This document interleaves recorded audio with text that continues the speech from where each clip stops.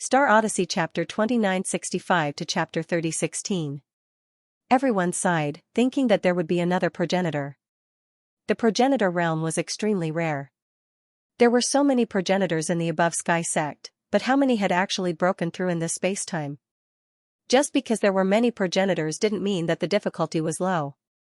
Otherwise, Lu Bujing and the others would have broken through long ago. Elder Chan and the others watched as the black hole disappeared and prepared to comfort Qing Ping. Suddenly, they froze in place and stared blankly. Qing Ping, whose aura had declined to the point that he wasn't even an emissary, suddenly released a white light from his chest. It spread out and enveloped the sky, illuminating the universe. In an instant, it spread out and covered the entire Neoverse. Countless people looked up at the starry sky and saw an unforgettable scene. They actually saw a white sky in the dark and deep starry sky. It was as if the sky was bright and clear, covering everyone. This wasn't power. No one could feel the power of the astral source, but this bright white replaced the starry sky and illuminated the haze. They could vaguely see an incomparably huge scale lying across the starry sky, as if weighing something. Everyone was stunned. This isn't an astral source tribulation. He's taking another path. Fate Maiden was shocked. Lu Bujing and the others stared at this scene. Under this starry sky, another person who didn't take the astral source tribulation had appeared. He had clearly failed the tribulation. What kind of talent did he have to be able to make him undergo tribulations consecutively? Big Sis was shocked. There had been many who didn't take the astral source tribulation in the above sky sect era. However, he could immediately take another path even though his astral source tribulation had clearly failed. Was he still human? Even further away, crazy Principal Xiaochen looked on in admiration. Was this person the same as him, not taking the astral source path? If the predecessors could do it, then the people of today could also do it. The universe was filled with too many possibilities. Since there were rules, there were ways to play according to the rules. Cultivation could reach the progenitor realm, but there were also other paths. However, without great perseverance and wisdom, it was impossible to do it. Qing Ping had done it, and so had Lu Bujing. Perhaps the future that Lu Yin hoped for could really appear. The 3 realms, 6 paths, 9 mountains, and 8 seas could truly rival the above sky sect of that era. There was no black hole, no astral source, nothing. There was only the white sky that replaced the starry sky and the scale. Qing Ping lifted his feet and appeared at one end of the scale. He placed his hands behind his back. The judgment of others begins with the scale, but it also begins with the justice in one's heart. Weigh others as well as yourself. Judge, rule, justice. Lunatic. This was the word that appeared in everyone's mind when they heard Qing Ping's trial. If he wasn't a madman, how could he judge his own heart? His heart couldn't be controlled at all. Humans were greedy and selfish. How could he really be fair and just? No wonder he could walk another path. This path was simply courting death. He had persevered for countless years and walked a path of great perseverance. However, this path was destined to lead him to death. Even Xia didn't think it would succeed.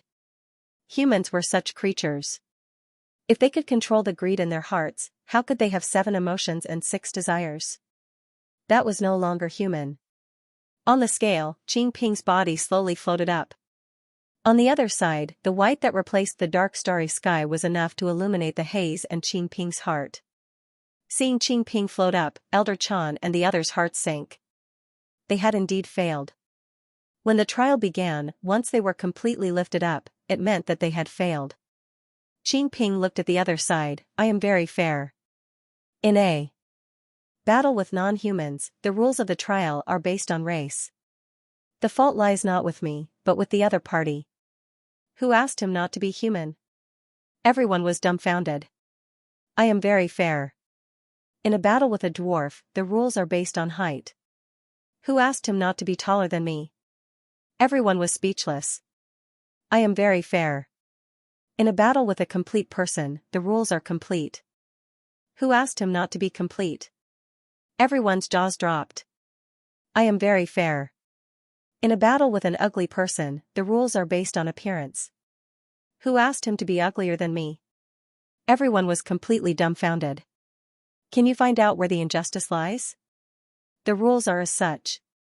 In the universe, there are billions of rules. Since this rule has appeared, it can exist. If this is unfair, then it is the universe and time that is unfair. It is not me. If the rules of the universe can't make everyone equal, how can we transcend the rules? I am very fair. I have never done an unfair trial. Following Qing Ping's words, the scale actually stopped. Then, it floated up and down, up and down, up and down. Everyone who saw this was really dumbfounded. How many years had they lived? They had never seen such a shameless person. It was shameless, right? Absolutely shameless. But why did he make it sound so sacred? Even Lang Lang in the sky couldn't suppress it?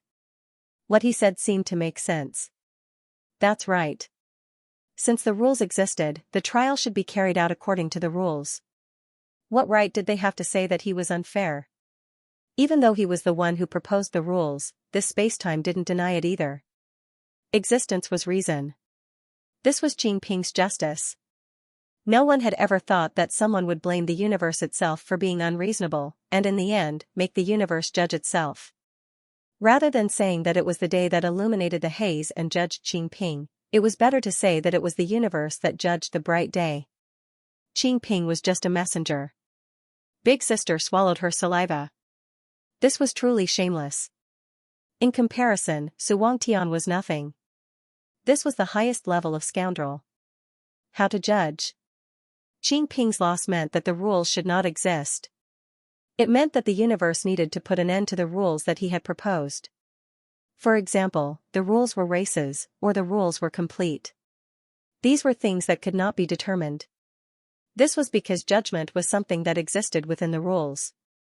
Letting the rules negate the rules was the path that Qing Ping wanted to take. Using justice as a guide to touch the rules, he took a shortcut that constantly challenged the rules. At this moment, even those who heard Qing Ping's words felt that he should be right, even though it was very shameless. The final result was as expected. He slowly sank, and the bright day was lifted up. This scene was something that those who saw it would never forget. It was always the day that illuminated the haze. No one had ever heard of someone being able to lift up the day. The judgment won the bright day. This scene was enough to be recorded in history. From start to finish, the universe was illuminated for an instant's time. When the starry sky returned to darkness, Qing Ping's aura had also completely disappeared. He stood alone in the starry sky, and no one knew what he was doing. Everyone looked at him. Did he succeed? Big Sister sighed. In this era, there are many lunatics. After saying that, she left. Mu Xia smiled. Congratulations, junior brother. In the distance, Crazy Dean Xiaochen nodded. Congratulations. Congratulations. Congratulations could be heard. Lu Bujing and the others looked at each other.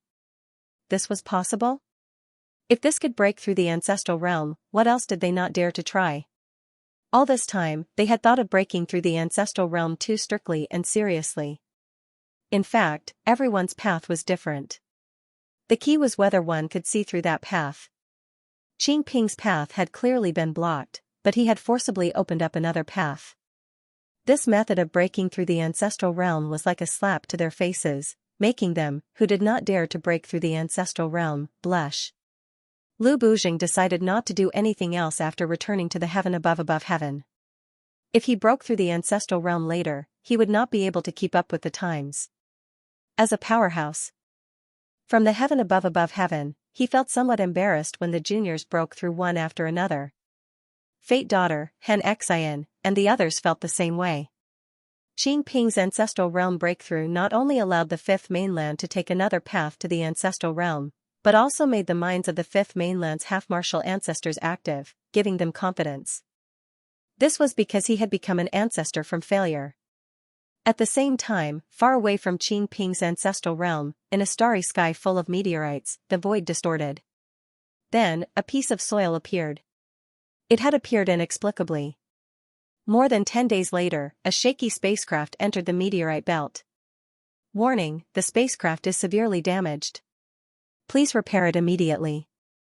Warning, the spacecraft is severely damaged. Please repair it immediately. There were many people on the spacecraft, and there were cries everywhere. How is it? Can it be repaired? The middle-aged captain looked solemn as he looked at the meteorites in front of him and kept avoiding them. If he could not avoid them, he would blast them away, but this situation would not last long. No problem, but it will take time. Do you have enough materials? Enough. The worst-case scenario is that we can't repair it, but we can hold on until the rescue spacecraft arrives. That's good. Captain, are my eyes playing tricks on me? Is that a tree in front? The middle-aged captain looked at the screen, which showed the surrounding scene of the starry sky. In one direction, a strange scene appeared. Half of a big tree had disappeared, and the other half was floating, as if it had been cut off. Everyone looked at this scene with astonishment on their faces. There are many strange things in the universe. This tree must have been thrown away by someone guessed. Don't you think this tree looks familiar? I also think it looks familiar. I think I've seen it somewhere before. Me too. The middle-aged captain's eyes turned cold. It's the tree that the heaven above heaven released. The people around exclaimed, right, it's the tree that the heaven above released for everyone to find. Whoever finds it will be heavily rewarded. Captain, we are rich. It's the heaven above sect. Everyone was excited. The middle-aged captain was excited as he looked at the screen. Right, it was that tree. The heaven above sect released an announcement that whoever found it would be rewarded as long as they reported it to the heaven above sect. That was the heaven above sect, the current ruler of the universe. A casual decision from them could change the lives of countless people. He spent all his wealth to buy the spacecraft just to transport goods. Actually, this business was very risky, and the transportation industry had been monopolized. It was easy for someone like him to get into trouble, but he had no choice. He had to do this for his livelihood. Today, a huge opportunity was in front of him. He just had to report the tree's situation to the heaven above sect. Ha ha ha, as expected, it is it. Brothers, our chance to reach the heavens is here. The middle-aged captain laughed. The others were excited. Captain, let's capture it. But it's broken, I don't know if the heaven above sect wants it. Don't mess around. How can we capture a tree that the heaven above sect is looking for? Also, look carefully. This tree doesn't look broken. It looks more like half of its body is hidden in the void. There is soil below. I don't know where it connects to. That is a distorted void.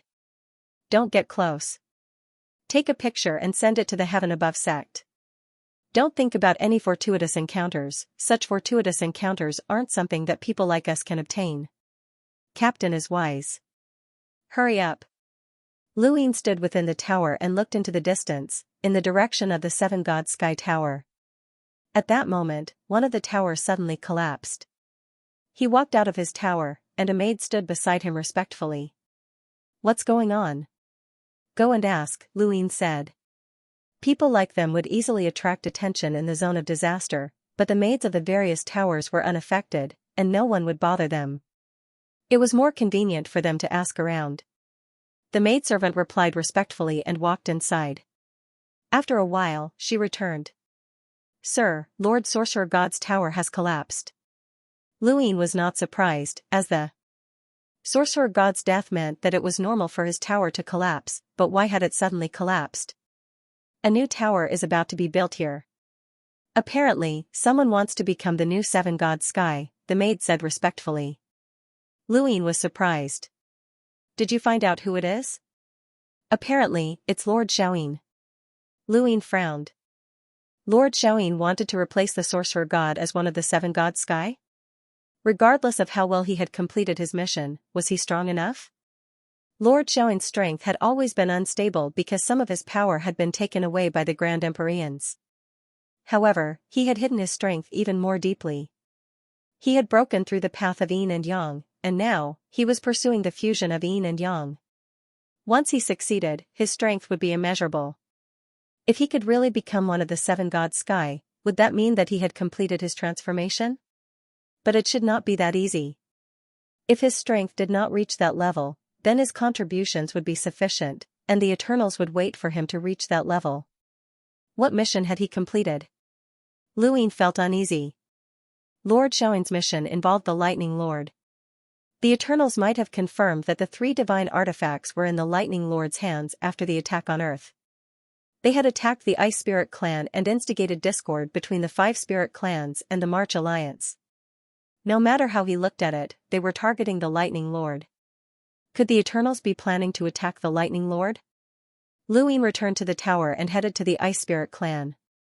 As long as they did not have any missions, their freedom was not restricted.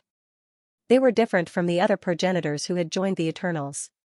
After all, the captains of the True God Guards cultivated divine power and could not betray the Eternals. This was recognized by both the Eternals and the humans. A few days later, Lu Ying received a notification that the captains of the True God Guards had gathered in the zone of disaster, beside a stargate. He looked at the distant stargate, where the captains were gathering. Perhaps it was related to the other side. Why are they gathering? Our mission hasn't been completed yet. When Dual Blade Flow arrived, the pink-haired woman was dissatisfied. The blue-haired man comforted him, "We've already completed more than half of the mission. We can continue when we come back. There's no rush." Annoying. The pink-haired girl complained, but when she saw Lu Ying standing there calmly, she rolled her eyes. "All of you are so weird. Can't you add a talkative person?" On the other side, a sharp voice called out, "Yibo, it was Yu Hua. Is someone from the Game of 1,000 Faces dead?" Yu Hua asked. 4 captains had already gathered here, Lu Ying, 2 Blades, Yu Hua, and Midplate. Hearing Yu Hua's question, everyone in the middle plate looked up. "I don't know. He didn't come back." Yu Hua gloated. "I already warned them not to go to the origin space. That place is difficult to deal with, but they didn't listen." Haha. The pink-haired woman asked curiously, "Is the origin space really that powerful?" Yu Hua's body, which was hidden under the black robe, trembled. He was obviously smiling. "It's just SOSO. You can try it." The pink-haired woman looked expectantly at the blue-haired man. The blue-haired man frowned and stared coldly at Yu Hua. "Do you want to be stabbed?" Yu Hua sneered. "I reminded you, but you didn't listen. You asked for it." At this time, Tiango arrived. It was still so small and cute, and the pink-haired woman's eyes lit up. When Blackie and the gargoyle arrived, Ancestor Shi appeared. "Go through the Stargate. Listen to Xiaoying deity's arrangements. This mission is very important, and I hope you won't disappoint the clan." "Ancestor Shi, are we not bringing any progenitor corpse kings?" Yu Hua asked. His cultivation hadn't recovered, so he didn't feel safe. Ancestor Shi said indifferently, "No need. Go." Woof. Tiango leaped towards the Stargate. 2 Blades followed closely behind. The pink-haired woman stared at Tiango. "Boss, let me touch you." Blackie entered the middle plate one by one. Lu Ying didn't say a word as he walked towards the Stargate. After passing through, Lu Yin's expression changed as he looked into the distance. "What's that?" Behind him, Yu Hua appeared. 5 spirit races? There's also the March Alliance. This is going to be a huge battle. Within 2 Blades, the blue-haired man had a serious expression. They were in a corner of the starry sky, and a huge battle was taking place in the distance. It was between the 5 spirit races and the March Alliance, and it looked very intense. Lu Ying saw sequence particles all over the starry sky. Why was this happening? He had already told the Ice Spirit race that this was a scheme of the Eternals. Why were the 5 spirit races still fighting the March Alliance? Soon, the group of captains found Xiaoying, and there was a black-robed man standing beside him. Xiaoying's expression was solemn. "Listen carefully. Wait for my order. Once it's given, use your divine power to slaughter the 5 spirit races." The captains retracted their auras and looked into the distance. "Anyone who doesn't listen will be punished as a traitor," Xiaoying added as he glanced at Lu Ying. Clearly, he was reminding Lu Ying. Lu Ying didn't look away as he looked at the battle in the distance, ignoring Xiaoying. From time to time, shockwaves would sweep over, tearing apart the starry sky and causing it to collapse. Lu Yin's eyelids twitched when he saw the sequence laws. There were far too many, far more than just one or two sequence laws. There were at least 5 of them. In terms of numbers, the 5 spirit races and the March Alliance had 8 sequence laws powerhouses. Even in the endless battlefield, there hadn't been so many sequence laws powerhouses. Only the battle at the Grand Celestial Tea Party could compare. Ripples spread out, and the starry sky distorted continuously, forming a horizontal world of nothingness. Ice, thunder, earth, and sequence laws that Lu Yin couldn't understand constantly clashed. "Stay away," Xiaoyin reminded, and everyone moved away once again. The place was quickly torn apart by the sequence laws. It wouldn't be long before this part of the starry sky was gone. If it weren't for the Lightning Master's intervention, the March Alliance would have been destroyed long ago. "How dare you attack the 5 spirit races?" The Ice Spirit Race's Ice Master's voice rang out. "The Moon Goddess Death is related to the 5 spirit races. Even if the Lightning Master intervenes, it'll be useless. You must give the March Alliance an explanation. The Fire Spirit Race's leader's death is also related to the March Alliance. Now, it's us who will give you an explanation." The terrifying clash destroyed half of the spacetime continuum, and the battle spread to other spacetime continuums. Lu Yin stared into the distance. Had the Moon Goddess and the Fire Spirit Race's leader both died? He looked at Xiaoyin. "Xiaoyin, it was said that the Witcher Spirit Tower had been torn down in preparation for him. His completion of the mission was enough for the Eternals to promote him to one of the 7 sky gods. This matter was definitely related to him. However, he had gone to the Ice Spirit Race a few days ago and told them about this matter. Now that they were still fighting, either his guess was wrong, or the March Alliance really had attacked the 5 spirit races. Otherwise, the 2 sides wouldn't have started such a huge battle. There was also another possibility, which was that everything in front of him was an illusion. The battle continued from one spacetime continuum to another, and then to another. The sequence laws powerhouses continued to kill each other, forcing Xiaoyin and the others to change spacetime and keep an eye on the battle. Lu Yin's gaze became increasingly strange. At first, he had seen a grand battle, but now, although the intensity of the battle hadn't decreased, he didn't see any casualties. Even the cultivators who hadn't reached the progenitor realm didn't suffer any casualties, let alone the sequence laws powerhouses. Was this really an illusion? He wasn't the only one who noticed this. Xiaoyin also noticed that something was amiss. What's going on? Logically speaking, this shouldn't be the case when the battle has been going on for more than a month. Rivers of blood should be the norm. Xiaoyin frowned, feeling uneasy. There shouldn't be any problems. He had been the one to complete this mission, and he was confident that there wouldn't be any problems. Another half a month passed, and the intense battle continued. However, Xiaoyin's expression was extremely ugly. No matter how intense the battle was, not many people had died. Furthermore, there shouldn't have been no one from White Cloud City to mediate. There was a problem. Xiaoyin wasn't stupid, as he had cultivated to his current level. He just hadn't been willing to accept it before, but now, he had no choice. At that moment, the Cloud Vision stone vibrated. "Return to the Calamity Zone. Hurry." Xiaoyin immediately took out a Stargate. "Return to the Calamity Zone." The group returned to the Calamity Zone through the Stargate.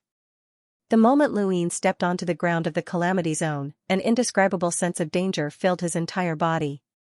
A terrifying chill caused him to subconsciously distance himself. Lightning descended from the sky and smashed into the Stargate, illuminating the Divine Power Lake and shattering the Stargate. It also shattered half of Yuhua's body as he stepped out of the gate. Yuhua didn't even see anything. Half of his body was shattered, and he died completely. Lu Yin looked up in shock. "Dodge." Xiaoyin growled beside his ear. Xiaoyin stepped in reverse, reversing spacetime.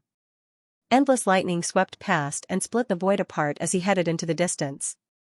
The next moment, lightning replaced the sky and everything in sight. Accompanying the lightning was an angry roar. "Eternal, get out here." Crack. Boom. Lightning exploded in the void, and the ground of the Calamity Zone cracked open. The Divine Power Lake leaked out, and the lightning was blinding. The entire spacetime shook. Luin panted heavily as he looked into the distance. Was that lightning the Lightning Lord? Lightning sequence particles filled the void like endless fireflies. Aside from the Lightning Lord, Luin couldn't think of anyone else who possessed such terrifying sequence law power. This power was domineering and destructive, as if it wanted to shatter the entire spacetime. Another stargate appeared, and Tiango and the others rushed out, looking into the distance in shock. Someone's attacking the Calamity Zone? Erlu was shocked. In the Calamity Zone, the divine power lake suddenly transformed into a tornado that shot into the sky, forming a storm that blocked the lightning. The divine power carried a unique pressure that seemed to overturn the entire Calamity Zone, causing everyone's hearts to palpitate.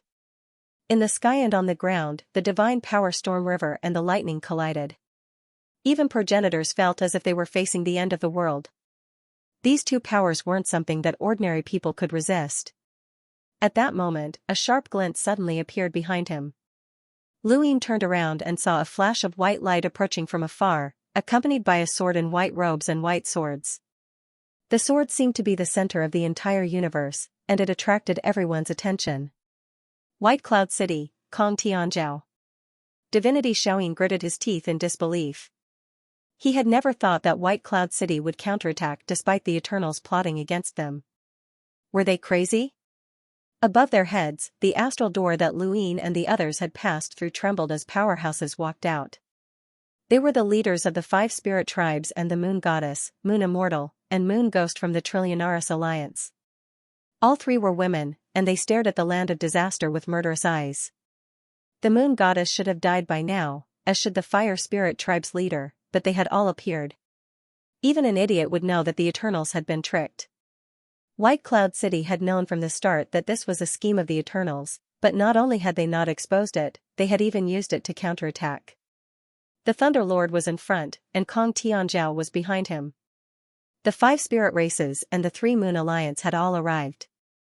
However, this was not the end. From another direction, a dazzling golden light could be seen. A terrifying battle intent was accompanied by an angry roar. It was Celestial Victor. 11 powerhouses of the sequence laws were attacking the land of disaster. Luin was shocked. This was White Cloud City's influence. It was no wonder that the Eternals had never wanted to start a war with White Cloud City. It was also no wonder that the Eternals had not dared to do anything to Xianxia despite her impudence in the 6th mainland. Although there were many ancestral realms above, there were only a few powerhouses of the sequence laws. This number could not compare to the number of people invading the land of disaster. Although these powerhouses did not necessarily belong to White Cloud City, the city definitely had the ability to influence them. No one had thought that the land of disaster would one day welcome such a powerful enemy. A hoarse voice came from the middle plate. The last person to invade the land of disaster was that undying person. This is too serious. Everyone, let's fight. Woof. They were clearly in the land of disaster, but Luin felt as if the Eternals were being surrounded. In the distance, the remaining 6 towers that represented the 7 sky gods were destroyed by lightning. The Thunder Lord's domineering aura was unparalleled as he charged towards the Black Mother Tree, wanting to fight the only true god by himself. Kong Tianzhao and his sword, while celestial surpassing celestial was unparalleled. One progenitor realm corpse king after another charged out of the Calamity Zone. They looked like moths flying into a flame. Back then, the humans had been like moths flying into a flame against the Eternals. Now, the tables had turned. Zhong Pan, 2 Blades, Blackie, and the others all surged with divine power as they charged towards the 5 spirit tribes and the Tri-Moon Alliance. Luin did the same, as they could only rely on their divine power to fight against these powerhouses. In terms of true power, they were far from being a match for these sequence laws powerhouses. However, this was the disaster zone. The primordial space repelled the everlasting race, and so did the Calamity realm. The heavenly dog barked and charged at Heavenly Venerate Victor. Heavenly Lord Victor raised his golden staff and smashed it down viciously, killing 3 progenitor realm corpse kings and destroying the tower. The human traders who had joined the Eternals were shocked. Half of those who tried to block this attack died. The Heavenly Hound slammed into Heavenly Lord Victor. Heavenly Lord Victor swept out with his staff and struck the Heavenly Hound with a bang. Luin looked back and saw that the Heavenly Hound had been struck. Its small body crashed to the ground, but it was unharmed. It continued barking as it charged towards Celestial Champion Star. This scene overturned Lu Yin's understanding. The Heavenly Hound's small body clearly did not look very powerful, but it had actually withstood Heavenly Lord Victor's attack. In the distance, a sword swept past. Lu Yin's scalp went numb as he saw the heads of several progenitor realm corpse kings flying. One of them had transformed into a corpse king, but it still could not block that sword.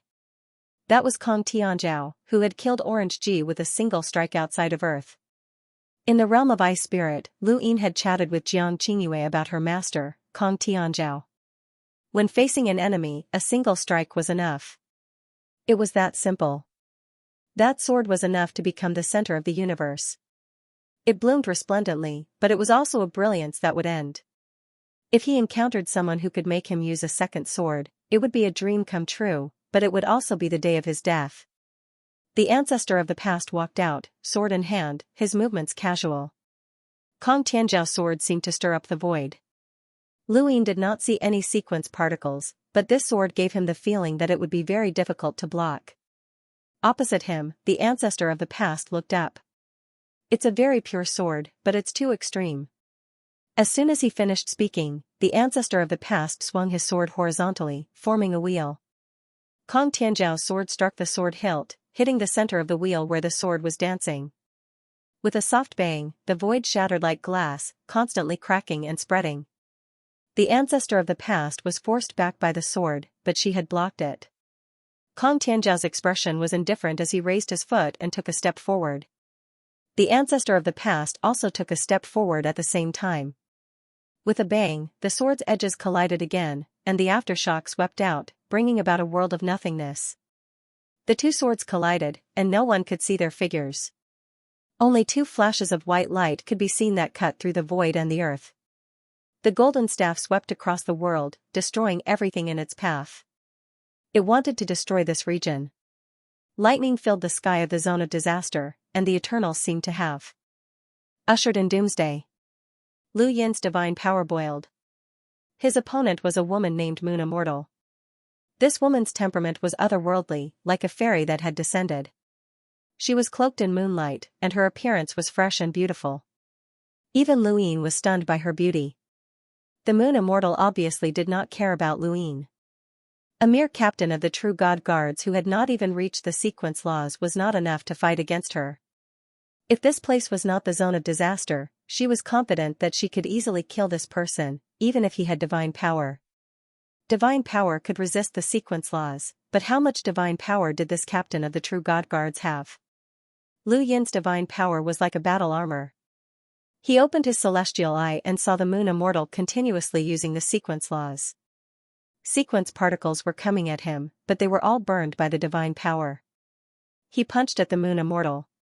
The Moon Immortal was cold, and moonlight formed a river that flowed under her feet. She stepped on the river with her bare feet, and a white halo appeared behind her, constantly filling up the moonlight. Immortal moon illuminates the river. Lu Yin seemed to have heard these words, and then what greeted him was an overwhelming amount of moonlight slashes. Each slash contained enough killing power to threaten a progenitor, and the overwhelming amount of slashes was enough to make one shudder in fear. Yi Bo's strength alone was no match for this powerhouse of the sequence laws. The only thing Lu Yin could do was crazily boil his divine power and use it to resist the slashes and the woman's laws. The Moon Immortal was disdainful. How long can your divine power last? Although this was the zone of disaster, the lakes of divine power that flowed on the ground had to be absorbed. This did not mean that one could use divine power endlessly. Her slashes could completely kill this person before Lu Yin's divine power ran out. The other captains of the True God Guards faced similar situations, but the human traitors who had sided with the Eternals had it even worse. Several progenitors had been killed. The zone of disaster was not as safe as they had thought. The most eye-catching battle in the entire zone of disaster was the Thunder Lord's attack. Shocking lightning brought with it an unparalleled destructive power that crazily shot towards the Black Mother Tree. The ground was already shattered, and the boundless divine power could not be contained. The lightning was like a sharp sword that pierced through the Black Mother Tree. Luin looked over. The Thunder Lord was truly a ruthless person. After being schemed against by the Eternals, he immediately attacked the zone of disaster without any room for negotiation. This was absolute dominance. However, he relied on numerous sequence laws experts. If the Above Heavens sect had so many sequence laws experts, Luin would also dare to attack the zone of disaster. Eternals, get out here. Don't you want what's mine? I'm coming. A deafening roar came from the Thunder Lord. He wanted to fight the only true God. A voice came from the direction of the Black Mother Tree. Jiangfeng, you want to start a war with the Eternals? Lu Yin's expression changed. Jiangfeng was the Thunder Lord's name, Jiangchen and Jiangqingyue's father. I brought what you want. Come and take it if you dare. The Thunder Lord's voice shook the entire zone of disaster. You underestimate the Eternals. You underestimate White Cloud City. You are no match for me. Today's action will bring disaster to White Cloud City. We are here to die. Let me see how you lunatics are stronger than us. As soon as the Thunder Lord finished speaking, a bolt of lightning swept towards the Black Mother Tree. The Mother Tree swayed and a waterfall of divine power formed a rainbow that collided with the lightning. The lightning fell and destroyed the divine palace under the waterfall. Endless lightning shot towards the Black Mother Tree. The waterfall of divine power turned into endless rainbows and swept across the land. A battle between lightning and red light formed between heaven and earth. Luin was shocked. The Thunder Lord was comparable to the only true God? How could this be? Although the Thunder Lord was very strong, he shouldn't have reached such a level.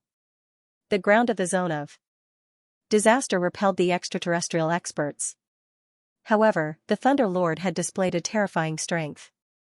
This strength was beyond Lu Yin's imagination. Perhaps many people had misjudged the Thunder Lord. However, the Thunder Lord was definitely not at the level of crossing the bitter adversity. His words were very obvious. How big was the difference between crossing the bitter adversity and not? Luin stared into the distance. In front of him, the Moon Immortal frowned.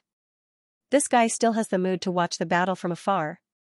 As she thought about it, the moonlight slash increased in number. It cut through the void, trying to exhaust Lu Yin's divine power. Luin regained his senses and looked in front of him. You're not done yet? The Moon Immortal arched a brow, and her expression darkened. Provocation. Her slashes increased once again. Luin shook his head and did not say anything else. He had subconsciously said something, but he regretted it as soon as he finished speaking. If someone had heard him, they might have guessed something. Right now, what he needed to do was to exhaust her. How could he allow her to exhaust his divine power? He had not done anything in the zone of disaster over the past few years.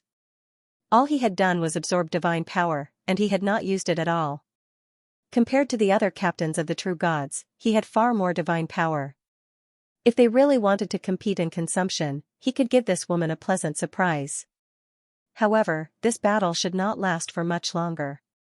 Lu Yin's divine power might be able to hold on, but in the distance, the other captains might not be able to. Blackie was facing the Thunder Spirit Tribe's patriarch, who also had the same law of thunder. Although it was not as powerful as the Thunder Lords, it was still unimaginable. As the thunder rumbled, Blackie's divine power continued to be exhausted, and it looked like it would not be able to hold on for much longer. The gargoyle was in the same situation. Its opponent was the Moon Immortal, who seemed to be targeting the gargoyle. The Moon Immortal was also an Origin Array Heavenly Master, but her mastery of sourcebox arrays was a level higher. Luin could clearly see that the gargoyle's sourcebox arrays were constantly being erased. It would not be able to hold on for much longer. Thank you, brothers, for your support. Thank you. In the distance, the Black Mother Tree trembled, and a longsword appeared in Jiang Feng's hand amidst the lightning. He raised his hand and stepped forward with lightning beneath his feet, intending to slash the Black Mother Tree apart. Luin looked back, which attracted the attention of the others. Everyone subconsciously stopped fighting and looked into the distance. A hand reached out from the Black Mother Tree and gently flicked a finger to collide with the longsword. Bang! There was a soft sound, followed by complete silence. Everyone felt dizzy as countless scenes flashed before their eyes. It was as if they had seen their entire lives in that instant. The sword was repelled, and the hand reached for the hilt. Thunder boomed as a blackish-purple substance spread out from Jiangfeng's arm. It was caught by the hand, and with a boom, the entire void was replaced by a nothingness world. Everyone was shocked, as even progenitors were terrified by the scene. The nothingness world completely enveloped the land of disaster, about to devour it. Atop the black mother tree, the blackish-purple substance on Jiangfeng's wrist split open, and fresh blood dripped down. He bent his wrist and slashed down with the sword, and his hand flicked out with his thumb again. There was another soft thump as time flowed once more. Black rain fell from the nothingness world, each drop swallowing the void and erasing spacetime. The sword was repelled, and the hand let go of Jiangfeng's wrist. Jiangfeng's wrist instantly recovered, and he raised his hand to strike again with his fingers bent. The lightning suddenly retreated, and the void shattered where it had been. The nothingness world instantly vanished. The short exchange had ended just as quickly as it had started. The lightning quietly floated beside the black mother tree, its blade hanging down. Upon closer inspection, one could see the mottled bloodstains on the hilt. Leave the item behind, and White Cloud City will enjoy eternal peace, the one true God's voice rang out. Within the lightning, Jiang Feng raised his arm and pointed his sword at the black mother tree. I told you that I'm here to die. Jiang Feng, it would be a pity if you died. If I wanted you dead, you wouldn't have lived until now. There's nothing to pity. Haven't our predecessors died before us? I'm just a drop in the ocean. It would be perfect if I could take you with me. Sigh. What's the point? Lu Yin's gaze turned cold. These words reminded him of when he had wanted to use the progenitor's sword to kill the undying god, and the one true god had tried to stop him. His voice had been gentle, but it had been irresistible. Star Toad, the one true god's voice resounded throughout the land of disaster. Lu Yin's expression changed. Star Toad? In the land of disaster region, a beam of light connected the heavens and the earth. Within the beam of light, the void cracked. Lu Yin wasn't unfamiliar with this scene. Back when they had taken over the giant's hell, the Eternals had used this exact method to invite Star Devourer over and force them out of the giant's hell. And now, the thing that walked out of the light beam was the Star Toad? Lu Yin knew about the Star Toad. Mr. Daheng's copper coins came from the Star Toad. It was a terrifying creature that wandered between various powers. Within the beam of light, a lotus leaf appeared in the cracked void. Immediately after, a giant toad appeared. Its size was not much smaller than the prison dragon. This was a golden toad. It wore a straw hat on its head, held a lotus leaf in its hand, and had a string of copper coins around its neck. It swayed as it walked out of the void. Its head was raised high, and it looked very leisurely. He wore a tattered straw hat on his head. One of his hands was tied around his waist. I love making money without any capital. He only recognized that Qian Liqing was not here. Eternity, you. Are you calling me? A childish voice rang out in the sky. It was the Star Toad. The voice of the one true God came from the direction of the black mother tree. Help me send off the guest. See him out? Is it this old acquaintance? Lightning Lord, long time no see. The Star Toad stared at the lightning with its bell-like eyes and laughed. Within the lightning, Jiang Feng looked up at the Star Toad. It has nothing to do with you. You are an evil guest. My master asked me to send you off. Don't make things difficult for me. Leave, the Star Toad said. Its mouth did not move, but its voice was very loud. The Eternals are declining day by day. Star Toad, calculate if this is worth it. The Star Toad rolled its eyes and raised its lotus. Wait, let me calculate. When we first met, the Eternals were declining. The strongest power in the universe was the Above Heaven sect in the primordial space. At that time, I helped the Above Heaven sect. The Above Heaven sect was destroyed, and the Eternals rose. Humans did business with me, and so did the Eternals. However, I helped the Eternals most of the time because they were too powerful. Furthermore, the Eternals were very generous. More and more universes were discovered, and the Sixth Direction Association was established.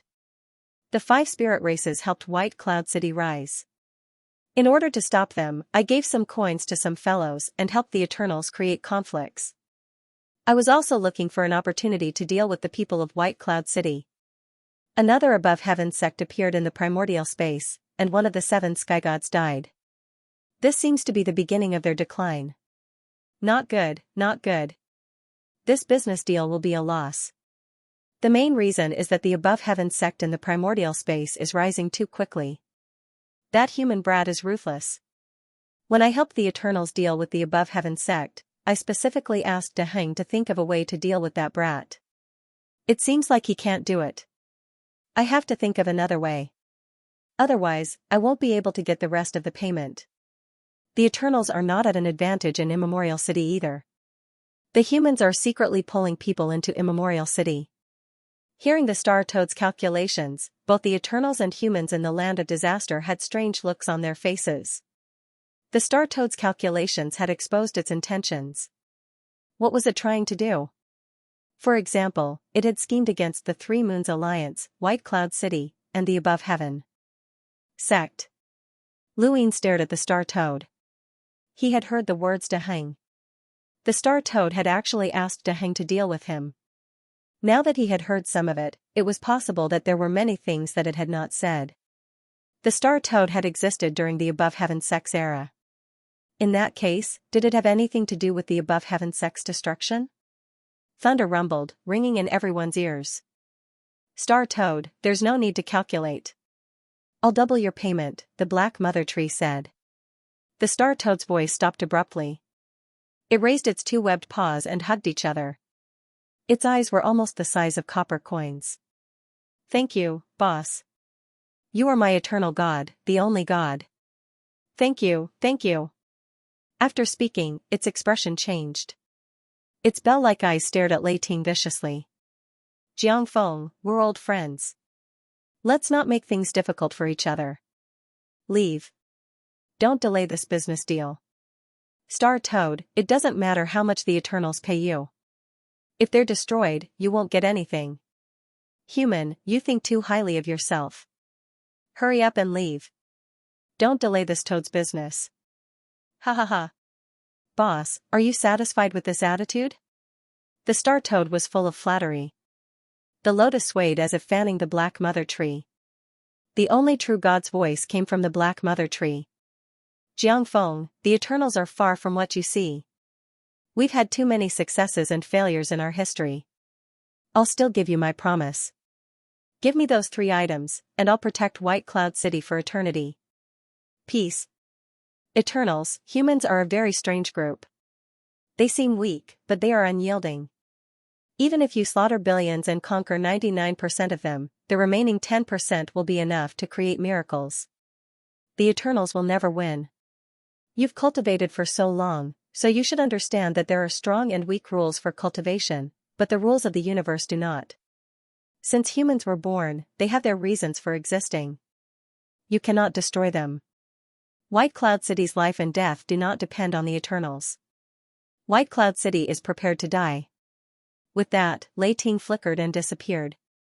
The next moment, Kong Tianzhao, Celestial Champion, the 5 spirit tribes, and the March Alliance all retreated. The Eternals did not stop them. The reward they had given the Star Toad was only to chase away the Lightning Lord. If they actively pursued, the price would be different. In front of Luin, the Moon Immortal stared at him in fear. This guy seemed to have more divine power than the other true God Guard captains, and he had actually blocked her, a powerhouse of the sequence laws. She would have to be careful the next time she saw him. As the powerful enemies retreated, the disaster zone regained its peace. Luin landed and looked into the distance. The giant Star Toad looked at the Black Mother Tree and made a sound of envy, but it did not approach. No matter how one looked at it, it was a businessman, but a terrifyingly strong one. To be able to interfere in this battle and force the Lightning Lord to retreat, this Star Toad could not be a powerhouse who had survived bitter adversity, right? Luin narrowed his eyes. This was a thorny problem. Soon, the Star Toad left contentedly, waving its lotus. Before it left, its giant eyes turned and stared at Luin. Lu Yin's pupil shrank. It was staring at him? No, it was behind him. He turned back and saw the ancestor standing quietly in the sky, his expression calm. Goodbye, old friend. The star-toad smiled, pressed down on its straw hat, and left. Luin looked at the ancestor. Were they also old friends? The ancestor lowered his head, coincidentally meeting Lu Yin's gaze. Luin looked away. The Eternals had suffered great losses in this battle. From what Luin could see, they had lost more than 10 progenitor corpse kings. Among the true God Guard captains, Yuhua, Gargoyle, and Blackie had all died. Blackie and Gargoyle's deaths were within Lu Yin's expectations, as they had been the first to fall. 3 true God Guard captains had died, which was no small matter. Not to mention, the battle between the Lightning Lord and the only true God had affected the only true God. Although outsiders could not see it, it did not mean that it did not exist. Otherwise, what was the point of the Lightning Lord's intervention? The only true God's seclusion would definitely be prolonged, which made Luin relax. The Eternals had schemed against the 5 spirit tribes, the Trillionaris Alliance, and White Cloud City in order to disintegrate them. Later on, Divinity Xiaoyin had taken action multiple times, all for the sake of the Lightning Lord's 3 divine weapons. Unfortunately, the Eternals had been careless, and they had not expected an enemy like Luin to sneak in, causing them to fall into the trap of the 5 spirit tribes and the Trillionaris Alliance. White Cloud City's counterattack, which led to the 5 spirit tribes and the current situation. This meant that Divinity Xiaoyin, who had been in charge of these missions. Lu Yin's guess was correct. A few days later, many Eternals gathered around Divinity Lake. Luin, Lu, Zhongpan, and Tengu, the remaining 4 true God Guard captains, were also present. They all looked at Divinity Xiaoyin above the lake. He was in a miserable state, his limbs pierced through, and he was about to sink into the lake. This was the punishment the Eternals had given him. Give me one more chance. Ancestor, plead on my behalf. Give me one more chance and I can make up for my mistakes, Xiaoyin screamed. Beside the lake, the ancestor's expression was calm. Xiaoyin, if not for your contributions, you would not have been punished like this. You should know what the Eternal's punishment is. Xiaoyin was terrified. I understand, I know. Ancestor, please give me one more chance. As long as I cultivate my power to perfection, I will not be weaker than any of the 7 sky gods. I don't want the position of one of the 7 sky gods anymore. I just want to serve the race.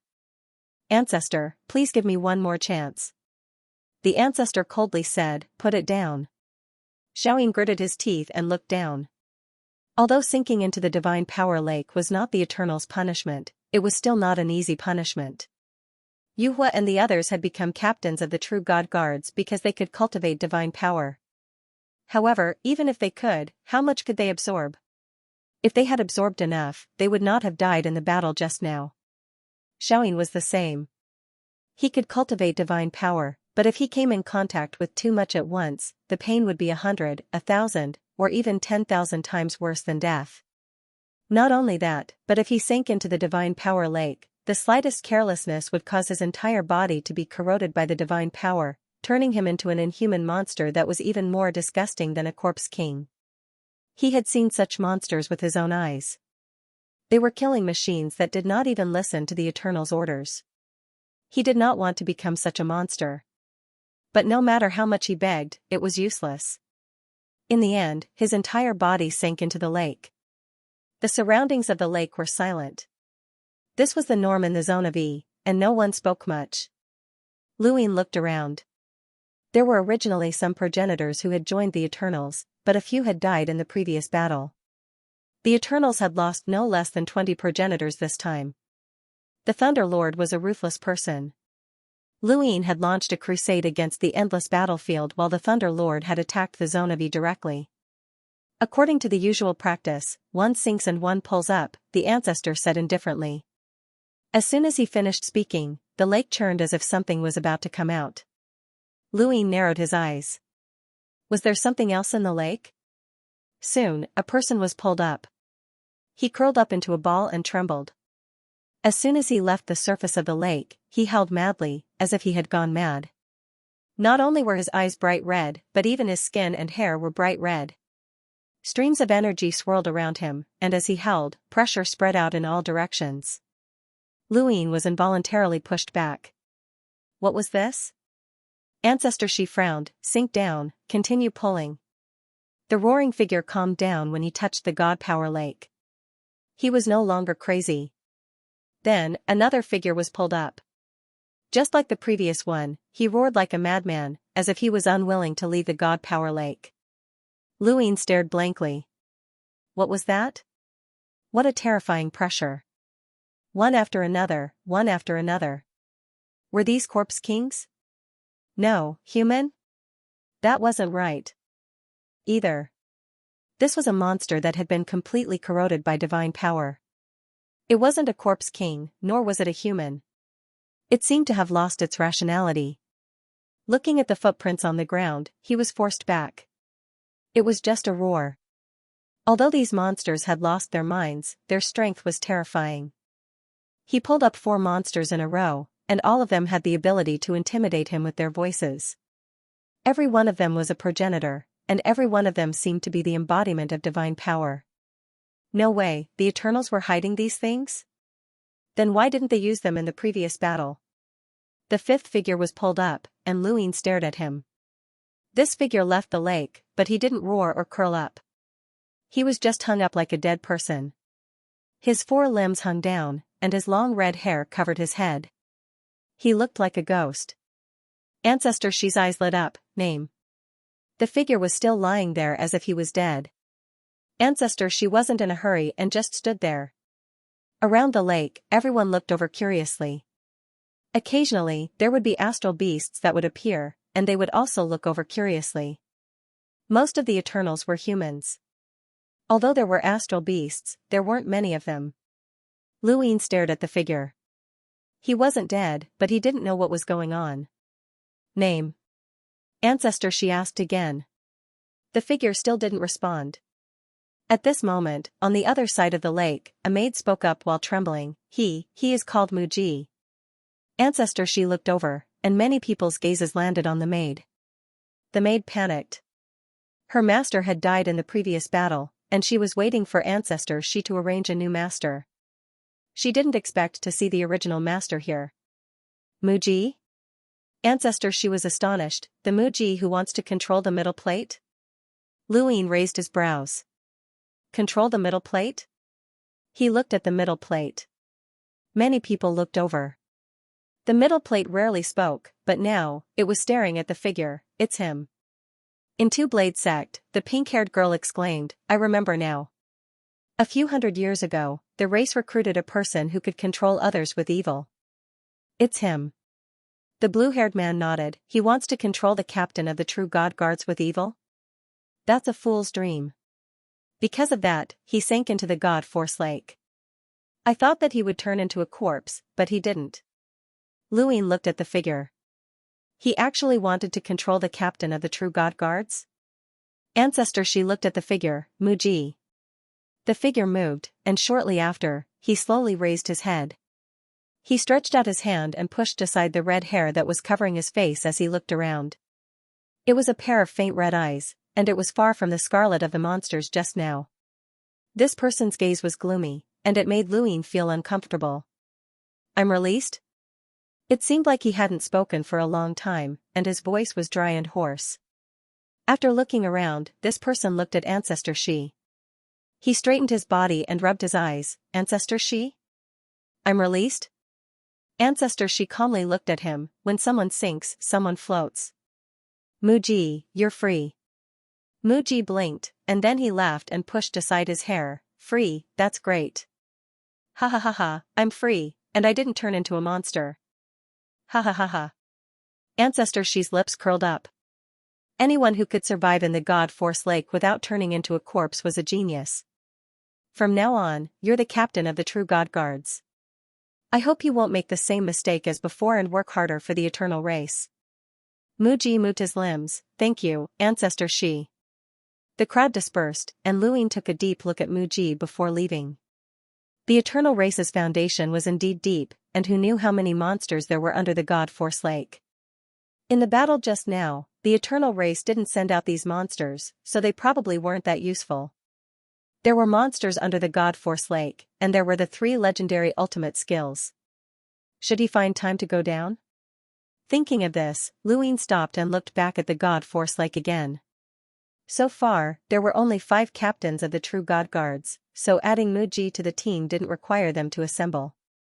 In Liu Yin's opinion, the eternal race would definitely fill in the captains of the true God Guards as soon as possible. In that case, he would become a veteran captain. A few days later, Muji suddenly came to Liu Yin's tower and asked to see him. Liu Yin didn't understand why he was here. He walked out of the tower. Muji smiled and walked over, very polite. Captain Yebwa, it's the 2nd time we've met.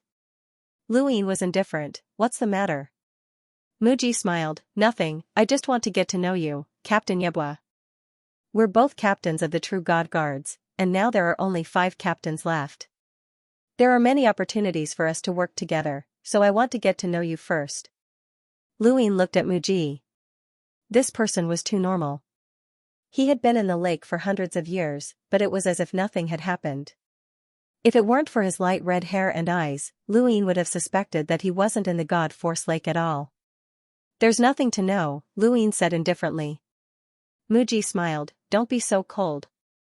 I just went to find Dual Blade, and we had a good chat. In fact, sometimes people who seem cold and indifferent are more enthusiastic once they open their hearts. Captain Yebwa, are you like that? Liu Yin looked at Muji calmly and didn't say anything. Muji didn't feel awkward and continued to smile. Alright, whether or not I am, you and I have to get to know each other. We'll have a long time together in the future. Not necessarily, Liu Yin said.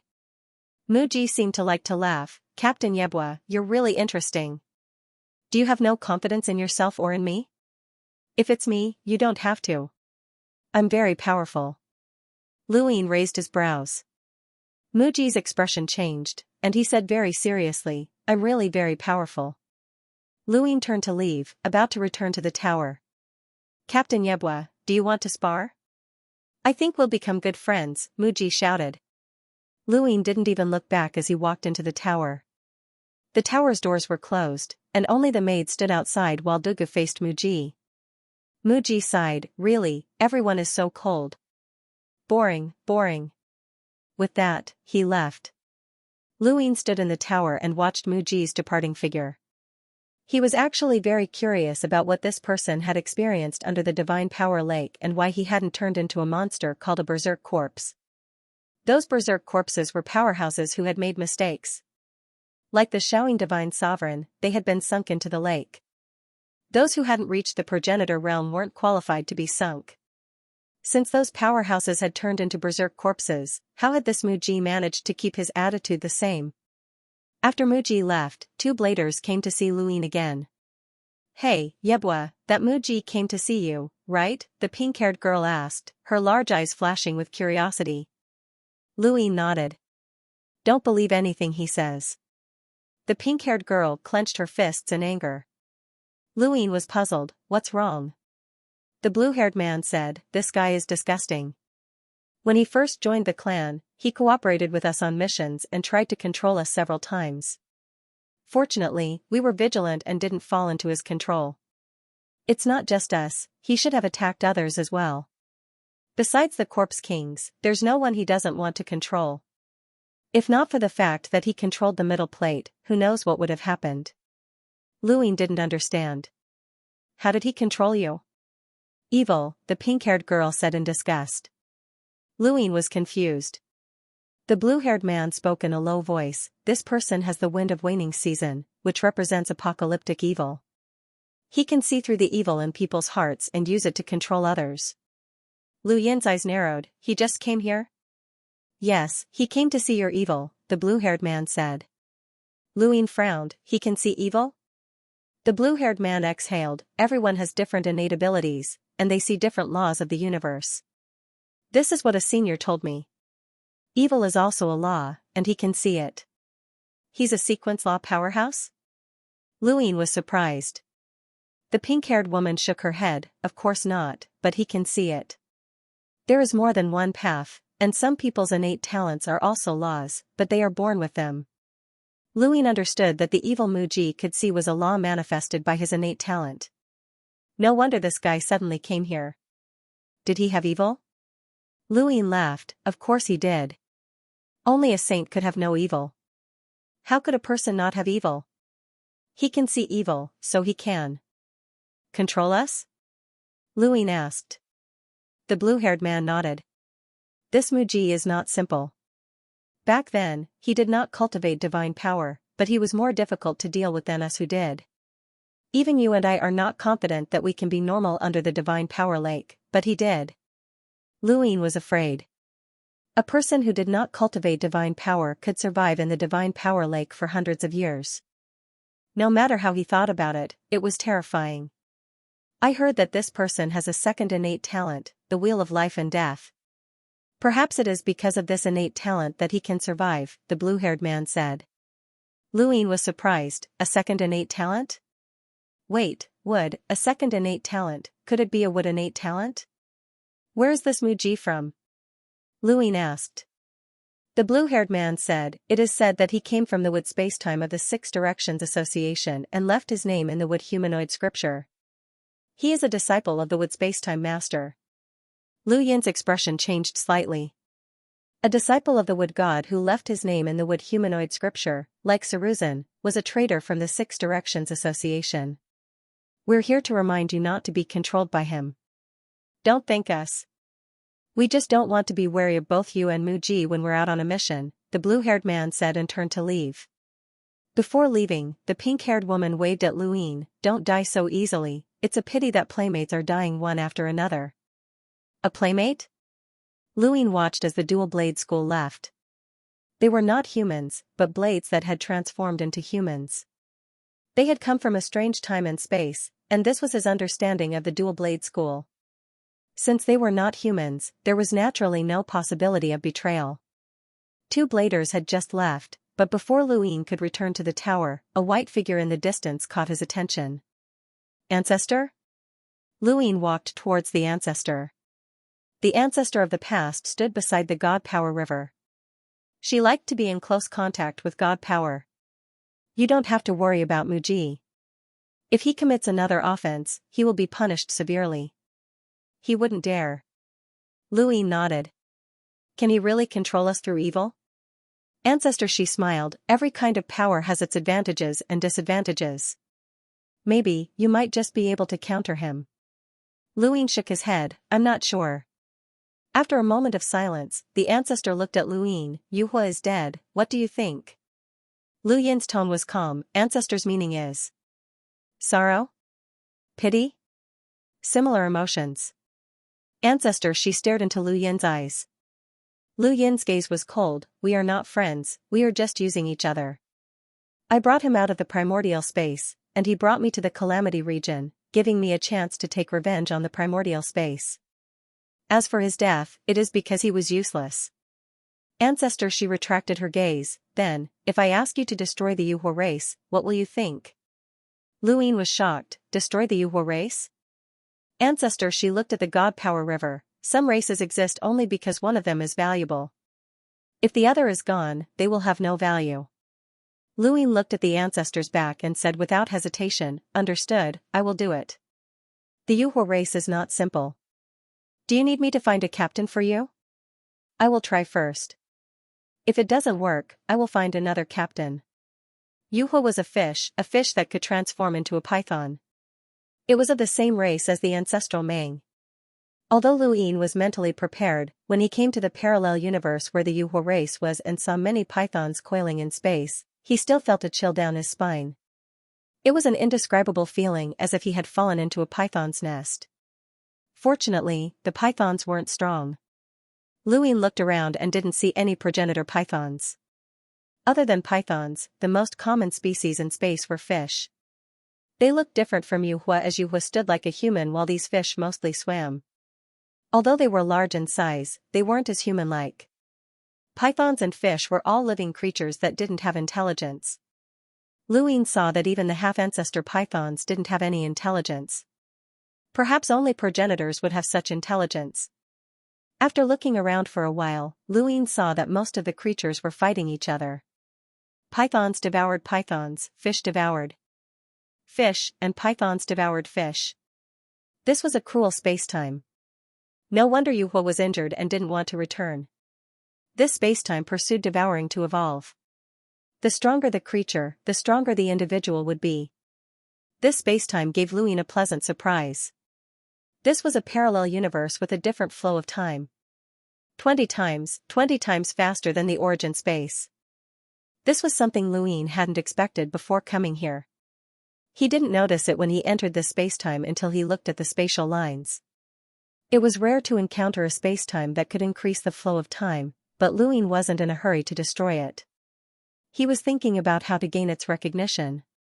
After muttering to himself for a while, Luin remembered that he had soil stained with the ancestral Mang's saliva.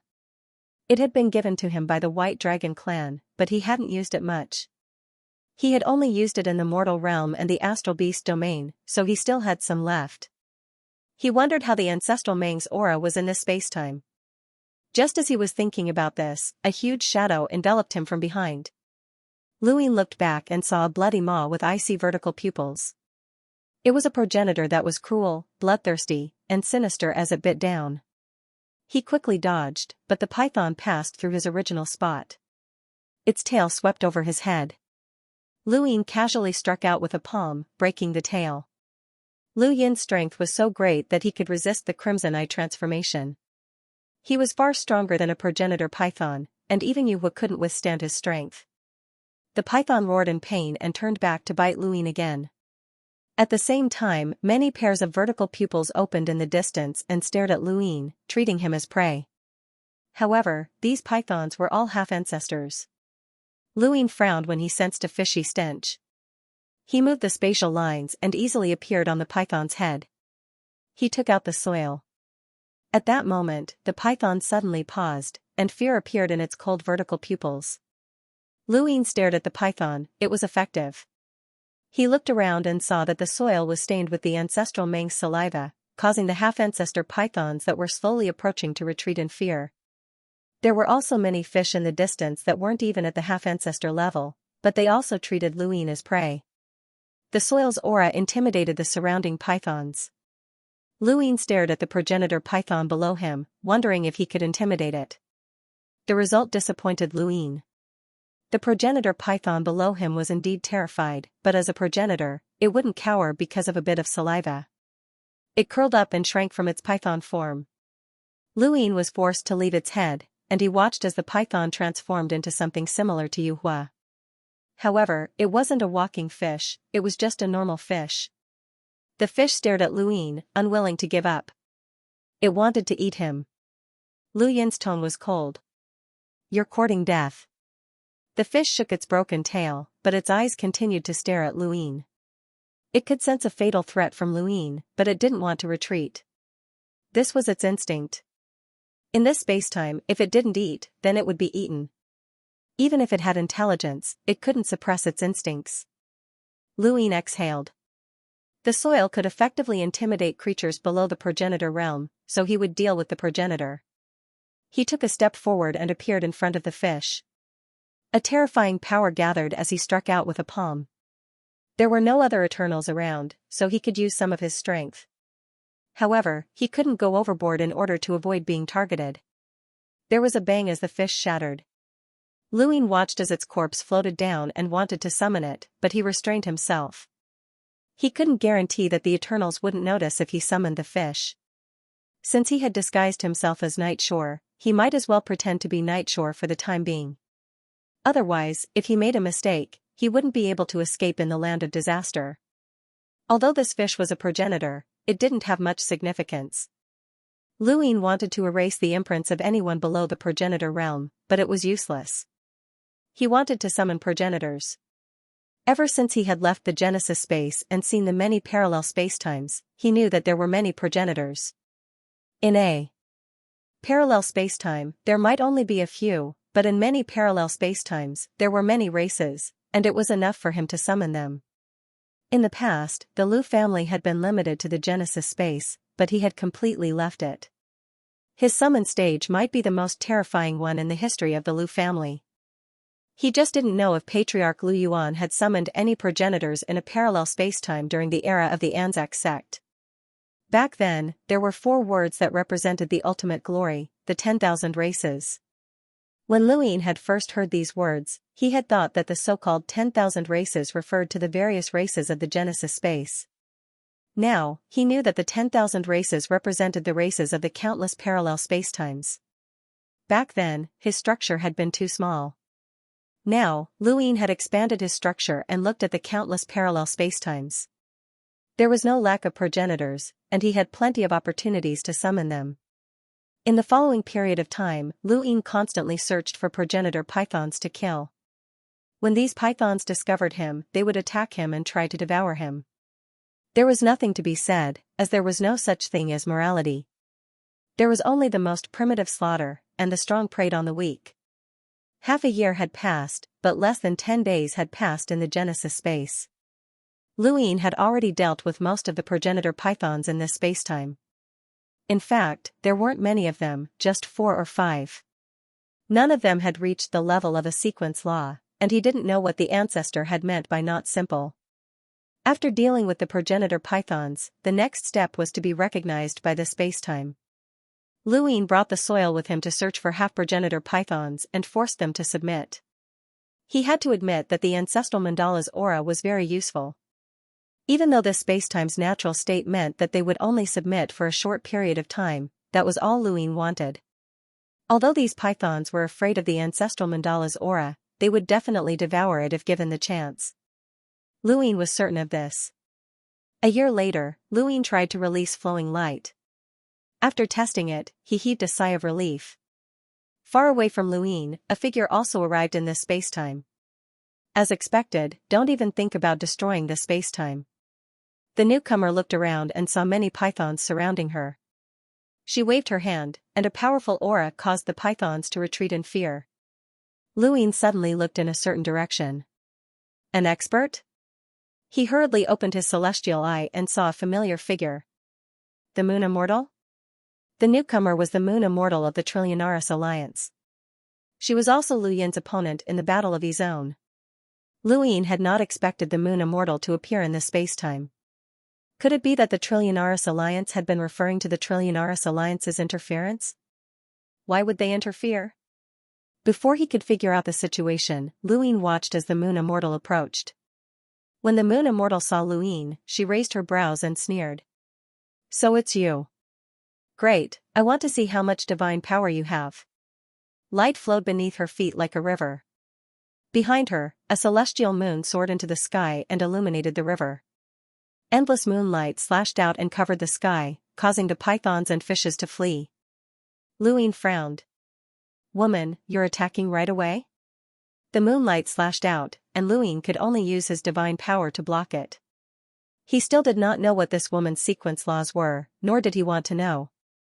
With his status as Yibo, he would not be a match for a sequence law powerhouse in a one-on-one duel. You look like a human, but who knows what you are? All Eternals deserve to die. The Moon Immortal was beautiful and had an otherworldly temperament. Her voice was pleasant, but her movements were rather violent.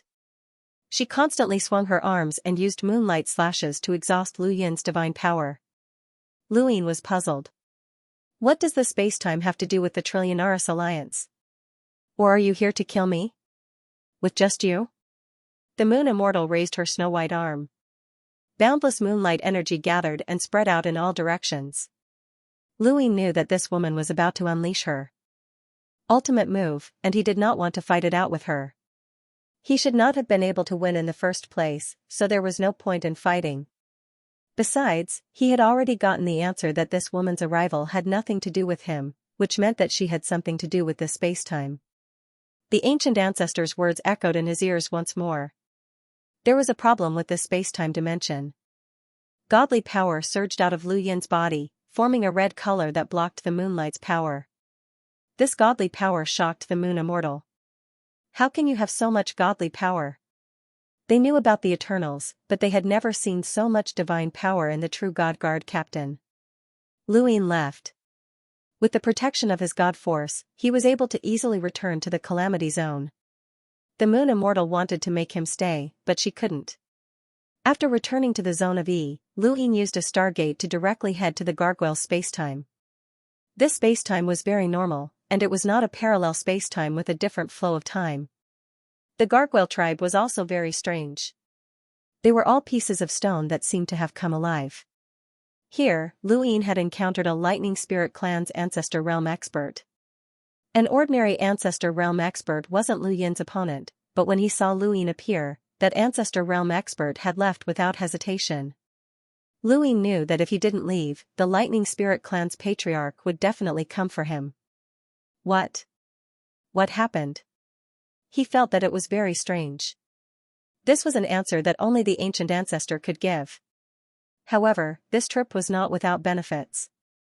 The time he could see through the past had increased to 88 seconds. It did not seem like much, but it would increase in the future. Beside the godly power river, the ancient ancestor listened to Lu Yin's words. Although her expression was calm, Lu Ying could clearly feel that she was suppressing something. White Cloud City really wants to go against us. Jiang Feng is a domineering person who wants to control everything. This is in line with his personality. Since they want to go to war, let's see if White Cloud City has the foundation. Do you really think that the problem has been solved? What a joke. Captain, gather. Lu Yin's eyes shook. Go to war? Under the Black Mother tree, the shrine still stood tall as if it had not been destroyed by the Thunder Lord. This was Lu Yin's second time here. Compared to the first time, almost half of the True God Guard's captains had died. There were only 5 captains left, and this was with the addition of Mu Ji. Captain Yebua, we meet again. Mu Ji arrived and greeted Lu Ying warmly.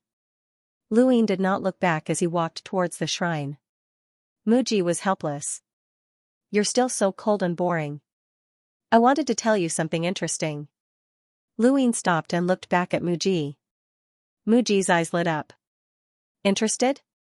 Haha, I knew that Captain Yebua was a sentimental person, not a blockhead who only cares about missions. Mu Ji, who are you calling blockhead? Dual Sword Flow arrived, and the pink-haired girl glared at him angrily. The blue-haired man also looked at Mu Ji with an unfriendly gaze. Mu Ji was embarrassed. Haha, of course, I'm not talking about you. I'm talking about the corpse kings under your command. They can't even speak properly. I have some under my command too. It's boring. Humph, the pink-haired girl snorted. When she saw Lu Ying standing at the shrine's entrance and looking at them, she rolled her eyes. I told you to ignore this guy. The blue-haired man nodded at Lu Ying and then walked into the shrine. With their interruption, Mu Ji lost interest in talking. He smiled and greeted Lu Ying before entering the shrine. Lu Ying naturally entered as well. At this moment, there were already 4 people in the shrine. Lu Ying looked at the 2 additional people, and one of them was very familiar. It was one of the 12 marquises of the primordial space, Wang Xiaoyu, Progenitor Chen's lover. Because of her, Progenitor Chen had attacked the 6th mainland and used the heaven and earth furnace to refine a progenitor to death at the entrance of the 6th mainland's Daosource sect. This had started the war between the 6th and 5th mainlands. This woman was known as the 5th mainland's largest redback. The other was a man who was more than 3 meters tall and had a robust physique. It was obvious that his body was especially tyrannical, and he gave off a similar feeling to a Midland realm cultivator. Lu Ying suppressed the shock in his heart and stood in a corner. The 12 marquises were all half-progenitors, but now, Wang Xiaoyu gave off a completely different feeling. She had broken through to the progenitor realm. The atmosphere was silent. Several True God Guard captains had died, and even Dual Blade was no longer active. Not long after, Tiango entered. Lu Ying glanced at it. This was an existence that could defeat Celestial Duel. Honestly, how could such an existence be a True God Guard captain? The pink-haired girl's eyes lit up when she saw Tiango. She wanted to touch it, but the blue-haired man stopped her and shook his head. This gathering was clearly not simple. Not long after, Progenitor Chen arrived and looked around. 2 captains have just joined, Wu Ho and Wang Ho. The True God Guard captains are now 7, and the remaining 3 will be added soon. The captains have gathered to inform everyone that the Eternals and White Cloud City have begun an all-out war. All of your current missions are to be suspended and await further orders from the clan. That's all. These two simple sentences seemed calm, but what the Eternals did next was the complete opposite of this calmness. Corpses were scooped up from the divine power lake and thrown out through the astral gates. Luine recognized one of the gates. It led to the Ice Spirit tribe. Even the Eternals could not control these corpses, and they only knew how to kill. They wanted to throw the 5 spirit tribes and the Trimoon Alliance into complete chaos. Luine was worried about Ming Yen, and he did not know if the 5 spirit tribes could resist. He could not leave the disaster zone and was awaiting orders at any time. In the Ice Spirit tribe, the corpse roared into the sky, causing panic among the Ice Spirit tribe. The corpse was a progenitor, and now that it had been corroded by divine power, it brought an indescribable sense of disaster to the Ice Spirit tribe. A progenitor from the Ice Spirit tribe attacked the corpse, trying to freeze it, but the corpse shattered the ice and charged at the progenitor. The progenitor kept retreating, and along the way, planets were crushed by the corpse. It had no intelligence, no battle techniques, and was just a killing machine that destroyed everything in its path. The Ice Master walked out with an ugly expression. What kind of monster was this? The 5 spirit tribes had never fought with the Eternals before, and this was the first full-scale war between White Cloud City and the Eternals. The corpse's arrival made the Ice Master extremely uneasy. She attacked and froze it with sequence rules, but the corpse ignored them. The corpse had been soaking in the divine power lake for too long, and its entire body was both a body and divine power. The moment the sequence rules touched it, they melted. Not good, it's going to the Ice Spirit region. The Ice Master stood in front of the corpse, and her 2 round, snow-white arms smashed towards the corpse. The corpse was struck by the arms, and the parts that came into contact with it froze, but its body only bent slightly. It stared at the Ice Master with bloodshot eyes and grabbed the arms.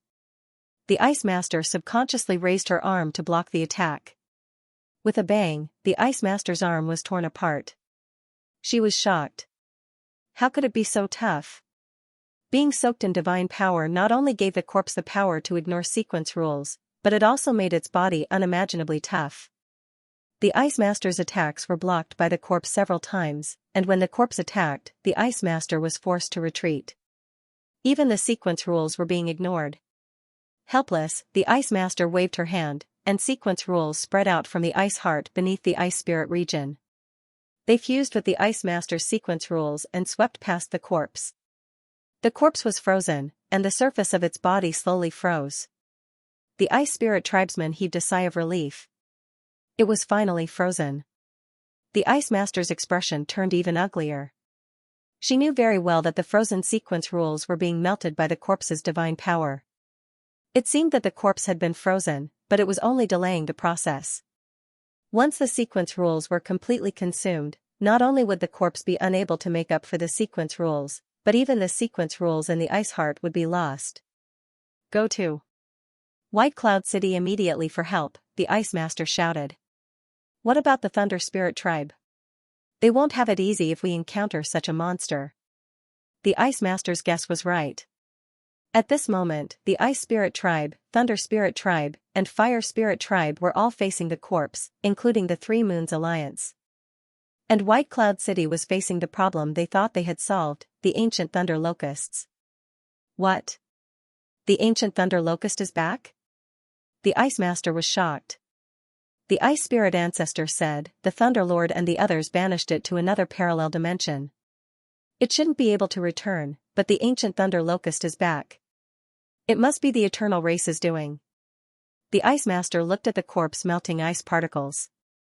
The eternal race had been scheming for too long. They had been watching White Cloud City for a long time. The ancient Thunder Locust had always been their biggest problem.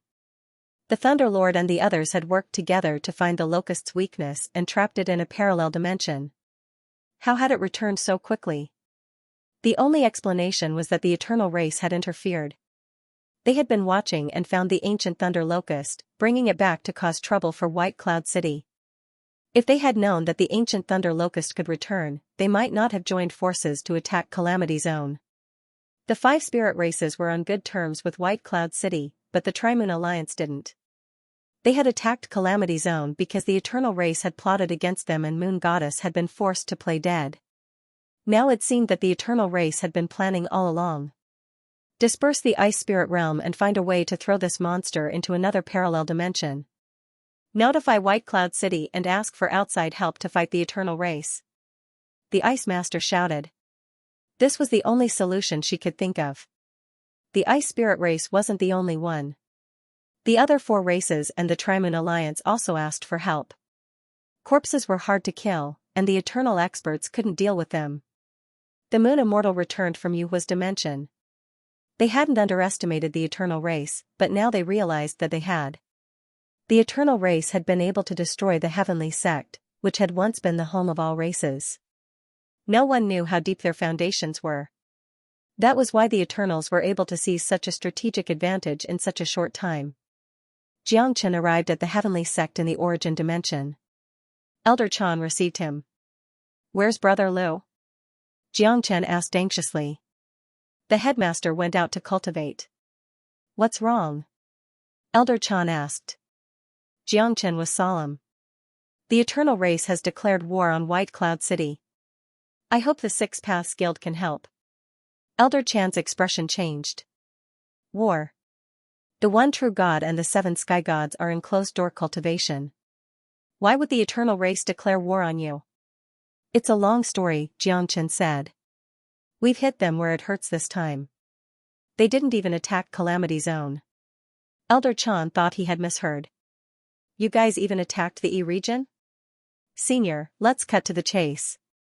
I want to contact Brother Lu. Elder Chan was put in a difficult position. If it's possible, I'll definitely help you contact him. Unfortunately, I can't. This wasn't an excuse. Xianxia could see that the Above Heaven sect couldn't be more attentive when it came to the Eternal Race. Brother Lu isn't here, so who's in charge? Xianxia grew anxious. Everything had been under his father's control, but they had underestimated the Eternal Race's determination to deal with White Cloud City. The Eternal Race had been eyeing the ancient Thunder Locust for a long time. White Cloud City thought that they had exiled the ancient Thunder Locust, but in reality, that was because the Eternal Race had not interfered. The ancient Thunder Locust was the Eternal Race's trump card when it came to war with White Cloud City. Now, his father and the others were being held back by the ancient Thunder Locusts. The 5 Spirit Tribes and the 3 Moons Alliance had asked for help. This was the pressure that 6 Paths Guild had always faced, and White Cloud City had finally tasted it. After Chen left, Elder Chan contacted the Lu family and White Cloud City for help. The Above Heaven sect could not ignore them. However, before the Above Heaven sect could respond, the Berserk corpses arrived at the back of the battlefield. The Reincarnation Timespace and the Wood Timespace had also welcomed the Berserk corpses. On the back of the battlefield, Lu Tianyi looked at Ling Qing, who was fighting the Berserk corpses. I didn't expect the Eternal Race to nurture another batch of Berserk corpses. Lu Tianyi was shocked. The 5 Spirit Tribes and White Cloud City might not know about this kind of monster, but how could the Origin Space not know about it? They had been fighting against the Eternal Race for too many years, so they had a good understanding of the Eternal Race's foundation. This kind of monster ignores the rules of the sequence. Its body is hard and almost impossible to kill. It's very disadvantageous to fight it head-on, but as long as it's left alone, it will only cause destruction to everything it sees. It has no intelligence, no combat techniques, and is just a killing machine, said Lu Qi. Lu Tianyi looked at the battlefield. Lung Qing's blade had landed on the Berserk corpses, but there wasn't even a trace of damage. One Berserk corpse is easy to deal with, but that's only for us. The masters of the 6 Paths Guild are in seclusion. It's already very difficult to deal with them, let alone White Cloud City. What did White Cloud City do to the Eternal Race? They actually forced the Eternal Race to use their trump card, the Berserk corpses.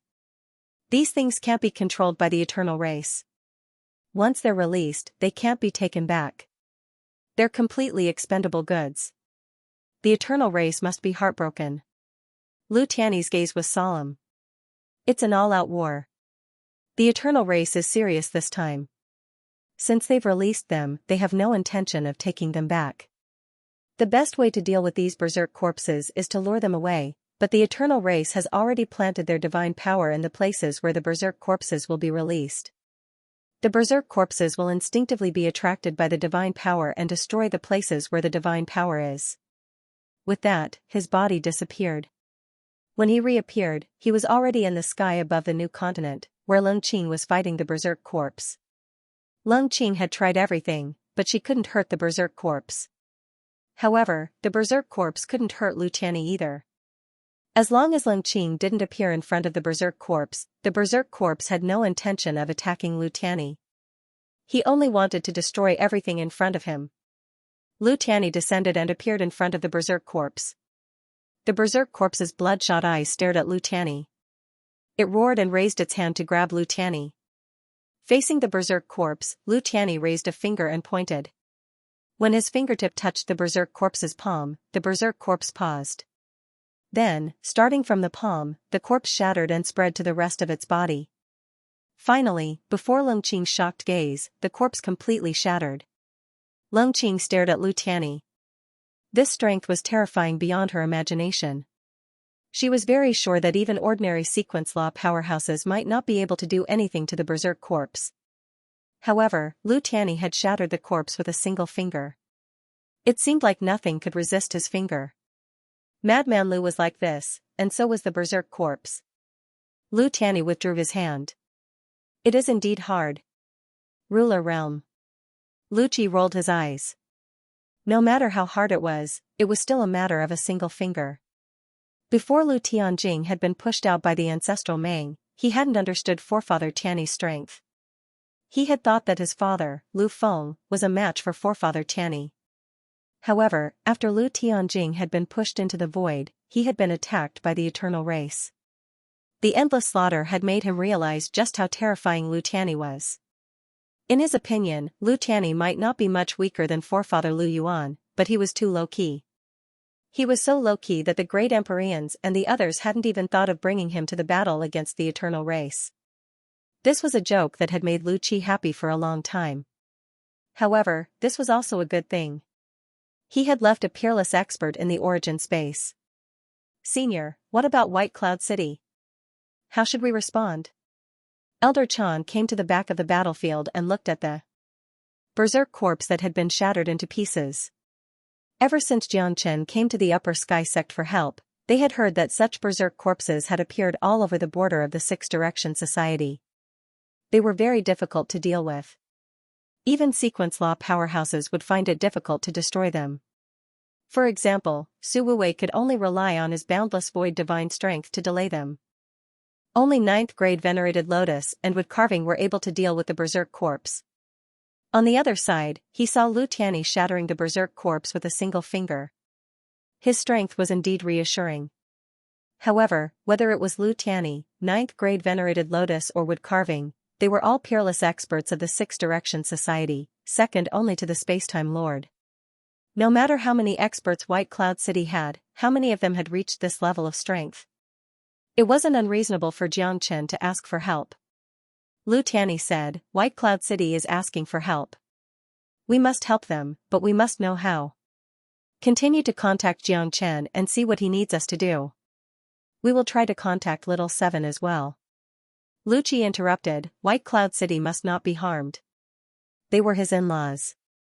How could he allow anything to happen to them? Of course, Old Chan knew that they must help White Cloud City, but he also needed to inform Lu Tianyi and the others. Otherwise, the Upper Sky Sect alone would not be of much help to White Cloud City. Apart from the Nether Ancestor, there was no other expert who could cause damage to the berserk corpses. Moreover, helping White Cloud City would also require consideration of the origin space. The Eternal Race was very good at creating a diversion. In the zone of E, Lu Yin walked out of the Divine Palace. His face was calm, but his heart was filled with worry. Since the Eternal Race had attacked the 5 spiritual races and White Cloud City, they must have a certain degree of confidence. Otherwise, the Ancestor would not have proposed an all-out war. The Lightning Lord once said that the Eternal Race was like a bottomless pool of water. No one knew how deep it was. No matter how many experts and methods the humans used, the Eternal Race would be able to withstand them. Luin thought that he would be able to see the eternal race clearly after coming to the zone of E, but he found that he still couldn't see clearly. Wu Ho, Wang Ho, when did they break through to the ancestral realm? How many berserk corpses were under the divine force lake? How many experts were able to withstand the erosion of the divine force? When did the bone boat appear? Where was Bai Wuxian? More importantly, the eternal race had so many extraterrestrial helpers. Luin let out a deep breath. A voice came from behind him. It seems that the race is serious. White Cloud City is a little too ruthless. Luin looked back. It was Muji. This guy was very talkative. When he saw Luin look at him, Muji smiled. Captain Yibo, if an all-out war breaks out, even you and I may not be able to survive. Enjoy this period of time. Once a mission appears, what awaits us may be life or death. Hee. What do you know? Luin asked. Wang Xiaoyu walked out of the divine palace and passed by the two. She left without looking back. Wu Ho and Zhong Pan did the same. Only the pink-haired girl from Two Blades said, Yibo, be careful. He's controlling you. Woof. Tengu swept past and disappeared. Muji laughed. I don't dare control him. I can survive the divine force lake, but that doesn't mean I can survive the torture. I will definitely die. Luin turned around and continued walking forward. Muji's voice came. You just asked me what I know. How long have you been in the race? A few years, Luin replied coldly.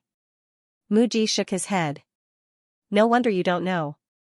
People like you who participate in the war without knowing anything are the most likely to die. Consider me being kind. Let me tell you. The race started an all-out war because White Cloud City crossed the line. Luin stopped, puzzled. Bottom line?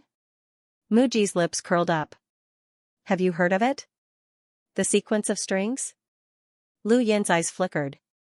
Forefather Lu Yuan had mentioned the sequence of strings before, and it was related to White Cloud City. They were afraid that it would affect their own cultivation, so they did not say much. It seems like you don't know much about it. Let's put it this way. The sequence of strings is the foundation of countless parallel universes. You can think of it as lines that divide spacetime into countless planes. Every line has a connection point. Several or even dozens of lines will have a large connection point. Once this connection point is destroyed, the connected sequence of strings will loosen and might even collapse. The Eternals are constantly destroying spacetime to destroy these connection points. They want to collapse the sequence of strings and crush countless parallel universes to achieve their goal of controlling the universe. Lu Yin's eyes turned cold as he stared at Muji. Why, you don't believe me? Hee, at our level, this is common knowledge. Didn't the ancestors tell you? Every true God Guard captain knows this. Muji smiled. Lu Yin's eyes were cold.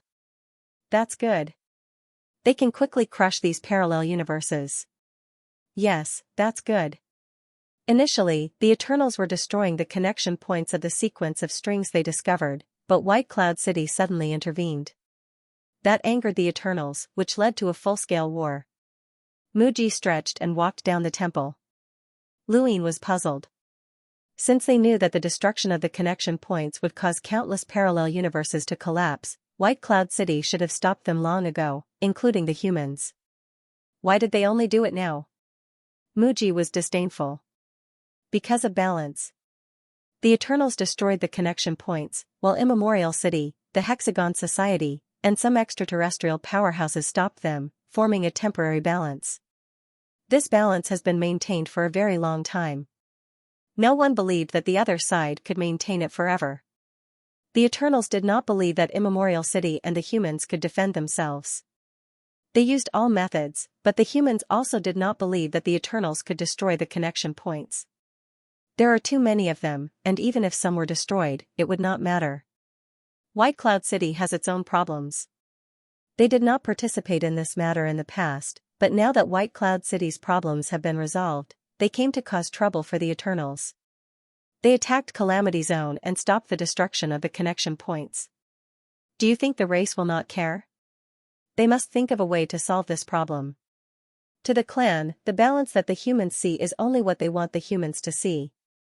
However, once the White Cloud City joins in, it will truly be balanced. Who would want true balance? Lu Yin's eyes flashed. To the humans, the balance that the clan sees might be what they want the clan to see. Muji laughed, perhaps. No matter what, White Cloud City's sudden involvement has completely angered the true gods. This war is unavoidable, and White Cloud City will not have an easy time. Our clan's foundation will be revealed step by step. Perhaps after a period of time, both our positions will drop. Captain Yibo, I know you don't trust me, but for my life, I will not try to control you. So, if we can cooperate, then let's cooperate. There are good and bad relationships between the captains of the true God Guards. So Dual Blade School has been preventing me from talking to you? Lu Yin asked. Muji nodded with a smile. It's good that you understand. If you don't reach the sequence's rules, you'll always be an ant. If you want to survive, it's best to stick together. I also want to cooperate with Dual Blades, but unfortunately, they don't trust me, so forget it. As he spoke, the ancestor of the ancient era walked out of the shrine. She had heard the conversation between Muji and Lu Yin, but she did not stop them. Just as Muji had said, the sequence's string was not a secret to certain levels, and the captains of the true God Guards were qualified to know. There was no need for her to explain everything to Lu Yin, and she would not stop Muji from speaking. Muji walked to Lu Yin's side and glanced at the ancestor of the ancient era. He whispered, by the way, let me remind you that our mission will appear soon. There aren't many corpses left under the Divine Lake. We've used them in batches before, and there's no time to accumulate them. This time, they will all be used up. With that, he left. Lu Yin looked back at the ancestor of the ancient era. The ancestor of the ancient era looked into the distance, took a step, and disappeared. Lu Yin returned to the tower and sat quietly, thinking about what Muji had said. The Eternal's main goal was the sequence's string. By destroying it, they could collapse all the parallel universes. Could this really be done? He had also guessed the meaning of Immemorial City. Perhaps it was to suppress the sequence's string so that it would not collapse. One was theoretically able to destroy parallel universes, and the other was born to deal with such a theory. From Lu Yin's point of view, this theory had a huge problem. If destroying the sequence's string could really collapse the universe, then what would happen to the powerhouses from the outer realms who were helping the Eternals? Would they all gather in the disaster region? Obviously not. If those powerhouses were willing to help the Eternals, then they definitely had their reasons. If the universe was destroyed, where would they survive? Lu Yin muttered to himself. The Eternals wanted the humans to see balance, so was this a plan that the Eternals wanted the humans to know about? Regardless of whether Muji was right or not, he was right about one thing: the mission would appear on the third day. The 7 captains of the True God Guard were each given a mission to destroy 7 parallel universes. The parallel universes that Lu Yin was to destroy were connected to the Ice Spirit clan and belonged to them. This was also a connection point. The other captains were to destroy parallel universes that belonged to the 5 spirit clans and the 3 Moons Alliance. The Eternals had long since discovered too many connection points for the sequence's string. They had not attacked these parallel universes in the past since they belonged to the 5 spirit clans, but things were different now. Not only did they have to destroy the parallel universes that belonged to Yuhua and the Gargoyle, but they also had to destroy the parallel universes that belonged to the 5 spirit clans, the 3 Moons Alliance, and White Cloud City. The mission came in a hurry. After confirming the Stargate, the captains set off without bringing any progenitor corpse kings. The True God Guard's progenitor corpse kings had been reduced from 100 to less than 50. The 6 Direction Society's war, the Endless Battlefield, and the Disaster Region's battle had continuously depleted the progenitor corpse kings, but there were not endless progenitor corpse kings. The remaining progenitor corpse kings had all been taken away to participate in other battles. After passing through the Stargate, Lu Yin arrived at an unfamiliar region of space. He looked around and then headed into the distance. This region was connected to the Ice Spirit clan, and the creatures that existed here had been purged by them. To the original creatures of this region, the Ice Spirit clan was an enemy, just like how the Eternals were an enemy to the humans. In this universe, the division between friend and foe was very simple. This was the most primitive rule of survival. Along the way, Luin saw the Ice Spirit clan. After confirming that he had not come to the wrong place, he tore through the void and headed straight for the Eternal Kingdom to return to the Above Heaven. At this moment, the Above Heaven was waiting for White Cloud City's reply. They wanted to know how to help them. Lu Yin's return excited Elder Chan and the others. Why is it here? It's here? Luin was surprised. In the Above Heaven sect's main hall, Big Sister, Senior Brother Qing Ping, Senior Brother Mu Xia, Lung Qing, and the others were all present. Half of the progenitor realm experts were gathered in the origin space. Xianxia has requested for help. White Cloud City's situation is probably not good. Elder Chan immediately said. Luin solemnly said, I came back for this matter. Speaking of this, he looked at Senior Brother Qing Ping in surprise. Senior Brother, you. Qing Ping's expression was calm. Progenitor realm. Luin was dumbfounded. Didn't you fail? Big Sister grinned. Congratulations, little seven. This senior brother of yours has walked a different path. Although he failed the progenitor realm origin tribulation, he was still able to return to the progenitor realm. This matter has made the half-step ancestors in the origin space excited. They can't wait to break through to the progenitor realm. Luin was overjoyed. Really? That's great. Congratulations, senior brother. Even a solemn person like Qing Ping had a rare smile on his face. Luin heaved a sigh of relief. As expected of a disciple that Mr. Mu had acknowledged. Senior Brother Mu Xia had single-handedly defeated countless members of the Sixth Direction Society, and even the Seven Sky Gods had taken note of him. Senior Brother Mu Xia's strength was unfathomable, and now, Senior Brother Qing Ping had actually been able to walk another path. Since Senior Brother has broken through to the progenitor realm, we have more than enough manpower.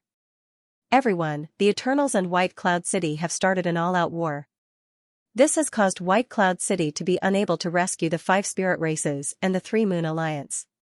We also can't spare any manpower to stop the Eternals from destroying the spacetime. I, Luin, as the Above Heaven Sect's Tao Master and the Master of the Origin Space, give the order. Everyone was solemn. Nether Ancestor, Qing Ping, Mu Xia, Xiaochen, Su Wuwei, and Mu Xia are to head to 6 different spacetime and stop the Eternals from destroying the spacetime.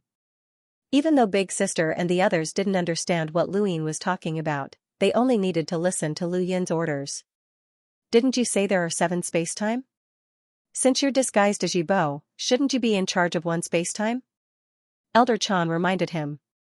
Luin frowned. Yes, his spacetime also needed people to act, or his identity as Yibo would be wasted. I'll go. A loud shout came from outside the main hall. Lu Qi walked out of the void. Luin looked over. Dad? Lu Qi grinned. Little seven, let me join in.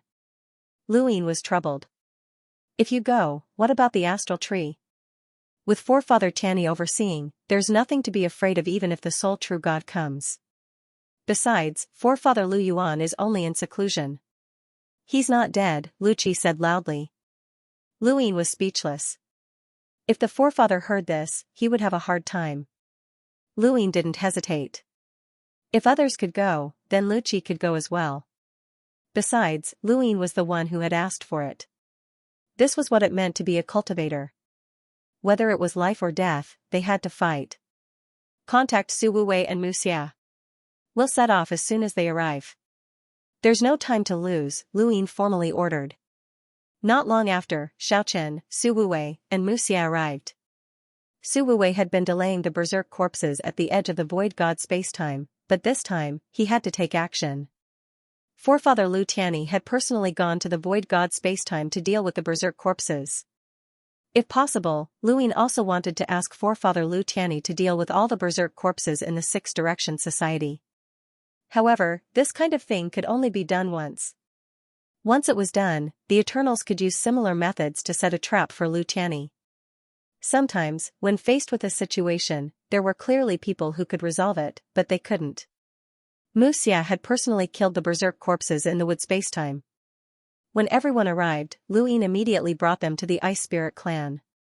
Only through the Ice Spirit Clan could they reach the parallel universes where the 5 spirit clans and the March Alliance were about to be destroyed. Lu Yin assigned each captain an opponent according to the characteristics of the true God Guard captains. He himself went to the Ice Spirit realm.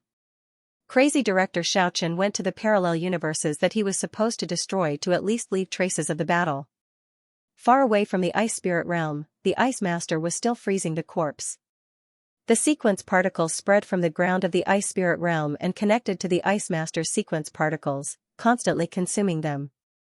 Lu Yin arrived at the Ice Spirit realm and saw the scene. He hurriedly went underground to check on Bing Xian and contacted the Ice Master at the same time. The Ice Master learned of Lu Yin's arrival but did not have time to return. As for Big Sister and the others, they were taken to other parallel universes by the Ice Spirit Clan. In a parallel universe filled with flames, Dual Blade Stream was constantly slashing in all directions. A creature completely made of flames was crazily swallowing high temperatures and wrapping around the Dual Blade Stream. It's time to deal with it. The Fire Spirit Clan can't help that. All when dealing with the corpse, the blue-haired man shouted. The pink-haired woman cheered, I've been annoyed with it for a long time. It almost burned my hair. Cut it, cut it. As soon as she finished speaking, the blue-haired man hugged the pink-haired woman in his arms. The two of them touched and gradually turned into 2 long sabers. One was icy blue and flowed with colorful lights, while the other was completely pink and flickered with a cold light. The 2 long sabers slashed out at the same time. The flaming creature was shocked. It was an ancestor of the Fire Spirit Clan, but it was not a sequence law powerhouse. The reason it could block the Dual Blade Stream slash until now was because it had not used its full strength. Now that the full strength slash had appeared, it felt the aura of death. It could not block it. At this moment, an evil Saraira suddenly appeared and flew toward the Dual Blade Stream. The Dual Blade Stream slash was stopped. It was surprised, what's that? Muxia walked out of the void, your opponent is me. At the same time, in parallel universes, the true God Guard captains encountered enemies. In front of Wuho stood Su Wuwei. A huge cauldron brought with it a majestic void god power. The void god space actually has the ability to support the 5 spirit clans? Wuho was surprised. Looks like you know my god space very well. Let's see if you can stop me. Su Wuwei's expression. In front of Zhong Pan, Lu Qi grinned and laughed, you are really abnormal. Your physical strength is strong, but you can't kill me. I am the undying Lu Qi. Zhong Pan leaped out, raised his fist, and punched down. The God Investiture catalog appeared above Lu Qi's head. The power of the Imperial Sword walked out, but it was shattered by Zhong Pan's punch. After the power of the Imperial Sword was shattered, Lu Qi visualized the 5th continent behind him. Come. Wang Xiaoyu looked at Qing Ping who had walked out. I know you. You're the Interstellar Arbitration's head judge. You've actually broken through to the Ancestor Realm? Qing Ping was surprised. I know you too. You're a noble from the battlefield on the backside of the starry sky of trees. When I went there to train and fight for the origin item, I've heard of the 12 Marquises. As the beloved of progenitor Chen, you betrayed the human race. It's not up to you to decide who is right and who is wrong. Can you take the scepter? Can you withstand the trial? Under the starry sky, Big Sister's expression was strange. She gnashed her teeth in anger. Damn little 7, you actually gave me a dog. Woof, what are you barking for? Be careful or I'll eat dog meat. The Heavenly Hound was furious and slammed into Big Sister. Big Sister raised her eyebrows. You still want to bite me? I'll teach the dog a lesson today. Woof. Muji stared blankly ahead. There was deep fear and disbelief in the depths of his eyes. Muji? Why are you here? Muji looked at Muji. Long time no see, Muji. Musher Kong has been waiting for this moment for a long time. Muji's expression changed. Why are you here? Did the 6 Paths Guild interfere in this war? Where did you get the ability to do so? Muji raised his long blade. Muji, leave your name in the wood scripture. As the disciple of the wood god, you betrayed Musher Kong and became his biggest spy. Today, I'll clean you up. Lu Yin walked out of the Ice Spirit realm. Bing Xian's sequence particles were constantly being consumed. He couldn't continue. Otherwise, Bing Xian might be crippled. He headed towards the ice matriarch. Not long after, he saw the ice matriarch and the corpse that was constantly being consumed by the sequence particles. He frowned. This method was useless. It could only stall for a while, but it would also exhaust the sequence particles. Pathmaster Lu, how many more of these monsters do the Eternals have? The ice matriarch hurriedly asked when she saw Lu Yin. Lu Yin's tone was low. Not many. Senior, can't you deal with them? The ice matriarch was helpless. Their bodies are strong, and they can resist the sequence laws. I can barely freeze them. If this continues, what will happen to Bing Xian? Lu Yin asked. The ice matriarch didn't answer. Silence was the best answer. Lu Yin looked at the corpse that was constantly being frozen and walked over step by step. Pathmaster Lu. What are you doing? Be careful, he's very powerful. The ice matriarch reminded him. Lu Yin said, let me try. I can't let Bing Xian be crippled. The ice matriarch was speechless. If this continued, Bing Xian would indeed be crippled. But even she couldn't do it. How much could Lu Yin do? It was already very impressive that he could escape from her. After all, he wasn't even an extreme powerhouse. But this monster made her feel helpless. Lu Yin approached the corpse. Even though the berserk corpse had been frozen, his eyes, which had been completely corroded by divine power, were still moving.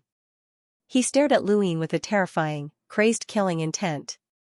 This was Lu Yin's first time seeing such a monster up close. Mu Ji had said that there weren't many left in the divine power lake, but even a few were enough to cause a disaster. He could resist the sequence laws because his body had been eroded by divine power. His skin, eyes, and even hair were all red. They couldn't cultivate divine power, but they became monsters through this method. Since it was divine power, Lu Yin should be able to deal with it. Lu Yin thought as he raised his hand and placed it outside the frozen corpse. It was cold to the touch. This was the freezing sequence law, and he felt as if he was about to be frozen. Pathmaster Lu, the ice matriarch couldn't help but call out. Lu Yin took a deep breath and tried to absorb the divine power. The Eternals couldn't control the berserk corpse. It was just a monster that killed because divine power had eroded its body, including its brain. Those who cultivated divine power couldn't absorb the divine power that had invaded the corpse. But Lu Yin was different.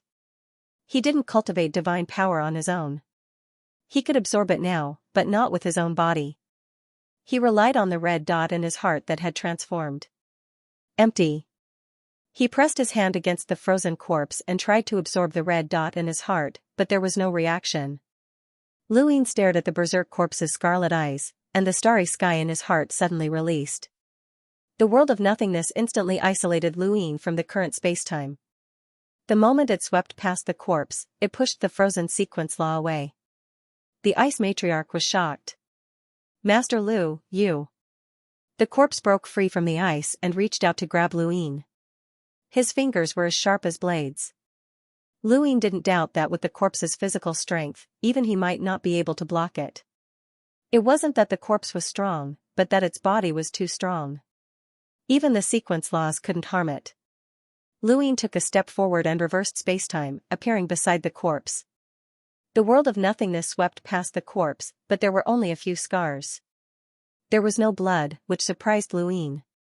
Even the shaman spirit god had been injured by the world of nothingness. In terms of pure physical strength, the corpse was actually stronger than the shaman spirit god? The divine power had completely eroded the body.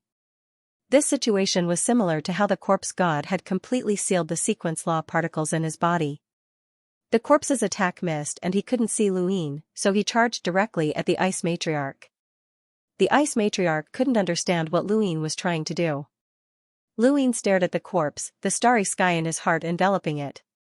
The dot of divine power landed on the corpse's surface, and the corpse suddenly stopped. Its entire body trembled, and the next moment, the red that had been eroded by the divine power faded at a visible rate. To others, it might have looked like it had faded, but Lu Yin knew that it had been forcefully absorbed by the red dot. As expected, the starry sky in his heart brought about power that was different from others. Even the powerhouses of the Eternals who cultivated divine power might not be able to do so. The Ice Matriarch and the rest of the Ice Spirit race watched in shock as the red on the corpse's surface completely faded. However, the corpse still didn't have any rationality left. Its rationality had long since been eroded, and it was completely useless. Even if its divine power had been absorbed, it would still be a monster that only knew how to kill. But now, this monster had lost the protection of its divine power. Luin retracted the starry sky and struck the corpse's back with a palm. The corpse spat out blood as its back caved in, and its body was sent flying. The corpse was a progenitor, but it was only an ordinary one. Luin could injure it with a single palm strike, and it couldn't even fight back against the Ice Matriarch. It was frozen, and Luin shattered it with a wave of his hand. The Corpse King couldn't be summoned, but this wasn't a Corpse King. A Corpse King couldn't have committed a mistake and been thrown into the Divine Power Lake, so Luin summoned it. These progenitors, in the words of the former ancestor, were cultivators who had pledged allegiance to the Eternals but had made mistakes. Of course, there were also progenitors who had been captured by the Eternals, but Luin couldn't tell. Regardless of the situation, these progenitors must have hated the Eternals to begin with, and Luin would release this hatred by summoning them. The Ice Matriarch's shock didn't lessen when she saw the Corpse King's platform again. In addition, Luin had just broken the red layer on the corpse's surface, giving him a mysterious halo. The Ice Matriarch looked at Luin with indescribable respect. "Master Lu, what was that just now?" The Ice Matriarch didn't understand. She, a powerhouse of the sequence laws, couldn't deal with this monster, but Luin had done it so easily. She couldn't understand. In terms of cultivation, she was far superior to Luin, and in terms of age, they were even more incomparable. How could the difference be so great? Luin looked at the Ice Matriarch. "How many sequence particles does the Ice Heart have left?" The Ice Matriarch said, "You can rest assured, Master Lu. As long as you don't continue to use it, the Ice Heart will automatically replenish the sequence particles. The remaining sequence particles are enough to freeze the people inside." When he heard the Ice Master's words, Luin heaved a sigh of relief. "Ice Master, time is of the essence. Please take me to the other places with berserk corpses. The Eternals are relying on these berserk corpses to disrupt the rhythm of White Cloud City's war with them. Leave these berserk corpses to me." "Alright, thank you, Master Lu." The Ice Master's round body bowed in a human-like manner. If it weren't for Luin, the Ice Spirit tribe would have been finished. Back then, Luin had helped them see through the Eternal scheme, and now, he was going to the 5 spirit tribes to deal with the berserk corpses. Above Heaven's sect and White Cloud City might not have had much contact, but we're all humans, and our enemies are all Eternals. There's no need for such formalities. Let's go. Not long after, an ancestor of the Ice Spirit clan took Luin to the Earth Spirit clan spacetime. If the Ice Spirit clan was already in such a state, then the other 4 clans of the 5 spirit clans wouldn't have it easy either. The Mad Corpse was indeed a thorny problem. Even in their wildest dreams, the Eternals had never imagined that someone would be able to deal with the berserk corpses so quickly. Lu Tianyi might have been able to deal with the berserk corpses, but he wouldn't have been able to target the berserk corpses everywhere he went. This sort of power was within the Eternals' calculations, and they knew how to prevent the berserk corpses from being slaughtered by someone at Lu Tianyi's level. Muji told Luin that there weren't many berserk corpses left beneath the Divine Power Lake. These berserk corpses were the Eternals' trump card in launching an all-out war. They could directly suppress the 5 spirit tribes and the Triman's alliance, making it difficult for the 8 echelon powerhouses to act. Once Luin dealt with the berserk corpses and freed up the 8 echelon powerhouses, the outcome of this all-out war would immediately tilt in their favor. For the time being, the ancestor of the past didn't know. And the participation of the Above Heaven sect in the war caused the scales of victory to tilt even faster. The Eternals didn't expect to eliminate the forces in White Cloud City by launching an all-out war. Their goal was to destroy spacetime and let White Cloud City know that the War of the Sequence of Strings had nothing to do with them. It wasn't something they could interfere with. Hence, Above Heaven wanted to let the Eternals know that as long as the Eternals didn't perish, Above Heaven would continue the war. It didn't matter if the Eternals withdrew from the Six Direction Society or not. This war would end with one party being completely annihilated. In the starry sky, light constantly flickered, and rumbling sounds could be heard. Lucci gasped for breath, blood dripping from the corner of his mouth. F***ck, where did this monster come from? The strength of its flesh is so strong, no wonder little Seven told me to be careful. On the other side, the middle plate rushed out again, and a fist fell. With a loud bang, the fist landed on Lucci's chest, emitting the sound of metal clashing. Lucci was pushed back by the fist, and he grimaced in pain. If not for the heaven and earth furnace, I would have been hammered to death by him. But, you wouldn't have it easy either. Zhong Pan's fist was dripping with blood, and his scarlet eyes were fixed on Lucci. He was indeed in a difficult situation. Beneath Lucci's skin flowed the blazing flames of the heaven and earth smelt. As the blazing flames entered his body, he had to endure the pain of being burned all year round.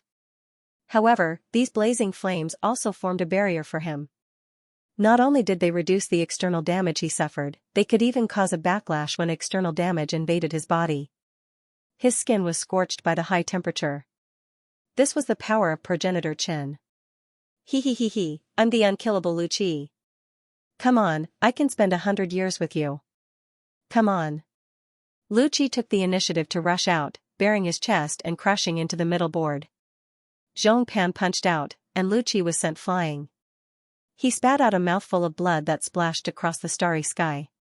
The blood was directly vaporized by the twisting high temperature. Zhong Pan's arm was twisted at an irregular angle. He was also suffering from the backlash of the high temperature. On the other hand, Big Sister's situation was the complete opposite of Lucci's.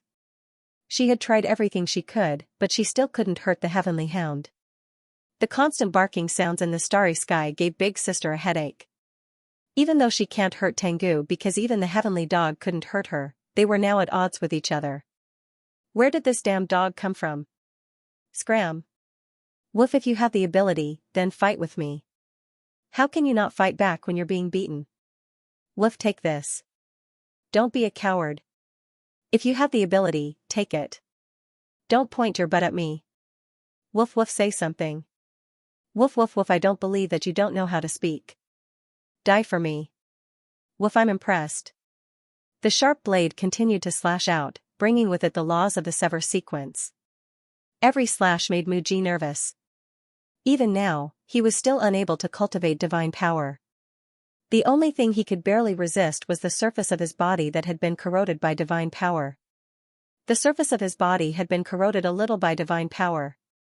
Because of this, Muji's blade couldn't cut him in half. Otherwise, he would have died long ago. Muji, although I betrayed Mu Shiyong, I didn't cause any harm to him. You and I had the best relationship back then. Don't keep chasing after me. Muji was slashed again, and his arm was almost cut off. He was anxious. Muji looked up and raised his long blade high, pointing it at Muji. Muji's expression changed. Not good, this move. He waved his hands, and a gust of wind rose in the void. This was the wind of waning season. Everyone had evil, and if there was evil, he could see it. He saw Muji's evil and wanted to control him, but Muji slashed down, cutting off the wind of waning season. Muji was an expert of the sequence laws. This kind of power was useful against other progenitors, but it was useless against such an expert. However, Muji's goal was only to break Muji's slash. He didn't really want to control him. His goal was to take out a roulette. A roulette slowly appeared in Muji's right hand. The design was simple. There was a word at the top, bottom, left, and right. When combined, it was the roulette of life and death. There were 5 pointers on the roulette, which corresponded to 5 states. Muji looked up and raised his long blade again. Muji gritted his teeth and spun the pointer. Talent bless me, talent bless me, talent bless me. Muji slashed down with his blade. Even the corpse god had to take this blade seriously. This blade had cut through the formless spacetime and severely injured the mountain-backed giant king. This blade had the power to kill an expert of the sequence laws. Facing this blade, Muji couldn't take it no matter what. He could only stand in place and stare at the roulette with gritted teeth. fast, fast, fast. The pointer stopped. The blade slashed down. Muji gripped the hilt of his blade and looked into the distance. He saw Muji standing in the starry sky, his arms hanging down as if he was dead. Muji frowned. Suddenly, he thought of something and slashed with his blade.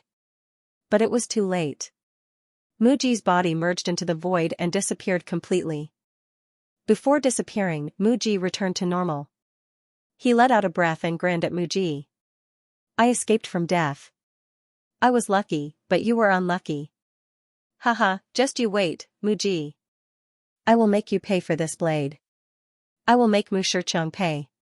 As the blade swept past, the void returned to normal. Muji's face darkened. Escaping from death was a state of Muji's talent, the wheel of life and death. No matter how desperate the situation was, he could find a way to survive. Back then, it was because of his talent that he was named in the wood scripture and was accepted as a disciple by the wood god. He didn't expect that he would betray Mu Shicheng and join the Eternals. This person's talent was extraordinary. If he didn't die this time, he would be a big threat in the future. In the E region, Muji escaped and came back. As soon as he came back, he saw the middle plate and Wang Ho. You failed too. Wang Xiaoyu looked cold and had no interest in talking. The middle plate was even more depressed. Muji was speechless. After escaping from death, he really wanted to find someone to talk to. Otherwise, he would be scared. Unfortunately, Yibo hadn't come back yet. Could he be dead? Ancestor Shi appeared. Who was your opponent? Lu Qi. Qing Ping. Muji. Ancestor Shi was surprised. First, he was surprised that Qing Ping could beat Wang Ho. Second, he was surprised that Muji could escape from Muji. Muji had always been the opponent of the 7 sky gods. Although he couldn't win against the 7 sky gods one-on-one, he was qualified to fight against them. Muji could escape from Muji? Muji saw Ancestor Shi staring at him and panicked. Ancestor Shi, what do you mean by that look? I'm not a traitor. Ancestor Shi was cold. How did you escape from Muji? The 7 captains of the true god guards were attacked by 7 experts from the above heaven sect. There was only one possibility for such an accurate attack: their whereabouts were exposed. Only the 7 captains of the true god guards knew about the 7 spacetimes arranged by Ancestor Shi. This meant that there must be someone from the above heaven sect among the 7 captains. And this person was most likely Muji. He was the only one who hadn't cultivated divine power. In the Eternals' knowledge, those who cultivated divine power couldn't betray the Eternals. Ancestor Shi believed that Muji was the traitor from the beginning. Now that Muji could escape from Muji, it seemed even more wrong. Marquis and Midplate stared at Muji. Muji's expression turned ugly. Ancestor Shi, I definitely didn't betray the clan. Back then, I killed a wood space progenitor before coming here. I've done my best for the clan for so many years. Although I've made mistakes, you shouldn't suspect me of betraying the clan because of this. You just need to tell me how you escaped from Muji, Ancestor Shi said indifferently. Muji hurriedly took out the wheel of life and death. Many people think that my innate talent is Wind of the Waning Season, which allows me to see evil. In fact, this is my innate talent. I have 5 states. They are life and death together, resurrection, drunken life, escape from death, and death preservation. As long as I draw one of these states, I'll have an extra chance of survival against the enemy. When I faced Muji, I drew escape from death. Ancestor Shi was shocked. She didn't know about this. Muji wasn't from the eternal race that she roped in. She wasn't in charge of this. Hence, her understanding of Muji was that he could see evil. He once tried to use evil to control the captain of the true god guards. He broke the taboo and was thrown into the God Force Lake. The eternal race was cold, and the land of calamity was even colder. No one was in the mood to wander around and gather information. She was the same. Hence, no one knew about Muji's innate talent. Even Midplate was shocked. If what Muji said was true, he would have a chance of survival against anyone. No wonder you could become Muji's disciple. Ancestor Shi spoke. She looked at Muji. Since you have such an innate talent, prove it to me. As the sound of her voice faded, she waved her hand. Heaven and earth changed. Muji only saw a sword edge slowly descending. His eyes narrowed. He was going to die. The feeling of death enveloped him. Once the sword edge completely descended, he knew that he would die without a doubt. Damn it, this crazy woman. Muji immediately moved the needle, not even looking at the blade. Anyway, it was the same whether he looked or not. He could not escape with his own ability. Only this roulette could save his life. Innate talent, one more time. Just one more time and everything would be fine.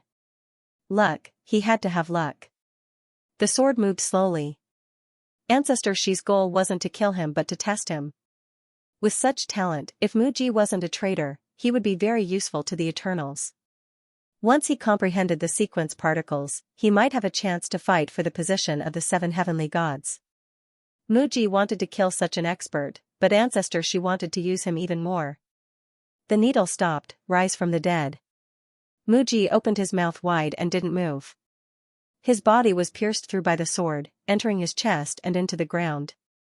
His body bent back irregularly, killed by a sword.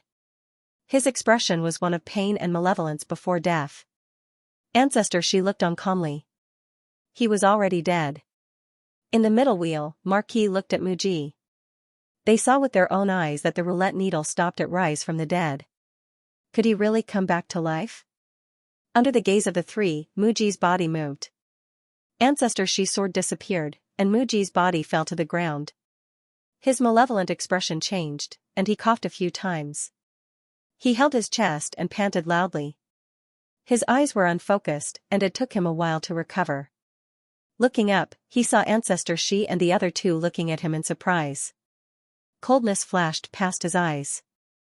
If not for rise from the dead, he would have really died. Even if he came back to life, the injury caused by the sword in his chest would take a long time to recover. He didn't even suffer such injuries when fighting with Muji. This woman. Your talent is not bad. Ancestor Shi gave a rare compliment. Muji panted heavily. Do you believe me now?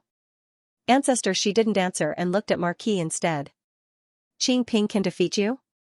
He broke through, Marquis replied indifferently. Ancestor Shi was surprised. Didn't he fail? Marquis shook his head. Not long after, the ancient ancestor once again flipped through the information from the primordial space.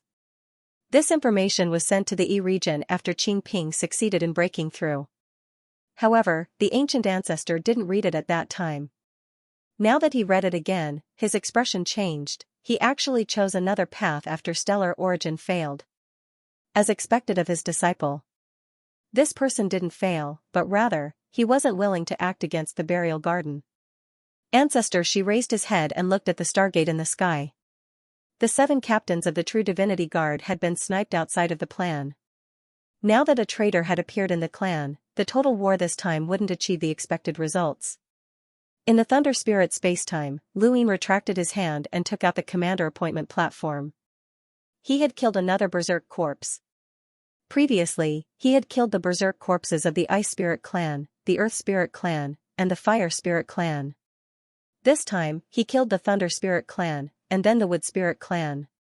Counting it, the Starry Sky in the Heart had absorbed quite a lot of divine power from these berserk corpses.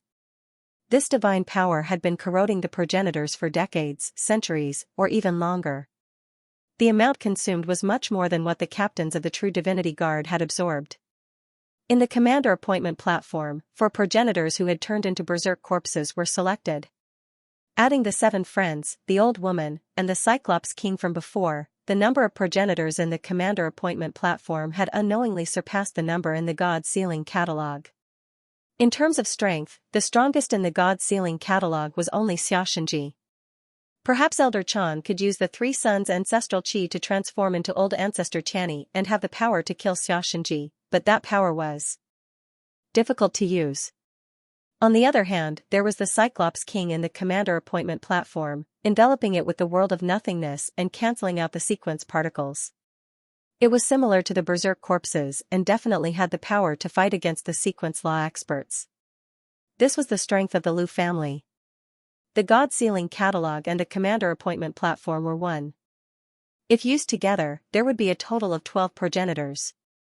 It was simply abnormal. Luin felt that the number was a little too much.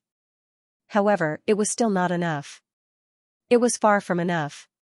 When he had been an explorer, he had thought that there were not many explorers in the universe, and when he had been an enlighter, he had also thought that there were not many enlighters. Now that he had reached the progenitor realm, he knew that each level corresponded to the strength of the progenitor realm. The God Sealing Catalog and the Commander Appointment Platform should correspond to the strength of the progenitor realm and even the power of the sequence law. This was what it meant to have a single person ruling a country, and a single person could be revered. Otherwise, if one could not even reach the progenitor realm, then it would be meaningless no matter how many people there were. Next, the Wood Spirit Tribe. The heavens trembled as a violent void god's power was pulled by a cauldron and crazily pressed down on the other side. Wu Ho coughed up blood and tried to attack, but his arm froze in midair. If Luin had been here, he would have been able to see the sequence particles coiling around Wu Ho's arm with his celestial eye. This was Su Wuwei's sequence law: block. Block. It could block an exit or a path.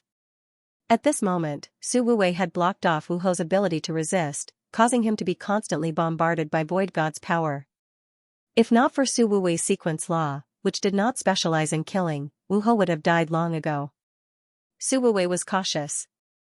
Why did he not use his divine power? Logically speaking, facing a sequence law powerhouse like him, the captain of the True God Guard should have used his divine power, but from the beginning to the end, Wu Ho was almost crippled and had not used his divine power. In that case, the Taishan domain lines isolated and contracted the void.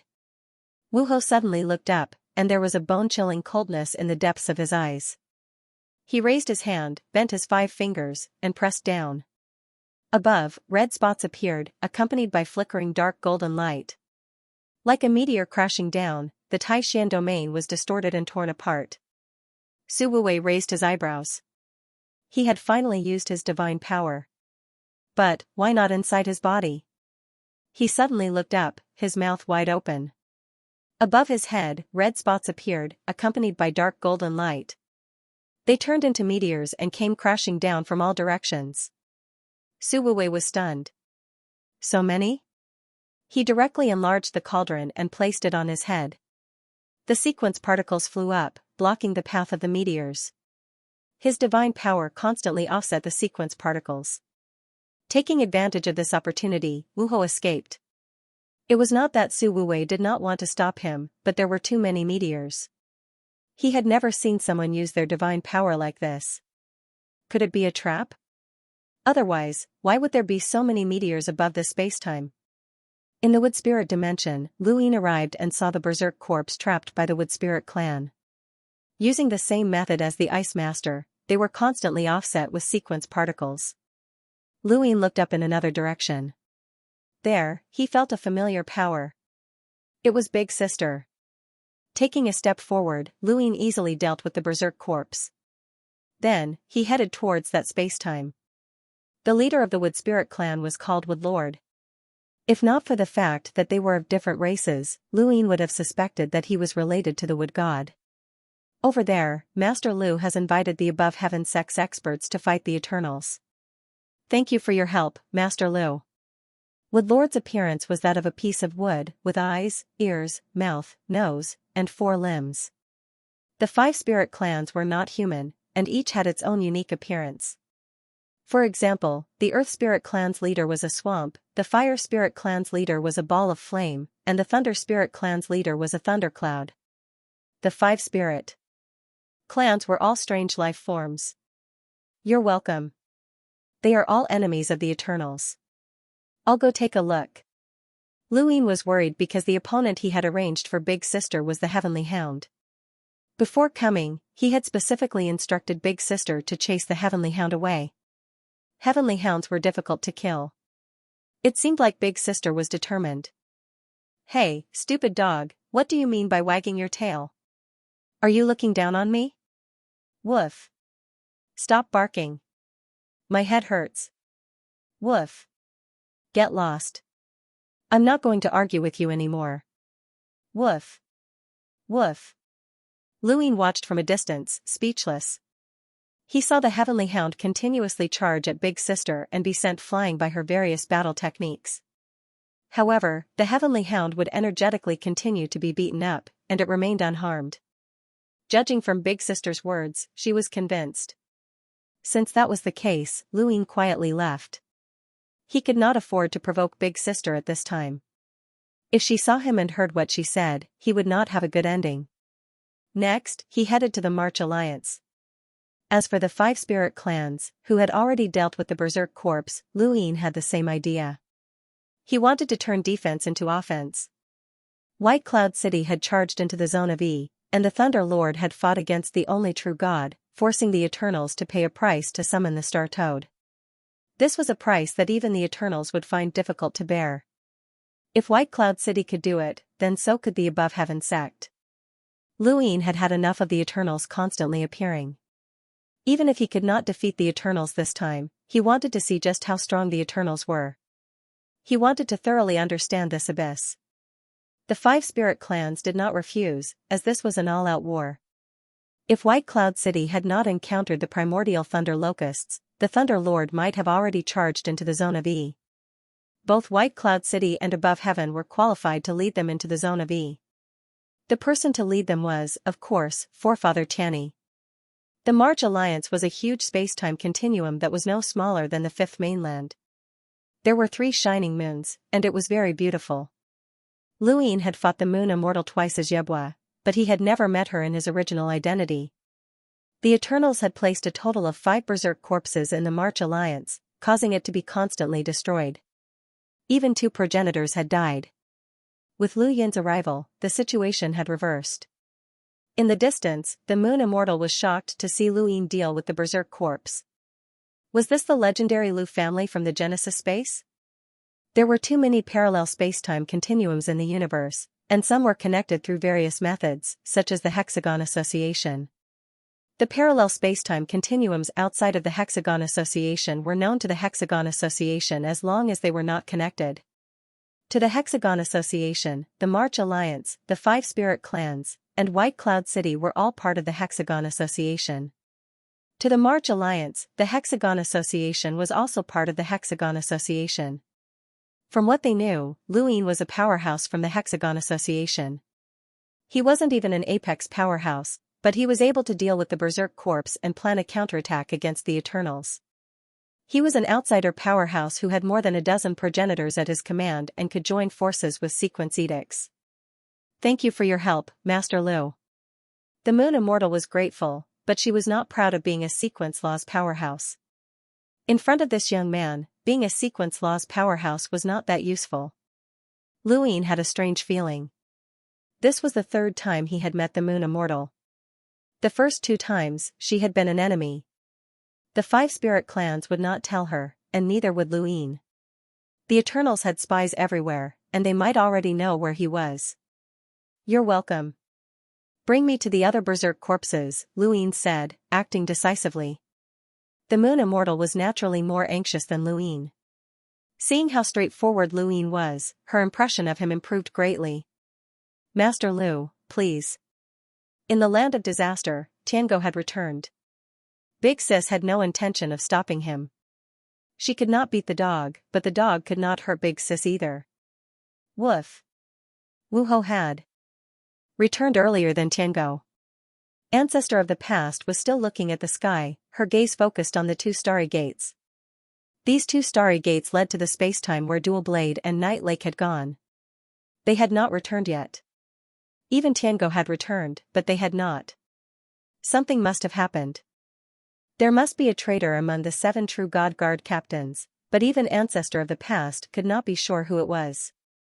Mu Ji, who did not cultivate divine power, was a traitor. In the Eternal's knowledge, those who cultivated divine power could not betray the only true God. However, Mu Ji's talent had allowed him to survive Mu Ji's attack. Moreover, he had relied on his talent to avoid being corroded by the divine power lake. He was a genius. Even if he was a traitor, Ancestor of the past still wanted to use him to cultivate divine power and betray the humans. The Eternals did not kill traitors because all the traitors of the human race were gathered here. It would not be surprising if these traitors betrayed the Eternals. However, Muji was not necessarily a traitor. If he was not, who among the 6 captains was? The Eternals could tolerate the existence of traitors, but they could not tolerate not knowing who the traitor was. They had to know who the traitor was. It seems that they will not return. 2 more captains have died. Ancestor of the past glanced at all the captains. Please return to your towers and await your orders. Hearing this, Zhong Pan and the other captains left. Muji also left, clutching his chest. Ancestor of the past was calm. She had already received information that the berserk corpses were being dealt with constantly. She wanted to start a full-scale war by relying on the corpses to delay the 5 spirit tribes and the 3 moon alliance. This would allow the Eternals to gain the initiative. However, the corpses were being dealt with so quickly. This was unexpected and disrupted her plans. Luin? How did he dissipate the corpse's divine power? In Ancestor of the Past's eyes, this was far more important than losing the war. However, she could not do anything about this person for now. What she needed to do was to throw the remaining corpses to the 6 Direction Society. To a certain extent, Luin was similar to the Thunder Lord. They were both people who wanted to take the initiative. Now that there was an all-out war, and the Eternals were at a disadvantage, it was very likely that Luin would take the initiative to attack Calamity Zone. It was not impossible for the Above Heaven sect to do so. This person had been assisting the 5 spirit races and the 3 moon alliance. Once they attacked the disaster zone, the situation they would face would not be any better than the last time. After a period of time, Luin dealt with all of the berserk corpses in the March Alliance, which allowed him to summon a total of 13 progenitors. This was a terrifying number, but Luin did not plan on doing that for the time being. Instead, he wanted to try summoning and see how many progenitors he could summon in one go. All of a sudden, a piece of information came in. Berserk corpses had appeared in the 6 Direction Society, and they were not at the border but within the 6 Direction Society. This sudden turn of events stunned Luin. What were the Eternals trying to do? With the berserk corpses stationed at the border, they could hold back the 6 Direction Society's experts. Now that they were increasing the number of berserk corpses in the 6 Direction Society, they couldn't possibly think that these berserk corpses would be enough to deal with the 6 Direction Society. Unless... Lu Yin's expression darkened. Had the Eternals guessed that he was going to counterattack Calamity Zone? At that moment, another piece of information came in, which confirmed Lu Yin's suspicions that the Eternals had guessed his intentions. In other words, there were Eternal spies within the 5 spirit races and the 3 moon alliance who clearly knew that Lu Yin was going to counterattack Calamity Zone. The Forgotten Ruins God was in the shattered inorganic spacetime of the endless battlefield. The Undying God was traveling through spacetime. This was the sudden piece of information that had come in. And no one could be sure where this information had come from, but Lu Yin knew that it had been released by the Eternals. Perhaps it had been released by Ancestor of the Past. Their goal was self-evident. They had given Lu Yin a choice, to counterattack Calamity Zone, or to disperse the experts to help the 6 Direction Society deal with the berserk corpses and take the opportunity to deal with the 7 sky gods. This was a choice that Ancestor of the Past had given him. The 5 spirit races and the 3 moon alliance received this information at the same time. The Eternals wanted everyone to see what Lu Yin's choice would be. He had already discussed with the 5 spirit races and the 3 moon alliance to counterattack Calamity Zone. This was to help the Above Heaven sect investigate the Eternals' background, and it was also to help White Cloud City take revenge and prepare for an all-out war. Now that this information had appeared, if he gave up on attacking Calamity Zone, then it would not seem like there would be any problems. However, his image in the eyes of the 5 spirit races and the 3 moon alliance would be damaged, and the chances of him joining forces with them to attack Calamity Zone in the future would be much lower. If he continued to attack Calamity Zone, then how would he explain himself to the 6 Direction Society? The Grand Empyrean was in seclusion, and many of the 6 Direction Society's matters were left to Lu Yin to decide. If he did not rescue the 6 Direction Society, then it would cause the 6 Direction Society to suffer heavy losses in various parallel spacetime continuums. This would also lower his prestige in the Six Direction Society. Everyone would agree with the bigger picture, but not everyone would be able to accept it. Right now, Lu Ying should attack Calamity Zone and see through his old enemy, the Eternals. However, whether or not the results of this attack would be able to offset the damage to the Six Direction Society's prestige was a question that no one knew the answer to. It had not been easy for him to gain the prestige he had gained through the subjugation squads, but now that he had lost it, he did not know how long it would take to recover. A debt of blood was the most difficult to repay. The Eternals were adept at toying with people's hearts. They believed that humans were burdened by emotions and that emotions were the most worthless. Thus, they were extremely adept at toying with people's emotions. Master Lu, since the Six Direction Society is in trouble, let's deal with Berserk Corps first, the Moon Goddess said to Lu Ying. She admired this young man for being able to reach such a high position at such a young age. He had not relied on the Lu family, but rather, he had relied on himself to bring the Lu family back. The Moon Goddess, the Moon Immortal, and the Moon Ghost were all extremely arrogant. Even the leaders of the five spirit races, who were also powerhouses of the laws of the universe, might not be worthy of their attention. Lu Ying looked at the boundless sky and smiled. Only children make choices. I want them all. The three were confused. What did he mean? Everyone, please be prepared. The plan will not change. Lu Ying said this and returned to the Eternal Kingdom. He then returned to the fifth mainland and headed for the starry sky of trees. Lu Ying arrived at the Lu Tianjing and met with Lu Tianyi. Ancestor, accompany me to the reincarnation spacetime. Reincarnation spacetime now? For what? To awaken the exalted celestial. What? The reincarnation spacetime. Lu Ying and Lu Tianyi arrived. No one had expected them to come at this time. Little Seven, are you sure you want to awaken the Grand Empyrean? Lu Tianyi hesitated. The Grand Empyrean and the other experts had fought the only true god and the seven sky gods, and they were both in seclusion. They wanted to counterattack the Zone of E, but they also wanted to take advantage of the only true god's injuries to delay his recovery. If they awakened the Grand Empyrean now, the Grand Empyrean's recovery time would also be delayed, and there would not be much point in starting this war. Lu Yin's expression was solemn. As long as no one disturbs Ancestor Lu Yuan's seclusion, it's fine. The Grand Empyrean sacrificed my Lu family in order to survive the bitter adversity and destroy the Eternals. She caused countless deaths in my Lu family, including the people from the Lu Tianjing, the Qiming family, the Myriad Dao family, and the Seven Heroes. I have long wanted her to pay this blood debt. Now that we have the chance to counterattack the Eternals, it's a rare opportunity. In any case, the Grand Empyrean is fighting the only true god.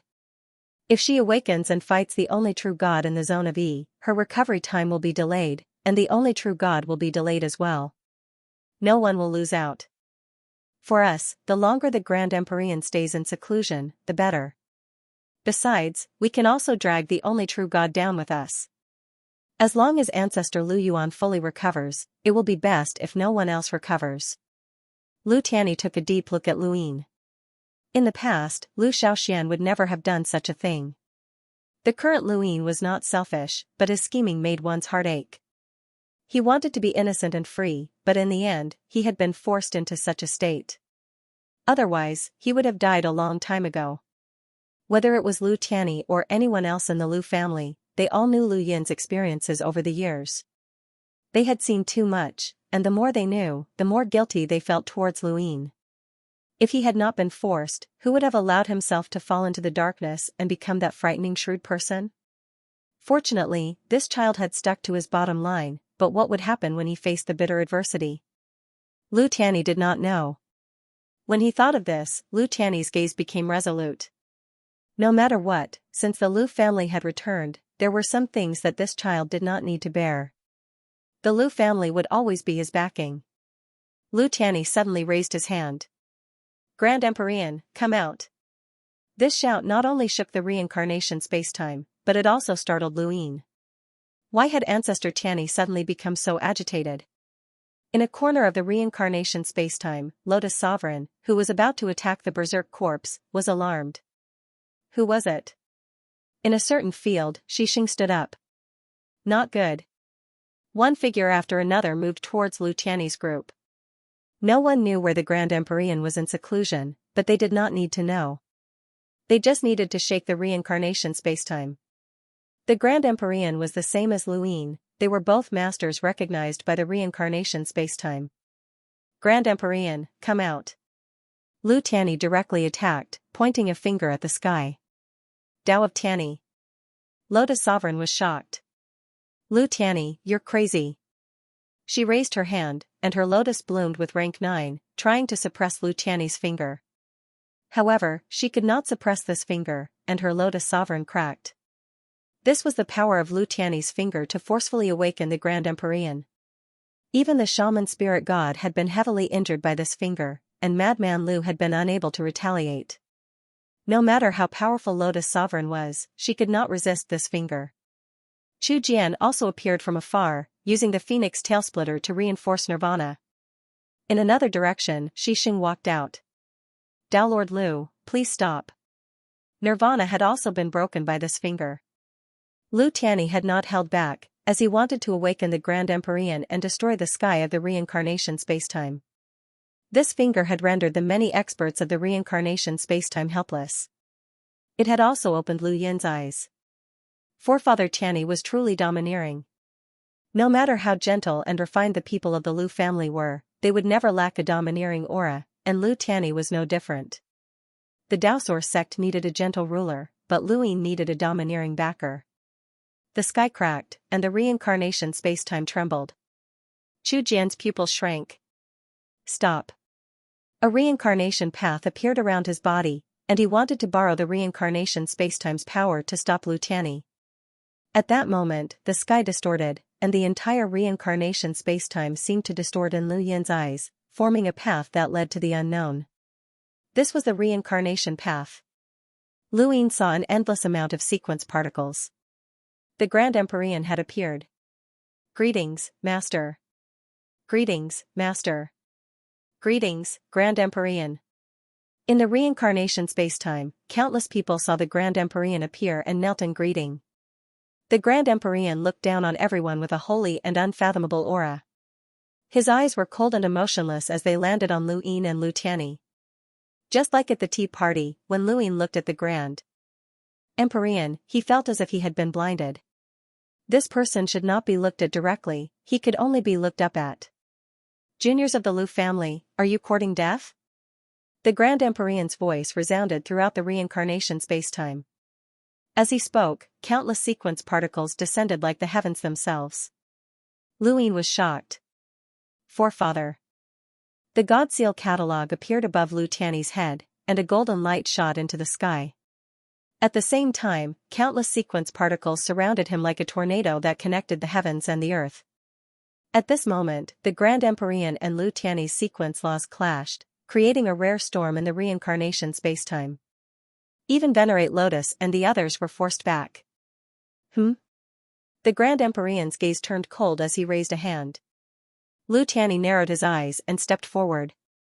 Lu Yin shouted, "Crazy woman, the everlasting race is finished." The Grand Empyrean did not listen to Lu Yin. He raised his hand and lowered it.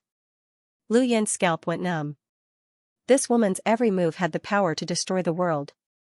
He had thought that Forefather Tiany's appearance would allow him to speak, but this crazy woman did not listen to a single word he said. The Grand Empyrean's hand fell, but it did not attack them as Lu Yin had expected.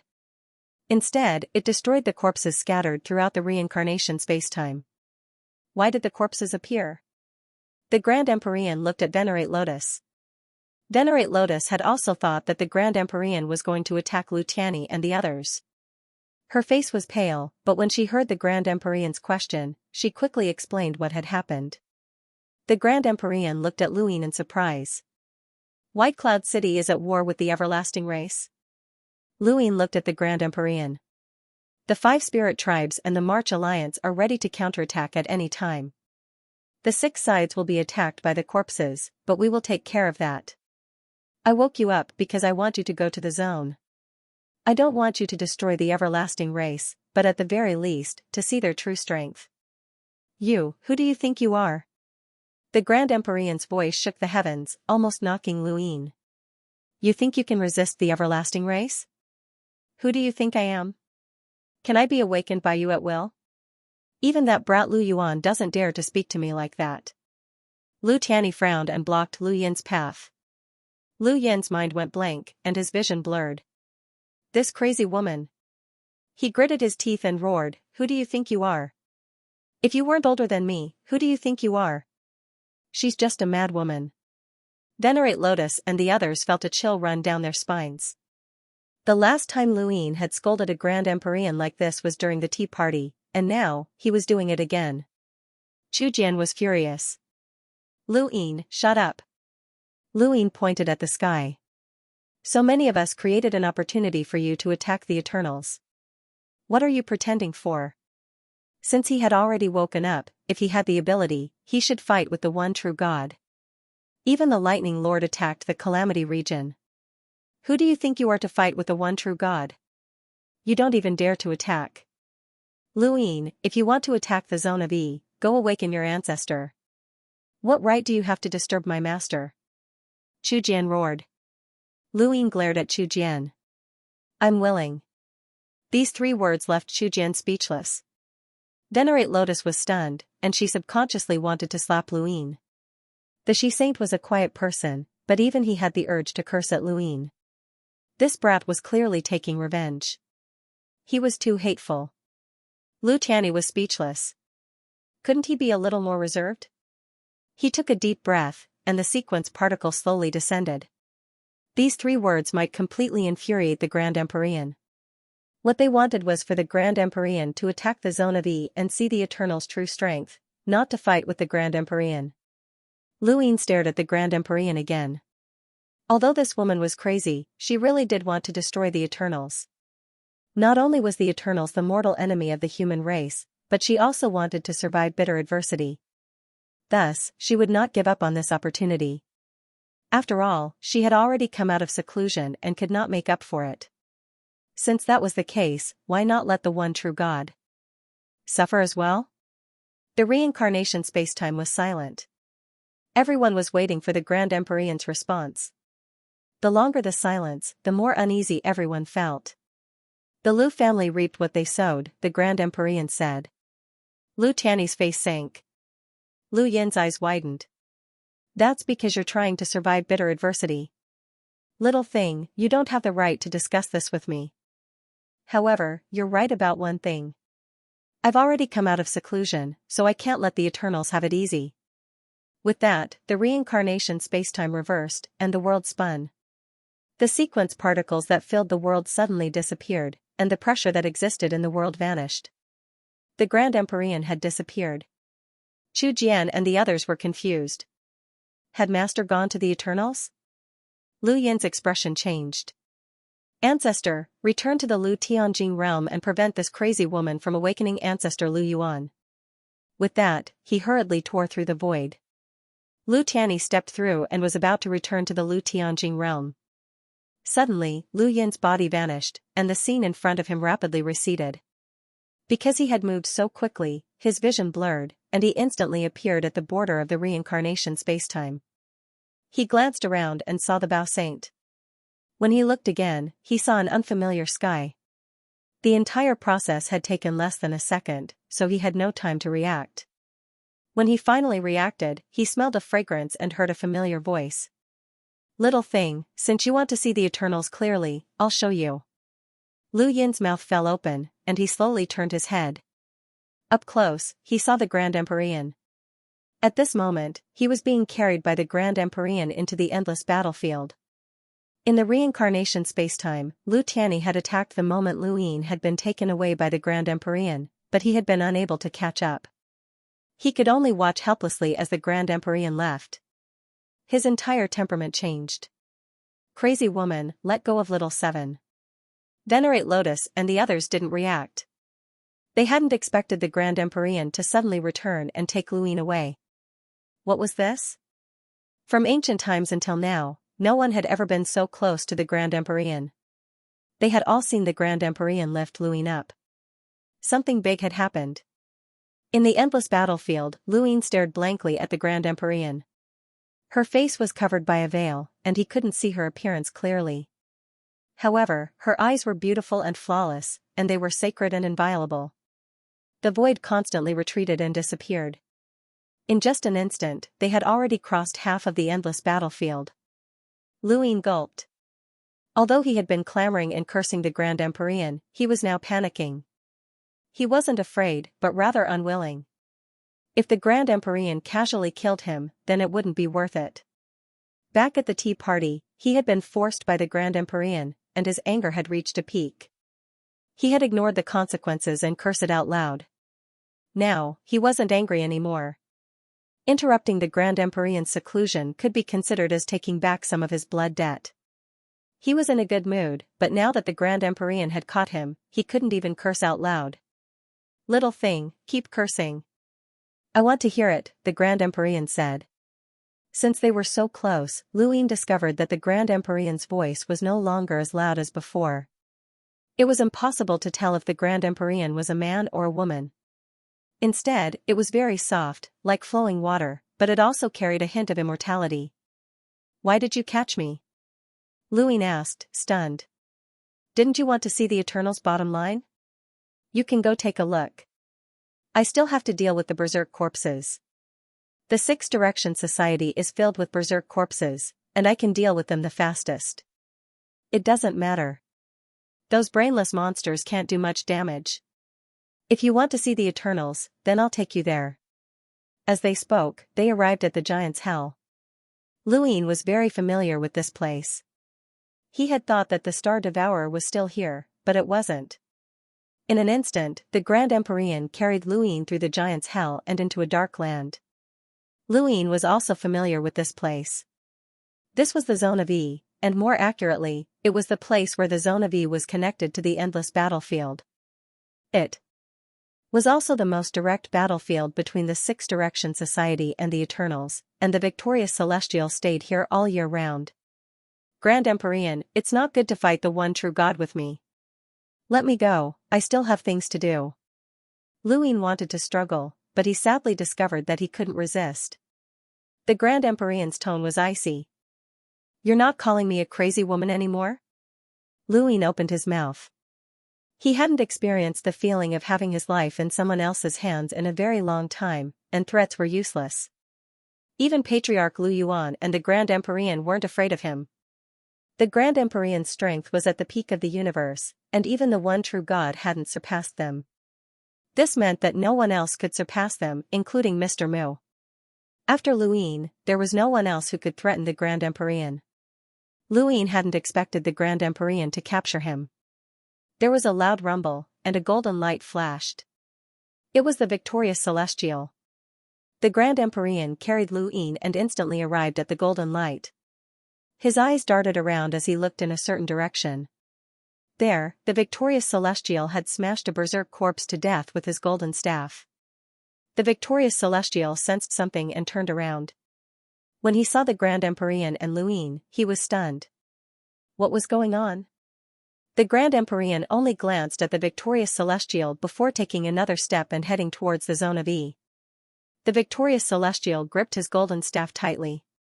A berserk corpse charged over from the side, but he didn't attack. Instead, he chased after the Grand Empyrean. Soon after, Lu Tianyi appeared and also chased after the Grand Empyrean.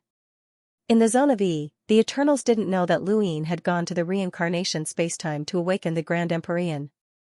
The entire process hadn't taken long, and even if they had obtained this information, they wouldn't have been faster than the Grand Empyrean. When the Grand Empyrean entered the Zone of E, the entire Zone of E shook. The reincarnation spacetime repelled the Eternals, and the Zone of E naturally repelled non-Eternals, especially those like the Grand Empyrean. The moment they entered the Zone of E, they immediately caused a commotion, just like when the one true God had entered the reincarnation spacetime. The Dark Mother Tree swayed, and the void trembled. The Grand Empyrean descended with a single step, flattening all of the eternal kingdoms in his path and directly killing a progenitor realm corpse king. The ancestor of the past was shocked. Tai Hong? An oppressive aura surged out, and Mu Ji looked into the distance in shock. What kind of terrifying power was this? It swept through the entire Zone of E as if it wanted to tear it apart. He had never felt such a terrifying power before. Even when he had approached the shrine for the first time and faced the one true god statue, he hadn't felt such a real apocalyptic aura. Thanks QZQ4418 Baidu Brothers tip, I'll give it to you, thank you. Someone could bring about doomsday for the Eternals. This was something that even the Thunder Lord hadn't been able to do. The Grand Empyrean's eyes were cold as he descended with Luine and looked at the Dark Mother Tree. Eternal, come out. Luine was a puppet. Before entering the Dark Mother Tree, he had wanted the Grand Empyrean to put him down. Now that they were inside, the Grand Empyrean could fight the sole true god at any moment. He didn't say a word in fear of disturbing the Grand Empyrean. The sole true god and the Grand Empyrean had fought many times, but was this really the Grand Empyrean's first time here? Impossible, she was very familiar with this place. Tai Hong, you dare to enter? The ancestor tore through the void and appeared in front of the Grand Empyrean. The Grand Empyrean looked at the ancestor and didn't say a word. He waved his hand and an overwhelming amount of sequence particles bombarded the ancestor. This was purely using the laws of the sequence to suppress him.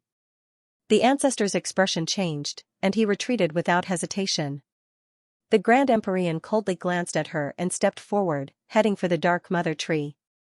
Behind him, Celestial Victor shone with a golden light and smashed down with his staff.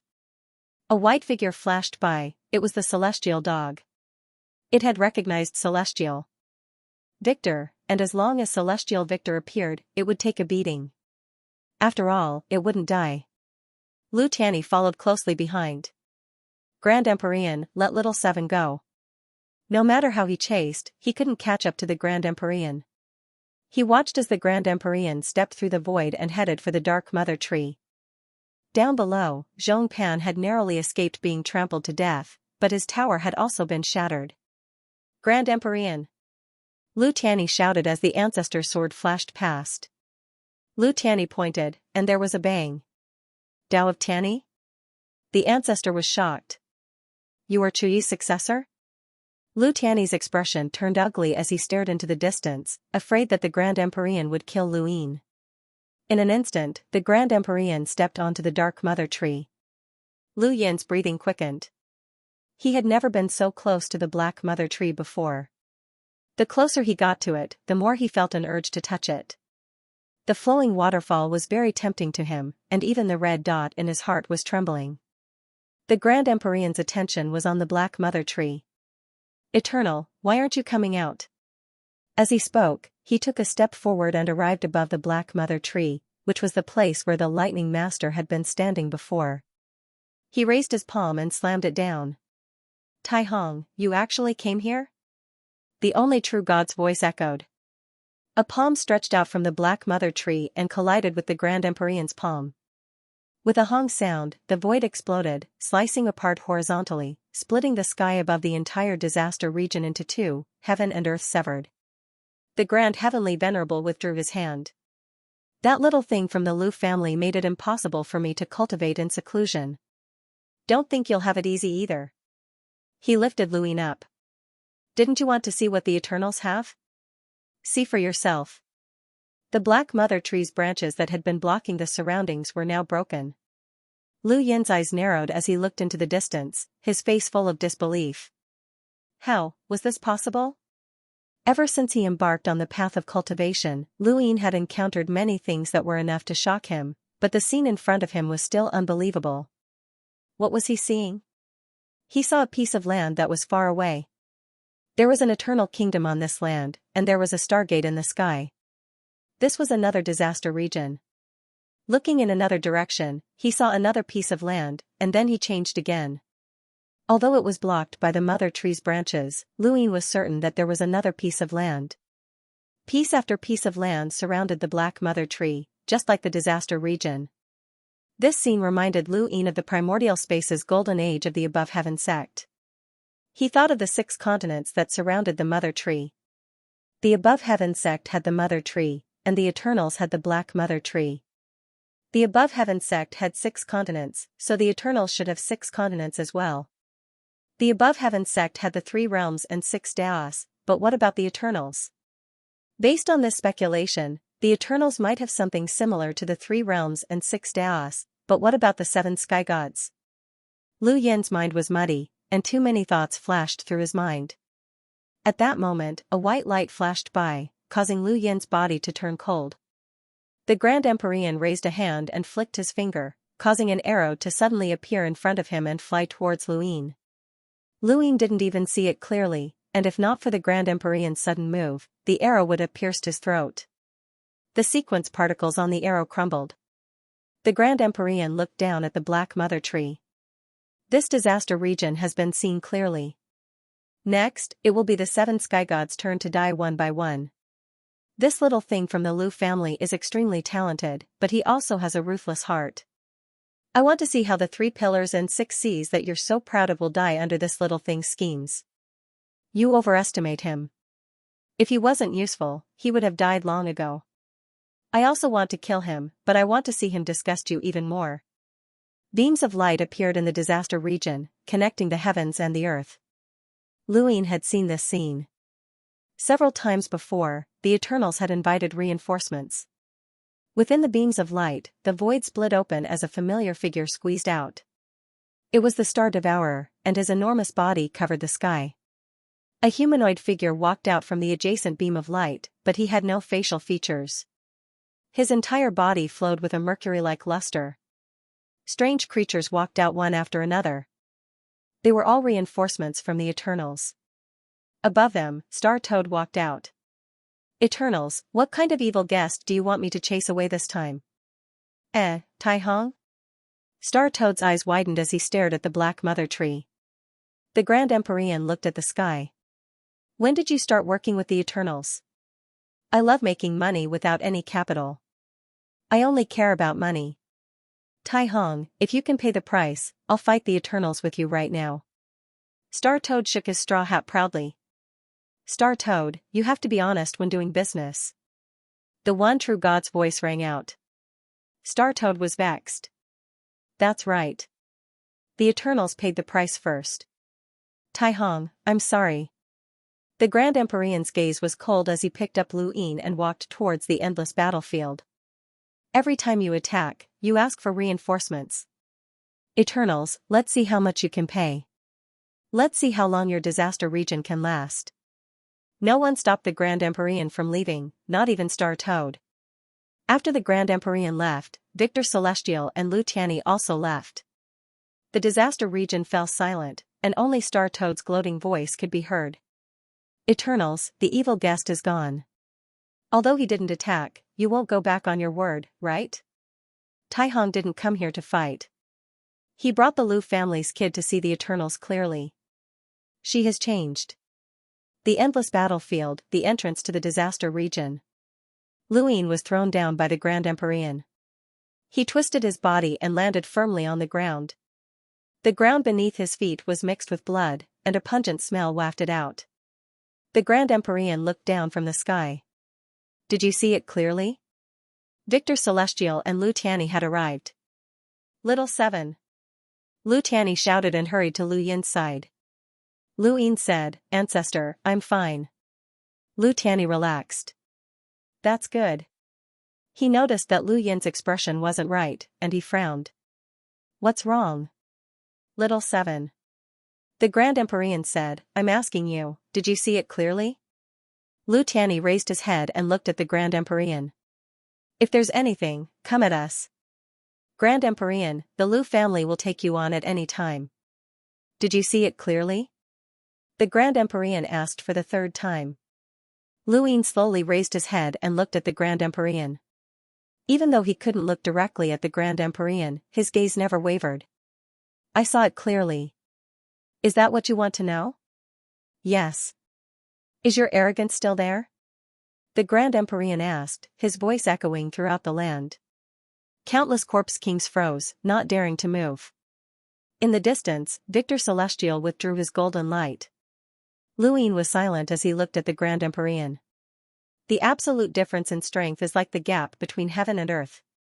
You're just a mortal. So what if you've become the master of the origin space? So what if you've cultivated to the ancestor realm? So what if you've obtained the entire 6 direction sect? You'll never be able to fill that gap. What right do you have to point your sword at the Eternals? What right do you have to think that you can control everything? What you're doing is just petty tricks. Grand Empyrean. Lu Tianyi shouted angrily. I don't owe the Lu family anything.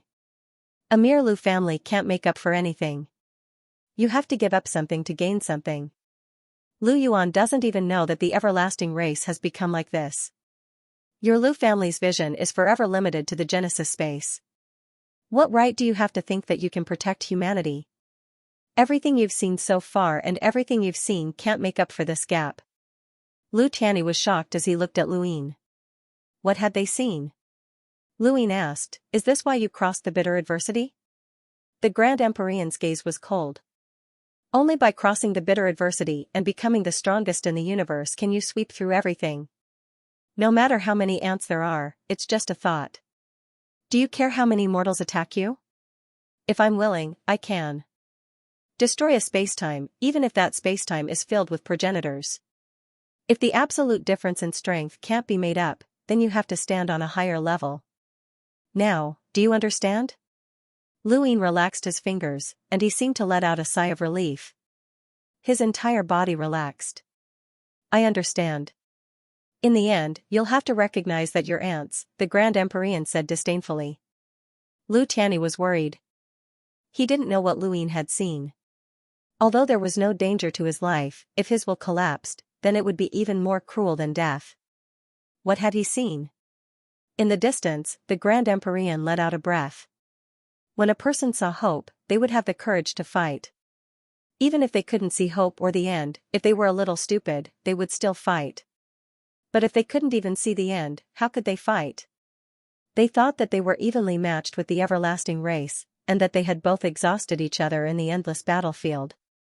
There had been victories and losses, but in reality, this was what the everlasting race wanted the humans to see. As long as they wanted, they could take it back and destroy it at any time. Humans were like standing on a cliff. No matter how much they wanted to climb, they couldn't see the end. The despair they felt was enough to drive them crazy. Even the Grand Empyrean had been confused and dispirited. The truth about the everlasting race was not something that just anyone could accept, let alone this youth who hadn't even reached the progenitor realm. Thanks. QZQ 4418 Baidu Brothers tip, I'll give it to you. In his opinion, even though this young man was rare and had a will that no ordinary person could possess, he was still an ordinary person with flesh and blood, feelings, and fear. Today's provocation brought him a mental breakdown. Especially when he stood at the peak of what he thought he was, only to find that there was no end to it. It was as if he was living in a fake world. Grand Empyrean, can I ask you a few questions? Lu Yin whispered. The Grand Empyrean lowered his gaze. Since you have seen and understood, you should know what you need to do. Stay in the origin space and hide the truth you saw. Do your best to maintain your dignity until you contribute your last bit of life to humanity. Is the progenitor dead? Lu Yin suddenly asked. The Grand Empyrean's gaze turned cold. How many of the original 3 realms and 6 Daos are dead? The origin space has nothing to do with me. The Grand Empyrean frowned. Lu Yin looked up at the Grand Empyrean. What about the burial garden? The Grand Empyrean raised a brow. What about Immemorial City? Lu Yin continued to ask. The Grand Empyrean looked at Lu Yin coldly. Lu Yin looked up. I admit that I'm panicking. I saw the Eternals clearly and saw the insurmountable gap. That's why I'm afraid, nervous, and confused. I don't know what to do. Can humanity really be saved? Will the Eternals give humanity time? Fear. I rarely experience this feeling, but I'm really afraid now. I'm worried that one day, the truth about the Eternals will become reality. What you showed me clearly, I really did. What you showed me clearly, I also understood. But I'm not alone. In the distance, the Grand Empyrean's eyes lit up and the corners of his mouth curled up. Lu Tianyi looked into Lu Yin's eyes and smiled. Lu Yin's eyes were filled with fear, panic, and apprehension, just as he had said himself. However, this was what a human was like. Even if an ordinary person could cultivate to the progenitor realm, they would still be a human. A human's emotions were complex, and they could feel fear or even despair. However, they could not lack one thing: determination. Luin took a deep breath. Since you're afraid, then find more people to face it together. If one person isn't enough, then bring 10. If 10 isn't enough, then bring 100. There are plenty of people standing behind me. Back then, heavens above heaven was destroyed one continent after another, but there were still people who survived to this day. Burial Garden is the hope left behind by that era, no matter how slim that hope is. I don't understand. No one has ever proven that the Grim Reaper, Wu Tian, and the others are dead. Fate will return. The desolate god will be reborn. Indigo is missing. I don't know where these people went. Where is the primogenitor? Is he really dead? It wasn't until I saw the truth that I realized that they were also waiting.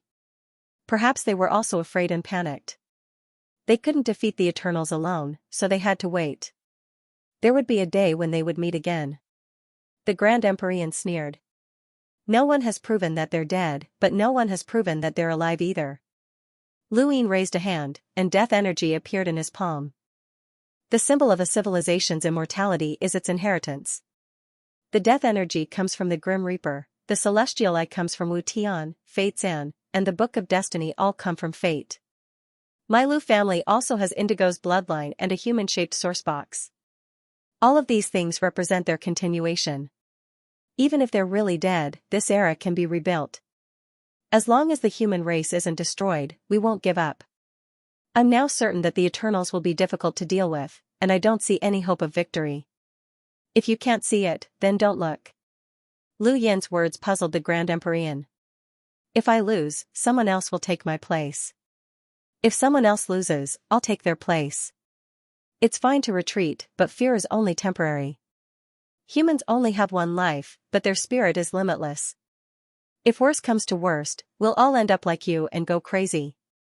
Lunatics aren't afraid of death.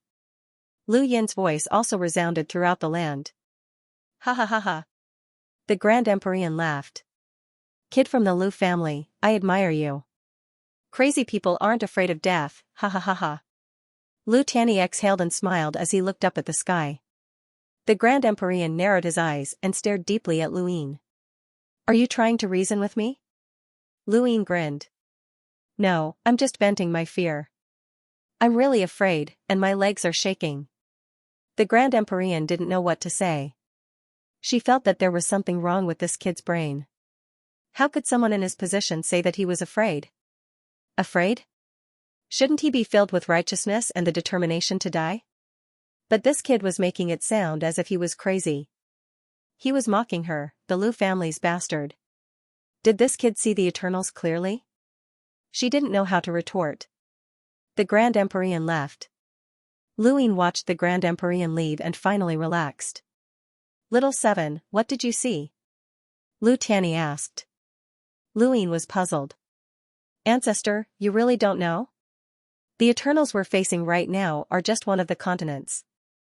If I'm not wrong, the Eternals are imitating the Above Heavens sect, with the Mother Tree as the center and 6 continents surrounding it. Lu Tianyi's expression changed. What did you say? He's right. The Grand Empyrean walked over, bringing with him a sense of pressure. Luin looked over.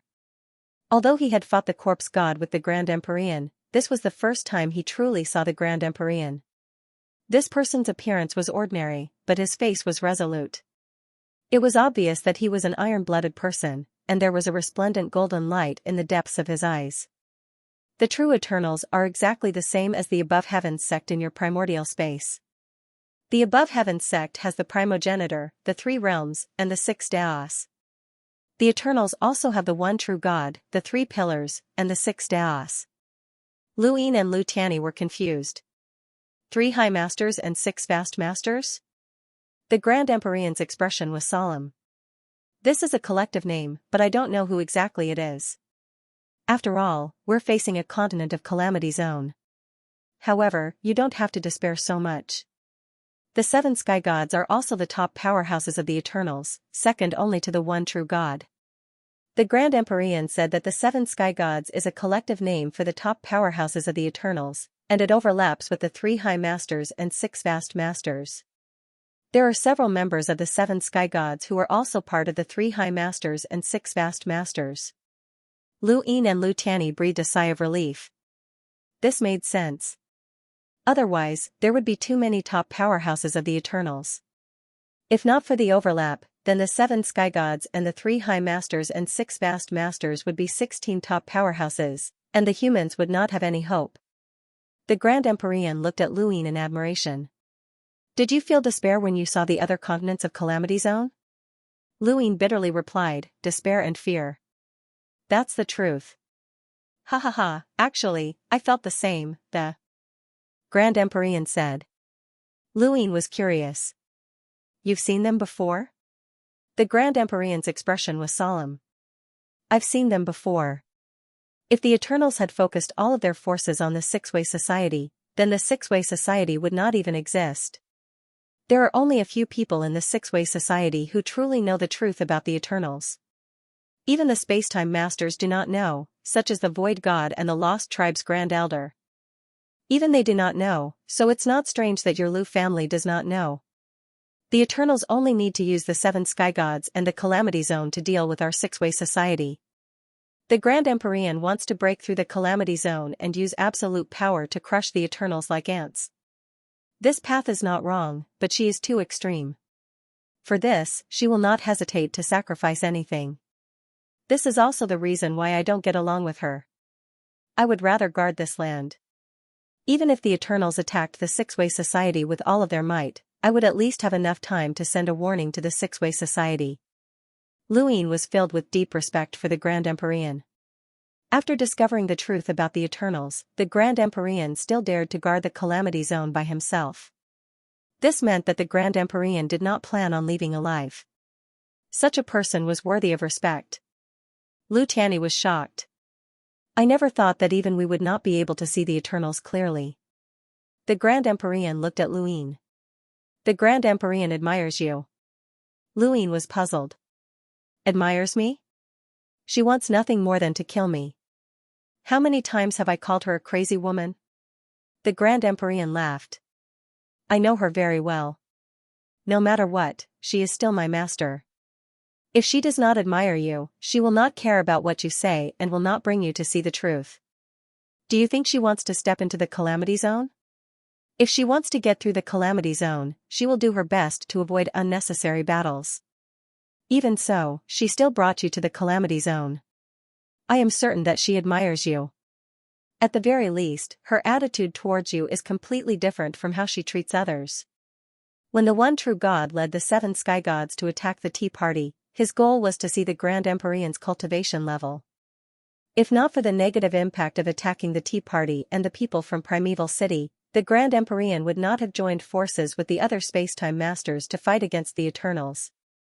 Throughout history, you are the only one who has been personally brought to the Calamity Zone by her. Lu Yin's eyes flashed. Even if you say that, it will not offset the blood debt she left for my Lu family.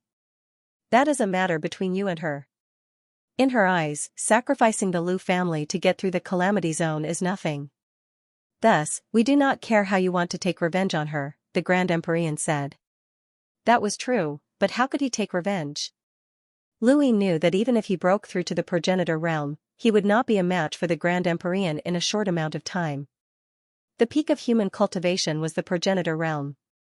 In the past, he had thought that the progenitor realm was just a realm, but now he knew that it was a concept that signified that one had reached the source.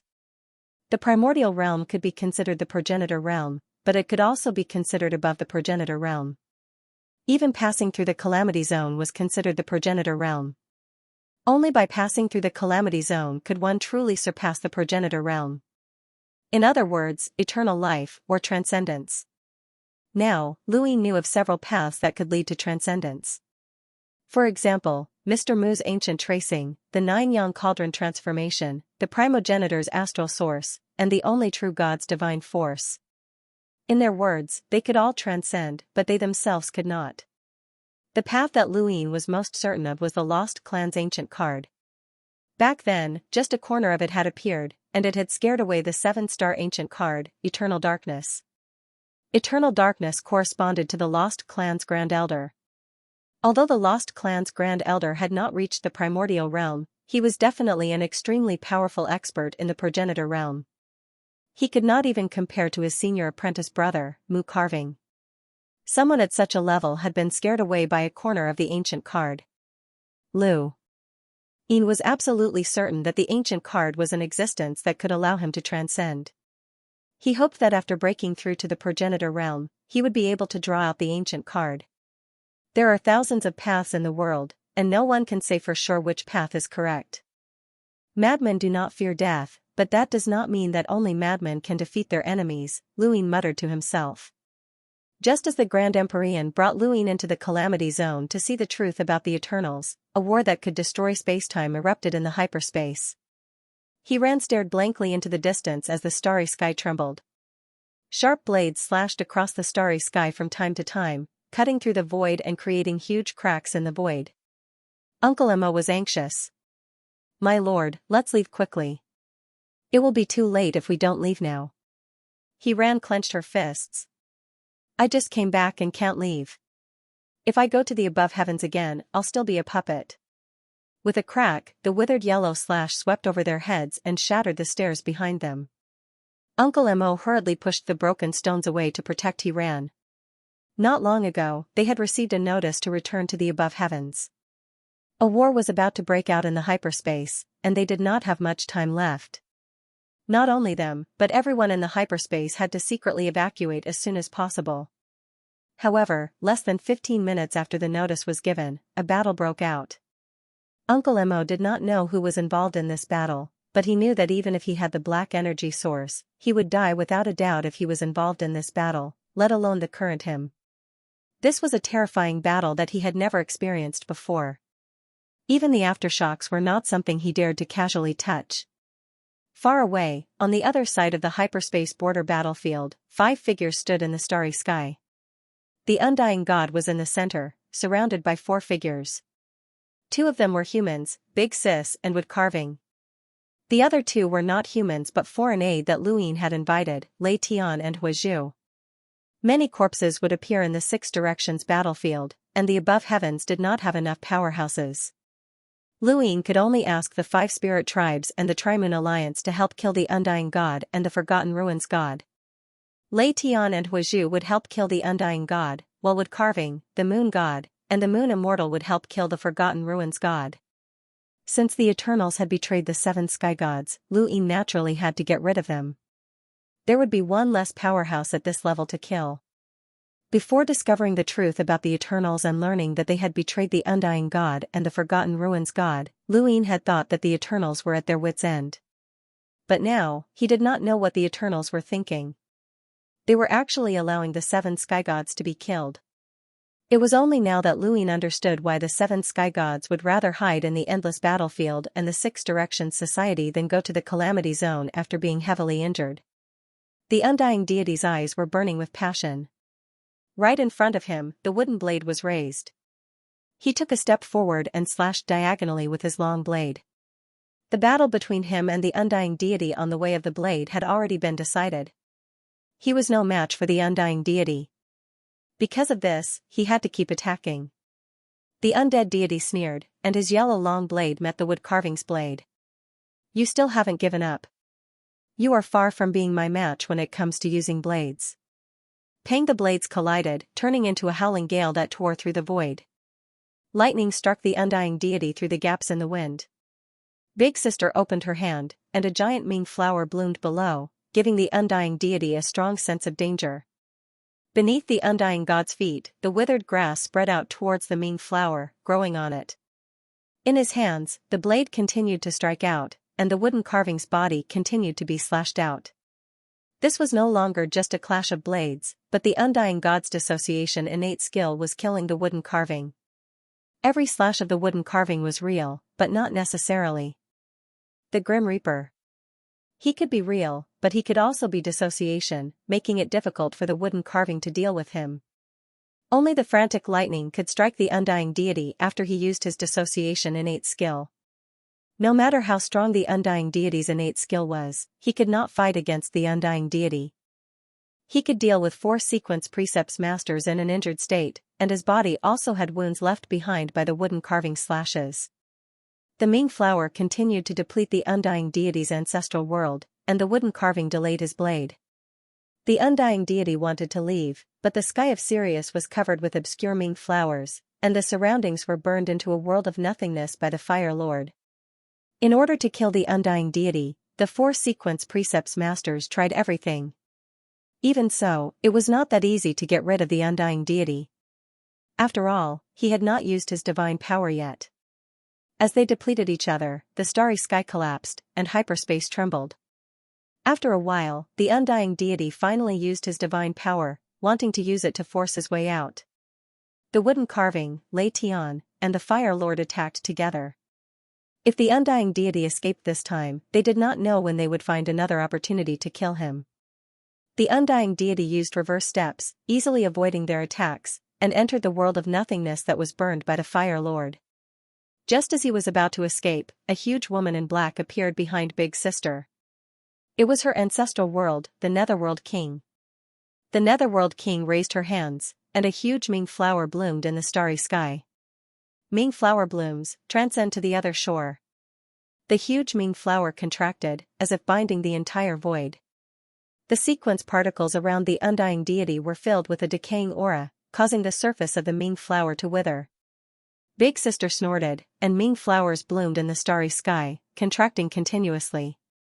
She was competing with the sequence precepts with the undying deity. The undying deity was already seriously injured, and his sequence precepts could not compare to hers.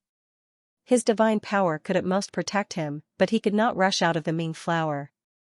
After all, she had killed 7 sky gods before, and had experience. The undying deity saw Ming flowers constantly appearing. If this continued, it would be even harder for him to escape once more masters from the heavenly sect appeared.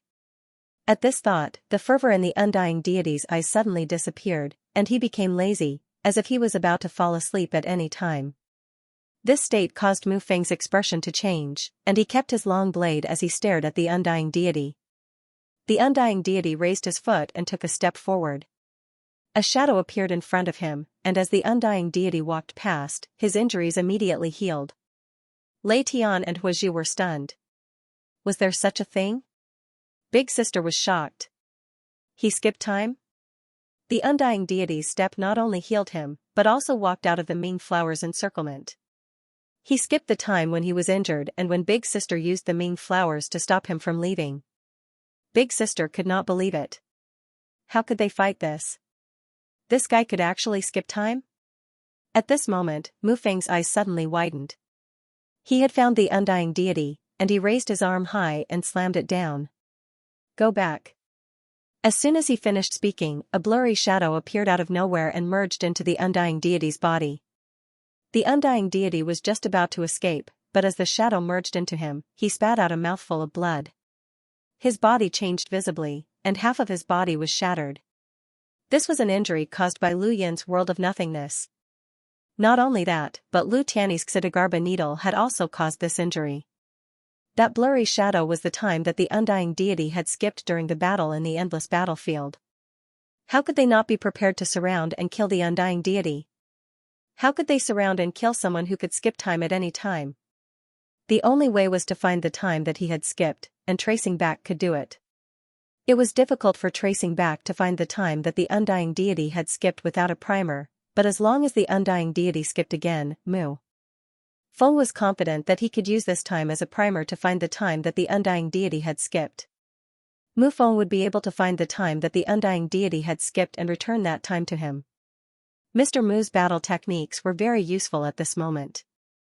The undying deity was heavily injured and on the verge of death. His lazy state changed for the first time, and he turned back to look at Mu Feng. You really are my nemesis. Kill. Big Sister shouted, and her Ming flowers expanded wildly, making it difficult for the undying deity to escape. Lei Tian and Huazhu attacked at the same time. Mu Feng stared at the undying deity. As long as he dared to skip time, he could help the undying deity find the time when he was heavily injured. With 2 heavy injuries appearing at the same time, he would definitely die. At this moment, the undying deity had been crippled. Attacks after attacks continuously depleted the undying deity's godly power. Wu Xing, you will definitely die this time. Big Sister's face was gloomy. She and the undying deity were from the same generation, and she was furious at the undying deity's betrayal. The undying deity laughed. Yes, I will definitely die. I didn't expect you to live until now. Yu Ming, I thought you went to Immemorial City with Suwang Tian and the rest. Why did you betray humanity? Why did you betray Wu Tian? Big Sister shouted. The godly power on the surface of the undying deity's body continued to decrease. Back then, how Wu Tian treated you, we all saw it with our own eyes. He was the one who adopted you, taught you cultivation, brought you on this path, and even let you guard the martial monument, allowing you to observe it at any time. In that era, how many people wished to observe the martial monument but were unable to do so? I was the same. Why did you betray such a person? The undying deity and Big Sister looked at each other. The word betray is not accurate. I am not from the primordial space. You betrayed your own humanity. Even a dog cannot betray its master. So what if you are from different races? Wu Tian treated you as his son. Big Sister questioned. The undying deity raised his head. Thunder rumbled and flames burned. He looked at Mu Feng. Even the reverse deity couldn't escape. They are well prepared. Was it set up by that brat from the Lu clan? Let him come, I have something to say to him. No need. He doesn't need to see a dead person who betrayed Wu Tian. Big Sister said coldly. The undying deity's mouth curved. What if I say that Wu Tian is not dead? Big Sister and Mu Feng's expression changed. Wu Tian is not dead? A smile appeared on the undying deity's lazy face. Wu Tian is not dead. Where is Wu Tian? Big Sister asked quickly. The undying deity looked at her with a smile. Let that brat from the Lu clan come and see me. I will tell him. You want to deal with Xiaoqi? What else can I do now?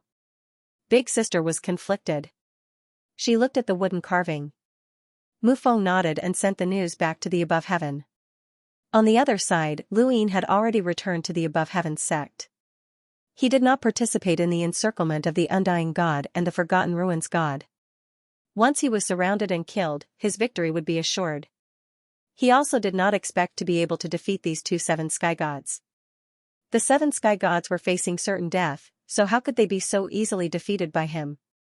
So there was no need for him to go. However, the news from the undying deity made Lu Yin unable to sit still. He did not know whether the undying deity was telling the truth or not. If Wu Tian was not dead, then it would be great news for the human race. Lu Yin directly went to the beyond space.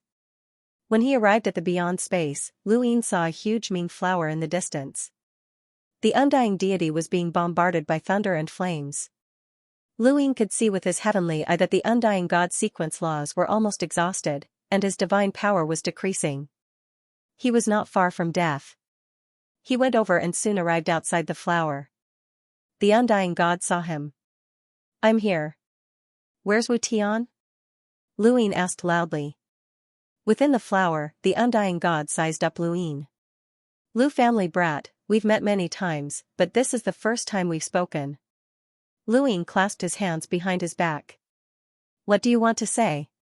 Haha, you're indeed powerful too. Be able to kill me, but I'm not bad either. I've always been scheming to kill Wu Tian. The undying god spoke slowly, his eyes cold. Lu Yin frowned. Wu Tian really isn't dead? No, it's not that easy. I've tried everything, but I couldn't kill him. What a pity. The undying god lamented. Lu Yin stared at the undying god. Why do you want to kill Wu Tian? The undying god laughed mockingly. Why? I'm one of the eternal race's 7 sky gods. I cultivate divine power and worship the one true God. Why do you think I want to kill Wu Tian? Over the years, I've left behind countless blood debts in the primordial space. I'm the one who created the corpses to hunt down the ancient bloodline. I want to cut off the inheritances of the above heaven era. Hee, Lu family brat, you're no exception. The undying god suddenly disappeared. Big Sis' expression changed. be careful. The undying god appeared in front of Luin, but at the same time a blade appeared. Wood carving kept staring at the undying god. Lei Tian and Huizhu did the same. Although they were not far apart, it was almost impossible for the undying god to touch Luin. The undying god used reverse steps to get closer to Luin, but there were only blooming flowers in front of him. No matter how he used reverse steps or drift, he could not get close. Luin stood quietly in place as he watched. He saw the miraculous reverse footwork, which was different from the reverse footwork that he had learned before. There were more variations, and these variations did not seem to be as simple as reversing spacetime. The undying god kept using reverse steps, trying to break through Big Sis and the others. He was bombarded and his injuries worsened, but he continued to use reverse steps. For a moment, Lu Yin's attention was drawn to the reverse steps. He saw the steps, saw the changes, and saw the entire reverse steps. What is this? Lu Yin suddenly raised his head and looked at the undying deity. The undying deity returned his gaze, and a slash appeared beside him. His arm was sent flying, and his back was scorched by flames as a hole was pierced through his abdomen. Lightning descended, and half of the undying deity's head was smashed apart. The undying deity lost an eye, but the remaining eye met Lu Yin's gaze with a terrifying calmness. When it saw Lu Yin looking over, undying god suddenly paused and took a step forward, its illusory shadow appearing. Lu Yin's pupils shrank. This was the final change that he had seen clearly. The undying deity passed through the illusory shadow. The woodcarving raised its arm and slammed it down. A shadow suddenly appeared and rushed towards the undying deity. The undying god stepped over the illusory shadow that it had created, skipping time and appearing directly in front of Lu Yin. Big Sister was shocked. Little 7. Lu Yin and the undying god were facing each other. Behind them was the shadow that had been dragged out by the wooden carving.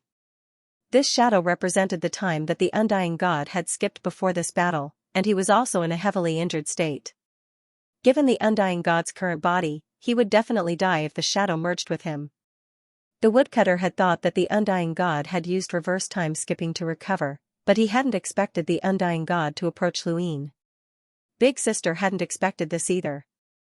They hadn't expected the undying god to use reverse time skipping. Once he used it, he would definitely die. Big Sister's scream was heard. Lu Yin was calm as he faced the undying god. Half of the undying god's head was gone. His abdomen was pierced, and his arm was broken.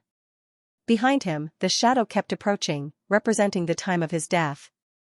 He looked at Lu Yin and said, "Be careful of Maiden, the third disaster region." Behind him, the shadow merged into his body. Cracks appeared on his body, and blood spurted out from the cracks and scattered into space. His already heavily injured body had already suffered from one time skipping. Now, he had suffered another time skipping, causing the undying god's body to completely shatter. He smiled at Lu Yin. Lu Yin stared at him in a daze. "I want Wu Tian dead. Wu Tian must die. I don't regret the disaster I brought to the primordial space. I'm not from this spacetime. I don't regret joining the Eternals or becoming one of the 7 gods. I'm not a traitor. I'm not from the primordial space. The primordial spaces. Survival has nothing to do with me. I only want Wu Tian dead." His mournful voice spread through the spacetime. As the undying god's body shattered, it slowly disappeared. From the beginning to the end, Lu Yin had not moved even once. The undying god had not planned to attack him. He had approached Lu Yin only to say those words.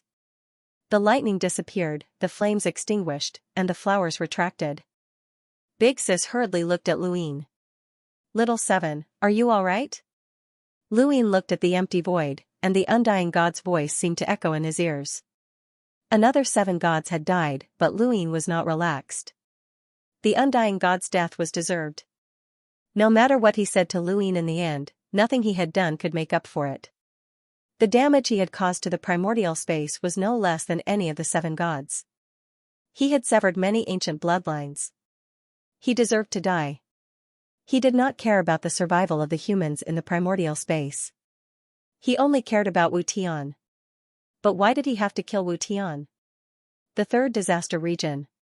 Wu Tian should be in the third disaster region. Lu Yin's heart sank. Wu Tian could not have betrayed the above heaven, right? The Eternals had the 3 pillars and 6 how. Could Wu Tian be one of them? But even if Wu Tian had betrayed the above heaven, what did it have to do with the undying god? Lu Yin did not care about the primordial space in the first place. Lu Yin could not figure it out.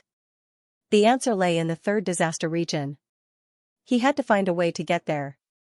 The Eternals had 6 disaster regions, the 3 pillars, the 6 how, the bone arc, and the only true god. He needed to understand all of these. Master Lu, this blade belonged to the undying god. Lei Tian brought the withered blade over. Lu Yin took it. The withered blade had belonged to the undying god, and the withered yellow color on its surface had been formed by the undying god's ancestral world's power of decay. Now that the undying god had died, the withered yellow was also dissipating. The withered blade's surface slowly dissipated, revealing a sharp blade. At the same time, for words were revealed, can slay Mo Shang. Lu Yin was shocked. This blade could slay old freak Mo? Why did Wu Xing leave this for you? Big Sis did not understand. Mu Feng frowned. The 7 sky gods were the mortal enemies of the human race, and there was nothing wrong with killing them. However, the 7 sky gods had not attacked Lu Yin before their deaths, and they had even left behind a blade that could kill Lu Yin's enemies. This was very strange, and Mu Feng wondered if he had killed the wrong person. Big Sis also thought of this and had a strange expression.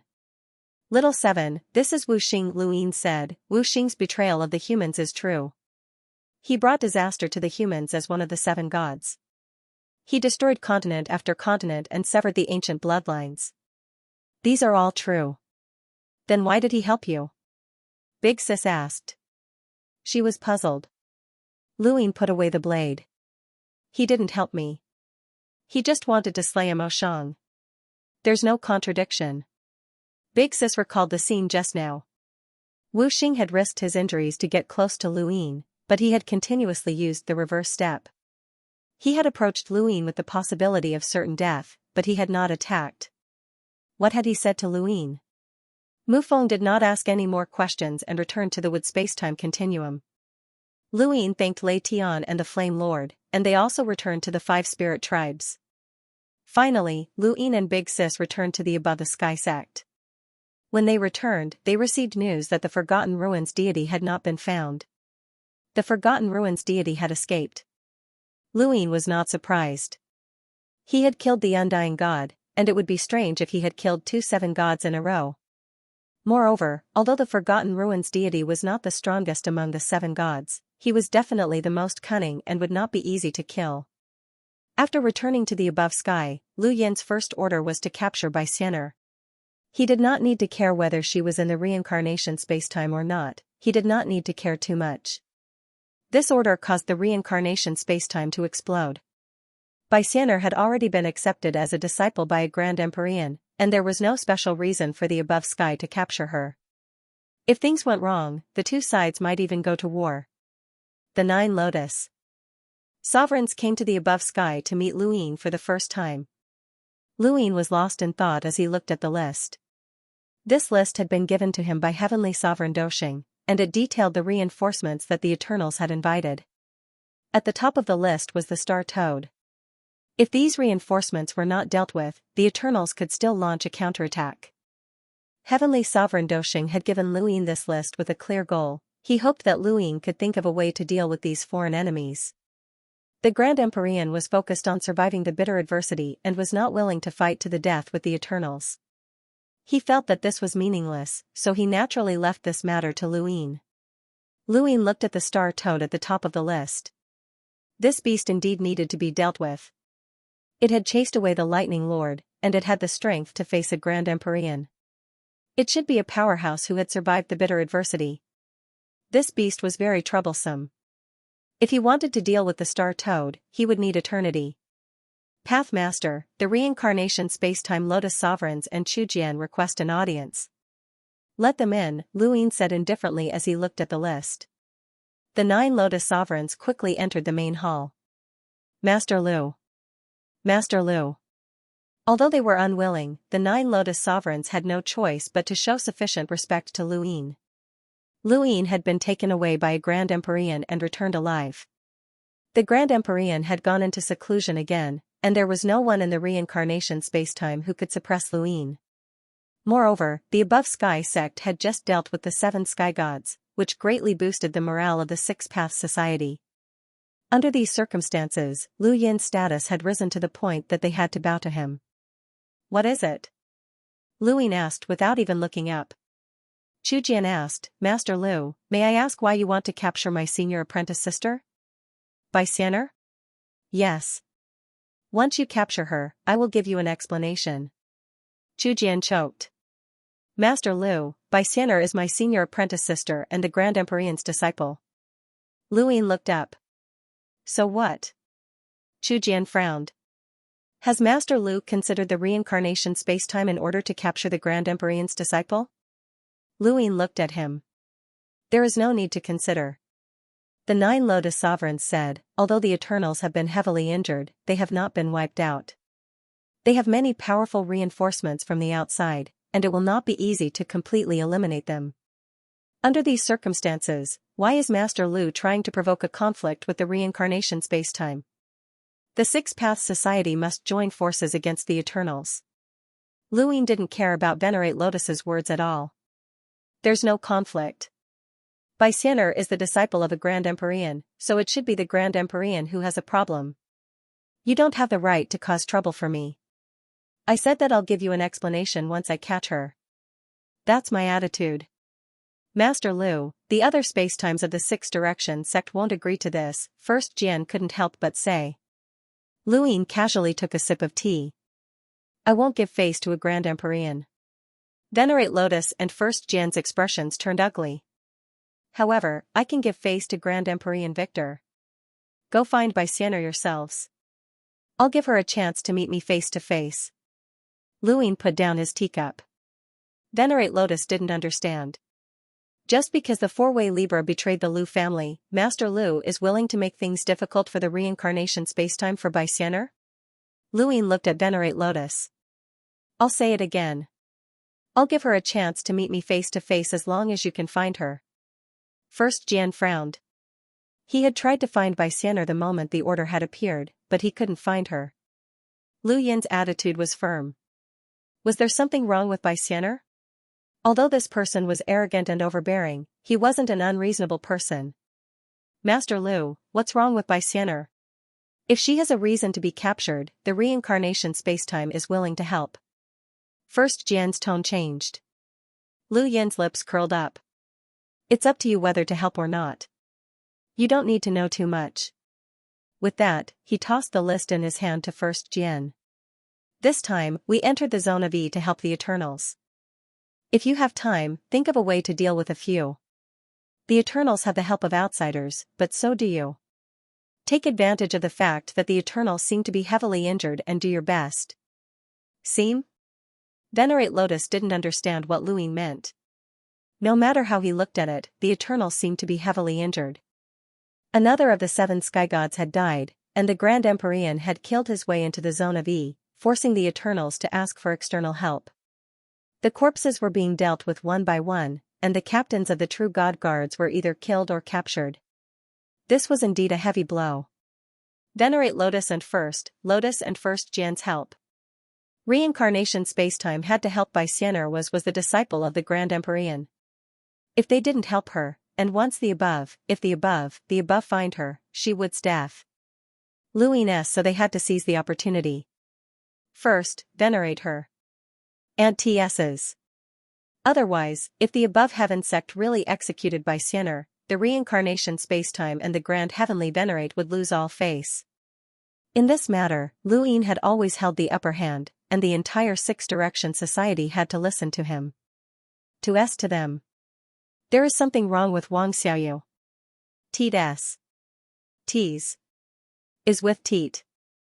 Teet. I tried her for betraying her own race, but Wang Xiaoyu didn't lose.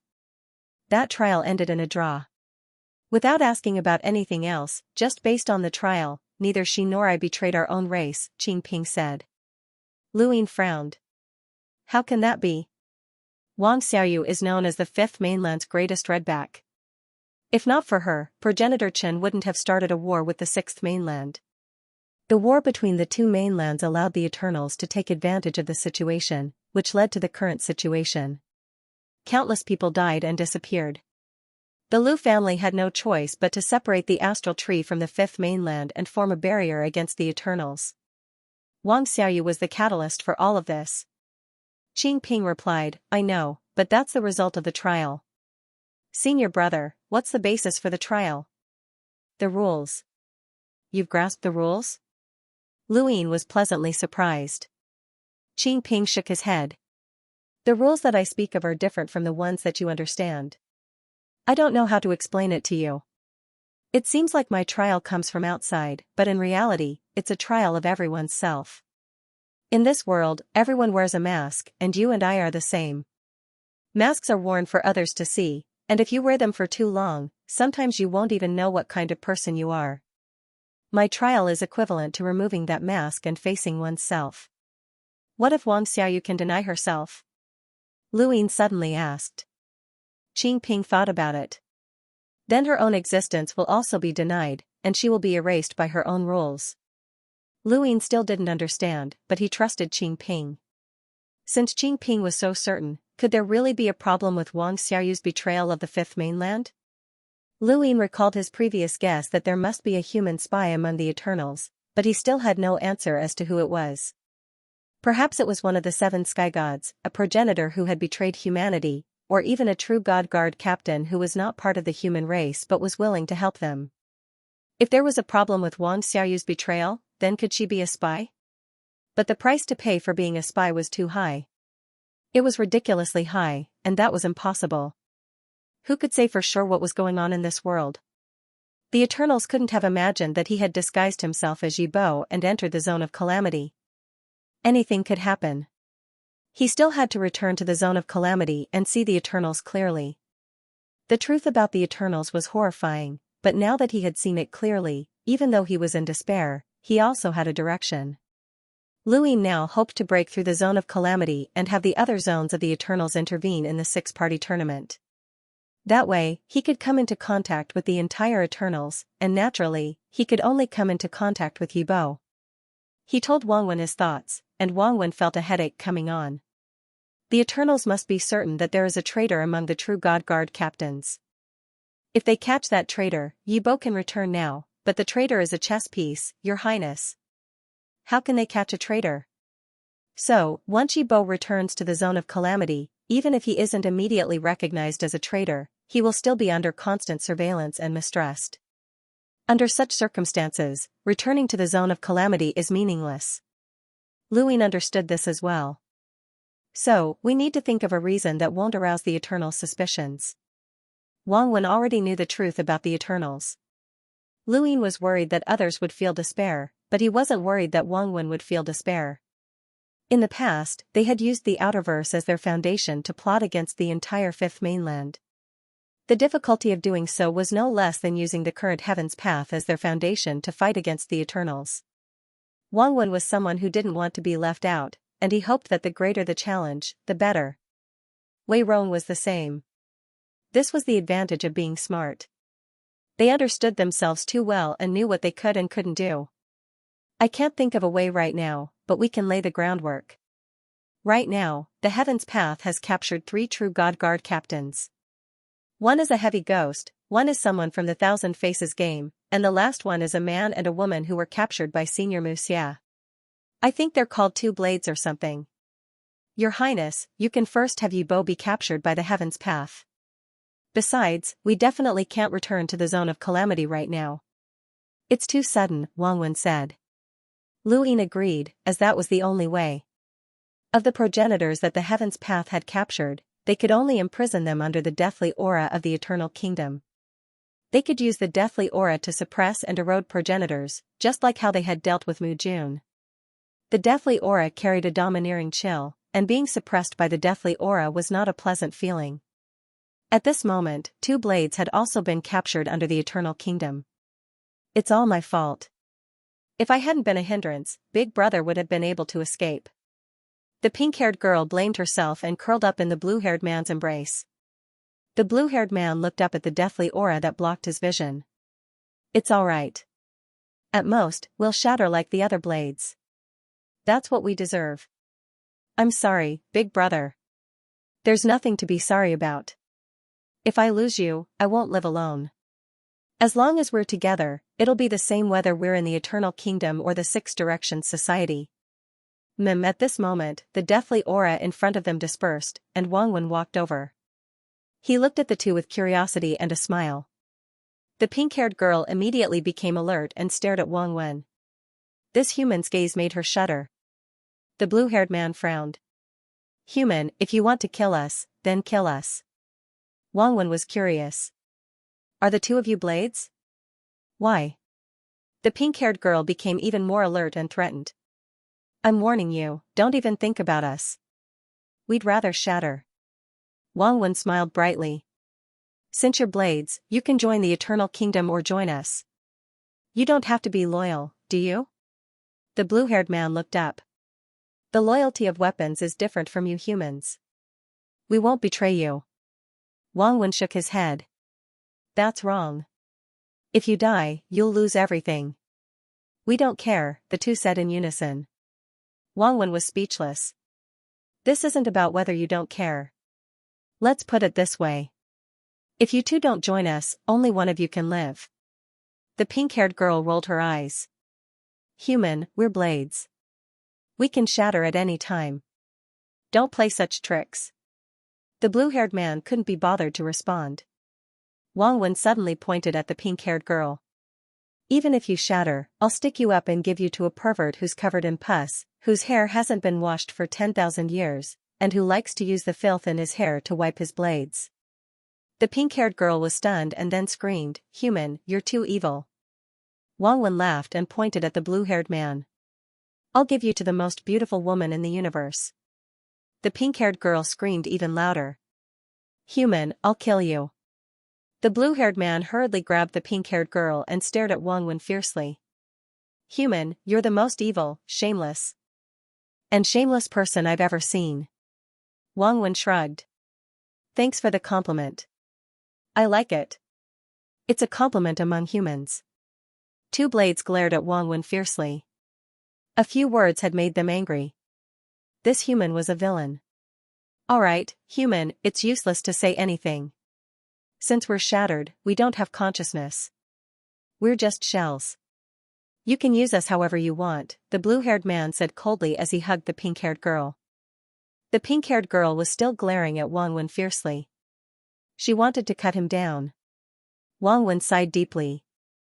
I really don't know what the Eternals fed you to make you so loyal. Those three are the same. 3?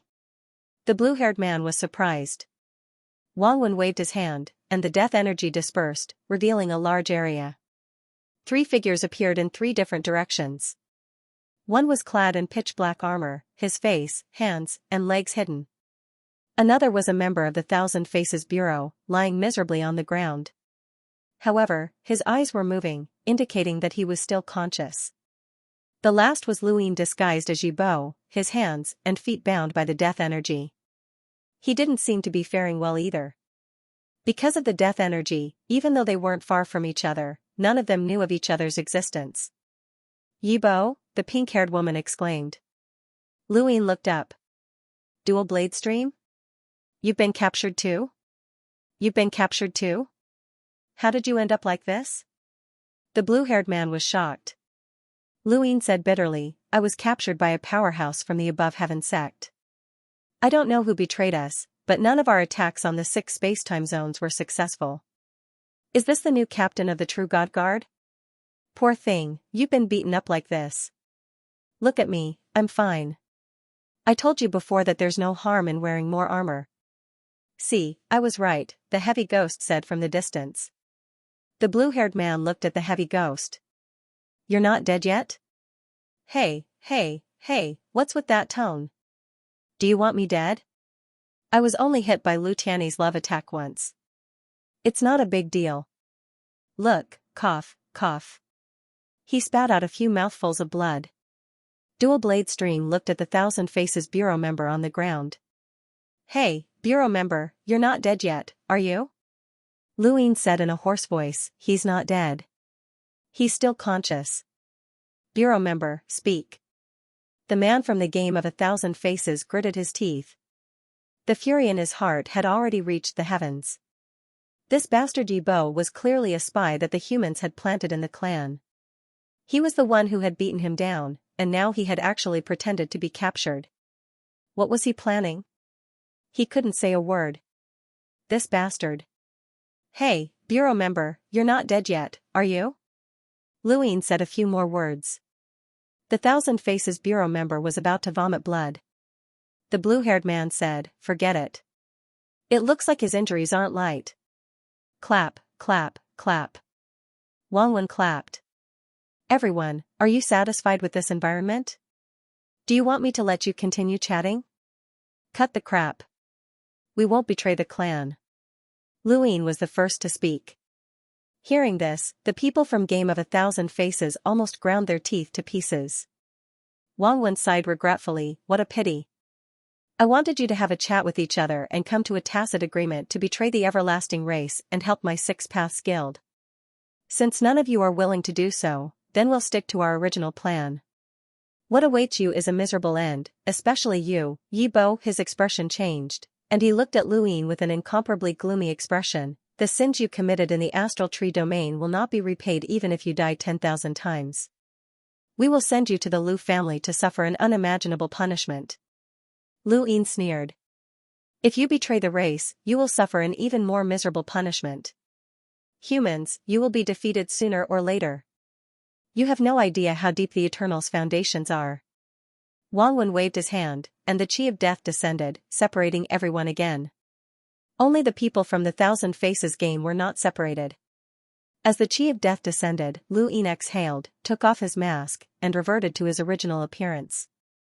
Under the shocked gazes of the people from Game of 1,000 Faces, he approached step by step. The people from Game of 1,000 Faces would never have imagined that Yibo was Lu Ying in disguise. Back in the Neoverse, he was struck down by Yibo and lost the chance to return to the realm of disaster. At that time, he did not know that Yibo was Lu Ying. Now he knew.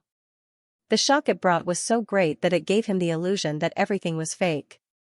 Lu Ying was the Tao master of the Above Heaven sect, the master of the primordial space. Yet, he had risked his life to sneak into the realm of disaster and even cultivated divine power.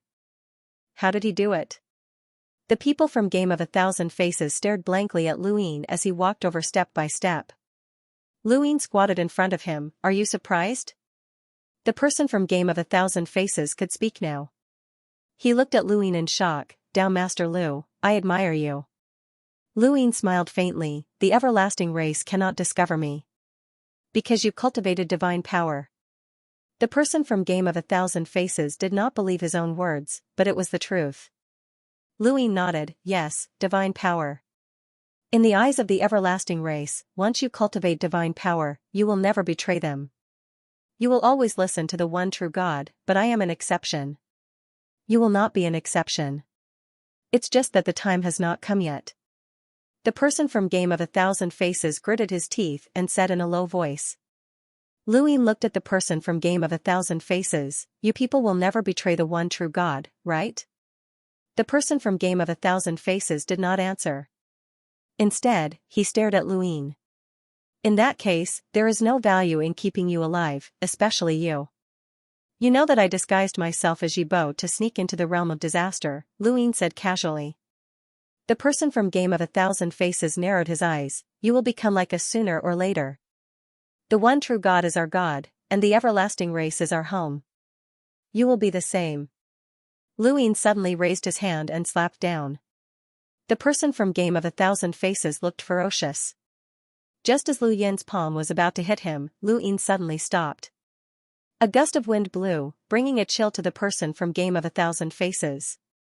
He looked at Lu Ying in shock. The taste of death is not good, right? Lu Ying said calmly. The person from Game of 1,000 Faces looked at Lu Ying in a daze, why don't you kill me? Lu Ying stood up, I need you to put on a show, but not now. Enjoy the feeling of waiting for death. This day will come sooner or later. After saying that, Lu Ying left. To him, the person from Game of a Thousand Faces' greatest value was his consciousness. The person from Game of a Thousand Faces had the ability to separate his consciousness and control others. Luin did not know if this was a talent or a battle technique. He wanted to obtain this ability. Perhaps he could make the die's 6 pips into a controllable situation. Therefore, he gave the person from Game of a Thousand Faces a taste of death. No matter how the true God Guard captain would not betray the everlasting race, being afraid of death was the nature of living creatures. This had nothing to do with betrayal. Luin hoped that the next time he came, he would be able to get what he wanted from the person from Game of a Thousand Faces. Back then, he had relied on this method to break down Mu Jun's will step by step. He knew that he was not a charming person. He could not capture someone and expect them to submit to him. Only an idiot would think that. Things should be done step by step. The person from Game of a Thousand Faces panted heavily. He had really thought that he was going to die. That feeling of death was rather despairing. If he was not afraid of death, he would not have been in such a hurry to return to the Neoverse. No living creature was unafraid of death, unless they had lost their rationality. For example, the Corpse King. He did not want to die, but he also could not betray the everlasting race. What was Luin trying to do? On the other side, Two-Blade Stream was also talking. Yibo will be miserable, the pink-haired woman said in a low voice. The blue-haired man said, he came from this spacetime and has an irreconcilable hatred with this spacetime. His ending will not be good. What a pity. Actually, I think he's quite pleasing to the eye, even if he's cold. Among the everlasting race, he's already considered kind. Forget it, let's not think about him. Brother, I'm sorry. You're doing it again. Above the sky Sexback Mountain, Luin drank the tea that Zhao Ran had brewed.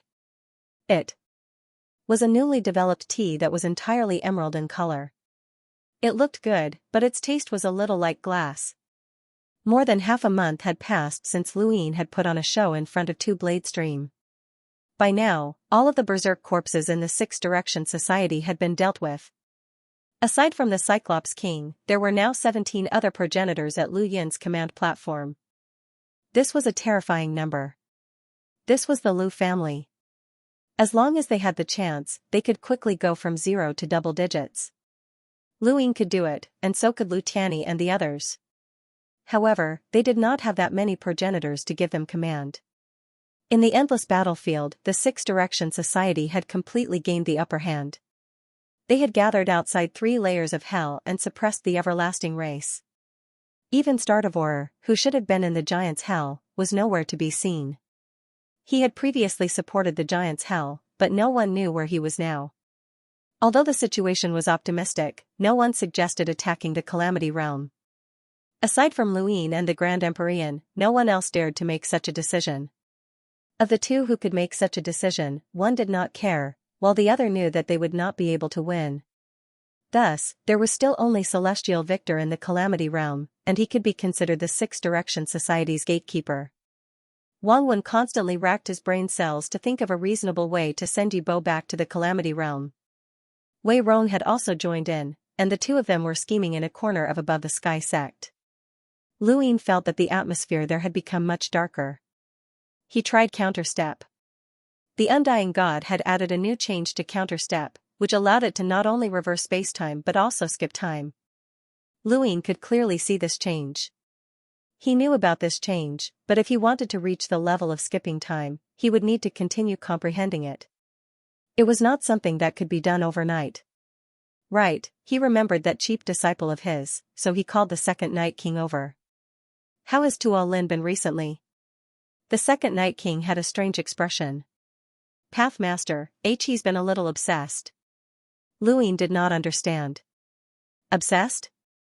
Those history books that were given to him. He seems to be very obsessed with those books. He's been reading them all this time, and he doesn't respond even when I call out to him. Luin was stunned. Was there such a thing?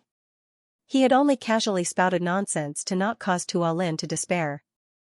Luin had given him a test that would take a long time to pass, so how had he become obsessed? With that in mind, Luin headed towards Tuo Lin's residence. He looked around and saw that the entire courtyard was filled with books. It was not just Tualin's courtyard, the surroundings and even the entire mountain peak were filled with books. Many of these books were precious, and they were the type that had been preserved using special methods. Where did these books come from? Luin asked. The second Night King replied, many people have heard that the Pathmaster is collecting books on the history of the Fifth Mainland, and they have sent them over. I've already rejected a large batch, but there are still so many that have been sent over. There are still more waiting to be delivered. Because of this, a new industry has appeared in the outside world. It's called the Department of Books. Luin was speechless. A casual sentence from him had actually brought about an industry. He peered through the books and saw Tualin flipping through a book in a daze. He flipped through the pages very quickly. Was this really reading? After watching for a while and seeing that Tualin had no intention of stopping, Luin left. No matter what, there was no harm in reading more books. A few days later, someone reported that eccentric Mo had not been found in the dark spacetime. Luin frowned. Where had eccentric Mo gone? That old thing was also a thorn in his side, and if he was not removed, there would be endless trouble in the future. If he joined the Eternals, he would also be a powerful enemy. Now that he had the withered blade left behind by the Undying God, Luin really wanted to find eccentric Mo and give him a stab to see the effects. Unfortunately, he could not find him.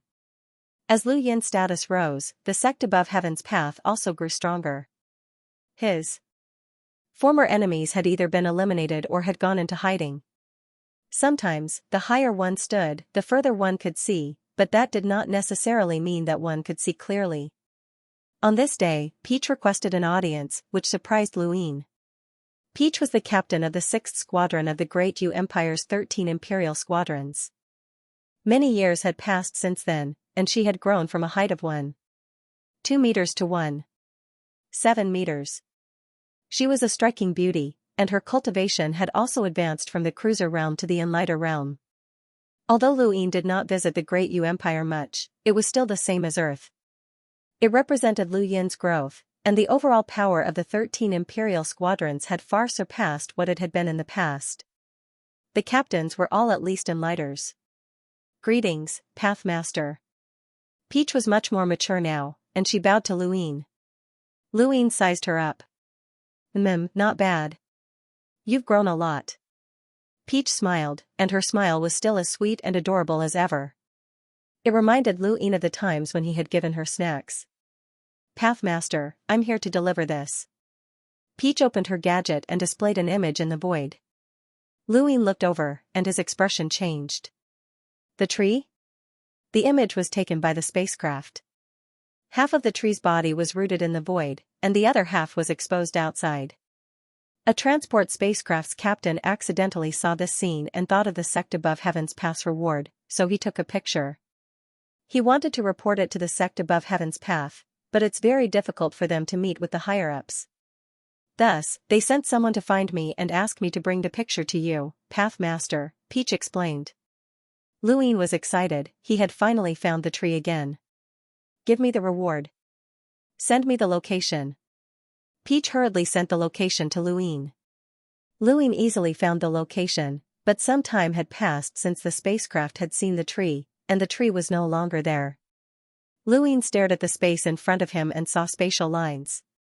Since half of the tree's body was rooted in the void, it was possible that its entire body had entered the void.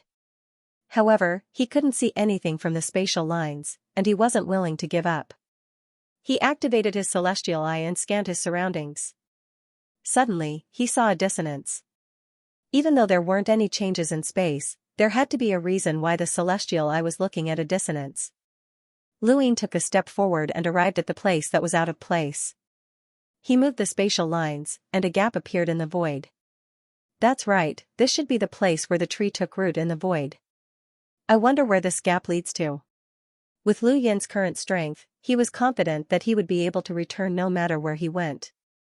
Besides, this was not a gap in a parallel spacetime, but a gap in a hidden space that was similar to a great world. He didn't hesitate any longer and slowly reached his hand in. He didn't feel anything, and his entire body entered. The scene before his eyes changed. He went from the dark and deep starry sky to the side of a yellow lake. The yellow light seemed dazzling, but it was very gentle. He looked at the huge yellow lake in front of him and found it familiar. Suddenly, he turned to look in another direction, where he saw a figure sitting quietly by the lake. He sat on a rock at the side and looked at the lake in a daze. The yellow light shone on his face, reflecting his image and causing it to sway continuously. A gentle breeze blew past, causing the yellow lake to ripple. There wasn't a single sound in the surroundings, and it was like a harmonious landscape painting. Only Luin stared blankly at the figure sitting on the rock. His mouth fell open, and he blurted out, "Progenitor Chen?" The sudden voice disrupted the tranquility of the area. Lu Yin's mind was in a mess, as he hadn't thought that he would suddenly see Progenitor Chen. Wait, this is the burial garden. He remembered now. When he had merged with a wandering corpse, he had coincidentally seen Progenitor Chen standing by the yellow lake. It was exactly the same scene. In the distance, the figure sitting on the rock retracted his gaze and turned to look at Luin. Luin. Luin stared blankly at Progenitor Chen. This person's appearance had shocked him greatly. It could be said that without this person, Luin would not be where he was today. Ever since he had stepped onto the path of cultivation, the first technique he had obtained was the serious art. With the serious art as his foundation, he had skyrocketed and surpassed his peers. No matter when, the serious art would not fall behind. As his cultivation grew stronger, the external effects of the serious art would also become stronger. This was especially true during the decisive battle with the Eternals on the Fifth Mainland. He had borrowed the power of the serious art to save the blood progenitor, expel the Eternals, and resist Xianxia. The reversal step had also come from Progenitor Chen. It had allowed Luin to reverse spacetime and come into contact with the power of time. Without the reversal step, Luin might not have been able to come into contact with the power of time, even with the help of Deadwood. Lu Yin's cultivation history was inseparable from Progenitor Chen, as Progenitor Chen's power had run through his decades of cultivation. Progenitor Chen himself was also a legend to the Fifth Mainland. We finally meet. Progenitor Chen spoke for the second time. Luin stared at him blankly. You know me? Progenitor Chen's expression was calm, but his eyes were filled with admiration. Of course I know you. I've noticed you since the first time you entered Burial Garden. You cultivate the serious art. Luin did not know what to say. Suddenly seeing Progenitor Chen made him feel as if there were many words stuck in his mouth, but he could not say them. This is Burial Garden. Although you've entered, it's not time for Burial Garden to open yet, Progenitor Chen said as he looked at the lake once more. Luin was puzzled. Why? Burial Garden has already been opened before. That's because we have no other choice. Burial Garden is a continuation of the above heaven era for the future humans. It represents hope and inheritance. Before we have absolute confidence in defeating the Eternals, Burial Garden cannot be fully opened. Humans cannot lose hope. Luin felt strange. Was this something Progenitor Chen should say? Progenitor Chen laughed. This is what the Tomb Keeper wanted me to tell you. He hopes that you will not forcefully open Burial Garden. Luin asked, then what does Senior think? Progenitor Chen smiled. I don't really care about hope and inheritance. I'm good at fighting, and if I didn't owe the Tomb Keeper a favor, I wouldn't have stayed here. I'm only suitable to remain in history. Luin looked around. This was indeed Burial Garden, but it could not be opened? There were ancient bloodlines here, as well as inheritances from the above heaven era. If it was completely opened, its significance would far exceed the fifth pagoda. It was a connection between eras, and it would be a pity if it could not be opened. Luin looked into the distance and saw a city. It should have been built by those who had entered Burial Garden but were unable to leave. Luin saw the Mountain Protector's chief. That old fellow was here. He also saw Xianxia and Shiguang. These people were not far from Progenitor Chen. A city had been built here. The Tomb Keeper doesn't want Burial Garden to open, but how can he be sure that it will open in the future? The above heaven has reappeared, and we now have more than 15 progenitors. Among them, there are several sequence law powerhouses. We also have equipment that can materialize sequence particles, allowing ordinary progenitors to use sequence laws to fight. The above heaven is now the strongest of the six paths association.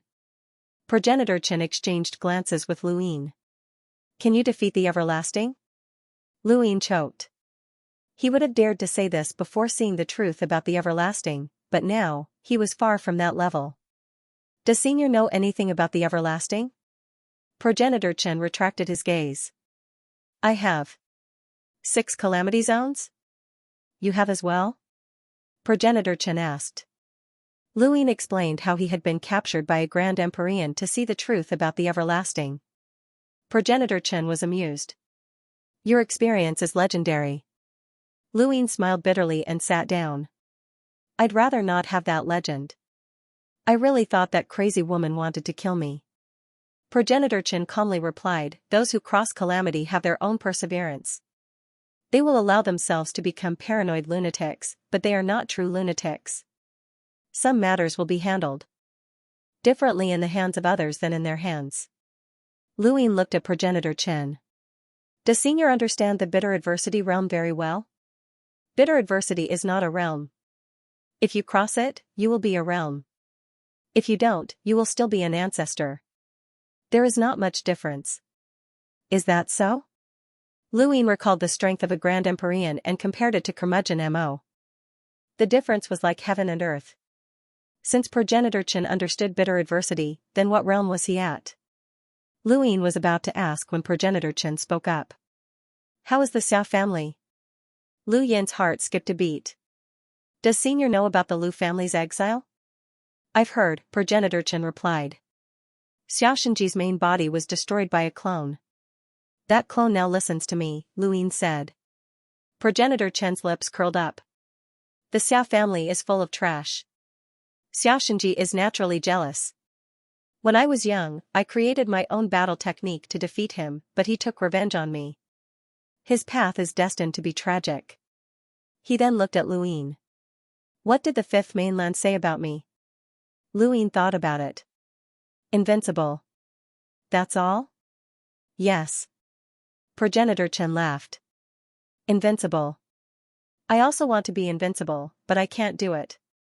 If I could, I would have killed my way to the Calamity Zone a long time ago. I wouldn't have let Xia get there first. I just don't know how that guy is doing. Xia was brought back. It just so happened that my Lu family was exiled, and I saw him in the void. However, he is now a living dead, and I don't know how to save him. Hee, Tanny, you don't need to save him. He will wake up sooner or later. How many of my old friends are still alive? I really want to go out and take a look. Luin suddenly asked, Senior, did Wang Xiaoyu really betray humanity? Progenitor Chen fell silent and did not answer. Luin waited quietly. I'm good at fighting, but I'm not good at reading people's minds. I don't want to think too much about what happened back then. If you must let me say it. Progenitor Chen's gaze was complicated. I believe in her. Luin looked at Progenitor Chen and saw the complicated emotions in his eyes. This was a pure person, and only such a person could create a nearly invincible battle record. Are you disappointed? Progenitor Chen asked. Luin was puzzled. Disappointed? In the history of the Fifth Mainland, my image is much more glorious than what you see now. Ancestor Chen smiled faintly. Luin couldn't help but laugh. History is just a legend.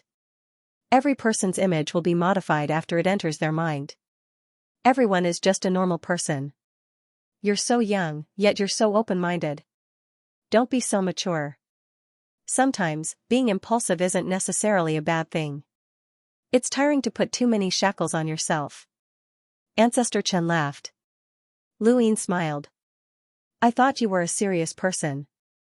I'm very serious when I fight, Patriarch Chen replied. I hope to see you walk out of Burial Garden one day, Luin said. Ancestor Chen's face was calm, but there was also a trace of longing. This day will come. I will create an invincible battle skill, and I will be closer to killing the only true god than anyone else. Luin was astonished. Close? Ancestor Chen stared at the lake. I've been in Burial Garden for so many years because I wanted to think of a battle technique that could kill the only true god. I'm good at fighting and creating battle techniques. Even so, it's hard to create a truly invincible battle technique. I did create some variations for other battle techniques. It's meaningless to me, but I can help you. Reverse step, do you want to learn it? I know how to walk backwards. There's a new change. I will also experience new changes from the undying god. The immortal god of the seven gods? Oh right, when we fought, he said that he was the one who created reverse steps. He could use reverse steps to skip time and completely recover himself. What a creative change. How is he? He's dead. He was killed by us. Is that so? I've learned his reverse steps, but I'm still far from being able to jump through time. What he meant was skipping time. What I meant was being parallel to time. You can also understand it as time stopping. Lu Yin's eyes widened. Time stop? Patriarch Chen looked at him. Interested? Lu Yin was naturally interested. Every time Mr. Mu appeared, time would stop, and Lu Yin had no idea how he did it. But now, Progenitor Chen had actually developed such an ability for reversing steps. This was truly something that Lu Yin did not even know how to describe. Even the undying god, who had created reversing steps, did not have such an ability. It could only be said that Ancestor Chen was really good at creating combat skills. His interactions with Progenitor Chen had exceeded his expectations, but it was also within his expectations. Progenitor Chen was an easy person to get along with. On the fifth mainland, his legends were accompanied by fierce battles and killings, but there were no descriptions of him. The only thing he could pry into was the matter of Xianxia. In order to take revenge on the Xia clan, Ancestor Chen gave Xianxia pointers, causing the Xia clan to face a choice. In order to take revenge on the Xia clan, he had stolen the Xia clan's mountains and seas, causing Xianxia to fail to become the 9 mountains and 8 seas. From these events, it could be seen that Progenitor Chen was a vengeful person. He wasn't as great as others thought him to be, and he was also the one who had started the war with the sixth mainland. But this was a human being, a genuine human being. The persecution he had suffered and the experiences he had encountered had forced him to his current state step by step. However, his purity had never changed. He did not betray humanity because of the Xia clan's persecution, nor did he hurt the innocent. He took revenge, and he never implicated others. After promising the tomb keeper to stay in the cemetery, he never left, no matter how much he wanted to leave. Faced with the threat of the Eternals, he could sit for countless years and quietly think of a way to break the stalemate.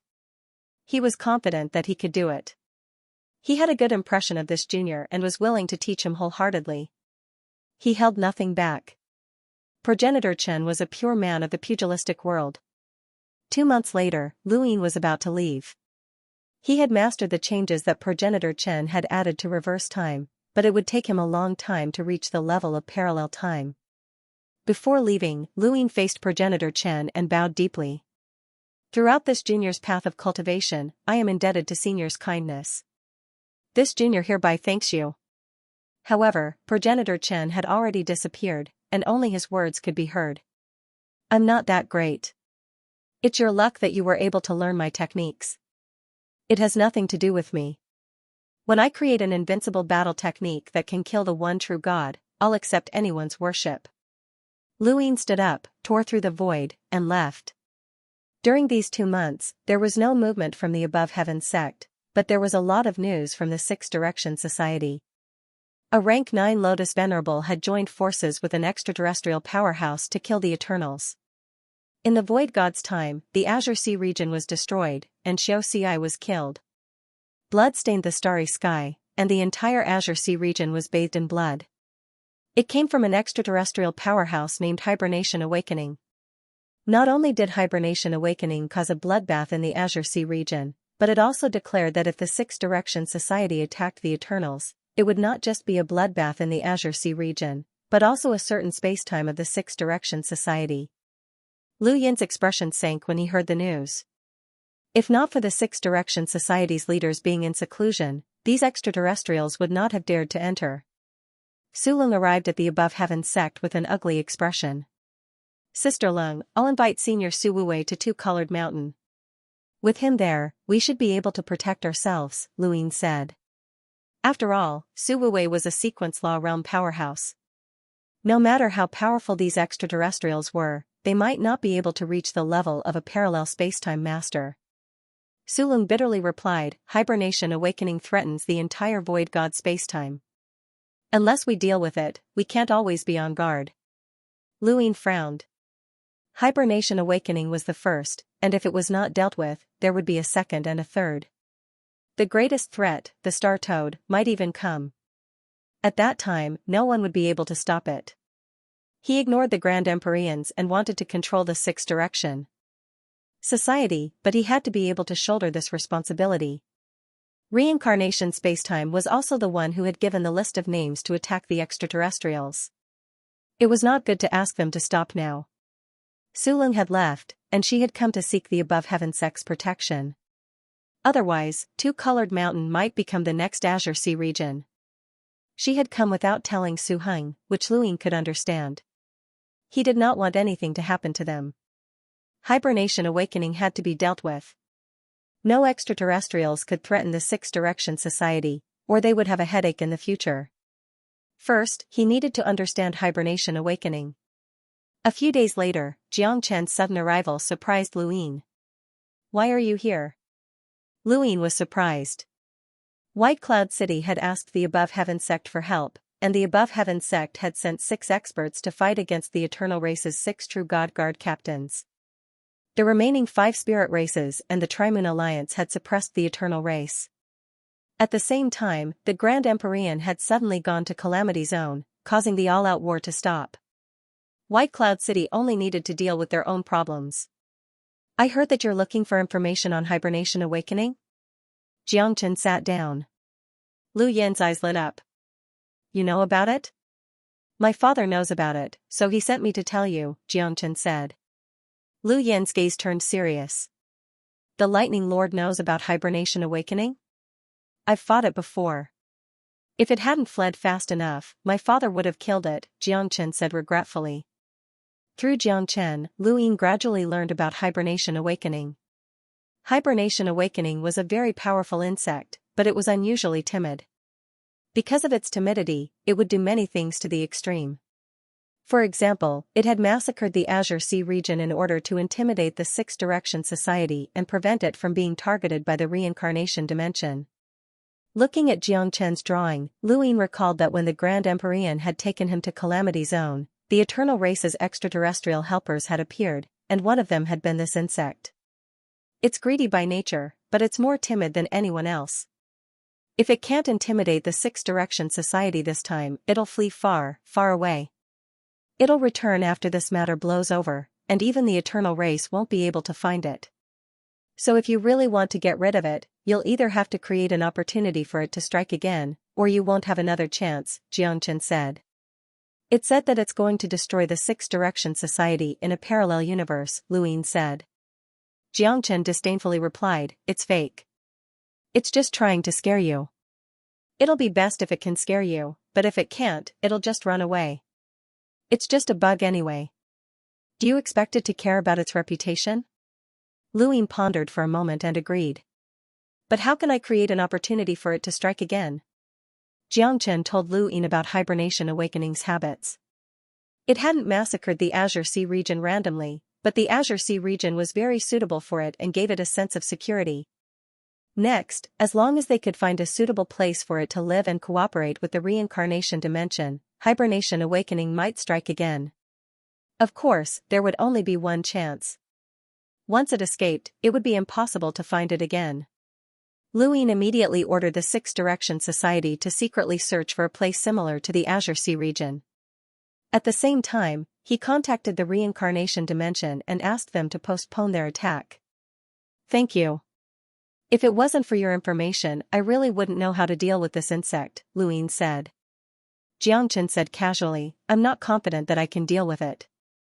It's actually not very strong, far weaker than the star toad, let alone the ancient thunder locust. Ancient thunder locust?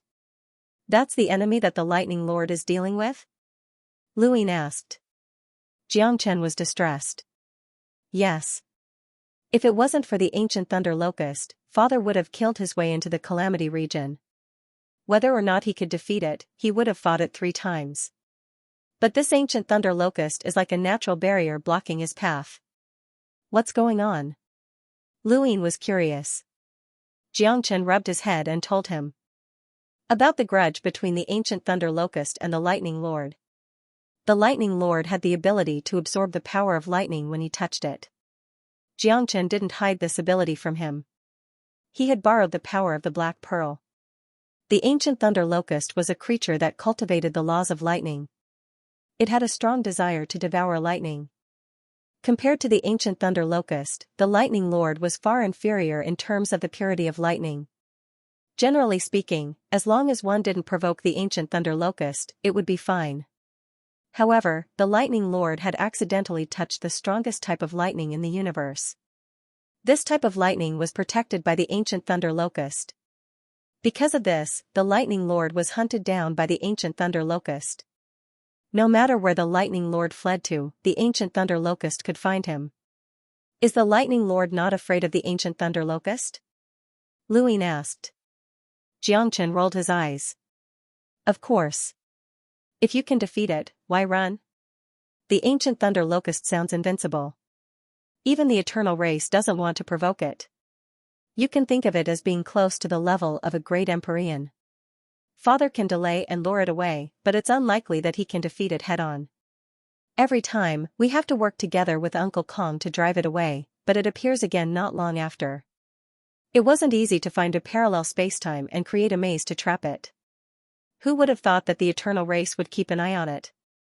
When we were about to go to war with the eternal race released the ancient thunder locust and caught us off guard. As a result, Father and the others couldn't help the 5 spirit races. Otherwise, why would I ask for help from the above heaven sect? Luin sympathized with Xianxia's words. It must be hard for you to have such an opponent. I'm glad you understand. Even so, Father still asked me to tell you about Xianxia. What do you think? Isn't your future father-in-law very considerate? Xianxia smiled. Luin was speechless. Suddenly, he remembered something. Oh right, can you help me take a look at something? He took out a compass. Xianxia's expression changed drastically when he saw the compass. He took it over and studied it carefully. Finally, he stared at Luin in disbelief. How did you get this? Yixing gave it to me. Luin said. Xianxia's expression was a mixture of anger, amusement and confusion. Bai Ting? Luin nodded. Xianxia was amused. Bai Ting gave this to you? Is he crazy? Shouldn't this be with Yixing's master, Bai Rong? How did Bai Ting get this? I don't know. Anyway, this compass is a gift from Bai Ting to me to thank me for saving Yixing's life. He said it's not worth much but it represents Yixing's sincerity and attitude. Luin said. Xianxia cursed. What the F***ck? Not worth much? Not even 10 Yixings can exchange for this. Back then, no matter what my father said, Bai Rong wouldn't lend it to him. In the end, we almost robbed him to borrow it for a while. Even then, Uncle Bai Rong refused to leave White Cloud City because he was afraid that we would kill his toy. And Bai Ting just gave it to you? What a joke. Luin felt like he had found a treasure. Is this thing very useful? Xianxia stared at the compass passionately. He couldn't get enough of it. It's not about whether it's useful or not. It's useful to some people. Bah, it's useful to everyone because it can help you find what you want the most. Luin didn't understand. What you want the most? Xianxia touched the compass and kept looking at it. Luin pursed his lips and snatched it away. Alright, I'll show it to you next time. Xianxia jumped up. Hey, I'm telling you the truth out of kindness. If it was someone else, they would have killed you already. Why would I tell you? You won't even let me touch it now? Luin was annoyed. Tell me its use first, then I'll let you touch it. Why did these words sound so strange? All of Xianxia's thoughts were on the compass as his gaze became infatuated. It's very simple, you just need it. He paused, a bit conflicted. Luin looked at him. Speak. Xianxia frowned and shook his head. No, this belongs to Uncle Bai Rong. That wastrel Bai Ting has no right to give it to anyone else. He looked up and met Lu Yin's eyes. Brother Lu. To Uncle Barong, this is the most precious treasure. Yixing wouldn't trade for it even if you gave him 10 or even 100. Now that Bai Ting has given it to you, it doesn't count. Lu Yin was alert. What? You want to take it back for Bai Rong? Xianxia smiled and said, that's not what I meant. Since it's in your hands, I don't have the right to ask for it. However, I want to make this clear. Once Uncle Bai Rong comes back, this compass must be returned to its rightful owner. If not, I won't tell you how to use it. I can guarantee that in the entire universe, only a few people from White Cloud City know how to use this compass. Even Bai Ting doesn't know about it. Lu Yin nodded. All right, I agree. Xianxia sighed. Brother Lu, you can't be too greedy. You already have the above heaven sect. Why are you still holding on to other people's treasures? You're my father's friend on one hand, and you're my friend on the other. Wait, what did you say? Lu Yin sat down and said casually, I agree. Xianxia was stunned. You agree? Yes. So straightforward? Do you want me to refuse? That's not it. But, do you really agree? You're the son of the Lightning Lord and the young lord of White Cloud City. You shouldn't be so long-winded. No, I'm just a little confused.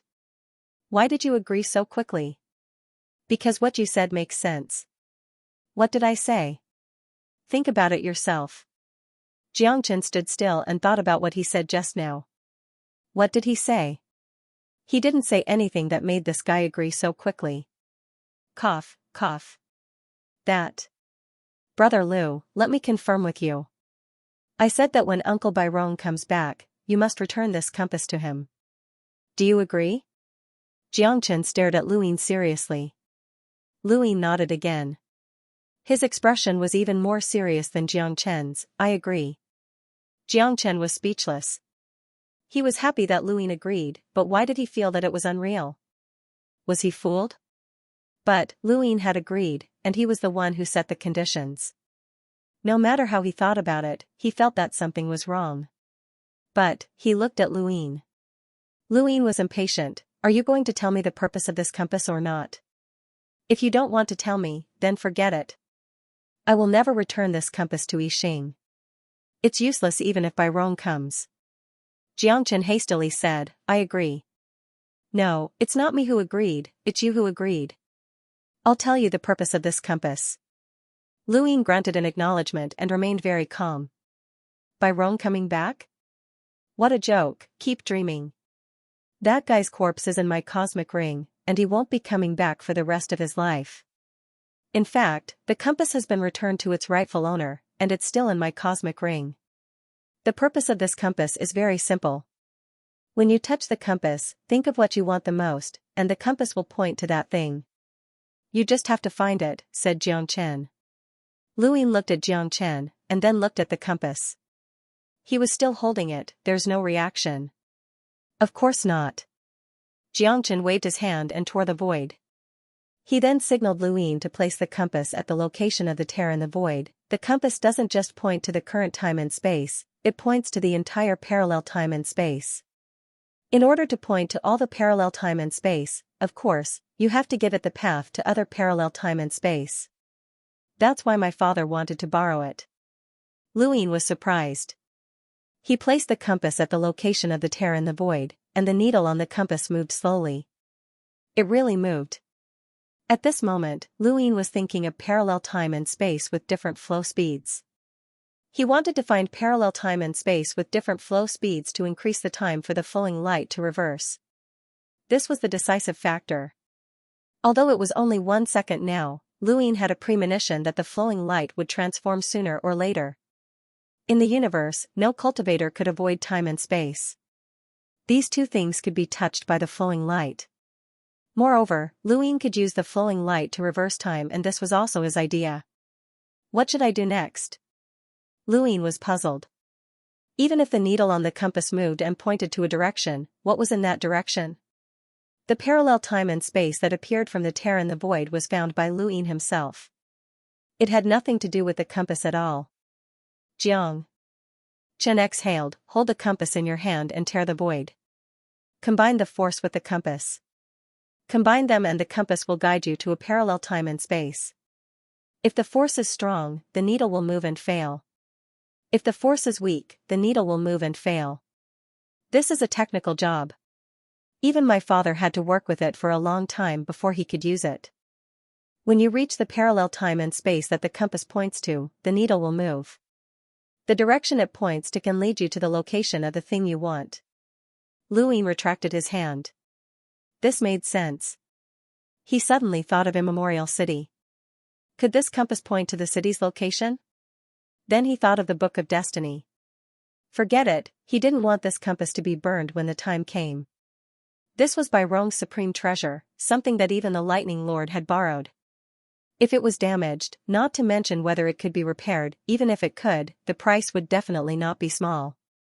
Xianxia approached curiously. Brother Lu, what did you think of just now? Luin put away the compass, parallel time and space with different flow speeds.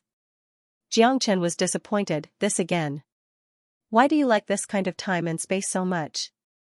I have a use for it. When are you going to use the compass to search? Luin was puzzled. What do you want to ask? Xianxia looked at him seriously. Bring me along. Luin was surprised. You want to come with me? Xianxia looked forward to it. The places that the compass points to are mostly parallel time and space that we've never been to before. It's too rare, so I want to travel. Luin shook his head. I'm not joking. It's very dangerous. Xianxia giggled. Dangerous? If you're afraid of danger, you might as well stay in White Cloud City and be a young master. Do you know what my father's cultivation was when he first roamed the universe? Luin was really curious. Logically speaking, the Lightning Lord was from Earth's parallel time and space, so his age shouldn't be too different from Lu Yin's. What was his cultivation level? Xianxia was proud. He roamed the void, which means he was an explorer in your time and space.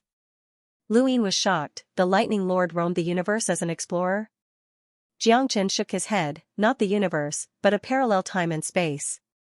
My father has the Black Pearl, which allows him to constantly roam the parallel time and space. With 2 other supreme treasures, he'll be fine unless he directly encounters a powerhouse that he can't resist. Fortunately, his luck was pretty good. Although he ran into danger a few times, he finally reached the 5 spirit races. With the time flow of the 5 spirit races, his strength had already transformed by the time he returned, and he even made some good friends. Uncle Barong was the friend that my father made when he first roamed the universe. At that time, Uncle Barong was already an expert of the sequence laws, and my father owes him a debt of gratitude. When my father came out of the 5 spirit races and Uncle Barong saw him again, my father had already transformed. Hee, you have no idea how wonderful Uncle Barong's expression was. The Lightning Lord was also a legendary figure, and Xianxia only knew part of his experiences. Even this part was enough to make Luin yearn for it. He also wanted to give up everything and roam the parallel time and space without any grudges, responsibilities, or burdens, but he couldn't do it. There were too many people and things that he cared about here, and there were too many responsibilities that he had to fulfill. My father dared to roam the parallel time and space when he was just an explorer. I'm an emissary now, and if I don't even dare to do that, how can I return to White Cloud City? Oh right, there's also my sister. Bring her along so that you can cultivate your relationship with her. You can also bring along an old turtle. If you encounter any danger, you can toss him out to protect yourself, Xianxia urged. Luin couldn't refuse. He was searching for parallel time and space with different flow of time. A few more people wouldn't make much difference, and he didn't plan on searching alone. Almost all parallel universes with different time flows were controlled by experts. Luin had heard that the experts in the outer domain liked to trade in these parallel universes. Especially non-human experts. Many of them could live for a long time, and they had plenty of time. They didn't mind spending their time in these parallel universes. Think carefully. Once I go there, I won't be able to return in a short period of time. Spending my life in those parallel universes is also consuming my own life. Perhaps a few generations will have passed by the time you return to White Cloud City, Luin reminded. Xianxia didn't care. Do you know how White Cloud City has developed? If it's just father alone, even if he doesn't do anything, protecting White Cloud City all day is very tiring. If we want to develop, the others need to be able to keep up. Uncle Kong, Ba Shu, and Uncle all went to the 5 spirit races to cultivate. At this point, his expression turned gloomy. There are too few who can come back alive. They are all proud and arrogant people, and they have all competed with Father. They have not reached the heights that Father has reached, so they will not come back. Ever since White Cloud City was established, the first generation of experts have almost all withered away. Father blamed himself because many of them didn't go through the baptism of resources, and the planet was completely safe. Father was only an explorer who could walk freely in the void. Although his 100% chi aura far surpassed that of an explorer, the highest realm that the others could reach was only the Lamita realm. It was unrealistic to let that group of people increase their cultivation through time. That group of people never returned, but White Cloud City still needs to develop. White Cloud City has attracted the attention of countless experts in the universe, and it needs to be strengthened. Batch after batch of people went, and only a few returned. However, White Cloud City is gaining more and more experts. I understand Father's pain, and as the young lord of White Cloud City, I naturally have to bear the burden. Why do you think my sister stayed alone in the 6th mainland to cultivate? Why do you think I came to this place so many times? Before I came to this place, I was also cultivating in other parallel universes. White Cloud City doesn't only have the Lightning Lord. Luin looked deeply at Xianxia. This young lord of White Cloud City who was always smiling seemed to have changed into a different person at this moment. Some people were born with a silver spoon in their mouths. They might seem noble, but the pressure they faced was different from ordinary people. Some pressures were enough to drive them crazy. Luin was like that, and so was Xianxia. Alright, I'll bring you guys along when I find a parallel universe, Luin agreed. Thank you, Xianxia said gratefully. You can take advantage of that opportunity to get closer to my sister. Luin was speechless. The Lu family was eager to find a wife for him, and White Cloud City was eager to marry Xianxia off as well. As long as he or Xianxia nodded, they would already have children.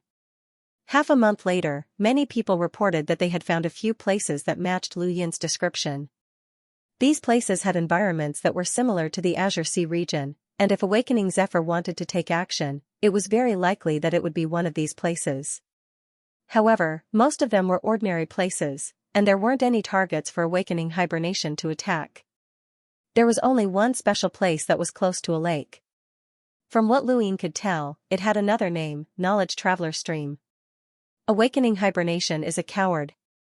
Once it does something, it will definitely achieve the greatest effect. It has already killed an Ancestor Realm expert in the Azure Sea region. If it still can't deter the 6 Direction Gang, it will most likely strike from another direction. Brother Lu, what kind of place did you say this Knowledge Traveler Stream is? Xianxia analyzed. Luin said, the Void God Spacetime is the transfer point for information gathering. Send the information on the endless battlefield to the 6 Direction Society. Xianxia clapped his hands. That's right. If killing the strong isn't effective, then let's make them feel pain. The everlasting race should be very concerned about this kind of place. Luin told Xianxia about Qingfen.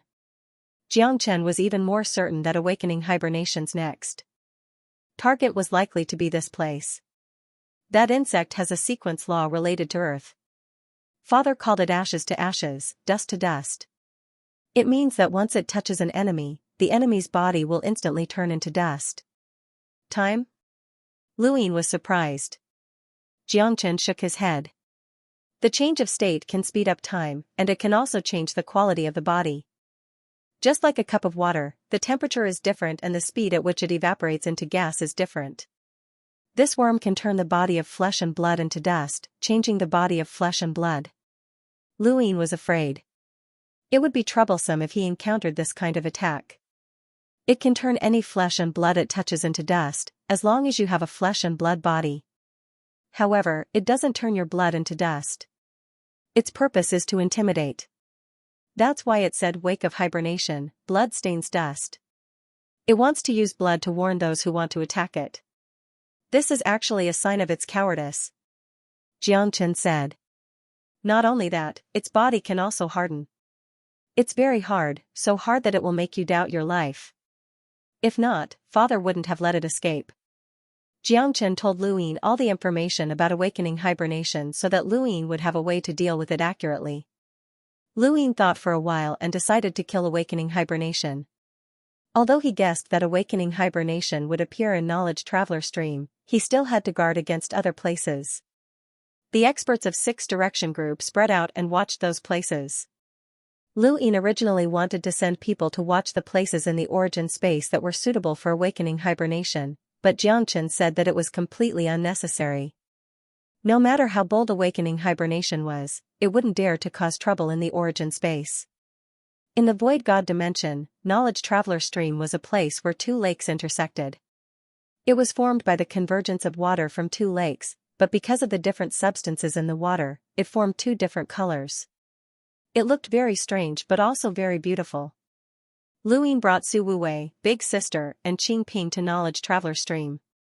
He had already informed Su Wuwei before coming, otherwise, it would be easy for Knowledge Traveler Stream to attack. Although Luyin didn't care about it, he was still worried that something might happen if awakening hibernation was watching this place. After arriving at Knowledge Traveler Stream, Luyin let reincarnation time and space continue to attack in the extraterritorial domain. Soon, news of the extraterritorial battle came, and it was very intense. It was said that Heavenly Sovereign Doshin threw out a rod and almost killed an extraterritorial expert. Luyin sat on the top of Knowledge Traveler Stream with a long fishing line hanging down. This was the way the cultivators in Knowledge Traveler Stream passed the time. Many people were fishing, so it didn't seem strange. In the blink of an eye, a month had passed. Luyin was fishing peacefully, but his mind was thinking about the change of time reversal. Ancestor Chen said that he was good at fighting and creating combat techniques, and it was true. The Undying God was much older than Progenitor Chen, but even he was only capable of skipping time. Whether or not he was the one who had invented this ability was another matter, but Progenitor Chen had forcefully created a parallel time transformation that could stop time. This was an ability that Luyin had always dreamed of. Ancestor Chen was a genius. Luyin looked over in the shadow. Sister, you better not appear. That thing is timid. Big Sister rolled her eyes. It's so boring. Endure it for a few more days. If it doesn't appear, we will leave. Easy for you to say. What if it appears after we leave? With such a powerhouse, even a second of delay is a disaster. Luyin obviously knew this, or else he wouldn't have deliberately stayed behind. From the above heaven sect to the Void God spacetime and then to Knowledge Traveler Stream, even with the speed of a sequence law powerhouse, it was impossible for them to arrive in an instant. This amount of time was enough for awakening hibernation to destroy Knowledge Traveler Stream. It took less than 100 breaths to destroy the Azure Sea region, and Xianxia didn't even put up a decent resistance. All that was left was blood, staining the seawater. Knowledge Traveler Stream didn't even have a progenitor, so it would only be destroyed even faster. It would also be very difficult to leave a progenitor behind to stall for time. This thing could forcefully resist the Thunder Lord's attack and escape. Even Senior Brother Woodcut wouldn't be able to hold it back. The Eternals didn't care about just any creature. The first mission that Luyin had participated in while disguised as Yibo had been to destroy spacetime. The strongest person in that spacetime was also a sequence law powerhouse, but the Eternals didn't care about them and directly dealt with them. Thus, anyone who could cooperate with the Eternals was not simple. Sister, you should go back first to avoid being discovered, Luyin advised again. Big Sister was unhappy and turned to leave. Suddenly, she paused. At the same time, Lu Yin's hair stood on end as he felt like he was being watched. He tightened his grip on the fishing rod and didn't move. Big Sister lifted her foot and continued walking forward. At the bottom of the lake, a pair of eyes stared up. Then, a giant earthworm-like body wriggled out from the bottom of the lake and suddenly rose up. There was a boom as Knowledge Traveler Stream shook and the ground cracked open. A purple earthworm-like worm emerged from the bottom of the lake and connected the sky to the earth. It let out a sharp, ear-piercing cry at Knowledge Traveler Stream that formed ripples that swept through the void. Humans, you're courting death. Luyin looked up. I've been waiting for you for a long time, awakening. Big Sister suddenly turned around and waved her right hand, causing the ground to bloom with spider lilies that spread wildly. At the same time, two figures appeared, one was Su Wuwei, and the other was Qing Ping. Awakening jellyfish had charged towards the bottom of the lake the moment the spider lilies bloomed. It knew that it had been ambushed, and the humans had actually calculated where it was going to attack. This made it uneasy, and it didn't even think about fighting. Su Wuwei sneered. "You still want to escape with me here?" His sequence law was to block the exits, and block the source of battle techniques. Blocking the bottom of the lake was a simple task. Awakening jellyfish slammed into the bottom of the lake, but all it saw were sequence particles. It was shocked. There was more than one sequence law powerhouse here. Lu Yin raised his right fist, and an endless inner world appeared and continuously merged into it. Battle force from the realm of mastery spread out as he visualized the Akalanatha king's elephant and sealed it with 100 punches. There was a thump, and awakening jellyfish's body was distorted. The terrifying force almost tore its body apart, and if not for its flexibility, the punch would have pierced right through it. Awakening jellyfish shrieked and spat out a mouthful of dirt at Lu Yin. Lu Yin hurriedly retreated, not daring to be touched by the dirt. It looked like dirt, but it was actually a sequence law. Once touched, the area it touched would immediately turn into dust. "Human, are you going to fight me to the death?" Awakening jellyfish shrieked. "You think you're worthy?" When he saw the dirt, Lu Yin suddenly thought of the mortal world that had been formed from his third inner world. It had been a speck of dust, and he still didn't know what it was used for. Awakening jellyfish violently swung its body in all directions, directly destroying Knowledge Traveler Stream. Fortunately, the people in Knowledge Traveler Stream had left the moment the battle started, or they would have all died. Awakening jellyfish leaped out of the lake and headed for the stars. At the same time, its surface was as smooth as a mirror, a sign of hardening. This bug was too afraid to fight back, so it hardened as soon as it escaped. Lu Yin tried punching it, but it was completely useless against the beast's body. This was a good time for Senior Brother Woodcut's broken sequence, but it was the same with Senior Brother Qing Ping. Lu Yin had thought about this siege very carefully, and he could not let awakening jellyfish escape. In the sky, spider lilies bloomed in all directions. Big Sis attacked, but she could not break awakening jellyfish's defense. Seeing awakening jellyfish frantically attacking the spider lilies, Su Wuwei waved his hand and continued to block it.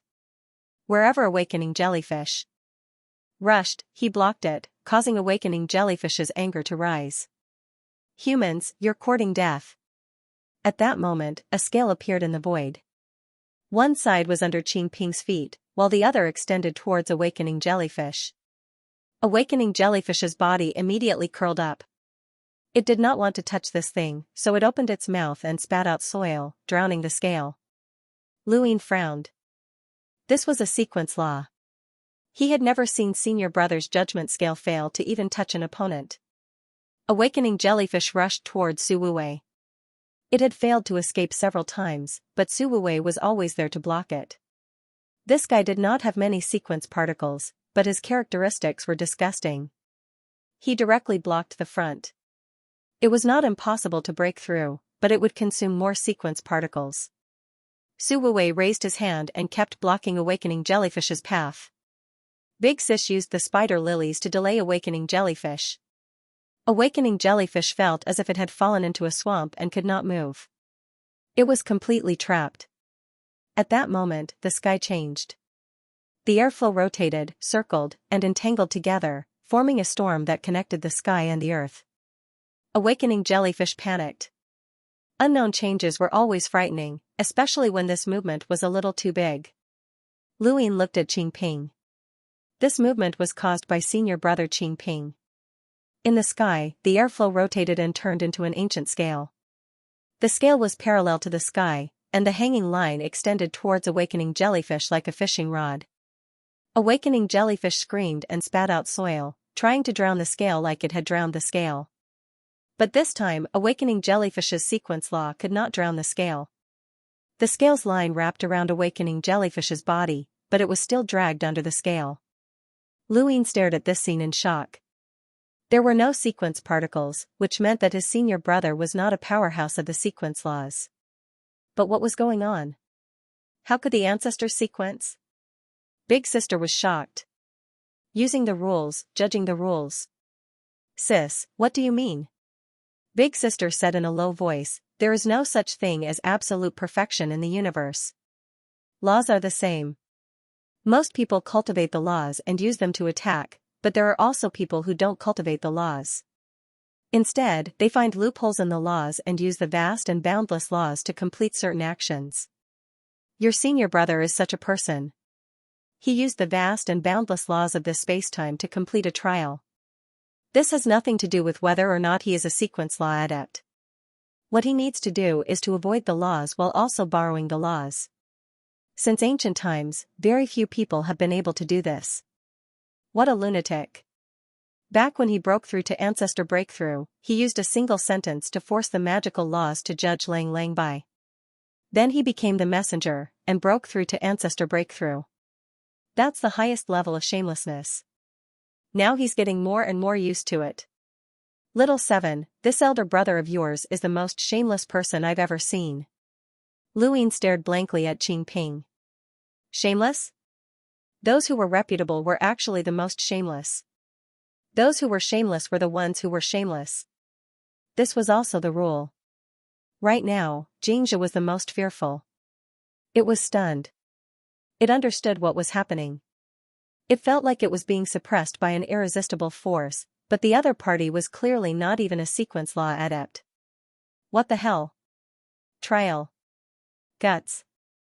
Qing Ping's voice resounded through the world. Luin, Big Sis, and even Void Wuwei were speechless. Wasn't this bullying? No, this was bullying a bug. Xianxia was also stunned. Guts? This word was taboo, and no creature dared to mention it in front of it. Was this mocking it for being cowardly? No, trial? Xianxia stared at Qing Ping. Qing Ping looked at it quietly. Then, the scale began to change, and Xianxia was slowly raised. It felt uneasy and increasingly uneasy, as if something was wrong. When Xianxia was raised to the highest point, Luin knew that it had lost this trial. But what was the price for that? With a whoosh, the airflow completely disappeared, and so did the scale. Xianxia immediately left its original spot, but a crack had appeared on its body at some point. It was not caused by Luin. And the others, it had not appeared before the trial, but after the trial, it had appeared. In the distance, Qing Ping spat out a mouthful of blood and fell to the ground. Luin hurriedly rushed over to support him. Big Sis sighed. It's not easy to exploit the loopholes in the rules. You have to pay the price yourself. Sis, there are wounds on its body. I know, it can't run. Xianxia wanted to escape, but Void Wuwei was still blocking its way. Big Sis raised her hand, and a dark purple force bombarded Xianxia. Xianxia was completely enraged. It opened its mouth and spat out soil, wanting to bury the starry sky. Otherwise, it knew that it could not escape. Luin took a step forward, and the flowing light reversed for a second. The soil that Xianxia had spat out disappeared instantly. Taking advantage of this opportunity, he raised his hand and whipped the slipper directly at the wound on its body. With a scream, Xianxia curled up and retreated, purple blood flowing from the wound.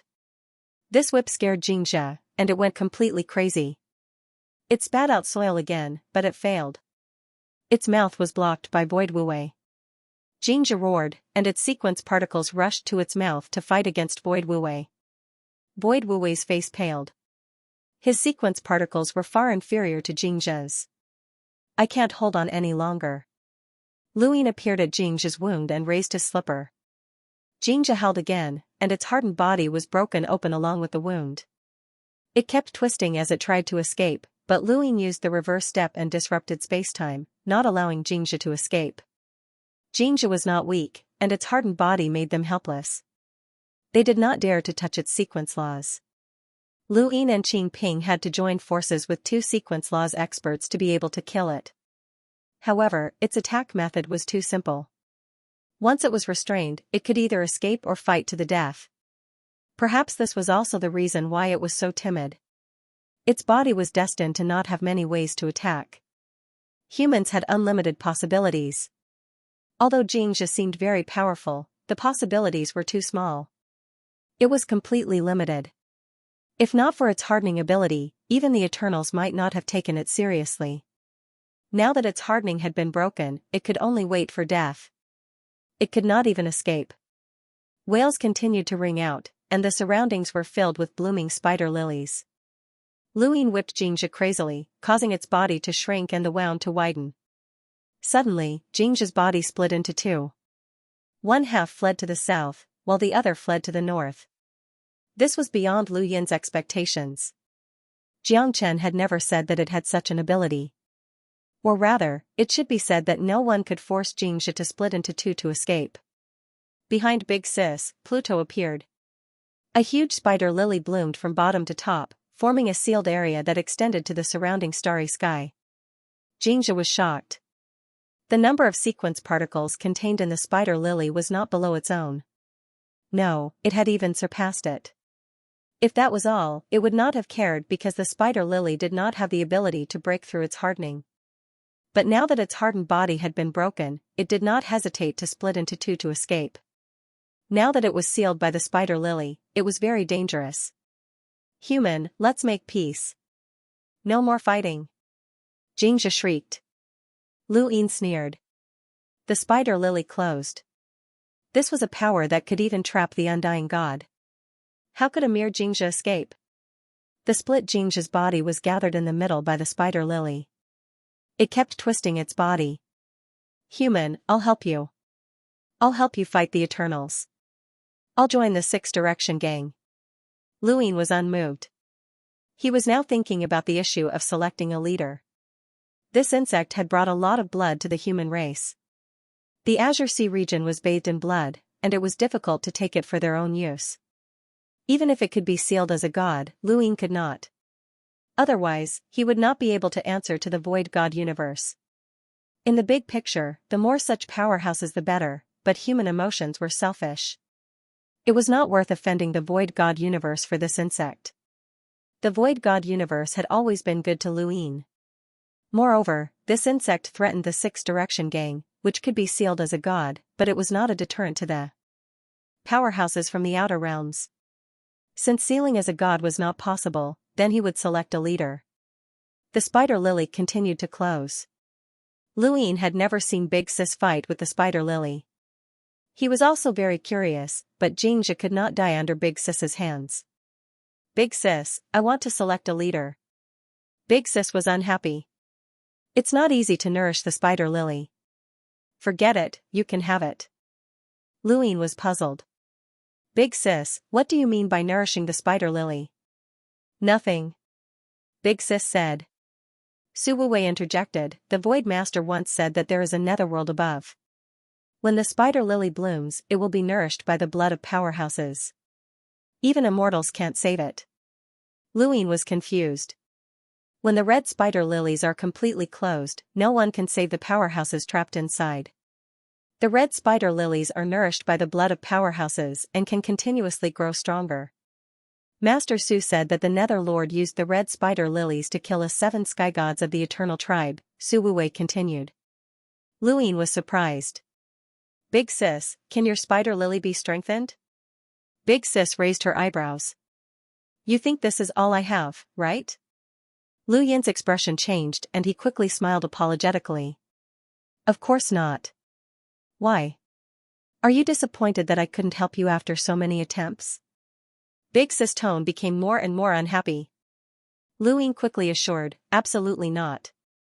That, Big Sis, it's yours. Big Sis snorted coldly. You select the leader. Lu Yin shook his head. I've selected too many progenitors. This one may not work, so it's better for you to do it. Big Sis looked at Lu Yin. Lu Yin quickly took out the platform. Look, there are so many. Looking at the brand on the platform, Big Sis frowned. They are all progenitors? More than 10. Lu Yin was a little proud. Throughout the history of the Lu family, no one had selected so many progenitors. Su Wuwei was amazed. More than 10 progenitors for his own use. Big Sis retracted her gaze. Okay, then I won't pretend to be polite with you. Give this to me. Lu Yin heaved a sigh of relief when Big Sis agreed, as he did not want to be targeted by her. But since Big Sis Resurrection Lily had killed the 7 sky gods, why had it become so weak now? Was it because the power it had lost in the river of time had not fully recovered? Or had it been consumed? Xianxia had been listening to their conversation, but it did not know anything about the Resurrection Lily. It only knew that it was in danger. Human, I know the secrets of the Eternals, and I've been to other zones of calamity. Let me go, and I'll work with you to deal with the Eternals. Big Sis glanced at Luine, and when she saw that he did not stop her, she knew that there was no need for more nonsense. The Resurrection Lily quickly closed. Xianxia's screams grew louder and louder as it frantically slammed into the Resurrection Lily, spitting out dirt in an attempt to consume the Resurrection Lily's sequence particles. However, every time it was about to use up the particles, its mouth would be blocked by the taste of nothingness. It was extremely uncomfortable, and it looked like an earthworm that had been caught by a fishing line.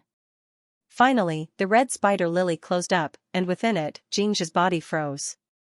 The 2 halves of her body stopped moving, and the purple radiance swirled around her. Under the shocked gazes of Luine and the rest, the purple radiance absorbed all of the blood in her body, and her body visibly shriveled up. This scene was rather horrifying, but due to the beauty of the Resurrection Lily and the purple brilliance circulating around it, it did not seem bloody. Xianxia liked to turn living creatures of flesh and blood into dust, leaving only their blood as a warning to others. Now, its blood was being absorbed by the Resurrection Lily. This was an eye for an eye. Xianxia's screams completely disappeared, and its eyes turned white before turning gray. It completely lost its luster as its body fell through the Resurrection Lily and into the lake. The Resurrection Lily bloomed, and the purple brilliance spread throughout the void god spacetime. It was beautiful and flawless. The ice heart was the most beautiful flower Luine had ever seen, but this Resurrection Lily did not lose out to the ice heart at all. Luine opened his celestial eye and stared at the Resurrection Lily. Even now, he did not know what Big Sis had grasped, and he had never asked her about it. He only saw that the Resurrection Lily was covered with sequence particles, and the beautiful purple brilliance that bloomed with flowing light was both beautiful and dangerous. This was the true Netherworld progenitor. The red spider lily slowly disappeared, and Big Sister heaved a sigh of relief. He's finally starting to recover. Suwei was shaken. He knew that if he fell into the red spider lily, he wouldn't be able to escape. This was the Netherworld ancestor. Back in the days of the Above Heaven sect, there were countless experts who came to pay homage to him. What reincarnation spacetime would spacetime? None of them were worthy of the Above Heaven sect's attention. Even in the Above Heaven sect, the Netherworld progenitor was one of the strongest. To be respected by the Tao Master, one could imagine how strong the Netherworld progenitor was when he was at his peak. Even the Void Master was afraid of him. This was a powerful being who was both beautiful and dangerous. Knowledge Traveler Stream was completely destroyed. Xianxia's corpse floated on the surface of the lake. It was completely shriveled up, but because of its powerful strength, even its shriveled body was difficult to cut. It would probably be very useful as a material. As the battle ended, only then did the cultivators in the virtual god universe dare to approach. Su Heng, Su Leng, and Su Wuji had all arrived. They stared at Xianxia's corpse in silence for a long time. Many of the Six Direction Society's members were unfamiliar with the outsiders, including the progenitors. The Six Direction Society's enemy was the everlasting race, while the outsiders had their own enemies. They rarely interfered with each other, just like how the Six Direction Society rarely had the time to interfere with the outsiders' grudges. But now, a powerful outsider had died in the virtual god universe. This matter had a huge impact on the Six Direction Society. Feng Hui and the everlasting race were not small. In fact, from the moment the everlasting race had invited the outsiders to aid the Zone of E, the word outsiders had become history. Since they interfered, they had to be prepared to die. This applied to both Xianxia and the Six Direction Society. Luine believed that there must be an outsider eyeing his head right now. Then, he would have to see who was more powerful. The battle at Knowledge Traveler Stream had shaken the outsiders. Before this battle, the reincarnation spacetime had been able to find outsiders who had helped the everlasting race. But after this battle, those outsiders had all disappeared, and not a single one could be found. It wasn't because they were afraid, but because they were worried that they would be surrounded and killed. Xianxia's fate made them wary. However, the number of hostile gazes towards the above heaven sect had also increased. Luin was very clear about the impact of this battle. There was no other way. If he didn't intimidate the outsiders, how could he suppress the war? If he didn't kill those outsiders, they would always interfere in every battle with the everlasting race. No matter how many experts the Six Direction Society had, they would never be enough. The outsiders had their eyes on him, and he had his eyes on the outsiders as well. At the back mountain of the above heaven sect, Luin held the compass and slowly tore the void. The needle on the compass kept shaking, indicating that he had failed again. 3 months had passed since the battle with Xianxia.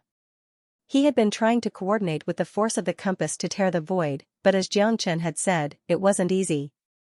Fortunately, he had been improving. When he first started using it, the needle didn't have any possibility of stopping. It would shake as long as it moved, but now, he could maintain it for a moment. According to this calculation, it would take him at least a few years to keep the needle still. In Jiangchen's words, this speed was much faster than his father's back then. Luin didn't have time to waste on this. Therefore, he decided to roll the die and practice in the time-stop space. He didn't need to tear the void. As long as he could control and coordinate with the strength of the compass, he would be able to save a lot of time. Finally, he would be able to tear the void.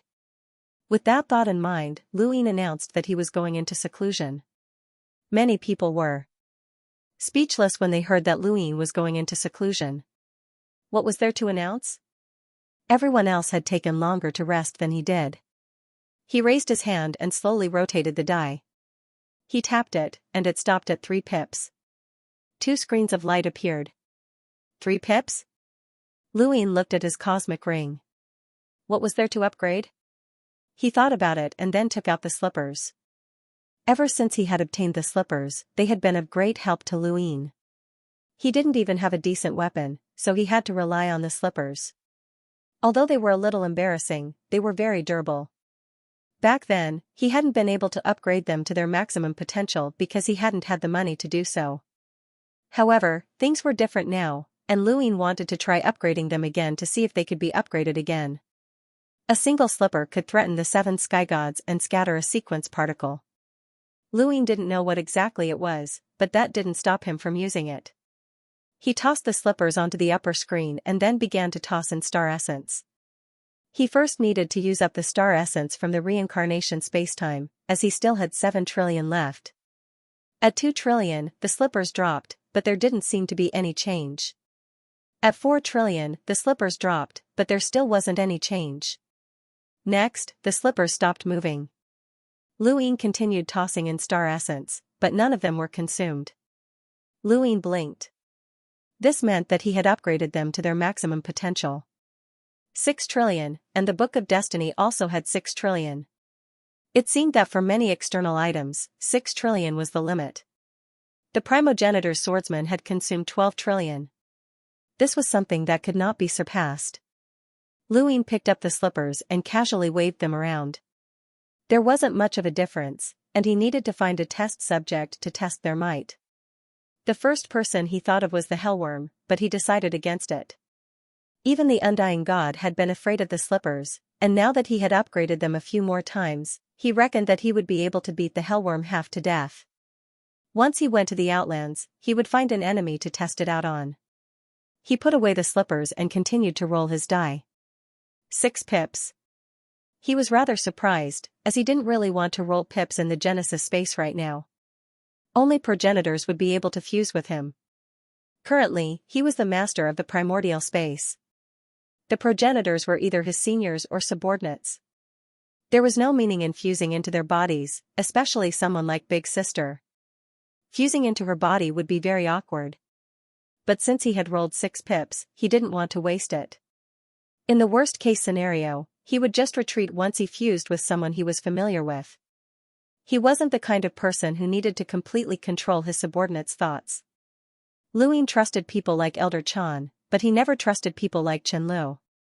There was no need for him to know what Chenlu was thinking. As long as he could control Chenlu, it would be fine. Thus, there was no point in knowing their thoughts. His consciousness entered the dark space, and he quickly saw a glaring ball of light in the distance that represented a progenitor. Now that he was in the above heaven sect, who did this ball of light represent? Zen Elder? Star Monarch? Or who else? Forget it, I'll give it a try. It rushed toward the ball of light and merged with it.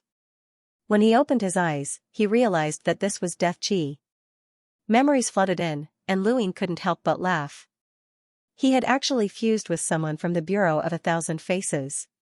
This person was in the parallel universe of the Kingdom of Eternity, but this parallel universe was connected to the primordial space all year round, so it wasn't impossible for Luin to fuse with someone from the Bureau of 1,000 Faces. If the Dai's 6 pips allowed him to fuse with a cultivator from the cosmic tree plane, then he could naturally fuse with someone from the Kingdom of Eternity as well. It was worth it. This person from the Bureau of 1,000 Faces was the captain of the True God Guard, so he should know a lot about the everlasting race. Luin hurriedly looked through his memories. Within the Death Chi, the expression of the person from the Bureau of 1,000 Faces constantly changed. In fact, Lu Yin's expression was also constantly changing. He had confirmed what Yu Hua had said about the bone galleys, and he had also seen the past missions of the everlasting race through the person from the Bureau of 1,000 Faces. Most of what he knew was similar to what he knew. The captain of the True God Guard's position in the everlasting race was neither high nor low, so it was impossible for him to know too many secrets. However, what he did know was enough to give Luin some value. The experience of the person from the Bureau of 1,000 Faces was not much different from what Luin had experienced in the everlasting race when he had disguised himself as Jibo. They were all missions, and endless missions. These missions were all about destroying spacetime, which was actually destroying the sequence of strings. Suddenly, the expression of the person from the Bureau of 1,000 Faces changed, and his eyes opened abruptly with shock. Luin saw the desolate ancestor. The desolate ancestor had really killed his way into the zone of disaster alone. Relying on his almost immortal nature, he had withstood the attacks of several 7 heavenly gods, as well as attacks from other zones of disaster. He had killed his way to the Black Mother Tree to confront the only true God. Unfortunately, the person from the Bureau of 1,000 Faces had only seen a fleeting glimpse of the desolate ancestor. This duel had nothing to do with him, so he could not intervene. Lu Yin's gaze was complicated. Although the people from the Bureau of 1,000 Faces did not see much, the scene of the desolate ancestor withstanding the attacks of the 7 heavenly gods and vowing to kill the only true God had left a deep impression on Luin. That kind of solemn and stirring, as well as the determination to kill with the determination to die, had shocked the people from the Bureau of 1,000 Faces. From the beginning to the end, the desolate ancestor had only said one sentence: humans will eventually pave a bloody path to kill you. I am willing to turn into a stone and be trampled on by future generations. I will send him to kill you. Luin let out a long sigh. Had the desolate ancestor seen the other landmasses? Of course, he had seen them. He had also withstood the attacks of the other landmasses. Had he given up? No, his consciousness was unimaginable. His belief represented humanity's belief that there would be a day when humanity would be able to slay the one true God. He was only willing to turn into a stone, an ordinary stone on the bloody path.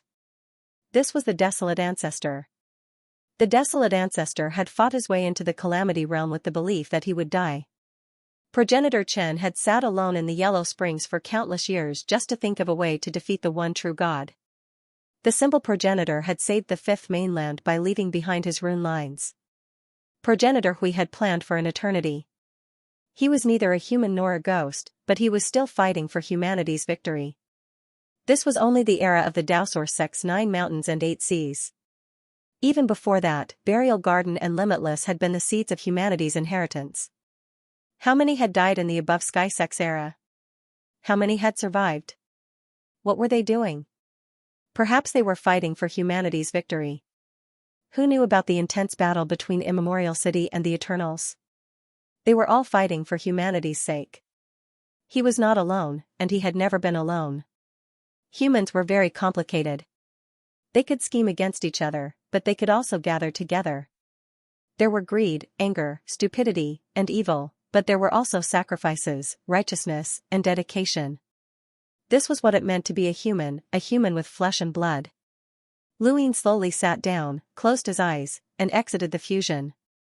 After Luin exited the fusion, the person from the Thousand Faces game opened his eyes in confusion. What had just happened to him? It seemed like he had lost control. At the above Sky Sex back mountain, Luin tore through the void and headed straight for the Eternal Kingdom. He descended underground and arrived in front of the person from the Thousand Faces game.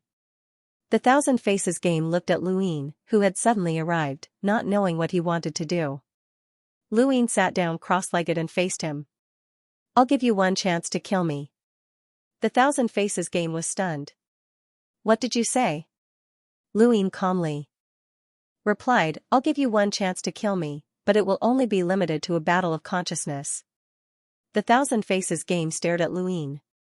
You want to battle of consciousness with me? That's right. The Thousand Faces game's expression changed, as he did not know what Luin wanted to do. Where did his confidence come from? Back in the dark space-time, he had tried to control Luin to deal with curmudgeon Mo, but he had failed. At that time, he knew that Lu Yin's consciousness wasn't weak, but it wasn't strong enough to fight against him. Lu Yin's consciousness was like a boulder, although he couldn't pry it open, the boulder wouldn't move either. You have the ability to fight with consciousness? Lu Yin's lips curled up, no, I just want to see if your consciousness can move me. The eyes of the person from the game of 1,000 faces flickered. He didn't move and kept thinking. Was this a trap? Or what? Why? Are you scared? Luin casually waved his hand, and the death aura dispersed to reveal Dual Blade Flow, Heavy Ghost, and Yibo, who he had disguised himself with death aura. All of them had been corroded by the death aura, and it was impossible to recognize them. These three captains are all looking at you. I'll give you a chance to kill me, and if you do, you'll be eliminating a great enemy of the Eternals. I can guarantee that I'll only fight you in a battle of consciousness.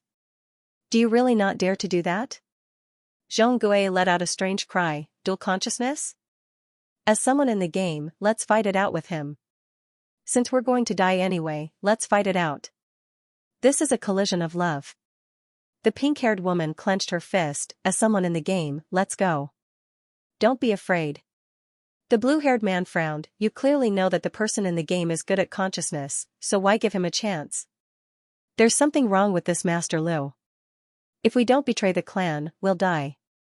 It doesn't matter if there's a problem or not, Yibo said coldly. This Yibo was naturally a disguise that Luin had asked someone to disguise him. In the death aura, Dual Blade Flow and the others couldn't see through him. The person from the game of 1,000 faces listened to their conversation and thought that it made sense. Unless he betrayed the Eternals, he would definitely die. Betrayal was impossible. With divine power, betrayal meant death, so he might as well fight it out. Fine, if you want to die, I'll fulfill your wish. The person from the game of 1,000 faces immediately attacked, his consciousness frantically invading Lu Yin's body. He didn't give Luin a chance to prepare at all. Lu Yin's eyes turned cold. His brain was bombarded, but his consciousness was as stable as a rock. It wasn't something that the person from the game of 1,000 faces could move. The person from the game of 1,000 faces kept increasing his consciousness. Luin merged with the person from the game of 1,000 faces. Other than seeing those memories, he also learned the secret of the person's consciousness. His consciousness was neither an innate gift nor a technique, but a combination of both. He could only cultivate by using his technique to drive his innate gift. His innate gift was called the game of 1,000 faces, and he could control others. To a certain extent, he could use this method to strengthen his consciousness, but this method was too slow. It wasn't until the Eternals discovered it that he was taught a unique technique called the Thousand Leaves technique. It was with this technique and the innate gift of the game of 1,000 faces that he could quickly strengthen his consciousness and reach the level of a true God Guard captain. This was the secret of the person from the game of 1,000 faces. However, the Thousand Leaves technique had both advantages and disadvantages. The advantage was that it could allow the person in the game to quickly strengthen his consciousness. This was the result. The disadvantage was that this technique didn't care about the source of the technique, but who could control it better. Rather than calling it a technique, it was better to call it a method of attraction. The person in the game would use his innate gift to materialize his opponent's consciousness and then use the Thousand Leaves technique to guide it into his own body. As long as it went smoothly, he could naturally strengthen his consciousness. However, if another consciousness tried to snatch it away, the Thousand Leaves technique would act like a rope. Whoever had more strength would be able to snatch the consciousness away. What Luin wanted to do now was to snatch the Thousand Leaves technique from the game of 1,000 faces. If it went well, he could snatch the person's consciousness and strengthen his own. If it didn't go well, then forget it. His consciousness was as stable as a rock, and no matter how strong the rope was, it couldn't drag the rock away. As the consciousness of the person from the game of 1,000 faces surged wildly, he attacked Luin with all his might. Luin could clearly feel his own consciousness being dragged away. He couldn't see the consciousness, but the person from the game of 1,000 faces could see it with his innate gift. The person from the game of 1,000 faces gritted his teeth and stared at Luin. He could clearly see that this person's consciousness was terrifyingly tough. It was really like a rock. No matter how hard he tried, the Thousand Leaves technique wouldn't budge. Suddenly, Luin made his move. Relying on the die's 6 pips, he began to drag the Thousand Leaves technique. The person from the game of 1,000 faces was shocked and aghast. You. Luin looked at the person from the game of 1,000 faces calmly. It's time to decide the winner. Let's compete. The person from the game of 1,000 faces gritted his teeth. Is this why you asked me to make a move? You want to snatch my consciousness? Luin didn't hide anything. That's right. How do you know about the Thousand Leaves technique? The person from the game of 1,000 faces couldn't believe it because Luin made his move directly for the Thousand Leaves technique without hesitation. This was something that only people who knew about the Thousand Leaves technique would do. Luin was disdainful. It's just a technique. You can tell with a glance. Haven't you heard of my legend? The person from the game of 1,000 faces kept thinking about Lu Yin's legend. This person's innate gift was extraordinary. He knew many techniques and knew how to use them. The time he spent in seclusion was never long. Cultivation had nothing to do with time. Could it be true that his innate gift was called the number 1 since ancient times? He could tell the drawbacks of the Thousand Leaves technique with a glance. It doesn't matter how you know about the Thousand Leaves technique. The existence of consciousness isn't something that can be cultivated overnight. If you want to snatch it, then try. If you lose, you'll become an idiot. The person from the game of 1,000 faces didn't think anymore. He calmed his heart and made his move completely with his consciousness. Luin closed his eyes and similarly made his move with his consciousness. He wasn't confident that he could win, but he was confident that he wouldn't lose. Since that was the case, why not give it a try? Zhonggui cried out strangely, "This is amazing. The person from the game of 1,000 faces has met his match. This Master Lu can actually snatch consciousness. He's scary, very scary." The man with short blue hair had a gloomy expression. This person was indeed full of unpredictability, just like the rumors said. Anything that was impossible in the eyes of others became logical in his eyes. Now, he could even snatch consciousness. Just by looking at the person from the game of 1,000 faces, one could tell that it wasn't easy. This battle was dangerous. Since this person took the initiative to provoke him, he must be confident. "Brother, will the person from the game of 1,000 faces win?" The woman with long pink hair murmured. She wasn't worried about the person from the game of 1,000 faces. There was no affection between the captains of the True God Guards. She was worried about themselves and her brother. The man with short blue hair smiled. It should be. The power of consciousness is very rare even in the entire universe. The woman with long pink hair felt uneasy as she watched Luin fight with the person from the game of 1,000 faces. The person from the game of 1,000 faces was extremely confident in his own consciousness. Throughout the history of the universe, he hadn't found many who could cultivate it. A majestic consciousness rushed into Lu Yin's mind. Lu Yin's face turned green and white, and he felt that he would faint at any time. This result was within the expectations of the person from the game of 1,000 faces. No matter how strong this person's consciousness was, it was impossible for him to control it like Luin. Lu Ying could control his consciousness not because of the Thousand Leaves technique, but because of his innate gift. His innate gift combined with the Thousand Leaves technique had allowed him to cultivate his consciousness to its current level. What did this person rely on? Although the person from the game of 1,000 Faces didn't know how Lu Ying had cultivated his consciousness to such a tenacious state, no matter how tenacious it was, there would always be a moment when water dripped down a stone. Lu Ying was like a small boat facing a storm that could capsize at any time. The person from the game of 1,000 Faces continuously attacked, wanting to get rid of Lu Ying in one go.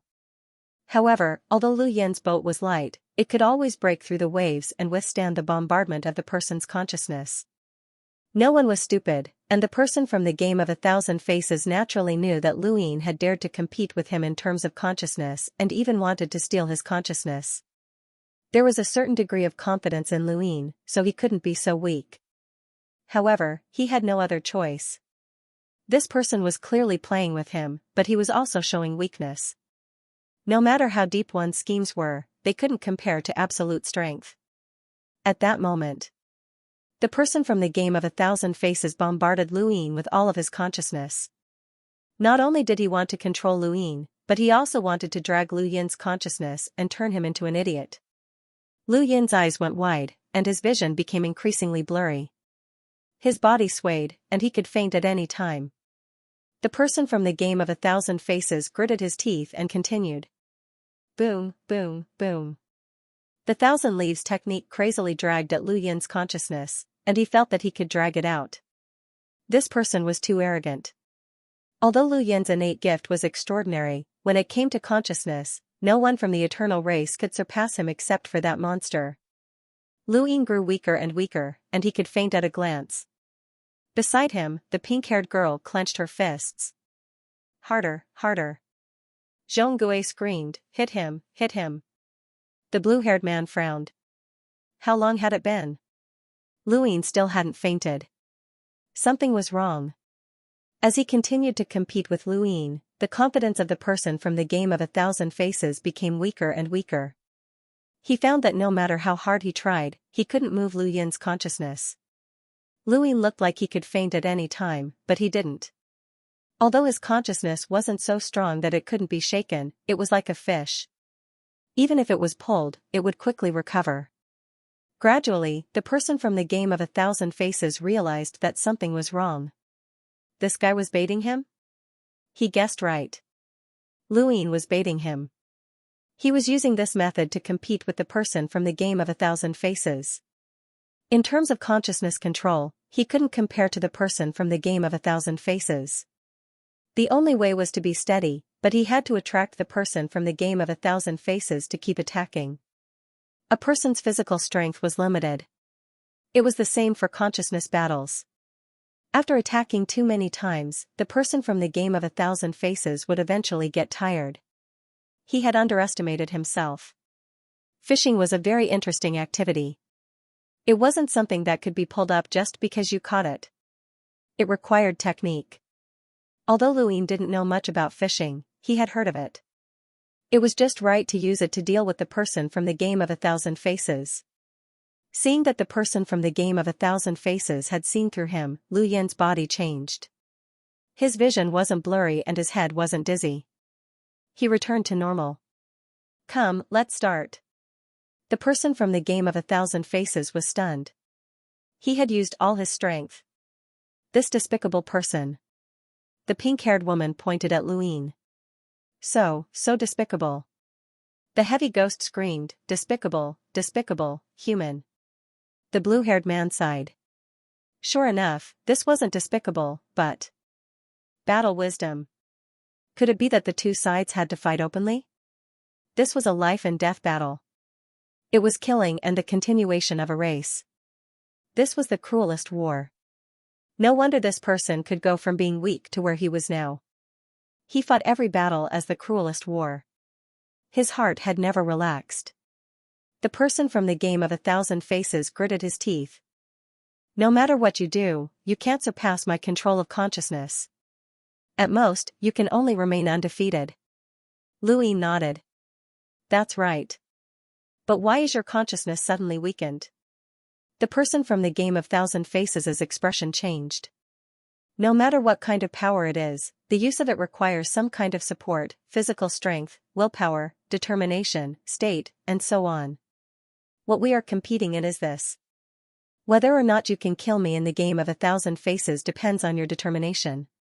With that, he closed his eyes and silently recited the primogenitor's scripture. At times like this, the primogenitor's scripture would definitely bring him some benefits. Even if he didn't get anything, cultivating the primogenitor's scripture would still be pretty good. The person from the game of 1,000 faces stared at Luin and took a deep breath. If he wanted to compete, then so be it. He refused to believe that he would lose. 1 day, 2 days, 3 days, all the way until 10 days had passed. Lu Yin's expression did not change, but the person in the 1,000 faces layout paled. Not only did he have to compete with his willpower, but he also had to endure the corrosion of the deathly aura. The aura of death continued to wear down his body, and at the same time, it was also wearing down his will. If it weren't for the death energy's characteristics, Luin wouldn't have felt at ease locking up the true God Guard captain here. The more time passed, the less the people in the game of 1,000 faces could hold on. He abruptly opened his eyes and glared at Luin, but it was impossible for him to retreat now.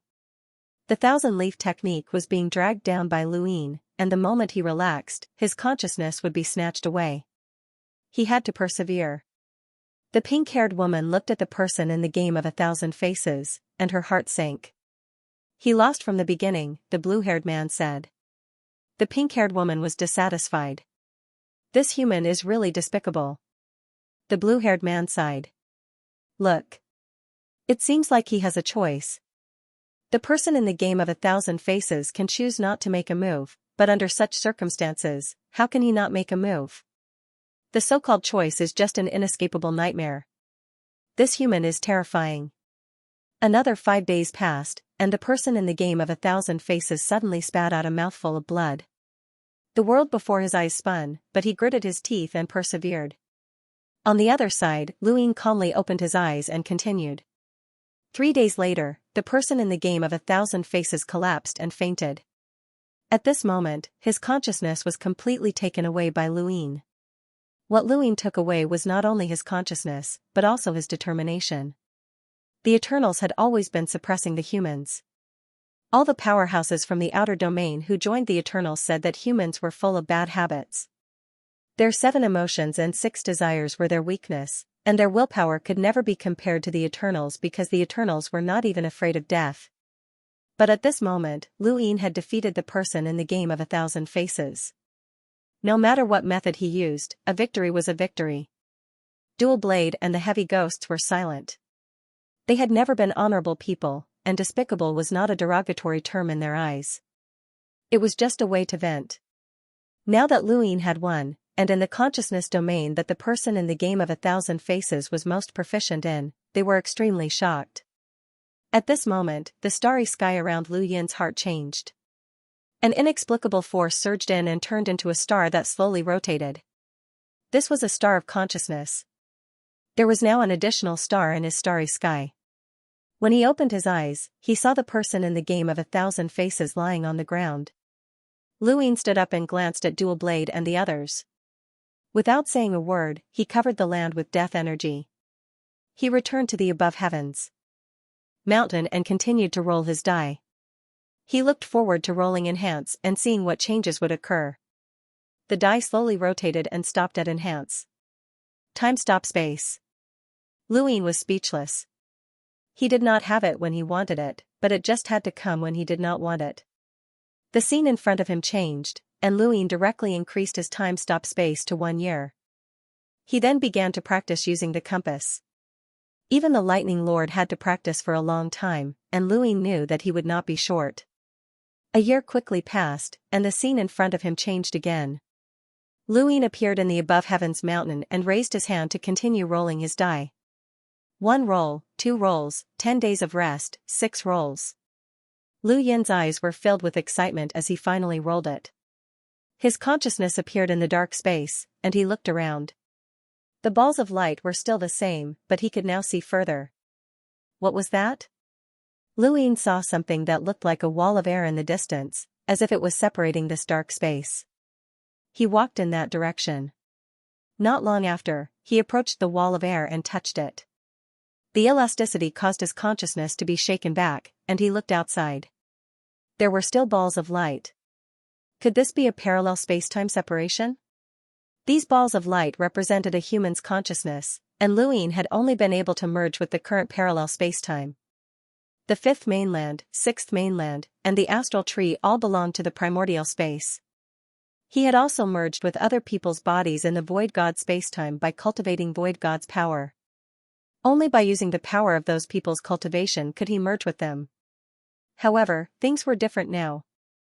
With the sudden increase in his consciousness, this dark space had also changed. This wall of air should be a separation between parallel spacetimes.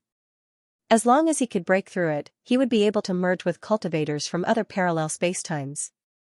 This was equivalent to separating his consciousness from his cultivation. Luin grew excited and began to bang his head against the wall. The wall was not hard, but it was very elastic, and Lu Yin's consciousness continuously tried to break through it.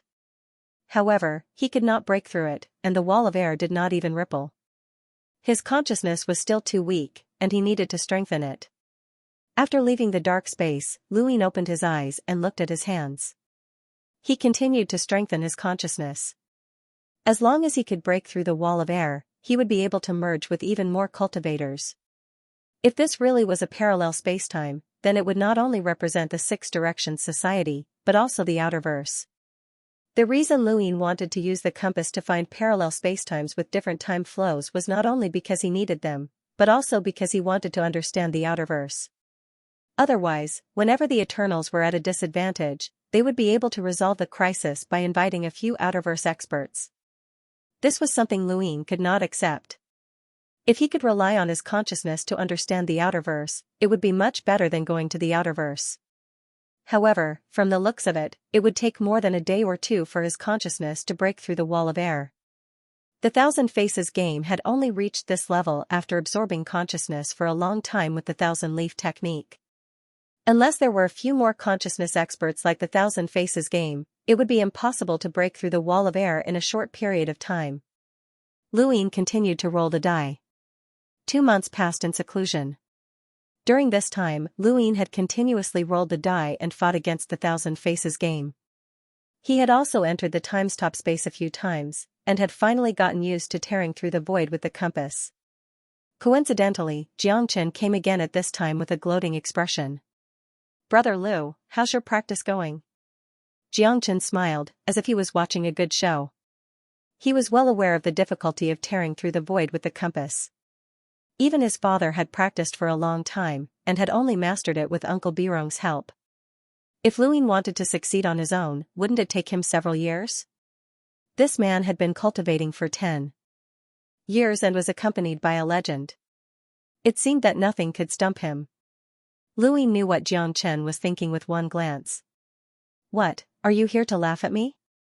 Xianxia laughed. "You misunderstand, Brother Lu. I just wanted to see if you needed any help." "It's going well." "I don't need it," Luin said. Xianxia rolled his eyes. "Brother Lu, let's not pretend to be friends." "How about it? It's hard to control the compass, isn't it? Tell me, and I'll help you." Luin looked at Xianxia. "You can control it?" "I can't, but I know how to help you. Uncle Birong helped my father like that. Do you want me to help you?" "Don't mind it. Who hasn't had a difficult time before?" "Hee hee." Luin smiled faintly. "It's quite difficult." Xianxia was proud. "Isn't it? My father practiced for several years with Uncle Birong's help. Show me what you can do now." Luin took out the compass. In front of Xianxia's eyes, he tore open the void without the needle moving. Everything was done in one go. Xianxia was stunned. "You succeeded? You flatter me." "Wait, how long did you practice?" "Not long." Xianxia suddenly thought of something and clicked his tongue. "You must have cheated by using a different time flow." Luin pursed his lips. He couldn't refute that. He realized that his legend had been cracked. Many things had been done in the time-stop space. When others saw how quickly he'd accomplished them, they thought he was talented. For example, the strategy secret, the serious art, the primogeniture scripture, and so on. They'd all relied on the time-stop space to greatly reduce their cultivation time and become known as geniuses. Now, this method was no longer a secret. To be more precise, this was not a secret in the progenitor realm, as there were many parallel universes with different time flows. However, it was still considered a secret for those below the progenitor realm. Xianxia was an exception. Lu Ying felt helpless. He had lost his title as a genius. Since you've succeeded, I'll go back and ask my father to let me travel with you. Xianxia was eager to try. Lu Ying replied, "It's not a trip. It's very dangerous." "I know. I won't blame you if I die." Xianxia then left. Lu Ying did not know why Xianxia had come all this way. Yi Bo's identity could not be used for the time being, as there was no perfect reason for him to return to the everlasting realm. For now, even Wang Wen and Wei Rong could not think of a perfect reason for Yi Bo to return to the Calamity Zone. Thus, Lu Ying planned to use this time to search for parallel universes with different time flows to gain a better understanding of the outside. Xianxia and Xianxia were the candidates to go to the extraterritorial region. Jiang Qingyue might not go, but they needed an absolute expert. Big sister was a candidate, but she was too impulsive. Senior brother Mu Carving might not have the time. Plus, he had to guard the wood space-time dimension, and old ancestor Tianyi had to guard the starry sky tree. Right, a mount was also needed. Lu Ying fell into deep thought. Not long after, the second Night King reported, "Daoist Master, the Astral Combat Academy has sent news that the Astral Combat Tournament is about to begin. Do you want to take a look?" Lu Ying was surprised. The Astral Combat Tournament? Yes. Lu Yin's gaze was complicated. Before he knew it, it was time for the Astral Combat Tournament. Every once in a while, the Astral Combat Academy would hold a tournament. Although they had lost a few students, the tradition of the Astral Combat Tournament had not been abandoned. Back then, Lu Ying had entered the eyes of countless people in the universe through the Astral Combat Tournament, which had started his legendary life. He wondered if someone like him would appear in this tournament. Let's take a look. Soon, a screen appeared in midair. Lu Ying was seated at a stone table, drinking tea that Zhao Ran had brewed for him as he watched the Astral Combat Tournament. On the screen, the battles seemed so childish to the current him, but they had surpassed those of his generation. In his generation, it was difficult to cultivate battle force, and battle skills were in the hands of the various powerful sects and clans. At that time, he had no idea about the Sixth Mainland or the Starry Sky Tree. Now, the Fifth Pagoda had allowed countless cultivators to obtain battle techniques, and the various parallel universes of the Six Direction Society had also brought about different cultivation methods. Even the Sixth Mainland's reflection, which the Fifth Mainland viewed as a trashy cultivation method, had been used by the Sixth Mainland. This had caused the Astral Combat Tournament to be filled with drama. If the current generation of geniuses from the Astral Combat Academy were to compete with the geniuses from his generation, then his generation might not be a match for them. Unfortunately, Lu Yin's eyes did not light up. He looked around and suddenly found a familiar face, Coco. That syringe was too eye-catching. Why is Coco in the Astral Combat Academy? The second Night King respectfully replied, Coco is now an external mentor of Astral 10. So that was how it was. Lu Ying looked at Coco on the screen. She had matured a lot. The once timid and cute girl was now a teacher. Suddenly, Lu Yin's expression changed as he remembered. Master Grass, it was Master Grass. Back then, Jiang Qingyue had mentioned the cultivation of Shi, saying that there was life in the universe and that it could breathe. Lu Ying did not understand, so he had asked Lu Bujing and the others. Lu Bujing had said that Lu Yuan's ancestor had also mentioned this before, but because so much time had passed and the Lu family had returned, Lu Ying had forgotten to ask the ancestor. At the time, he had a feeling that someone else besides Jiang Qingyue had said this to him before, but he could not recall who it was. Now that he saw Coco, Lu Ying suddenly recalled that it was Windrift Hall's Master Grass.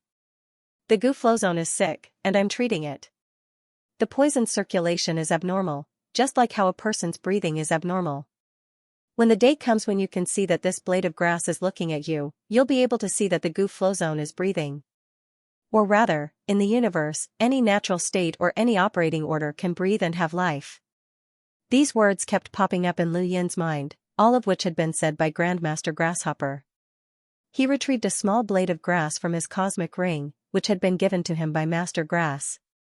Master Grass had said that if Lu Yin could see the grass looking at him, he would be able to see that the goo flow zone was breathing. Lu Yin had never taken this matter to heart, and after that, he had only contacted Master Grass after the appearance of the human blood fruit in the burial garden. Master Grass had always kept a low profile, to the point that he might not even recognize all of the disciples in Windrift Hall, so Lu Yin had forgotten about him. Now that he thought about it, how could a normal cultivator who was not even an envoy see the universe's breathing? Lu Yin stepped forward and headed towards Windrift Hall. He had never been there before, as it was located in the Innerverse first flow zone, not too far from the Yo Court. Lu Yin found it very easily. Windrift Hall was located on a planet with lush vegetation, and Lu Yin's arrival shocked the entire place. No one had ever dreamed that he would come. The Hall Master of Windrift Hall was still Master Grass, but the person in charge was usually Xianxia, who had only met Lu Yin once before. Xianxia and the entire Windrift Hall greet Master Lu. Greetings, Master Lu. There were many people in Windrift Hall, and there were more than 10,000 of them. This was far more than when Lu Yin had been in the Astral Combat Academy, and this was inseparable from the support of the sect above heaven. Now that Shamrock Enterprises was under Lu Yin's control, Windrift Hall, a small organization that saved people, was supported by the sect above heaven. Whether it was in terms of resources or treatment, it was completely different from before. Long time no see, Xianxia. Lu Yin smiled. Xianxia was terrified. Master Lu, you still remember me? Lu Yin nodded and clasped his hands behind his back as he looked around. Tell them to disperse. Where's Master Grass? Master is in the goo flow zone. Lu Yin was astonished. Master Grass is still in the goo flow zone? Xianxia smiled bitterly. I don't know why, but Master has been eyeing the goo flow zone for over 100 years. We haven't dared to disturb him. Lu Yin grunted. I'll go look for Master Grass. You guys go about your business. With that, Lu Yin headed towards the goo flow zone. Xianxia was confused, as he did not know why Lu Yin had suddenly gone to look for his master. The two of them should not have interacted much. He hoped that his master would be a little smarter and not so straightforward. This was no longer the Great Eastern Alliance's alliance master, but the sect master of the above heaven, the master of the primordial space. Lu Yin had come to the goo flow zone again. He had once been apprehensive of this place, and he had needed to cure himself before he could enter. But now, it posed no threat to him, and he found Master Grass in a few steps.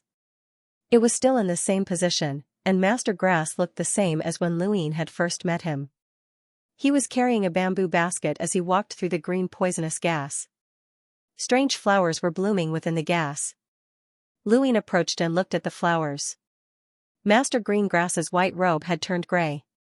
He stared at the flower in the poisonous gas and muttered to himself, why did it change again? There should be a regular contraction. Did I make a mistake somewhere? As he spoke, he walked around the flower. As he spoke, he looked to the side and saw Lu Yin's smiling face. Master Grass was startled. Who are you? Master, it's been a long time. I'm Lu Yin. Master Grass blinked, as if he had not recovered from his shock. Lu Yin? What are you doing here? What are you doing? The goo flow zone is sick, and I'm treating it. I see. You understand? Not at all. Master Grass scratched his head. Wait, why do I feel like this conversation is so familiar? Didn't we talk about this before? We did, but it was many years ago. Then why are you still asking? Aren't you still here, Master? Lu Yin countered. Master Grass thought about it and agreed. It's only been a few decades, and it's not that long. He then looked at Lu Yin again.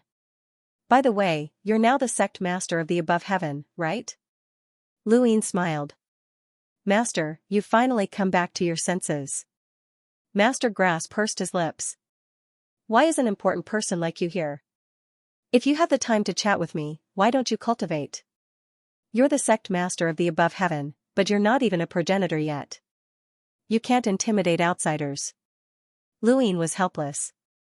I haven't been cultivating for long, and it's not that easy to break through. Then why are you here? Master Grass did not understand. Luine replied, I'm here to see how Master's treatment of the Gu Flow Zone is going. Master Grass was puzzled. You care about the Gu Flow Zone? I care about the treatment, Luine replied. Master Grass nodded. Up to you. You can stay here and watch if you have the time. I have plenty of time anyway. He then continued to stare at the poisonous gas, where another flower bloomed. Master Grass's gaze was fixed on that flower, as if he was waiting for something. Luine did not disturb him and just stood to the side, looking at the flower like Master Grass. As the petals withered, another flower bloomed, one after another. After an unknown period of time, the Grass Grandmaster sighed, another possibility of failure. Let me count, there are still 89,662 billion possibilities. Continue. Luine raised his brows. How long will it take to test each possibility? It's hard to say, but there are many possibilities that can be tested together. You haven't left yet? Master Grass was shocked. Luine looked at him. I want to see how Master will treat the Gu Flow Zone. Master, you said that the Gu Flow Zone is breathing and can be sensed. Master Grass pointed at Lu Yin's hand. Didn't I give you the grass? When you feel that the grass is looking at you, you will be able to sense it. But I don't have any clues. What clues do you want? Try to sense it carefully. Grass is also alive. There are many living things. Animals can stare at me. You're right, so grass can as well. Luine did not know how to continue the conversation, so he simply asked, Master, what does the universe breathe mean? Master Grass blinked. What do you mean? Battle techniques can breathe. What does that mean? Luine asked. Did I say that? Master Grass was confused. Have you heard of Shi before? Lu Yin's expression was solemn. Master Grass thought about it seriously and then looked at Luine and said solemnly, Master Lu, don't you think that I'm too mysterious? Luine narrowed his eyes and stared at Master Grass. Master Xianxia shook his bamboo basket. I'm just an ordinary doctor. My understanding is naturally different from that of ordinary people, and my words are also different from what ordinary people say. It's just like how some people know how much money they have just by touching their money pouch. Do you think that person is a god of wealth? The breath that I'm talking about is the result of countless years of experience. When you look at people and things, you can see sickness. That's what I mean. As for the influence that you're talking about, I don't understand it at all. Master Xianxia spoke very seriously, especially when he looked at Luine. Not only was his expression serious, but he also seemed to be doubting whether Luine was sick. Luine carefully sized up Master Xianxia. No matter how he looked at him, this master was just an enlighter with a power level of around 300,000, and he wasn't even an envoy. Luine opened his heaven's eye and saw the same thing. The heaven's eye could see the laws of the sequence, and it could even see through parallel spacetime. Master Xianxia could see everything clearly. Could it be that Master Xianxia wasn't an expert? As a doctor, I feel that everything I see is sick. As an expert, Taoist Master Lu, you see everyone as an expert. Actually, this is also a kind of illness that needs to be treated, Master Greengrass said very seriously. Luine sighed. There's no need to treat it. If everyone looks like an expert, then I'll be more vigilant. Master Xianxia was surprised. That's a good idea. That's right, why didn't I think of that? Maybe this Gu Flow Zone's illness isn't an illness, but a way for it to protect itself. If I forcefully treat it, then I'll end up harming it. That's right, that's right. As he watched Master Xianxia mumble to himself like a madman, Luine did not know if what he was saying was true. Was he an expert? An expert who had lived for countless years and could see through the universe's breathing? Or was it really as he said, that he was just an ordinary doctor? Luine could not see through him, and he would rather believe that Master Xianxia was a very powerful expert who could keep him on his guard. As for Master Qingcao's refusal to admit it, there was no point in forcing him. Master Qingcao had already sunk into another state of thought, just like a cultivator breaking through a bottleneck. At that moment, the wireless goo vibrated. Luyin glanced at it, and his expression changed. Fate's daughter was about to break through? He hurriedly returned to the Heavens sect. At this time, outside the Above Heavens sect, the prison fled dragon and ancestral tortoise had left. Old Zen, Star Monarch, and the other Ancestor Realm experts were staring into the distance as if they were waiting for something. On the other side, Lu Bujing, Kai Han Xian, and the others who came from the Above Heavens sect era had also gathered, quietly looking into the distance. Luyin returned to Lu Bujing. What's going on? Destiny's daughter is about to break through to the progenitor realm. Lu Bujing's words were complicated. No one knew better than him how difficult it was for the Lady of Fate to break through because he cultivated the 3 sons' ancestral chi, and one of them was Fate. The Fate cultivation method was not the same as the Astral Source cultivation method, and the ancestral breakthrough was different from the ancestral breakthrough of ordinary people. There was no way to know what kind of calamity would occur. This was also the reason why he had never dared to break through to ancestral break. Now that Fate daughter had suddenly decided to break through to ancestral break, he was very surprised. Luyin looked into the distance and saw his Lady of Fate sitting cross-legged in space. She was surrounded by a string, one of which led to life while the other led to death. Did this woman really want to break through her ancestral seal? Why did she suddenly decide to break through? Luyin was curious. Lu Bujing shook his head. I don't know. She rarely interacts with others. Luyin looked in a certain direction and disappeared. When he reappeared, he was already in front of Starsabil. When they had first found Starsabil, she had been taken away by the Lady of Fate. She had played with the Lady of Fate, and the Lady of Fate would not let her off easily. Why did the Lady of Fate suddenly decide to break through? Starsabil saw Luyin appear and slowly bowed. Only when Fate does not appear can she replace it. Now that there are more and more powerhouses in the above heaven, who knows when Fate will appear? It's better to break through now than later. Do you think she has a chance? Luyin looked at Starsabil. Starsabil shook her head. I'm not sure. Luyin looked at the Lady of Fate once again. The Lady of Fate's mysteries were unfathomable, but he could understand some of it. The so-called Fate was a bridge built in the river of time. Others needed to pass through time, but Fate directly passed through time and saw the future. It then used the future to calculate the present, creating the so-called Fate. How could one break through using this method? He was very curious. If the Lady of Fate succeeded in breaking through, then what would she be? A new Fate? How could there be 2 Fates in the universe? The Lady of Fate's breakthrough was not something that could be accomplished overnight. She had been sitting cross-legged in space for half a month, but she still had not begun. Big Sis arrived with a solemn expression. She really plans on replacing Fate? What right does she have? When Luyin heard her words, his heart skipped a beat. Sis, why do you say that? Big Sis replied, I've heard legends about Fate. Fate did not become a progenitor on her own, but was forcefully pushed into the ranks of progenitors by someone else. Luyin was surprised, as he did not understand what she meant. Everything in the universe cultivates, especially humans.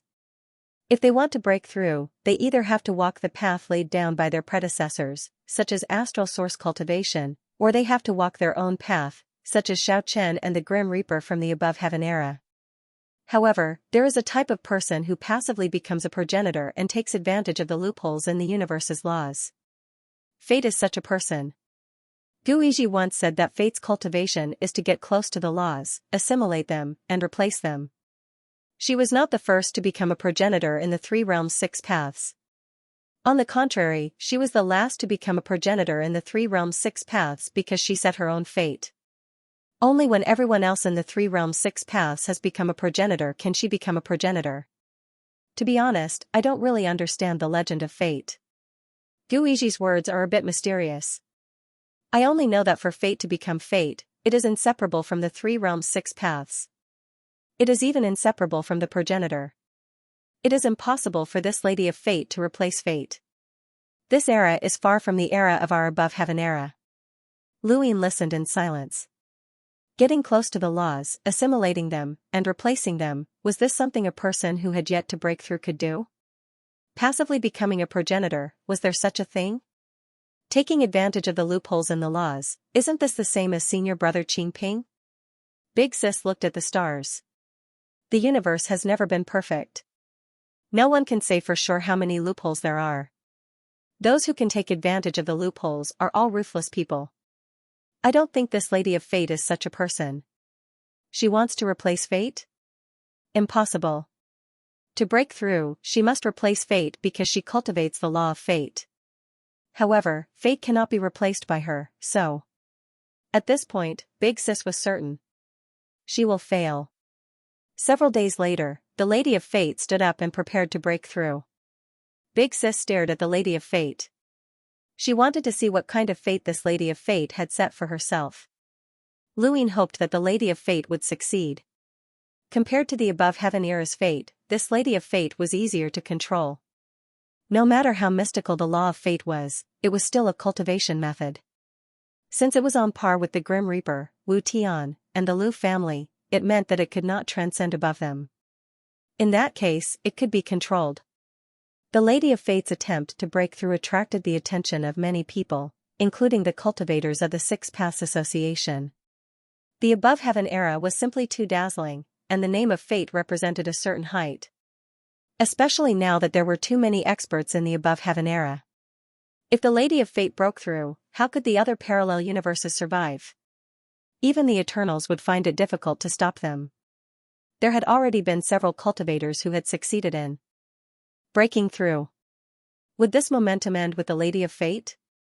Even though they were all humans, many in the Six Paths Association were more willing to see a different outcome. They did not wish to be suppressed by the Eternals, nor did they wish for a Colossus to appear beside them that could suppress them. Although the above heaven was now the strongest in the Six Paths Association, it was still far from its most dazzling state. The masters of the various parallel universes of the Six Paths Association had come out of seclusion, and they were strong enough to talk to the above heaven without being suppressed. However, it would be hard to say if a legendary powerhouse was added to the mix. The above heaven era that had once been worshipped by all races should not return.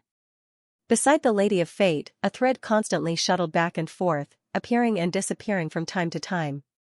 Everyone was at a loss, as they did not understand what she was doing. Where were the tribulations? Where were the anomalies? There was nothing. Was this really breaking through? Luin could not see anything with his third eye. What was this woman doing? No one could understand what she was doing. As the thread continued shuttling back and forth, specks of light appeared in the void, floating and arranging themselves. Starsabil cried out, "Karma transfer technique." Lu Yin's eyes went wide.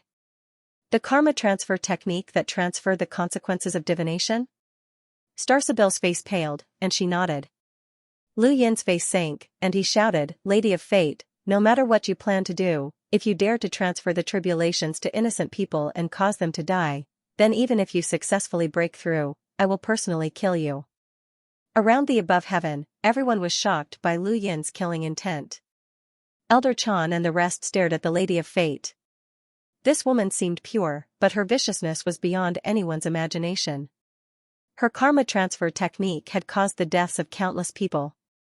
This matter had always been weighing down on Lu Yin's heart, and it had become a thorn in his heart. This thorn would be removed sooner or later, but he had not had the time to do so yet. Now, the Lady of Fate was planning to transfer the karma again. Needless to say, it was the karma of the tribulations. Who was she planning to transfer it to? In outer space, the Lady of Fate looked at the above heaven. "Master Lu, this is a matter of my fate bloodline. Please do not interfere. When it comes to fate, there are no innocents." After saying this, the specks of light suddenly dissipated. At the same time, Starsabil vomited blood. Elsewhere in the above heaven, Butian and Xiaoxia both vomited blood. Their auras suddenly rose sharply, as if they had forcefully raised their realms. Starsabil's face paled. "She transferred the fate technique to us." Luin looked at Starsabil. She had not suffered any injuries, and she had only vomited blood because her body could not withstand the sudden increase in strength. This was what would happen when one's cultivation suddenly increased by too much. But what was the Lady of Fate trying to do? Big Sis could not understand either. Bution's voice came from afar. "Dao Lord, the Lady of Fate has completely transferred the fate technique to us. She has completely abandoned it." Luin looked up into outer space. So that was what had happened. The Lady of Fate had never intended to replace fate. Although she had transferred the fate technique, boundless astral source power had surged out of her body. She intended to use the astral source to become an ancestor. It's impossible to become a progenitor using fate law. Forcefully breaking through to replace fate law is just courting death. She's smart enough to give up on fate law and become a progenitor using astral source. Once she becomes a progenitor, she can either cultivate fate law again or not. She has the initiative. Big Sis sighed. There's no need to cultivate it again. Bution's expression turned ugly. If she still wants to cultivate fate law, she only needs to reverse the karmic arrangement to take it back from us. Can that be done? Luin was surprised. Was fate law really that easy to transfer? Bution bitterly replied, because we're willing. Starsabel's voice was hoarse. No one is willing to bear fate law. The more one understands fate law, the more they don't want to touch it. She knows this, which is why we'll agree without hesitation if we can return fate law to her. We're equivalent to her vessels that carry her power. Bution looked at Fate Daughter, his eyes filled with killing intent. Luin looked at Fate Daughter. A black hole had already appeared in the sky, and it would soon appear to suppress Xianxia. This woman had also walked another path, one that could transfer power. This path was not impossible, as long as she successfully broke through to progenitor, she could take back fate law at any time. From the looks of it, Bution and the others would not refuse, and it would not be easy for them to do so. After all, they were facing an existence that had already become a progenitor. Was that why Fate Daughter had told him not to interfere? Only by interfering could he prevent her from taking back fate law. If he did not interfere, she would have the initiative. Big Sis sighed. In the past, breaking through to progenitor was a very serious matter, and it was difficult for even 1 in 100 half-progenitors to succeed. Now, things have changed, especially since your senior brother Qing Ping's path has opened up a new world for many. I'm guessing that this woman came up with this method because she saw your senior brother break through and had a sudden inspiration. Her astral source power was not something that she cultivated overnight, Luin said. Big Sis thought about it and agreed. Fate Daughter had been secretly cultivating astral source for a long time, and no one knew when she had started. She had this plan long ago. Lu Buzheng's expression was as ugly as if he had swallowed a dead fly. This woman kept saying that she wanted to kill him for fate, but in the end, she had abandoned fate law to become a progenitor. What a hypocrite. Kair's expression was equally ugly. She had always wanted to surpass Fate Daughter's beauty, but now, her appearance and cultivation had slowed down. In the starry sky, Destiny Girl looked up at the sky and watched as the tribulation origin black hole slowly took shape. She smiled and said, "Master, you taught me the method of fate, but it's just a fate you set. Whether you're here or not, I can't replace you. I understood this from the first day I became your disciple. That's why I painstakingly cultivated the method of karma transfer. I know that as long as you're here, my karma transfer technique will never succeed. But this era is different. You're not here. Even so, I still can't replace you. I don't dare to think about what kind of fate you've set for yourself." These words were meant for her own ears, as well as a farewell to fate. The moment she transferred fate law to Bution and the others, she was no longer fate law's successor. She had gone against fate. Her astral source overflowed from her body. The sky of suppression was about to appear. Very few people would be happy when facing an origin tribulation. Fate Daughter was very happy. She was certain that she would be able to pass the origin tribulation of the ancestor realm. She would become an ancestor in the end. Because she had cultivated Fate Dao before, regardless of whether she continued to cultivate or not, she now had a direction to follow. In the end, she would become a sequence law expert. She didn't want to replace fate law, but she could still become one of the peak experts of an era. Mo Shang had spent countless years to reach this level. She didn't need it. This day was the fate that she had set for herself. Her astral source overflowed completely. The sky of suppression was formed and pressed down on her. Fate Daughter smiled. She raised her hand. She had a way to break the sky of suppression. Suddenly, her expression changed. A line appeared in front of her. It was the line of fate. One end was life, the other end was death. This was the power she had cultivated for many years. Why did it appear? She had clearly transferred fate law to Butian and the others. Why? Why did the power of fate still appear? The line only appeared for an instant, but it caused the progenitor realm origin tribulation to undergo a tremendous change. This was because the line belonged to the power of fate. Fate Daughter had already transferred the power of fate law before the origin tribulation appeared. The sudden appearance of the power of fate law under the origin tribulation was clearly an external force. Fate Daughter stared in shock at the line descending from the origin tribulation black hole. It was another line, but this time it didn't belong to her. It belonged to fate. The origin tribulation black hole had drawn out the power of fate that had yet to reach the progenitor realm. No, how can this be?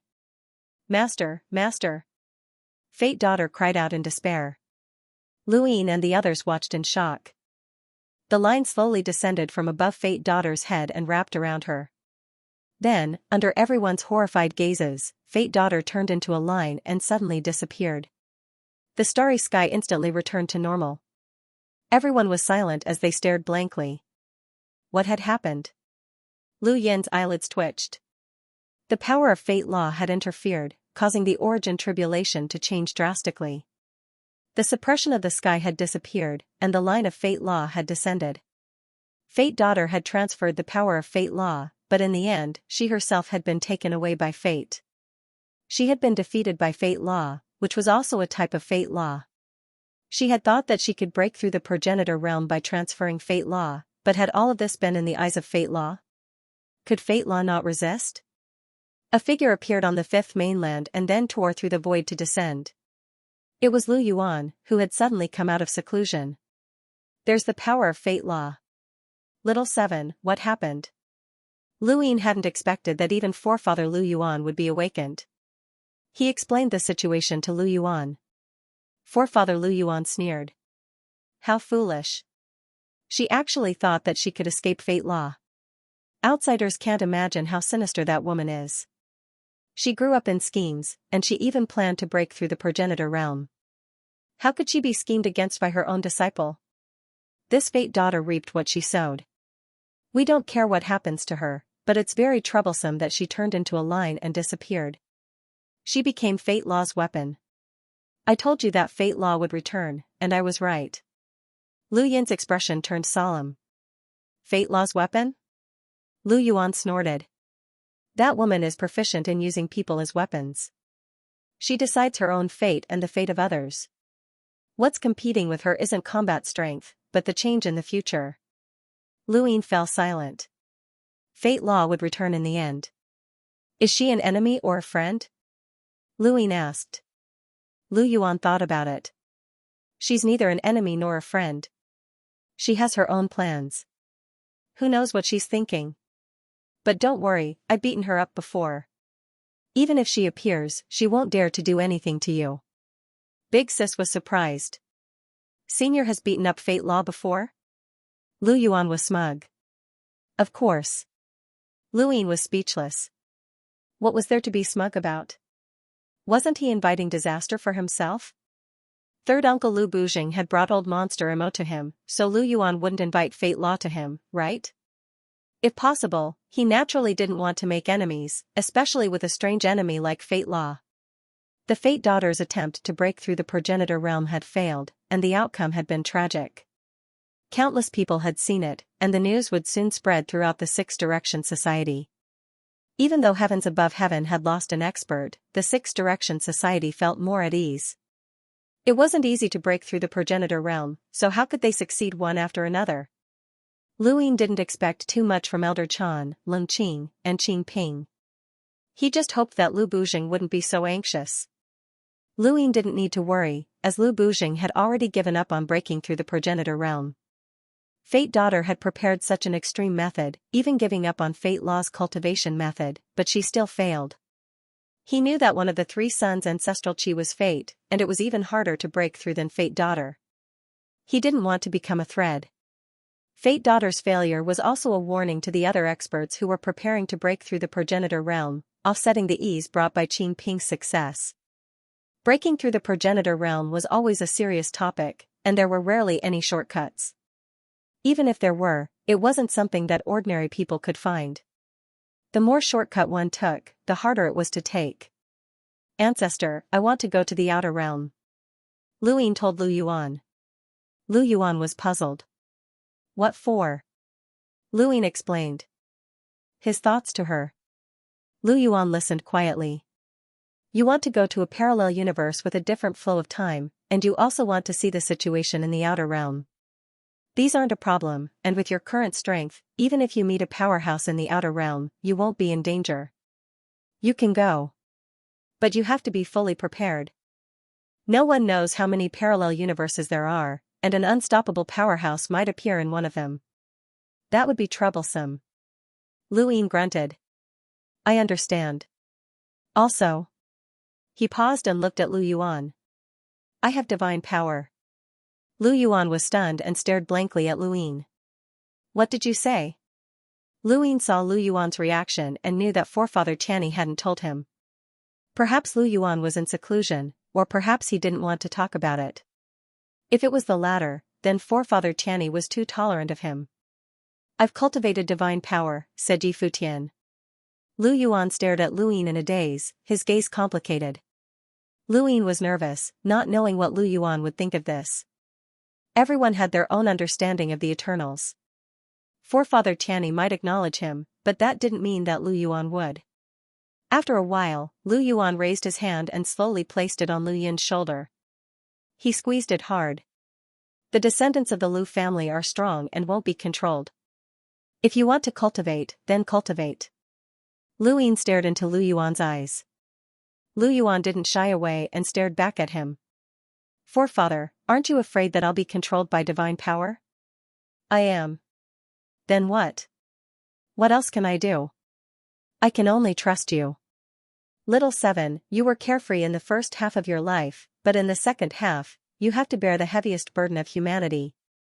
There's no time for you to be controlled, so you should take care of your own matters. All I can do is support you.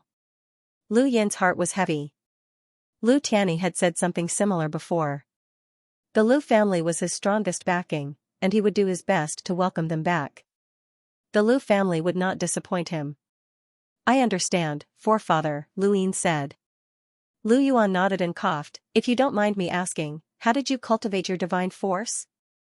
Lu Ying answered, I accidentally encountered some divine force and it entered my body. Lu Yuan's face twitched. After thinking for a long time, he muttered, don't be so despicable in the future. With that, he left without looking back. Lu Ying found it funny. Looking at Lu Yuan's departing figure, the old man's mood was heavier than his. Lu Ying cultivated his divine force, but they allowed him to do as he pleased. The old man must be in a bad mood right now.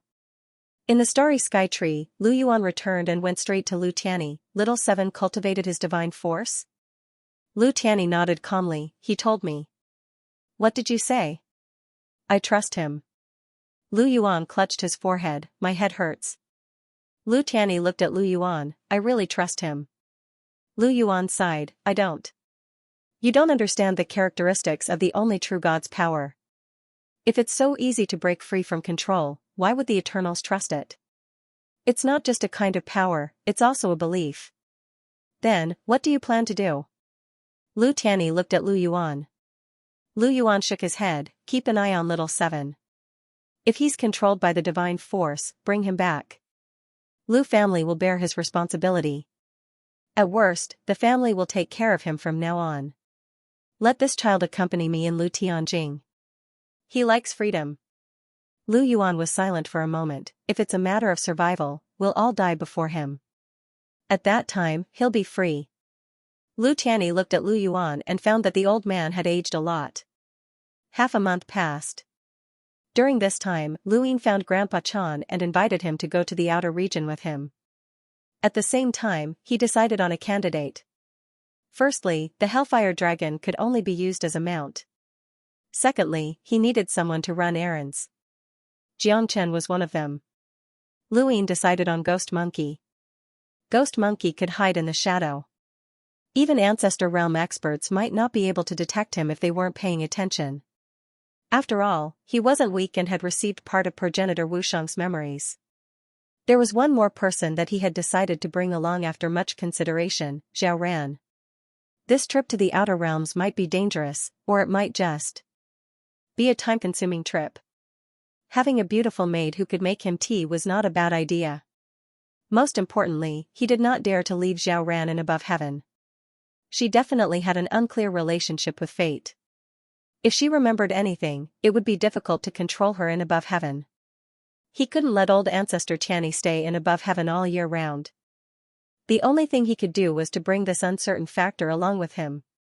Of course, it would also be dangerous for him, but he would rather keep him by his side for observation than leave him in the above heaven sect. As for Elder Chan, his cultivation level was ordinary. Although he could occasionally produce miraculous effects in the ancestral world, it was useless against sequence experts. However, it was different if he went all out. One of the three young ancestral Qi was Patriarch Tianyi. Once he went all out, the strength he could produce was absolutely inestimable. It was enough to shock any enemy. Apart from them, Luin only needed to wait for news from Jiangchen. With Jiangchen and Jiang Qingyue as the Lightning Lord's children, they should have some means to protect themselves. Before leaving, Luin decided to make a trip to the Ice Spirit region to bid farewell to Yan. Throughout his decades of cultivation, Yan had not spent much time with him, but she had represented his ignorant youth. Luin had interacted with many women in his life, but the one who had truly caused him heartache, the one who he cared about, and the one who he would never be able to give up, was Yan. Soon, Luin tore through the void and arrived at the Ice Spirit region. The Ice Master knew that Luin had arrived and hurriedly came out to welcome him.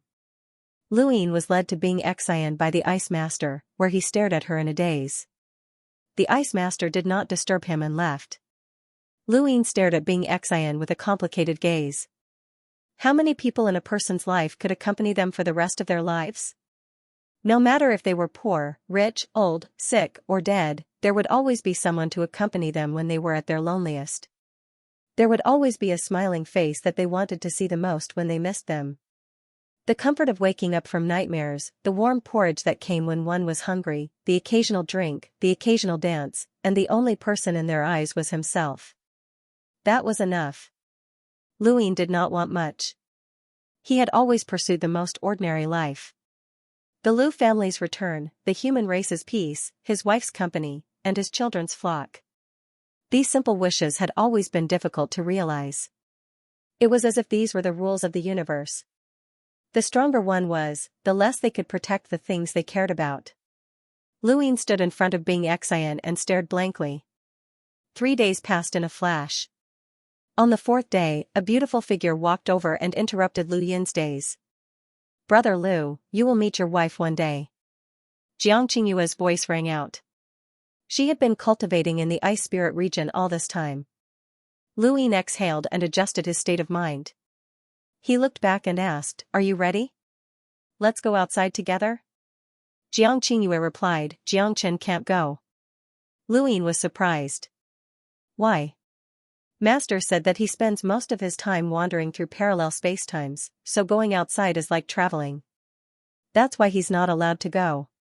He's staying by his side to cultivate, Jiang Qingyue said. Luin did not know if it was just his imagination, but he could hear that she was taking pleasure in his misfortune. "Your master?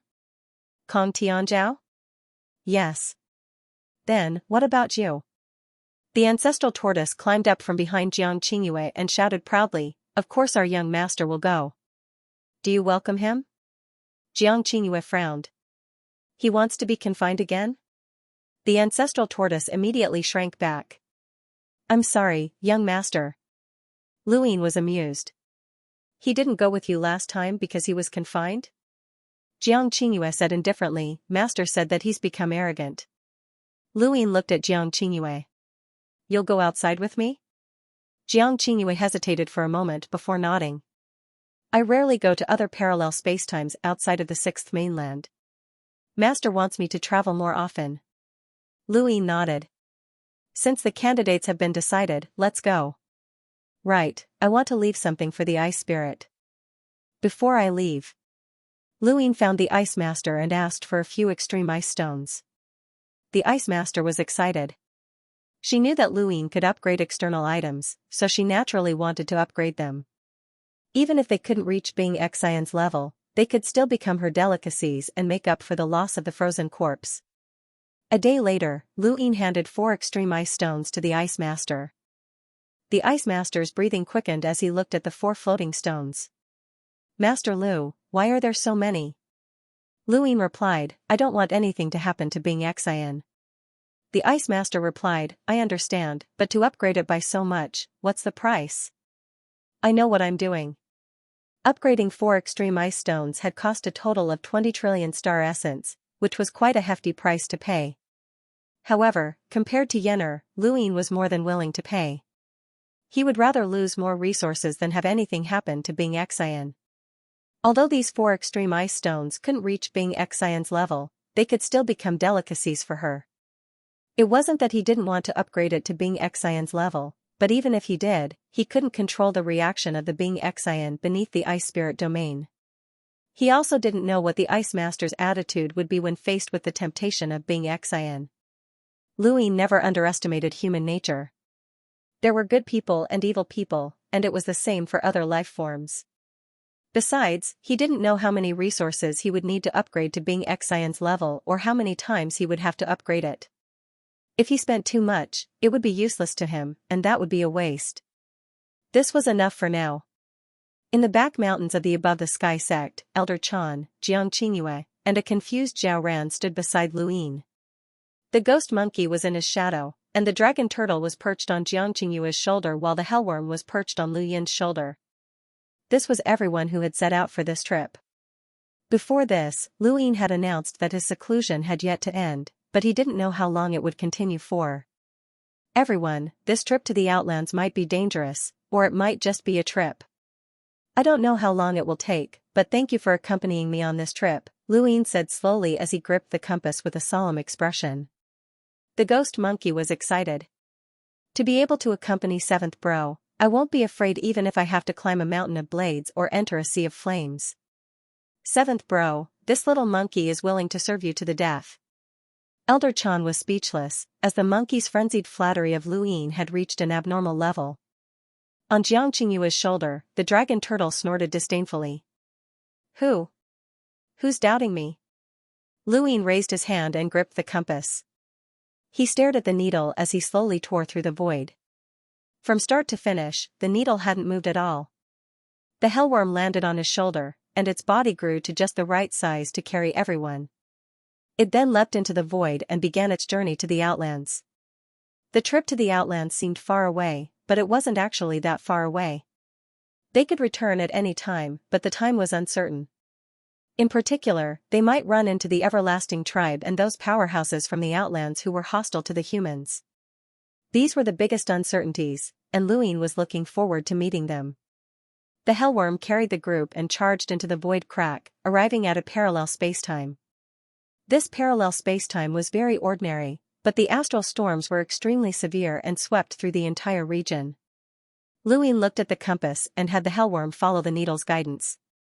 The hellworm's body grew larger as it traversed the storms and quickly found the direction the needle was pointing. This was an asteroid belt with strange beasts entrenched in the distance, but there was no need to pay them any attention. Lu Yin gripped the compass, and its surface emitted a faint light that quickly spread through the void. Qingyue, can you see the light? Lu Yin asked. Jiang Qingyue shook her head. Lu Yin then asked Elder Chan couldn't see it either. Lu Yin sighed. It seemed that only those who could see the sequence particles would be able to see this light, which meant that only powerhouses with sequence laws could use this compass. Let's go. Lu Yin growled, and the compass pulled the hellworm towards the light. This wasn't teleportation through the Outlands, but rather more like continuous shuttling through parallel spacetime. Parallel spacetime flashed before their eyes, and they soon landed in a new parallel spacetime. There was no need for shuttling, as they naturally appeared in a new parallel spacetime. Luin suddenly thought of something, and his eyes widened as he looked at the space. Sure enough, the lines in this spacetime were 3 times tougher than the primordial space, which meant that this spacetime flowed 3 times faster than the primordial space. This was a parallel spacetime with a different time flow. From start to finish, Elder Chan, Xianxia, and the others were confused. Luin had no intention of explaining, and he only told them what he needed to find. This spacetime flows 3 times faster, so I need to cultivate for a while. You can stay on the caged WYRM's back or cultivate freely in this spacetime, Luin instructed. This was something they had discussed before they had left. At this moment, Zhao Ran showed her usefulness, and she immediately brewed tea for Elder Chan. Elder Chan was very pleased. He had been worried about the 5th mainland ever since the cosmic tree realm had split apart and Lu Yin's rise. Today, he had only shown his face in the above heaven and acted as a hired thug. He had not done anything else, and he had only accompanied Lu Yin because of Lu Yin's invitation.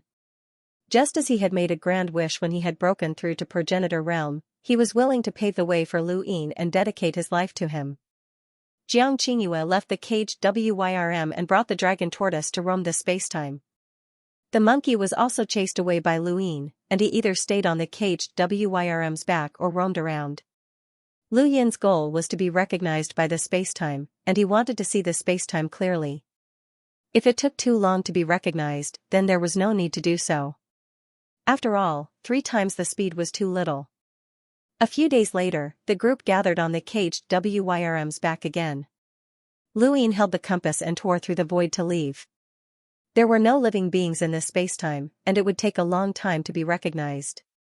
3 seconds was not worth it, so Lu Yin continued to search for the next spacetime. The same scene appeared again. The caged WYRM entered a spatial tear and then followed the needle to find the right direction. It was then dragged by the compass and followed the light through the void to arrive at a parallel spacetime with a different time flow. This spacetime flowed 12 times faster, and Lu Yin estimated that it would take him at most 5 years to be recognized. It was worth it. He stayed in this spacetime, and Jiang Qingyue could be considered to have officially stepped into the outer realm to begin her cultivation. 5 years later, Lu Yin returned to the caged WYRM's back. Jiang Qingyue had also returned, and she looked at Lu Yin curiously. Lu Yin had not told them what to do with finding a parallel spacetime flow, and how to determine that he would stay here for 5 years. Your Highness, please have some tea. Zhao Ran was very happy. Coming to a strange parallel universe, she could pick different flowers and develop different teas, which made her very happy. Lu Yin looked at the magma-like tea flowing within the teacup in front of him. It seemed like Zhao Ran had broken through. He took a sip. It was spicy in the mouth but sweet in the aftertaste. It was a strange combination of flavors that made him feel refreshed. Comfortable. Zhao Ran was elated. Really? I'll go pick some more red fruits. What red fruit? Lu Yin asked curiously. Elder Chan smiled and said, "This is the name that Zhao Ran gave to a type of fruit. The tea that the Taoist master drinks is mainly developed from this type of fruit. It's very delicious." Lu Yin nodded, but he didn't pay much attention to the matter. He watched as the ghost monkey brought Zhao Ran to the planet to harvest the fruits. Half a day later, Zhao Ran returned. Lu Yin held the compass in his hand and began the next parallel spacetime. After a year in the primordial space, Lu Yin received the recognition of a parallel universe with a different flow of time. This parallel universe had 17 times the normal flow of time, which meant that they had been in this parallel universe for 17 years. 17 years had caused Zhao Ran to develop feelings for this parallel universe. Jiang Qingyue was very familiar with this parallel universe. She knew where the delicious fruits and vegetables were, where the strange mountains were, where the most beautiful scenery was, and so on. Lu Yin had obtained the recognition of this parallel universe by traveling through space. This was because there were no animals in this universe, only plants. He had touched every single one of them and seen every single one of them clearly. This could be considered a sightseeing tour. During this time, he had traveled with Xianxia for nearly 3 years. If not for the dragon turtle's arrival, Xianxia would not have left by herself. Luin felt rather awkward. This dragon turtle was too talkative, and it was even worse than the ghost monkey. The monkey wanted to accompany Luin to travel through the mountains and rivers, but Luin found it annoying. In the blink of an eye, 3 years had passed in the primordial space, while Luin and the others had spent nearly 100 years in a parallel universe with a different flow of time. They had not encountered any danger during this time, and the only time they had encountered a beast was when Zhao Ran had encountered it. It had only been an explorer realm beast, but it had been sent flying by a single slap from the ghost monkey. After nearly 100 years of peace, Luin felt much more relaxed. Elder Chan liked this kind of time. The calmer it was, the more comfortable it was. Zhao Ran had invented more than 20 types of tea, and although they all looked strange, they were all very tasty.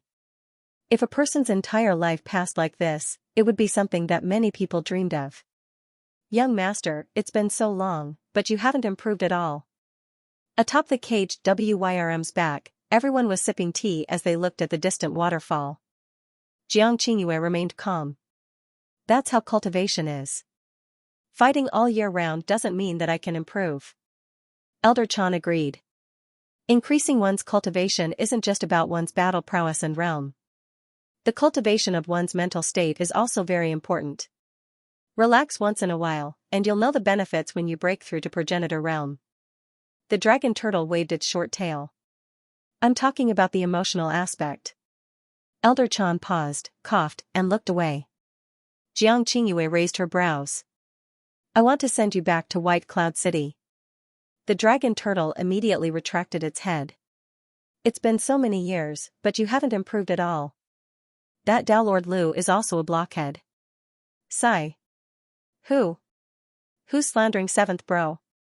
Come out, I want to fight you to the death. The ghost monkey emerged from the shadow and stared at the dragon turtle as it cursed. The dragon turtle rolled its eyes. You're so noisy, stupid monkey. Stupid turtle, come out, I want to fight you to the death. I'll whip you to death with my tail. You have a tail? Where is it? Why don't I see it? Aren't those horns? Stupid monkey, you're asking for a beating. Stupid turtle, how dare you scold 7th bro? I'll make soup out of you. I don't object, Jiang Qingyue said. The dragon turtle was sad. Young master, I'm doing this for your own good. Luin stared into the distance. 3 years had passed in the inception space, but almost 100 years had passed here. Time really could change things.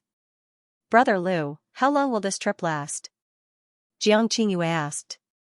When she spoke, the dragon turtle and the ghost monkey stopped arguing. Elder Chan also looked over. Luin said, I don't know. Let's continue. It's unlikely that we'll be able to return anytime soon. As he spoke, his heart skipped a beat. What's wrong? Jiang Qingyue shook her head. Nothing. The ghost monkey came over. 7th bro, I'm old. Stupid monkey, don't insult the young master. The dragon turtle jumped up. The ghost monkey rolled its eyes. Old? Is there anything wrong with being a human? The dragon turtle was stunned for a moment, then shook its head vigorously. That's right, I don't object. Young master, you're old. Jiang Qingyue's expression turned ugly. These two kept saying that she was old. As a cultivator, even if she was 1,000 or 10,000 years old, it was still not considered old. Lu Yin casually tossed the two creatures away. Only then did they calm down. Traveling through parallel universes can be dangerous. Jiangchen should know that we're safe now, but that doesn't mean we'll be safe in the future. Especially since we're looking for parallel universes with different flow rates. It's said that these parallel universes are resources that the experts of the outer realms like to trade. If we continue searching, we'll definitely encounter powerful creatures from the outer realms. Jiang Qingyue thought for a moment. Father said that the star toad likes parallel universes with different flow rates the most. If we encounter it, we won't even be able to escape. Luin laughed. It's not that bad. Plus, the star toad likes to do business. Without enough enticement, it won't do anything to us. Xianxia smiled. I'm actually hoping to encounter it. Luyin smiled. Old Zen sighed. When he was their age, he couldn't even encounter Ancestor Realm experts, let alone a creature like the star toad. At that time, the starry sky tree had already split apart.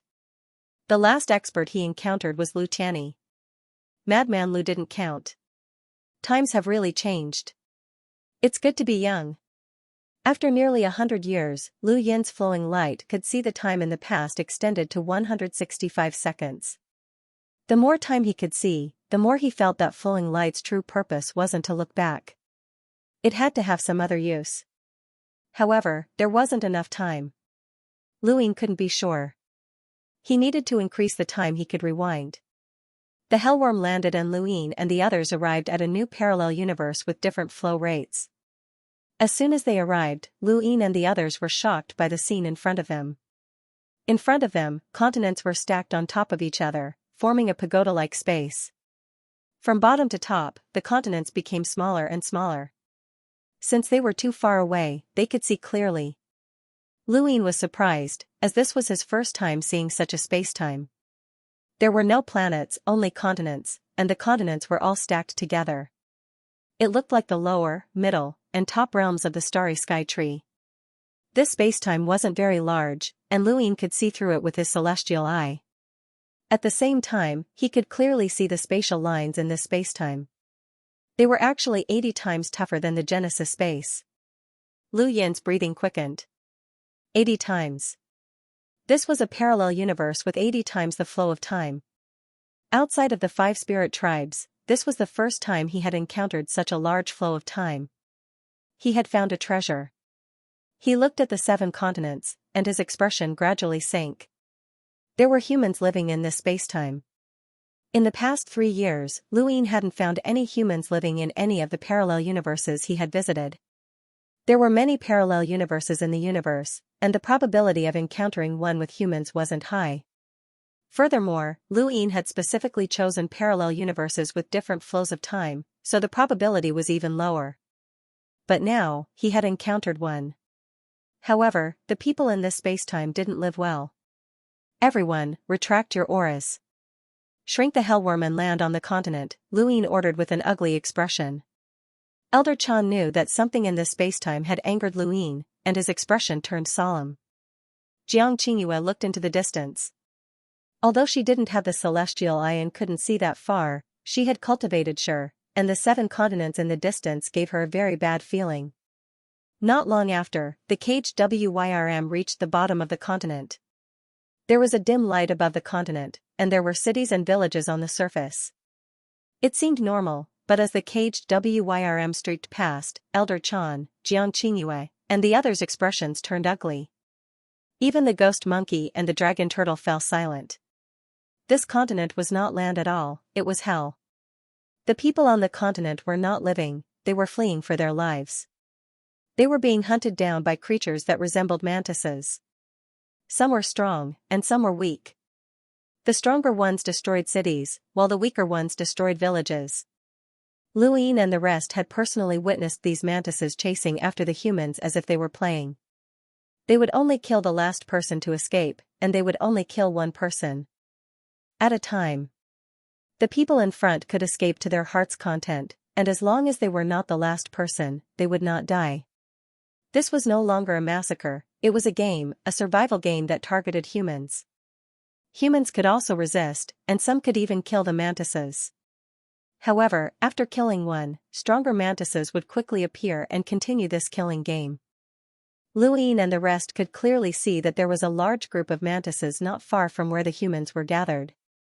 They were excited to see their own kind being killed by the humans, and then they would go up and slaughter the humans themselves.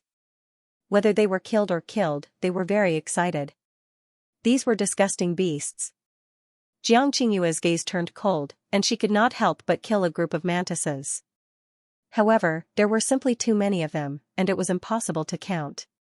The people below had no idea that there were so many praying mantises waiting to play this game. Killing a praying mantis gave them hope, but it was just the beginning of a desperate feast.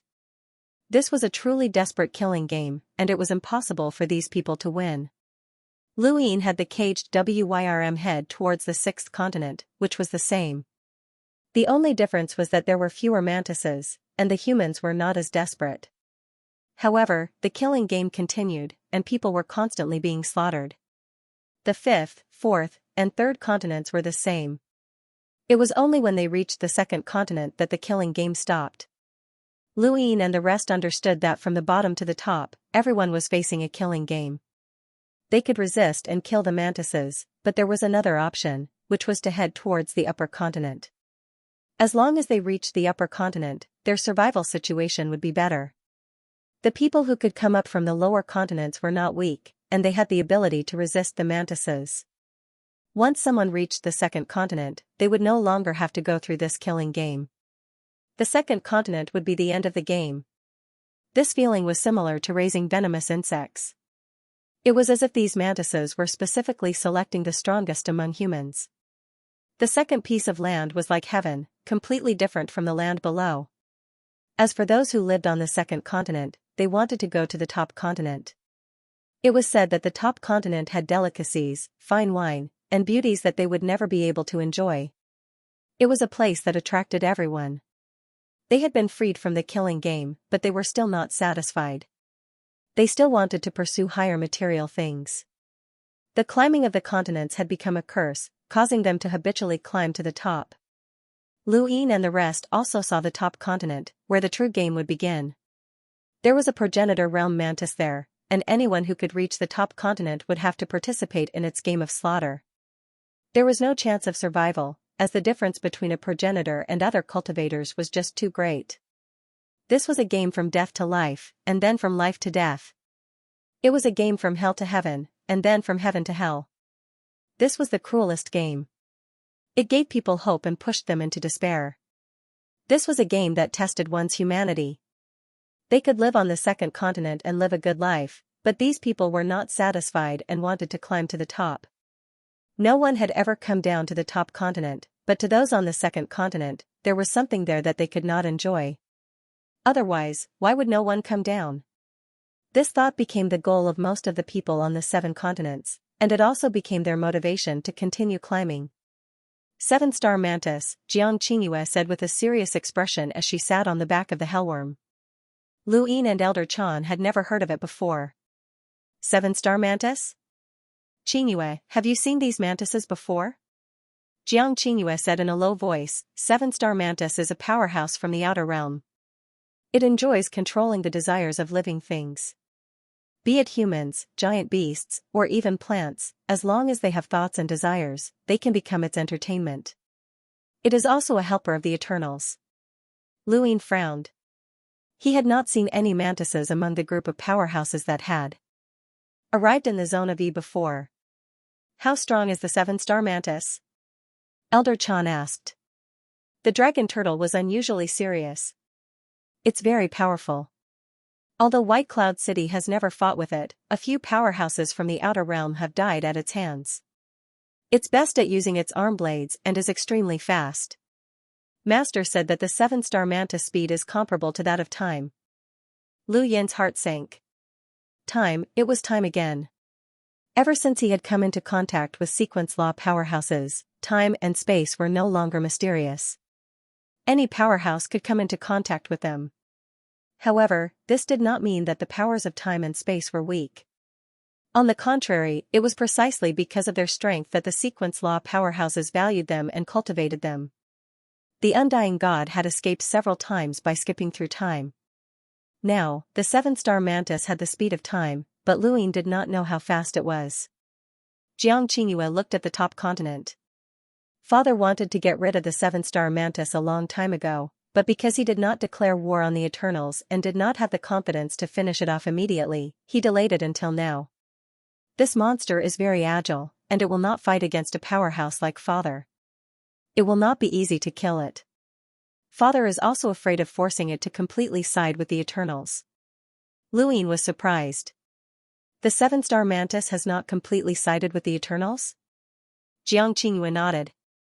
It has helped the Eternals before, but it is different from awakening hibernation. It helped the Eternals because it lost a bet. The bet was based on human desires. It likes to control desires. The higher its intelligence, the greater its desires. Thus, it likes to control the desires of humans the most. The Eternals are also humans in its eyes, but what desires can a corpse king have? Besides, compared to the seven-star mantis, the Eternals understand humans far better. It has lost several bets, but it has only helped the Eternals a few times. In the eyes of White Cloud City, it is the Eternals' foreign helper. The dragon turtle sighed. We cannot make it join our side at the cost of toying with the desires of humans. It controls desires and loves to kill. Old Master wanted to get rid of such a monster, not rope it in. It is impossible to rope it in. Luin looked at the seven continents. Did it like to control human desires? This must be the origin of the seven continents in front of him. The lower continents saw through human life and death, while the upper continents were the true test. The worst outcome of human desires would always be death. This was the most despairing outcome. Beasts were beasts. If humans did not have desires, how could they have feelings? How could they have the motivation to continue developing? Desires did not mean that they were wrong. Survival was the instinct of all living things. It likes to test life and death and toy with desires. I want to see how petty it will be when it faces death, Luin muttered to himself. Although his voice was soft, his words were extremely cold. The dragon turtle was startled. You're not thinking of fighting it, are you? It's best if you don't. Old Master said that its speed can rival that of time, and that is definitely not an exaggeration. Even if it is not a sequence law powerhouse, it is definitely not inferior to any sequence law powerhouse. Elder Chan was shocked. It's not a sequence law powerhouse? Xianxia said, no. That's why it is especially afraid of meeting Father. It doesn't care if there is any hostility. As long as a sequence law powerhouse appears, it will run. Speaking of which, no one knows where its nest is. I didn't expect it to be here. It's better to tell Old Master and ask him to take action, the dragon turtle said. Xianxia frowned. Father is dealing with the primordial thunder locusts. I don't know when he will be free. It might take a long time. Since it's not a sequence law powerhouse, there's nothing to be afraid of. If it's fast, then let's find a grave for it, Luin said ruthlessly. Everything that he had seen on the seven continents had stirred his killing intent. It did not matter if this seven-star mantis was an ally of the Eternals. Even if it was an ally of the Six Direction Association, it still had to die. Hearing Lu Yin's words, Jiang Qingyue knew that she could not stop him from taking action. Furthermore, she had no intention of stopping him. Anyone who saw such a scene would be tempted to kill. Now, the question was what to do. The hellworm circled around again. The seven-star mantis is not here. Otherwise, the hellworm would have been discovered the moment it approached, Jiang Qingyue said with certainty. The group discussed for a while and decided to set up according to the seven-star mantis habits. First of all, the battlefield could not be here. Otherwise, everyone on the seven continents would die. Luin instructed Ghost Monkey to spread rumors on the seven continents that a parallel spacetime had been discovered and that there were many people inside. This would attract the seven-star mantis and Jiang Qingyue to that spacetime. Their mission was to find the nearest parallel spacetime and set up a trap for the seven-star mantis. At the same time, they would also bring a group of people to that spacetime. Rumors cannot be spread too quickly. I believe that there are definitely people on the second continent who have seen the truth and have not thought of going to the top continent. These people will definitely be watched by the seven-star mantis. It would be best if they spread the rumors to the seven-star mantis. Don't worry about wasting time. This spacetime flows 80 times faster, so we have plenty of time, Luin advised. Jiang Qingyue said, we don't know when the seven-star mantis will return. We won't be too anxious. Seventh bro, you have to keep an eye on the little monkey at all times. The little monkey doesn't want to die, Ghost Monkey wailed. It was now right under the seven-star mantis's nose. The moment that monster swung its arm blade, it would die. The dragon tortoise sneered, coward. Ghost Monkey immediately jumped up. You damn tortoise.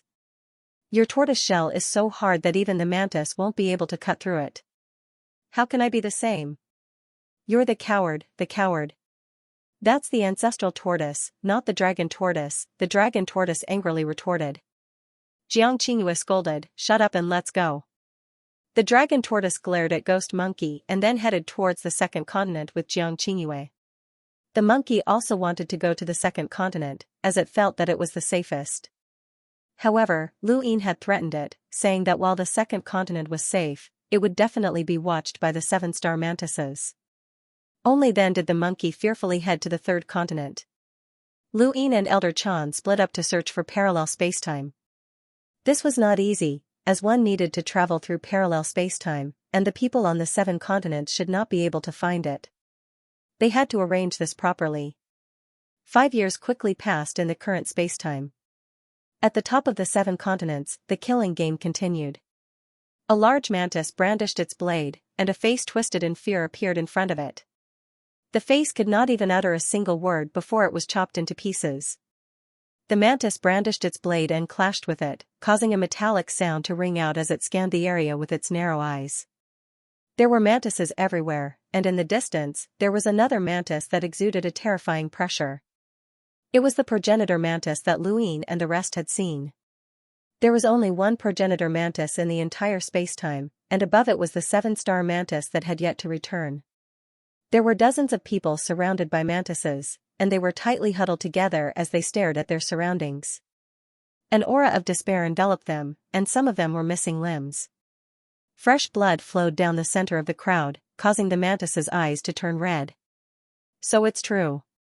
This is the land of death. If I had known earlier, I wouldn't have come. I should have listened to those people.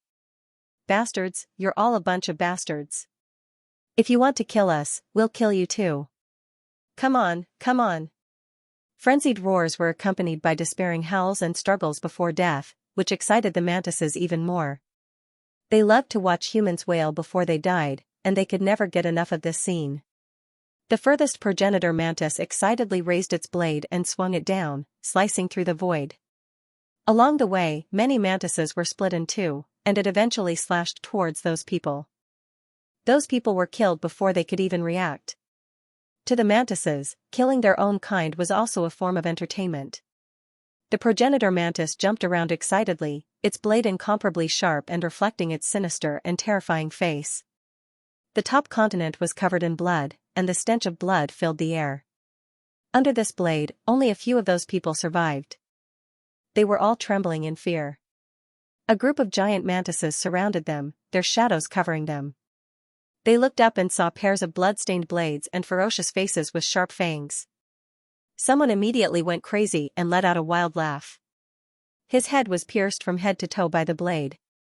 No, no, I don't want to die, I don't want to die. I can live, please don't kill me, don't kill me. Someone begged. Several blades fell, cutting him into pieces. Everyone stared at the last person. His eyes were lifeless, and his pupils were flickering.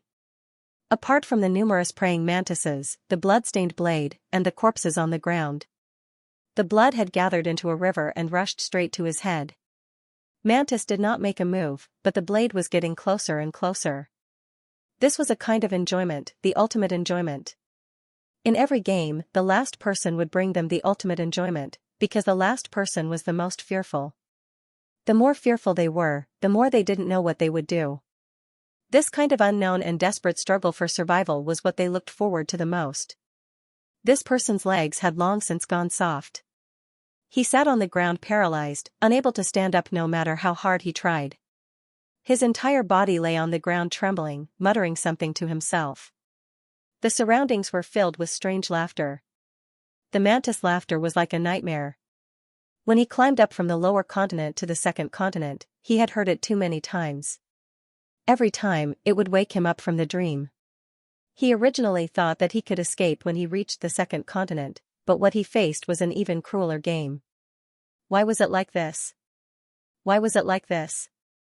If he had known, he would have listened to those people. There was clearly a place to escape. He didn't want to stay here anymore. He wanted to live. I can escape, I can escape. His voice kept ringing out. This person had also gone crazy. A praying mantis raised its blade and was about to strike down. The next game would soon begin. Suddenly, the sharp blade swept across, cutting off all the praying mantises around. It was that progenitor realm praying mantis.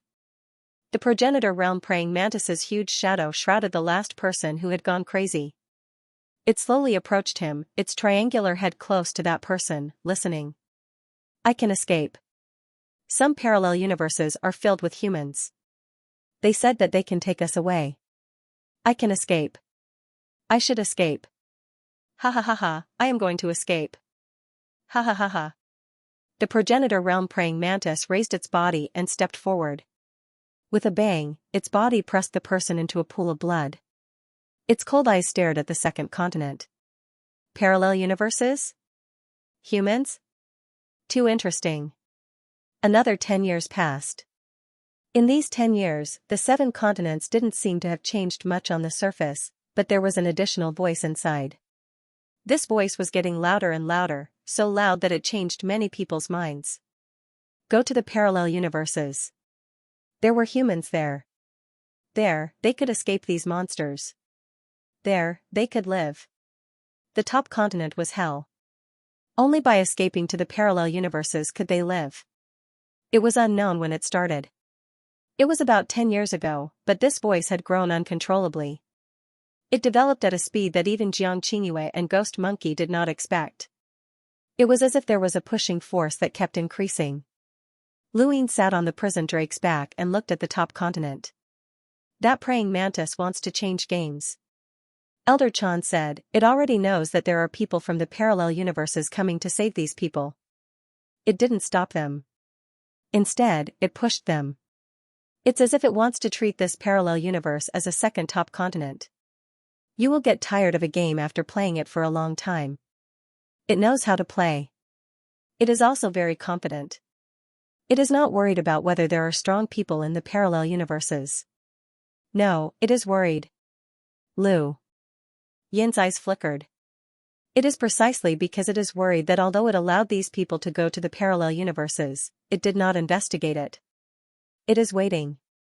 Waiting for the 7-star praying mantis to return. This is the safest way. This changed game is a gift to the 7-star praying mantis. It is safe and stable. This is what it wants. Luine and the others had been in this spacetime for 15 years. They had waited for 15 years, and they still had to continue waiting. He did not plan to leave until he dealt with the 7-star praying mantis. The Eternals tried their best to rope in various helpers. He also had to think of a way to eliminate those helpers one by one. Xianxia was not the last, and the 7-star praying mantis was not the last. Finally, when it was the 30th year, a feeling of palpitations appeared. Luine was especially afraid when he looked at the top continent. He knew that the 7-star praying mantis had returned. Ask Xianxia and Ghost Monkey to come back. The trap has been set. We are just waiting for them to take the bait. Luine said as he headed in a certain direction. That was the parallel spacetime that they had discovered.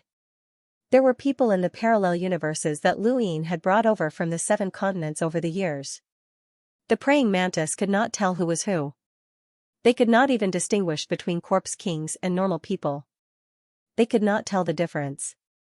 Although the progenitor realm praying mantis had not come to the parallel universe, it had sent ordinary praying mantises over. It was certain that there were humans in this parallel universe. Luine and the others returned to the parallel universe and waited for another 3 years.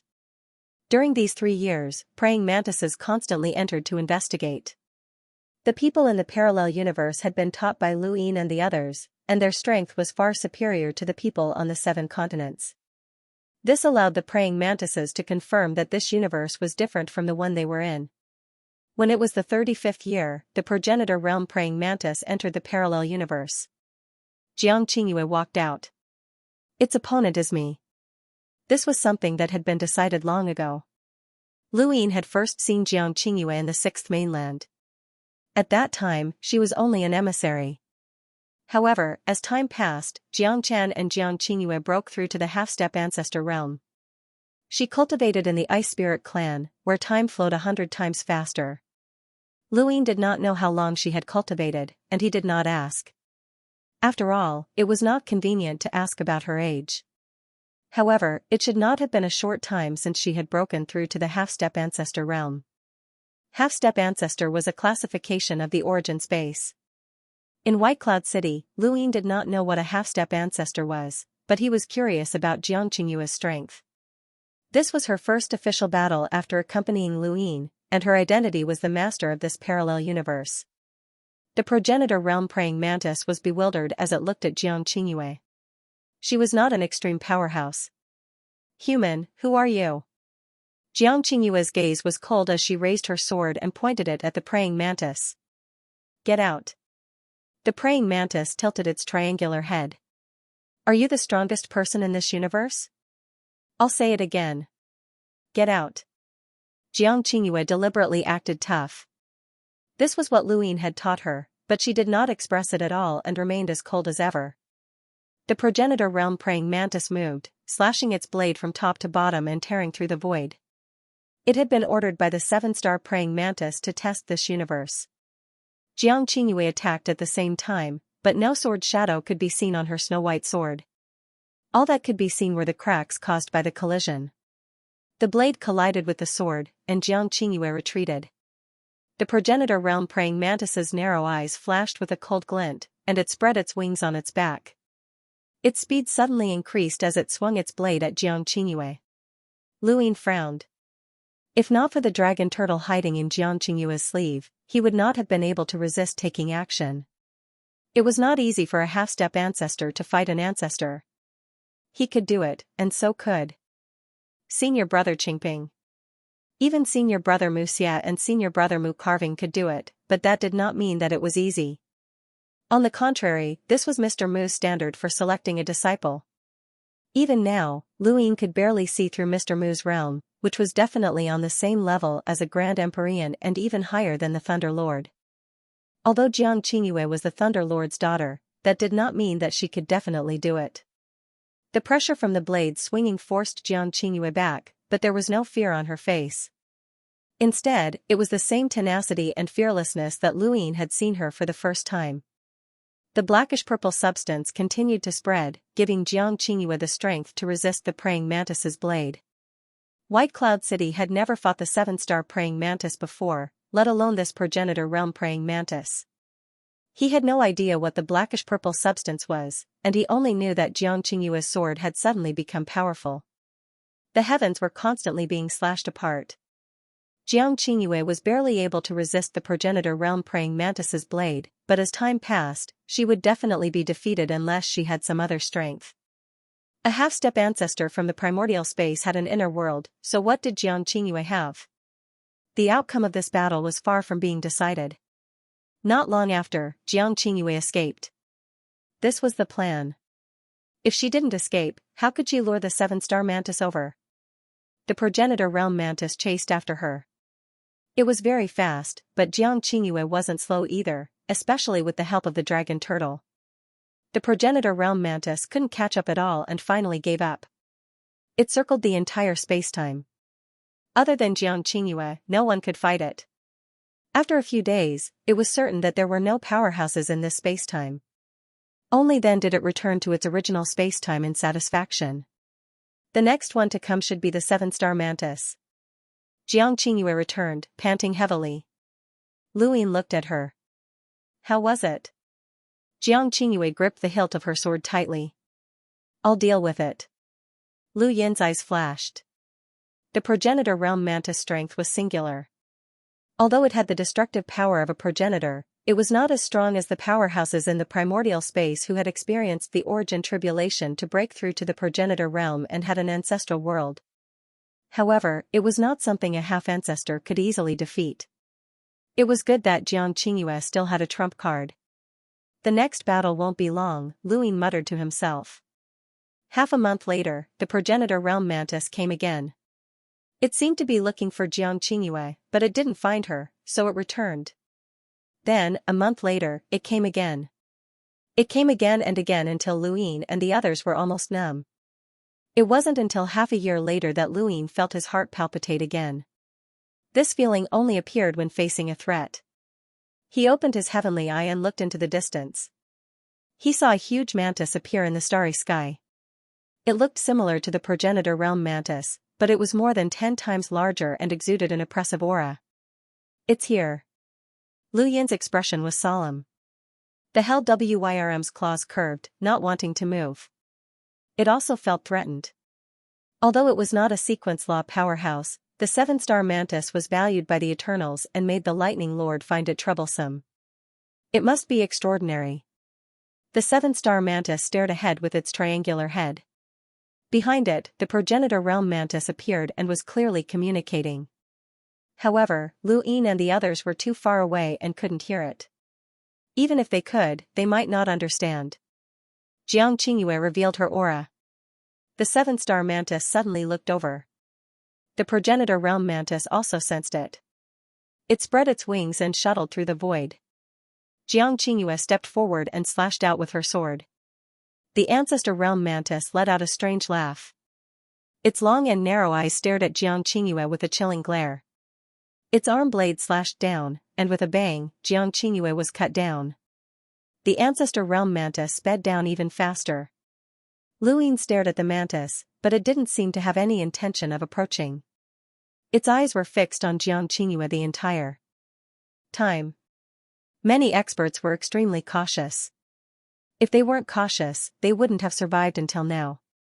Old Monster Imo was like that, and so was the 7-star mantis. Lu Yin was able to see through the lines in space, and he moved to attack. The 7-star mantis had been staring at Xianxia, who was fighting with the progenitor realm mantis. Suddenly, his head tilted to the side, and Lu Yin appeared. He had disguised his appearance to prevent the 7-star mantis from recognizing him. His strength had yet to reach the progenitor realm, so he could not pose a fatal threat to the 7-star mantis. Thus, the 7-star mantis would not immediately leave. The result was just as he had guessed.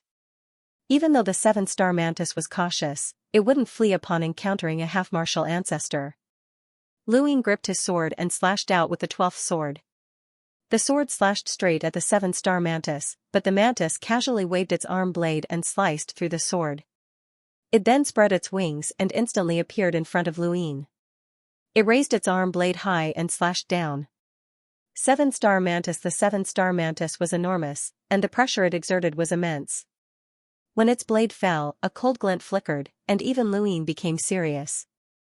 A dark purple substance spread out, and the sword slashed upwards. There was a loud bang, and Lu Yin continuously retreated in shock. The 7-star mantis was indeed worthy of being valued by the Eternals. Its strength was actually on par with Lu Yin's Palm Realm battle force. If Lu Yin wanted to win through brute force, he would have to rely on his limitless inner world. Lu Yin was shocked, and so was the 7-star mantis. It had never met anyone who wasn't an ultimate powerhouse who could withstand its attack. Other creatures could not do so either. This human was very powerful. "Human, you are the strongest in this space-time," the 7-star mantis said in an ear-piercing voice. Lu Yin gripped the hilt of his sword and pointed at the mantis. "You are the strongest monster in that space-time." "Chirp. You've picked the wrong opponent. Fortunately, you can bring some other fun to this game." "Chirp." The mantis blade fell, and Lu Yin had no choice but to use all his strength to defend himself. He was continuously pushed back by the blade, and the 7-star mantis closed in on him. Victory was in its grasp. There was a loud bang, and the sword broke. The 7-star mantis arm blade slashed horizontally, and before the blade reached its target, the void had already been sliced horizontally. With the strength that Lu Yin had just displayed, he was definitely not a match for this attack. Lu Yin growled and used the broken sword to block the attack. The blade slashed down and sent both Lu Yin and the broken sword flying. Lu Yin tightly grabbed the back of the mantis arm blade, which was the mantis claw. Behind him, a finger descended. The 7-star mantis suddenly turned around and saw Elder Chan and Lu Tianyi, who had been drawn out by Elder Chan's 3 young ancestral qi. This finger had come from Lu Tianyi's law of destruction. Lu Tianyi's finger was so powerful that even a powerhouse with a sequence law might not be able to block it. This finger was the killing move that Luin had prepared for the seven-star mantis. He had used himself as bait to capture the mantis and create an opportunity for Elder Chan Lu Tiany's finger descended, piercing through the void. The fingertip rapidly approached Luin, but it was unable to get any closer. No matter how fast the finger moved, Luin felt as if it was out of his reach. His entire being felt out of place, as this space and time did not seem right. By the time he reacted, his body had already moved far away from where he had been. Elder Chan's finger, which had been drawn out by 3 Yang ancestral qi, remained where it had been. A huge force swept over the blade, and Luin hurriedly let go. The mantis retracted its arm blade and retreated. Its triangular head tilted towards Elder Chan, and its long, narrow eyes stared fixedly at Elder Chan. Human, you are the strongest. Elder Chan was confused. What had just happened? He spat out a mouthful of blood.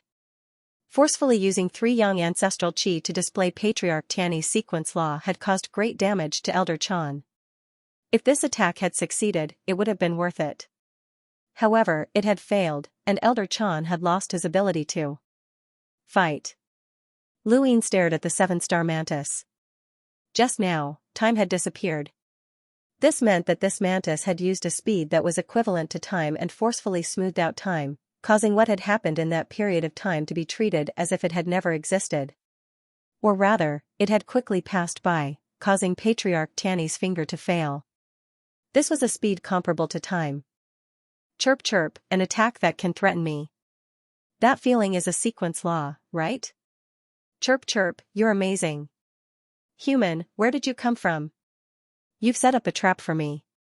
The seven-star mantis stared at Elder Chan. In its eyes, Elder Chan was the true mastermind, and the attack that had threatened it had come from Elder Chan. Elder Chan's face paled as Patriarch Tiany slowly disappeared. He was already powerless. The seven-star mantis. It could tell, but that scene had been extremely dangerous. It was not sure if this human had been faking it.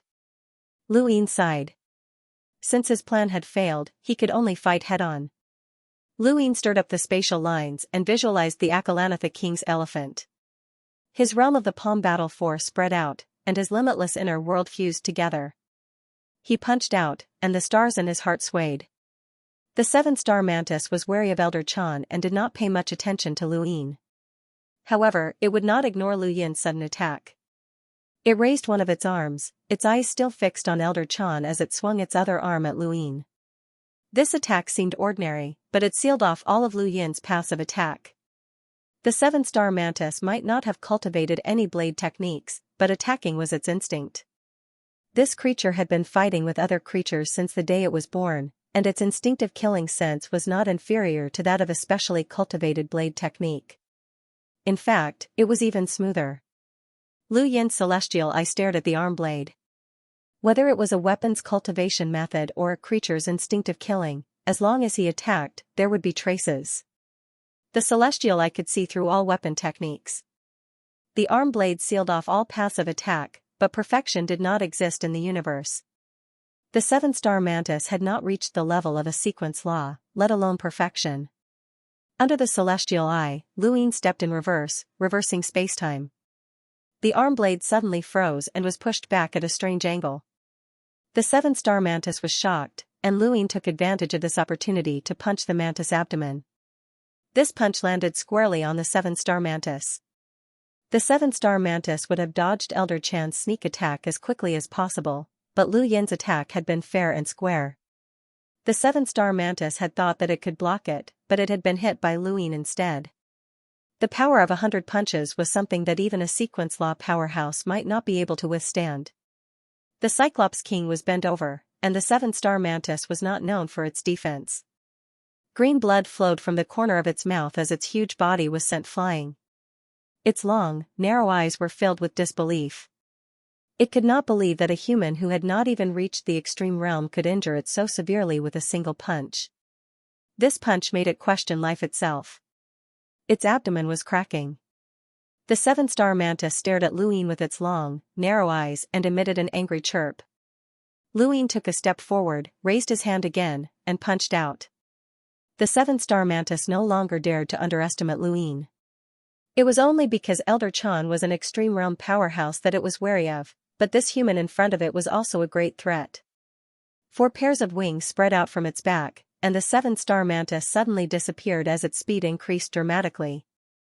Luin frowned and stopped where he was. The 7-star mantis appeared from the side and slashed down with its arm blade. Luin took a step back, and the arm blade slashed in front of him. He grabbed the arm blade with his left hand and the slipper appeared in his right. The slipper had been upgraded once more, and Luin was certain that the 7-star mantis would not be far from death if it was hit by the slipper now. Perhaps it was afraid of being ambushed twice, or perhaps it had sensed danger, but the moment the slipper appeared, the 7-star mantis spread out its 6 pairs of wings and suddenly disappeared. That strange feeling appeared again. Luin held on tightly to the arm blade and did not let go. He wanted to slap the slipper away, but he could not find the 7-star mantis's body. Its body was constantly moving, dragging Luin through the void.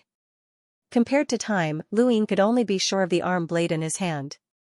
The 7-star mantis wanted to use its speed to get rid of Luin, but it still underestimated Lu Yin's strength. As long as the arm blade was caught by him, it would be difficult to get rid of it. The 7-star mantis was good at speed, not strength. Its strength did not surpass Lu Yin's, so it could not get rid of him at all. Although Lu Yin's body was out of place, his physical strength was able to withstand the sudden speed. This was what the 7-star mantis could not understand. How could a person who was not even an extreme powerhouse withstand this speed? The other arm blade slashed out horizontally. Even if this human could withstand this speed, it was impossible for him to attack again. This slash was enough to kill him. Luin could not find the 7-star mantis's body for a while. Even the heavens I could not find it. The heavens I could see through weapons and techniques. In the future, it could see through parallel time and space, but in the face of this speed, it needed to be able to see. However, when the 7-star mantis raised the other arm blade, the chill in his bones told him of the danger. Without hesitation, his slipper fell and slapped the arm blade in his left hand. With a bang, the arm blade shattered. Luin heard a scream as the 7-star mantis's body retreated rapidly. Luin was flung away, his head spinning, and he almost vomited. Looking up, in the distance, one of the 7-star mantis's arm blades had shattered. 6 pairs of wings spread out on its back and flapped slowly. Its triangular head stared at Luin. Green blood flowed from the corner of its hideous mouth. "Human, who are you?" Lu Yin's eyes flickered. Although the feeling of matching time was out of place, it gave him a different kind of understanding. There were 2 kinds of changes in reversing time. One came from the undying deity's skipping time, and the other came from progenitor Chen's parallel time. The so-called parallel time and the 7-star mantis's speed were the same. The difference was that one relied on the changes in combat skills while the other relied on pure speed. Although he had learned the changes, he could not understand them. Then, could he first understand the speed and then experience the changes? This idea opened up another line of thought for Luin. He looked at the 7-star mantis again. Not only was there murderous intent in his eyes, but he also felt like he had seen a treasure. "Human, who are you?" "You are targeting me. You are here to kill me," the 7-star mantis screamed. On the other side, far away, the battle between Xianxia and the progenitor realm mantis continued. It was extremely intense. Luin did not say a word and rushed toward the 7-star mantis using reverse steps. After 2 lessons, the 7-star mantis did not intend to fight with Luin again. It was sure that this time and space was a trap. After living in the universe for so many years, he had encountered many parallel universes with humans, but how many of them had reached the realm of extreme powerhouses? Moreover, it was impossible for a human who had yet to reach the pinnacle to injure it. The only ones it could think of were the 6 Direction sect and the other major forces in White Cloud City. Suddenly, the 7-star mantis screamed, "You're Luin from the Above Heaven sect." Luin was stunned, he had actually guessed it. The mantis spread its 6 pairs of wings, turned around, and flew back to its own spacetime. It stopped fighting, as it realized that this human was definitely that Luin. Otherwise, how could there be so many monsters? It was impossible for anyone below the extreme realm to be able to injure it, and if it really was that Luin, then it would be troublesome. He was the one who had killed Xianxia. The Six Directions Guild would send out ruthless people. Those who had helped the Eternals had retreated. There was no need for them to fight head-on. Luin hurriedly gave chase, but how could he possibly catch up? Time seemed to have stopped. However, he didn't need to give chase. He had been in this space-time for dozens of years, preparing for this moment. The entire process, from the moment the seven-star mantis spread its 6 pairs of wings, was already an illusion. In the next moment, the seven-star mantis body shook. A sourcebox array? After spending dozens of years in this space-time, Elder Chan had used the ancestral chi of the three Yangs to create progenitor Hui and set up a sourcebox array that circled the entire space-time. Fortunately, this space-time was very small, and the sourceboxes that Luin had obtained from De Shirkong came in handy. Luin had used the sourcebox array to disrupt the void and prevent the seven-star mantis from tearing through the void to leave. Of course, this was only disrupting space-time. It did not mean that the seven-star mantis could not leave at all. However, no one knew what would happen if they entered a parallel space-time. The seven-star mantis was cautious, and it would not leave until the very last moment. At least for now, it was not that it did not have the confidence to defeat Luin, but that it did not want to take the risk. There were risks left and right, so it would naturally choose one. And the choice it had chosen was to leave. Luin had killed Xianxia and was infamous in the outer realm. The seven-star mantis would rather take the risk and go to an unfamiliar parallel spacetime than stay here and fight to the death. With its strength, the chances of encountering danger in another parallel spacetime were much lower than dying at Lu Yin's hands. Since that was the case, why not leave? There was no problem with this choice, but it was too late. The sourcebox array that Luin had spent decades setting up was not really meant to trap the seven-star mantis. Luin had been waiting for that one moment. The seven-star mantis tore through the void again and tried to leave, but a ray of light flickered around it and reversed for a second. The torn void returned to its original state, and the seven-star mantis was shocked. Time had changed? That 1 second had prevented the seven-star mantis from leaving, and it had also given Luin a chance to approach it. 1 second was enough for many things to be done. At the very least, it was enough for Luin to appear behind the seven-star mantis and grab it. The 6 pairs of wings on the seven-star mantis back flapped. It had no intention of fighting, and it only wanted to get away from Luin. The speed that rivaled time was enough to allow the seven-star mantis to get away from Luin before he could even see it clearly. As long as it increased the distance between them, it could tear through the void again, and the seven-star mantis did not believe that it would be stopped again. The ray of light had been able to reverse the seven-star mantis time by relying on that 1 second when the seven-star mantis tore through the void and was blocked by the sourcebox array. Without that 1 second, the ray of light would not have been able to approach the seven-star mantis. Now, the seven-star mantis had relied on its speed to increase the distance between them once again. In its mind, Luin was helpless against it. Normally speaking, this was indeed the case. From the very beginning, the battle between Luin and the others against the seven-star mantis had changed. Elder Chan's sneak attack had not been successful, and the seven-star mantis had not been severely injured. Furthermore, the seven-star mantis had been so cautious that it had not even thought of fighting. An enemy that only wanted to escape, and one that possessed speed that rivaled time, was simply unstoppable. Unfortunately, the seven-star mantis had run into Luin. Escaping at a speed that rivaled time and made it impossible for others to see it clearly? Luin had the ability to look back at time, and he could look back at 88 seconds. Now, he only needed to look back at 1 second. The ray of light shuttled back and forth, and in that 1 second, the seven-star mantis could do whatever it wanted. It did not even try to attack Luin, it only wanted to escape. Luin could clearly see the direction that the seven-star mantis was fleeing in, and even its location. Once he had identified the location, Luin waved his ray of light and headed in that direction. The seven-star mantis had just appeared when it thought that it had already distanced itself from Luin. It wanted to tear through the void, but the ray of light followed closely behind it. Everything had happened in just 1 second. In that 1 second, Elder Chan and the others could not understand what had happened. Even the seven-star mantis himself could not understand what had happened. It needed another second to tear through the void, and that 1 second was just enough for the ray of light to catch up. Just as the seven-star mantis was about to leave, the ray of light reversed for another second, and Luin closed in once more. He raised his slipper high and slammed it down. The seven-star mantis was stunned. What was going on? How had he found it? Again. The same thing happened again. The seven-star mantis thought that it could escape, but Luin had seen the direction and location of its escape.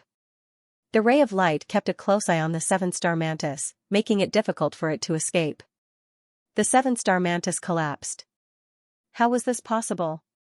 How could this human catch up to it? Impossible.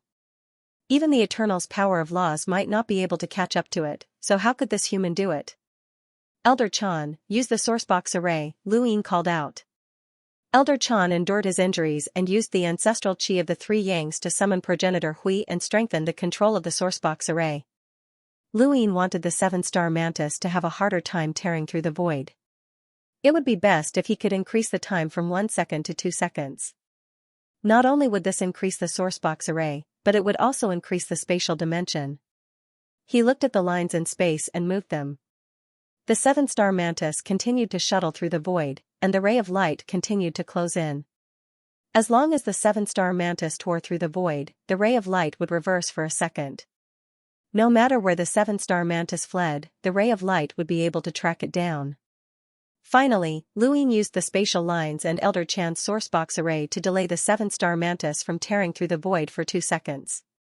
2 seconds was too long, and Luin did not use the ray of light to reverse for a second. Instead, he grabbed the seven-star mantis's wings, which were hard and cold to the touch. The seven-star mantis was shocked. Human, let go of me. Beast, do you think you can escape? Lu Yin's tone was icy. His palm realm battle force covered his palm as he exerted force. No matter how hard the seven-star mantis's wings were, they could not withstand the force. It wailed, I'm not from the Eternals. Let me go, and I'll help you deal with the Eternals. Xianxia shouted the same thing before she died. Luin was indifferent. The seven-star mantis was horrified. You really are that Luin. Let me go.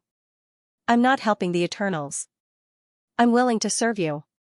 Let me go. Luin exerted more force. The seven-star mantis's triangular head suddenly turned 180 degrees, and it opened its mouth to bite Luin.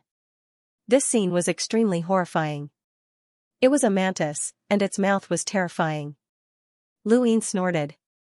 He grabbed the wings with his right hand and grabbed the slipper with his left. He then aimed it at the seven-star mantis's triangular face. The seven-star mantis was clearly afraid, and the slipper shattered its arm blade. That was the toughest part of its body, and if it was hit again, it would definitely die. Luin, Dao Master Lu, I won't do it again. I'll do whatever you say. Let me go. Please, let me go, the seven-star mantis begged. Luin coldly said, don't you like to test people's natures? Then, let's play a game. Fly as fast as you can, and I won't hit you. Let's see if you can shake me off. If you can shake me off, I won't bother you. If you can't shake me off, you'll die. The seven-star mantis was confused. Fly? You're not willing? I'm willing. You really won't hit me? It was terrified of the slipper. This is just a game. You like to play games, and so do I. Let's see who wins. Lu Yin's tone was relaxed, and he grabbed the wings with one hand and the slipper with the other. He was full of threat. The seven-star mantis's narrow eyes scanned its surroundings, and then it suddenly spread its 6 pairs of wings and flew through the air. Normally, once it displayed this speed, no one would be able to catch up to it unless they had the ability to manipulate time. Coincidentally, Luin did. This was the most frustrating thing, as it had actually met its nemesis. The strange feeling appeared once more as Lu Yin's stream of light continued to revolve around his body. He did not have the ability to see through the seven-star mantis speed, all he could do was adapt to this speed and hold on tightly to its wings. The entire spacetime became the seven-star mantis flying stage. On the other side, Xianxia's lips were stained with blood, and her white sword was stained with mottled blood. It was green, and it had come from the progenitor realm mantis. The progenitor realm mantis had seen the 7-star mantis fight with Luine. It was not stupid, and it wanted to leave as well, but it was not the 7-star mantis and did not have that kind of speed. Every time it tried to leave, it would be interrupted by Xianxia. Even without a sourcebox array, it could not escape. Human, you cannot defeat me. Give up. Your target is the boss of the 7 stars mantis, and it has nothing to do with me. I promise that I will not target humans in the future, the progenitor realm mantis said, its voice sharp and piercing. Xianxia had fought with it for so long, and both of them had been injured. From the progenitor realm mantis's point of view, it had not been easy for Xianxia to fight with it for so long, and it was impossible for her to win. Young master, leave the rest to me, the dragon turtle said from within Xianxia's sleeve. Xianxia's tone was cold. It is my opponent. The dragon turtle had a complicated expression. Young master, you are not thinking of using that move, are you? Xianxia did not answer, and her sword slowly lowered. The progenitor realm mantis relaxed when it saw her like this. Human, you have made a wise choice. It then tore through the void to leave. Suddenly, snowflakes danced in the deep darkness of space. It was unknown where they had come from, but it was bone-chilling. The progenitor realm mantis was confused, and it had a bad premonition. It hurriedly tore through the void, but it discovered that its movements had slowed. A white sword had appeared behind Xianxia at some point. This sword was identical to the one in her hand, but it gave off an inexplicable sense of sorrow. The dragon turtle sighed. This sword had belonged to Kong Tianzhao, the one who had died.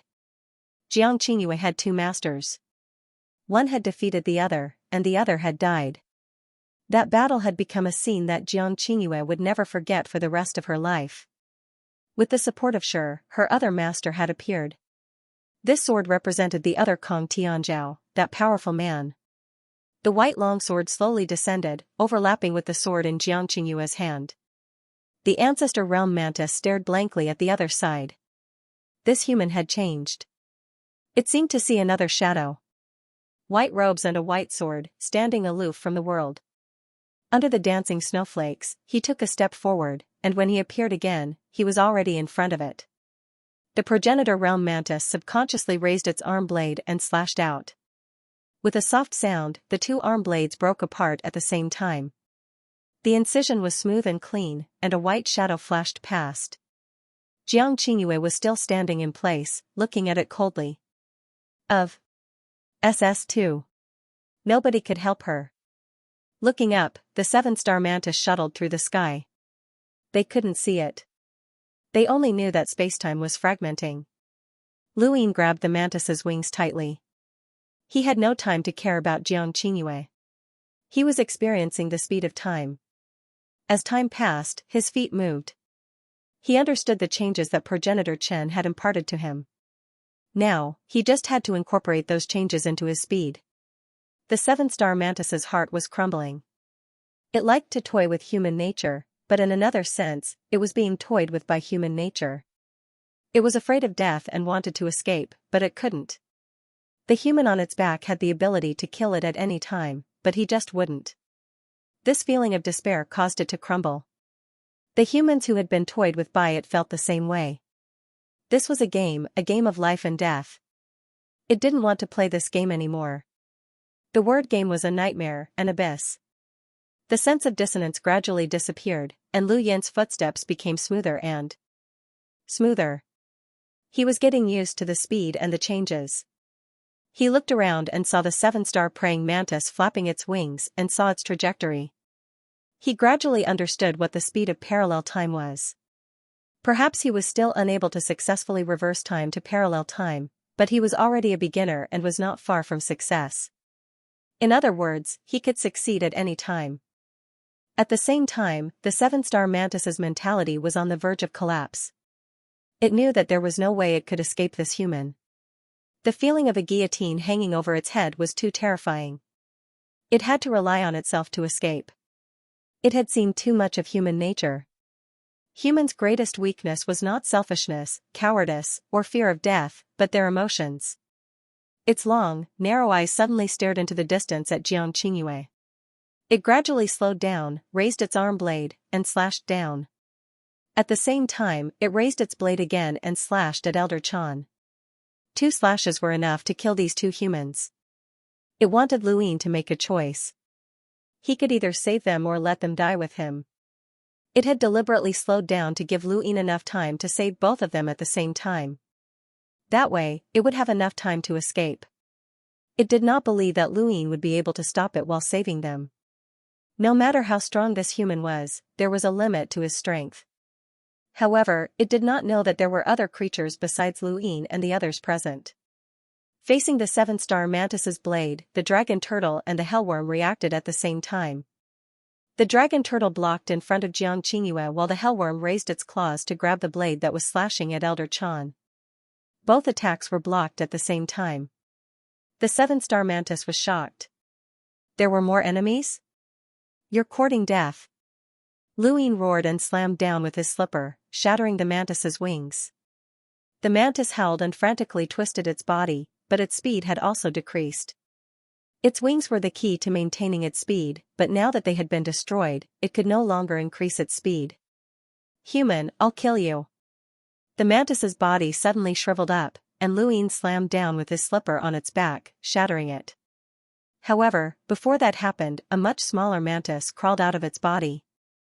This was the mantis's true body, and its huge exterior was just a shell. This was its life-saving technique. The smaller mantis's true body also had 6 pairs of wings, and as it spread its wings, its speed increased to a level comparable to that of time. Escape. It would definitely have its revenge, but it had to escape first. Lu Yan's gaze turned cold as he tried to reverse time and parallel time. At that moment, the universe stopped, and only he and the mantis were moving. Luin stared at the mantis closely. The mantis frantically chased after Luin, its reverse steps becoming smoother and smoother. The mantis turned around in shock. How was this possible? This human had caught up to it?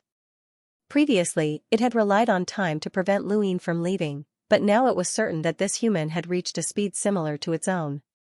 How was this possible? How did he do it? The mantis could not figure it out no matter how hard it racked its brain. Luin had lamented more than once that progenitor Chen had a unique talent in the creation of battle techniques. It was simply unparalleled, and now that he had experienced the speed of the mantis, this feeling was even more profound. If he could catch up to the mantis's speed, Luin would have a way to stop it or even kill it. Its life-saving technique could only be used once, but it could not be used a second time. General appointment platform. 1, 2, 3, 10, 11, 12. The mantis stared blankly at the progenitors surrounding it, stunned. Where did so many powerhouses come from? Summoning so many progenitors was not easy for Luin. Fortunately, he had an endless amount of astral sources in his body, which was beyond the imagination of ordinary people. Even progenitors did not have as many astral sources as he did. Only with so many astral sources could he guarantee that he could summon so many progenitors. In the end, 17 progenitors were summoned, and they covered the entire spacetime. Even though the 7-star praying mantis had a speed comparable to that of time, it was still unable to surpass Lu Yan's speed and awareness. Luin did not need these summoned progenitors to cause any harm to the 7-star praying mantis, all he needed was to stall for time. The arm blade slashed out, and the progenitors were split in 2. Then, one after another, they were cut down and reduced to nothingness. The mantis wanted to tear through the void and leave, but under the influence of the sourcebox array, it did not even need a second to tear through the void. Even a second was a luxury for the mantis. One progenitor after another was cut into nothingness. Luin continued to approach, and the threat he posed to the mantis increased. The mantis wailed again, "Master Lu, I'll submit to you and not resist. You also want a powerhouse like me to help you deal with the Eternals, right? I can even join the Eternals and help you uncover their secrets. Master Lu, let me go. I don't want to die." Luin did not say a word. The mantis had to die, as its last bit of value had disappeared. Its death was to pay tribute to the humans it had killed. They were from different races, and Luin would not say that the mantis was wrong. However, as a human, he had to take revenge. This was his principle. The mantis saw that Luin was still approaching, and there were still nearly half a progenitor around. If it continued to be delayed, Luin would catch up sooner or later. The mantis had been able to contend with Luin because of its speed, and the Eternals also cared about its speed. Without its advantage in speed, the mantis was not much stronger than a progenitor who had yet to reach the sequence laws. Master Lu, I can help you a lot. You humans need me. The mantis was still begging. Luin looked at it. Last one. Kill. The mantis shuddered. This was one of the rules of the game it had set in the first 5 of the 7 continents. It was to only kill the last person in a team to bring about despair and struggle for humanity. Now, it had become the last person Luin wanted to kill. Master Lu, are you really going to fight me? The mantis's tone changed, and its voice became sharp. Its eyes were ferocious. Another progenitor blocked its path, but it was cut off by the mantis' arm blade. The mantis turned around, faced Luin, and then charged at him. Luin was stunned. It was actually charging at him? No, what was this? The 7-star praying mantis came to a sudden stop as it approached Luin, then flew off in another direction. Luin hurriedly chased after it, only to find that the mantis had changed directions again, leaving him confused. After a few times, Luin realized that the mantis had left 7 spots in space, and he was surrounded by the 7 spots. 7-star slash. The mantis' arm blades fell, and Luin tried to rush out of the encirclement, but it was too late. The spot closest to him exploded with a slash, and the 7 spots connected. The first spot exploded with 1 slash, the second with 2 slashes, the third with 4 slashes, and so on until the 7th spot exploded with 32 slashes. Luin casually shattered the first slash with his slipper. Although it was powerful enough to kill a progenitor, it was not a threat to him. The most troublesome part was the number. The 7th spot had 32 slashes, and the power was the same as the first. This meant that Luin had to endure 32 slashes from the mantis. It might have been a killing move to others, but it was not a threat to Luin.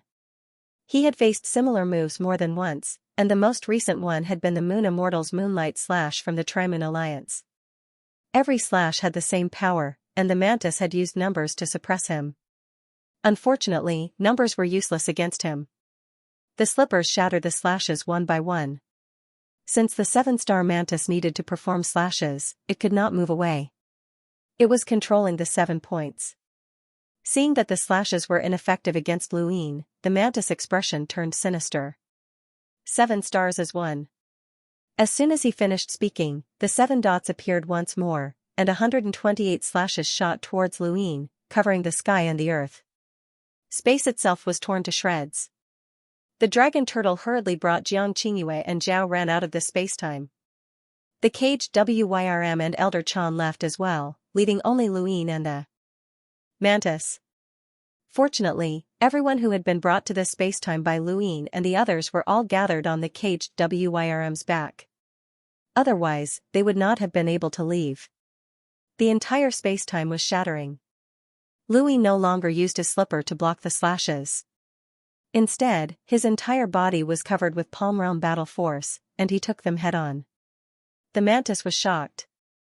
Its attacks were not weak, and there were so many of them.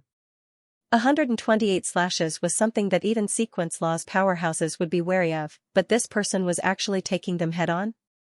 Luin faced the onslaught of attacks head-on and took a step forward, smashing through many of the attacks. He then faced the mantis and raised his slipper, slamming it down. In the praying mantis' eyes, Luin had transformed into a giant, and he gave it a sense of despair and a sense of fatal danger. It wanted to escape, but it couldn't. The 7 stars slash was a battle technique that it had created, and once it was used, especially when the 7 stars were combined, the mantis body would be connected to the 7 points, making it impossible for it to escape. If that wasn't the case, it would have used it a long time ago. He had only used it in this life and death situation, but he hadn't expected that it would still be unable to harm Luin. Master Lu, I beg you. There was a thump, and before the mantis could even finish its sentence, Luin had smacked it to death with his slipper. Even in death, the mantis had never imagined that it would die one day. It thought it was fast enough that even the Eternals would be wary of it. It thought it wouldn't be targeted because it hadn't completely interfered in the war between the humans and the Eternals. It just liked to play games, that's all. But this human just wouldn't let it go. It had already submitted to him, and it was already so strong. Luin gripped his slipper and panted heavily as he watched the mantis corpse float in the air. He let out a deep breath. It was over. Ever since he had broken through to half progenitor, aside from the powerhouses of the sequence laws, all other progenitors were about the same in his eyes. There was nothing that he couldn't deal with, but the mantis had shown him a different side. The sequence laws weren't the only way to become stronger. Regardless of whether it was strength, speed, or strength, once one reached a certain level, they would all possess extraordinary strength. This mantis had just happened to run into him. If it had been anyone else, even Patriarch Tanny, they might not have been able to kill it. When he thought of this, Luin immediately called out a general. In my name, I call out a general. When he saw the mantis brand appear on the stage, Luin relaxed and became excited. He didn't care about the mantis. First, this beast had to pay the price for what it had done. Second, he didn't need it to submit to him. As long as it was willing, Luin could use its strength. This was the terrifying aspect of the Lu family. There were now 19 progenitors in Lu Yin's selection stage. In the past, the strongest had been the Cyclops King, but now, it was the 7-star mantis. After all, the Cyclops King had lost the power of the sequence, while the 7-star mantis had full strength. Before this, Luin had called out astral beasts, such as the Amethyst Beast and the Sylvan Dragon Lord. They were all astral beasts, so he could naturally call out the mantis.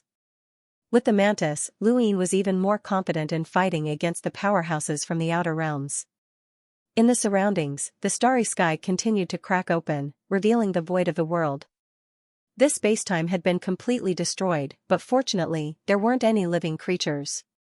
This was also why Luin had specifically chosen this spacetime. It was small and had few living creatures. Not long after, Luin arrived at the spacetime where the mantis was and looked at the 7 continents in the distance. There were so many mantises there that they didn't know that the mantis and the progenitor had already been killed. When she saw Luin arrive, Xianxia relaxed. The mantis is dead? Elder Chan asked anxiously. The dragon turtle also looked at Luin. The mantis was a creature that even the Lightning Lord cared about.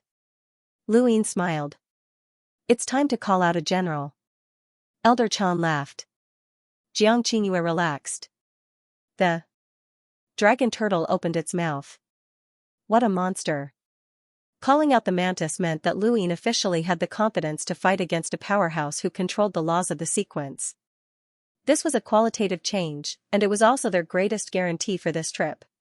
Luin looked at the 7 continents in the distance. I'll use these mantises in exchange for the recognition of this spacetime. With that, he disappeared. Young master, old master will definitely be satisfied with this son-in-law. He can even deal with the mantis. Although that thing isn't very strong, its speed is top-notch, and it has enough ability to stay alive. Old master will wake up laughing when he sees it die, the dragon turtle praised. Xianxia ignored the dragon turtle's words and looked at the 7 continents. The mantis? That might not be what Luin cares about the most. His goal this time was to find a parallel spacetime with a different flow of time. If there were enough of these spacetimes, what kind of transformation would it bring him? Elder Chan's face was still a little pale. His sneak attack had failed in the previous battle, and he had thought that victory was hopeless. He hadn't expected Luin to still be able to create a miracle. What he had grasped was unimaginable, and he would definitely be able to lead humanity to greater heights in the future. The spacetime where the mantis resided had a flow of 80 times, which was a lot. It was worth it to pay a higher price for this. Luin had waited for 35 years to battle the mantis. After that, he swept through the 7 continents as quickly as possible and completely exterminated the mantises that took pleasure in slaughtering humans. After that, he spent another 10 years to become the spiritual pillar of everyone on the 7 continents before he was finally recognized by the spacetime. The time that he could look back in time had increased to 245 seconds. With an additional 80 seconds, Luin had a different feeling about the time that he could look back in time. Previously, he had sensed that looking back in time might not be the true use of the time. Now, this feeling was growing stronger. He had a feeling that he was about to grasp something, but he still lacked the time to look back. He had to continue searching for a parallel spacetime with a different flow of time. He had spent 45 years in the Mantis spacetime, but only half a year had passed in the origin space. It had been more than 3 years since he had left the Above Heavens sect. It was time for him to return to prevent any accidents. Of course, he also had to settle the people here before he left to prevent any mantises from not returning. He had to rely on the compass to leave, but returning was very simple. He could just return to the Eternal Kingdom. The void distorted, and the caged WYRM disappeared from this spacetime. Less than an hour after Luin and the others left, a figure arrived in this spacetime. If Luin was here, he would definitely recognize this person as one of the captains of the True God Guard. The middle plate had come to search for the Mantis since the Eternals needed the Mantis' help. However, he quickly discovered that the Mantises had all disappeared from the 7 continents, and this spacetime had changed greatly. The middle plate returned to the disaster zone and reported this matter. After Luin and the others returned to the Above Heavens sect and confirmed that it was peaceful, they set off again to continue searching for a parallel spacetime with a different flow of time. In the blink of an eye, another 2 years passed. To Luin and the others, it was not just 2 years, but 60 years. Lu Yin's time had also increased by 25 seconds, reaching 270 seconds. Over the years, he had brought Elder Chan, Xianxia, and the others to wander through parallel spacetime and did not encounter any danger. Zhao Ran was still as naive and happy as ever. As long as someone drank her tea, there was nothing unusual. Xianxia was still the same, but her gaze had softened when she looked at Luin. Luin now knew how she had killed the progenitor mantis. It was both a killer move and an inner demon.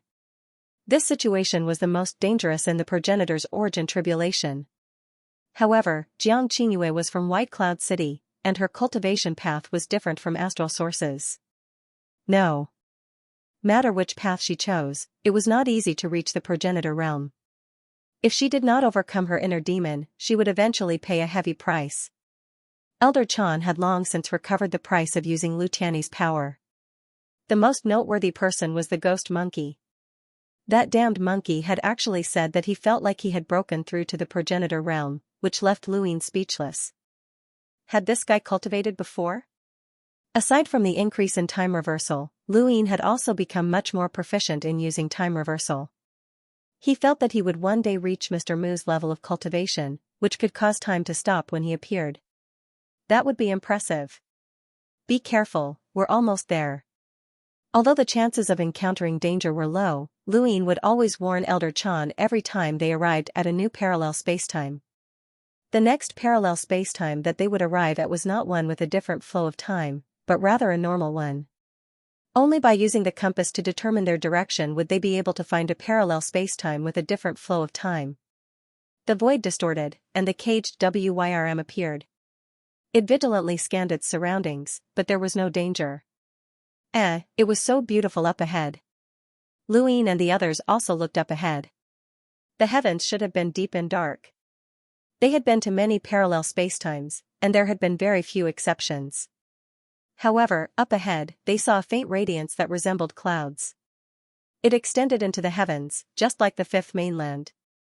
Luin opened his heaven's eye and looked ahead, but he couldn't see the end. However, he could see a flourishing civilization above the clouds. Was this a human civilization? Were those wings of light on their backs? Just as he was in shock, the sky suddenly changed, and a bright light shone above his head. Luin and the rest looked up and saw a palm of light that covered the sky, causing the entire void to tremble. Divine Kingdom. Do not trespass. Retreat. There was a loud shout, and Jiang Qingyue groaned, her face pale. Lu Yin's heart skipped a beat. This voice had penetrated his brain and caused his ears to ring. Caged Drake looked up at the giant palm in a daze and panicked. What's that? The dragon turtle was shocked. Luin looked at the dragon turtle. Divine Kingdom. Have you heard of it? The dragon turtle was at a loss. No. Trespassers, die. A loud voice resounded through the sky as the palm pressed down on Caged Drake, intending to crush Luin and the rest. Luin was furious. They hadn't even met, yet the dragon turtle was trying to kill them. They were all from a human civilization, yet the dragon turtle was showing no mercy. He took out Mount Supreme from his cosmic ring and let Elder Chan and the rest in. At the same time, he leaped up with his slippers. "Who's playing tricks over there? Get out here." The slippers slammed into the palm of light, and Luin used his heaven's eye to see that the dragon turtle was twisting around the palm, forming an inexplicably complex character. It was this character that was exerting pressure. However, he had seen too many dragon turtle. Did the dragon turtle really want to crush him? How was this possible? There was a bang, and the void trembled as countless cracks spread out and swept towards the beautiful clouds in the distance, cutting through the void. At the same time, a pair of beautiful eyes opened far away in shock. "You actually blocked it? You came with ill intentions. Fight me with the power of the four beasts. Great Sage Transcendence, suppress." Lu Yin's slippers cracked the palm of light, but just as he was about to shatter it, his pupils shrank. He saw an endless amount of dragon turtles' eye spread throughout the sky and enter the palm of light. If the dragon turtle's eye had only formed a single character before, then these dragon turtles' eye had formed an entire palm of light that was suppressing him. Luin was shocked. He had only seen so many dragon turtles' eye when the 7 sky gods and the Grand Empyreans attacked. Without any hesitation, he slipped away and used the reverse step to parallel time, vanishing in an instant. The palm of light crushed the void and shattered everything around it, but there was no trace of Luin. Far away, the owner of those beautiful eyes was a young girl wearing a purple veil. She frowned when she saw Luin fleeing. He hadn't died, and she could sense that this person had actually been able to escape from her palm. Who exactly was he? There was no aura of those monsters. No matter who it was, they deserved to die for trespassing into the divine kingdom. As she thought about this, the young girl closed her eyes and opened her arms. Her graceful figure was as beautiful as a painting. She stepped forward barefooted. With her as the center, the entire space seemed to shrink countless times as it circled around her, constantly searching. Soon, she opened her eyes and found it. On the other side of the battlefield, Luin was fleeing backwards, bewildered. What the hell? There was actually such a powerhouse in this space-time. He was definitely comparable to the 7 heavenly gods. He could not fight against him head-on, but he could escape using reverse steps. The other party was not at the level of the bitter adversity realm. What kind of space-time was this? Directly expelling the outsiders and killing them if they didn't leave was too tyrannical. The Divine Kingdom? This name was in line with this method. The dragon turtle did not know, which meant that White Cloud City had never come into contact with this Divine Kingdom. Luin did not know if the Sixth Direction Association had. There were too many parallel spacetimes in the universe, and no one knew what would appear. Luin was very curious about this Divine Kingdom, and he wanted to see what kind of kingdom it was. If possible, it would be a powerful ally against the Eternals. Just as he was thinking about this, a palm of light suddenly formed above his head and ruthlessly crushed down. Luin was shocked. Had they found him? How had they done this? He did not hesitate and continued to flee using reverse steps. But no matter which direction he fled in, the other party seemed to be able to find him and would not rest until he was dead.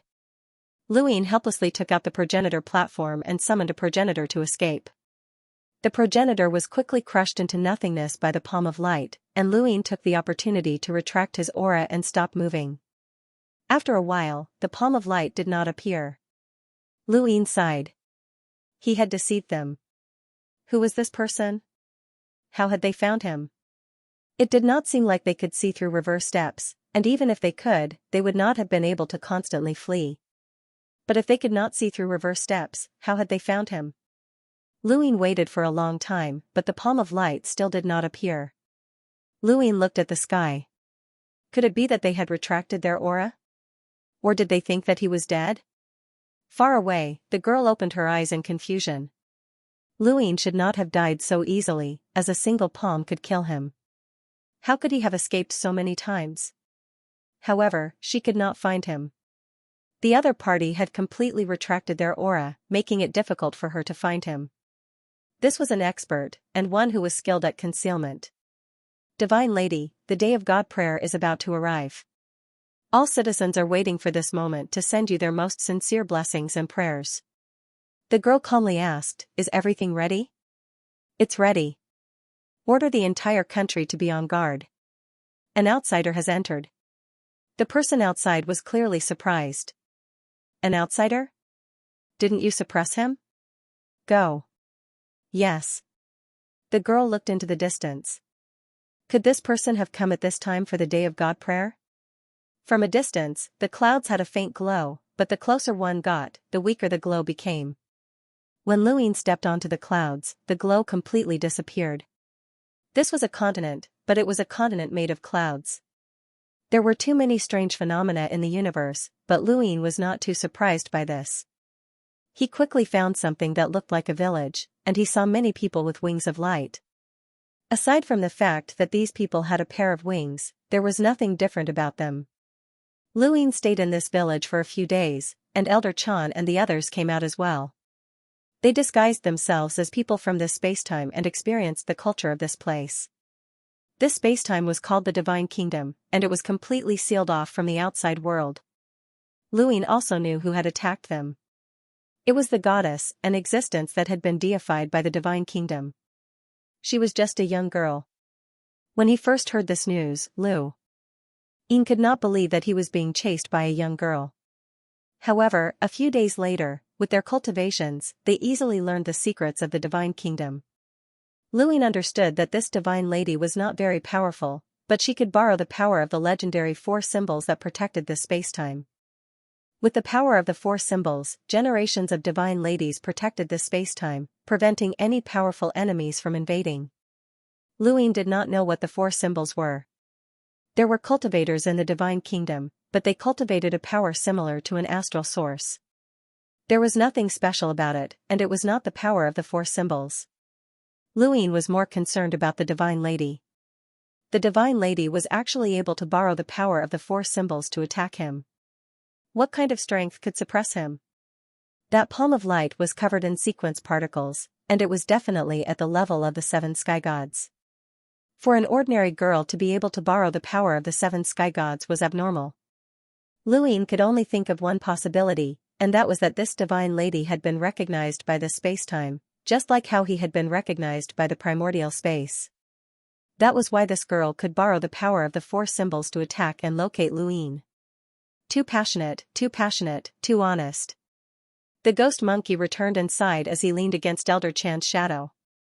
Elder Chan sighed as well. It's been many years since I've seen such an honest person. Perhaps we've come into contact with too few ordinary people, but there are actually many such people among them. Luin looked at Elder Chan. It doesn't seem like they're pretending to be honest. They're really honest. The people in this village are pure and kind. There's no deception or oppression. They only help and support each other, Elder Chan said. Luin also realized that this situation was not limited to this village. Around them and even further away, the people they saw seemed to be living in a fairy tale. Although there were also conflicts, arguments, and even fights, there was a limit to it. Regardless of whether they were cultivators or ordinary people, there was no hierarchy. Everyone was very harmonious, to the point that it was abnormal. Based on Lu Yin's many years of cultivation experience, this situation was either a disguise, or these people's thoughts had been deceived. All of their actions and logic followed a certain person. He was more inclined towards the latter, because even if it was a disguise, it was impossible to disguise everyone in this spacetime. However, a powerhouse with a sequence laws could change the thoughts of everyone in this spacetime as long as they were strong enough. Xianxia and Zhao Ran returned as well. Zhao Ran was holding many flowers with a blank expression, and she was almost buried in them. I said that I liked those flowers, and then they gave them all to me. Zhao Ran was confused. Xianxia's tone was gloomy. They're so passionate that it's hard to get used to. They clearly forbade outsiders from entering, and they even used killing methods. The dragon turtle said, outsiders are forbidden, but the people inside are so passionate. Their passion isn't directed at outsiders. Once our identities are exposed, they'll be as passionate as they are now. Everyone, there's something wrong with this space-time. Be careful. I think they're very nice. Zhao Ran began to arrange the flowers with a happy expression. The ghost monkey said earnestly, "You're still too young. Human nature is complicated. It can be nasty or tolerant, but it shouldn't be this harmonious. Something's wrong. Seventh bro, let's go." Luin looked into the distance. "I want to see what's going on with this spacetime." Xianxia looked at Luin. "Let's go to the deity's realm. The land under our feet is called the Divine Kingdom, and it can also be called the Cloud Kingdom. The center of this kingdom is called the deity's realm, and that goddess is in charge of it. If we want to see this spacetime clearly, the deity's realm is the best place to go." "Young master, it's a little risky. This spacetime doesn't seem easy to deal with," the dragon turtle advised. Elder Chan said, "We shouldn't be enemies with it. Let's see what's going on first. I really want to see if this entire spacetime is like this. Their kindness and tolerance aren't faked. At least, what I see isn't fake. I want to go to the deity's realm to take a look." Elder Chan rarely made requests, and this was exactly what Luin wanted to do. "Then let's go to the deity's realm. The Divine Kingdom's biggest event, the Day of Prayer, is about to arrive. Let's go take a look. There's no rush. Let's follow the village's team and try our best to see the spacetime clearly." The entire Divine Kingdom was huge, no less than the Outerverse. It took a long time to travel from this village to the Divine Realm. Fortunately, there were special transportation tools that could pass through the clouds like wormholes in space. Even at the edge of the Divine Kingdom, ordinary people could reach the Divine Realm in a few days. Luin and the others blended in with the village team. They did not attract attention and could easily sneak into the Divine Realm. Along the way, they saw many people from the Divine Prefecture Nation. They passed by many cities, villages, and even places where clans and forces were located. No matter where they were, the harmonious atmosphere was exactly the same. The people in the cities did not look down on the people in the villages, and the powerful cultivators did not look down on the ordinary people. Everyone was treated equally, which was simply incredible. When Luin and the others reached the Divine Realm with the village team, they saw the same thing. The people in the village were not reserved and greeted everyone. Some of the people in the Divine Realm were powerful cultivators, and they took the initiative to greet Luin and the others. They were very enthusiastic. They were not used to this kind of enthusiasm. Luin could see that they welcomed others from the bottom of their hearts. This was a situation that everyone should pursue, but it made him uncomfortable. After so many years of cultivation, he was used to cheating and scheming. He was used to wandering between life and death, and it was as if he was walking on thin ice. He had never encountered such a scene. These people were very friendly, but Luin and the others found it difficult to accept. This was the life they had always wanted, but it was difficult to adapt to suddenly facing this kind of life. Elder Chan's gaze was complicated. "Ever since the astral tree separated the fifth mainland, I created the Hall of Honor. I hoped to bring the fifth mainland to this state, but it was just an unattainable dream. At first, I wanted to come to the Divine Realm because I did not believe that such a place existed. Perhaps the people in the remote parts of the Divine Kingdom were simple and honest, and the closer they were to the center of power, the easier it was for ambition and darkness to grow. But I was wrong. It is the same here.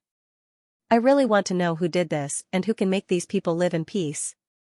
This kind of scene is the greatest irony to the dark side of human nature. Luin and Xianxia did not speak. No cultivator would be able to adapt to this kind of scene.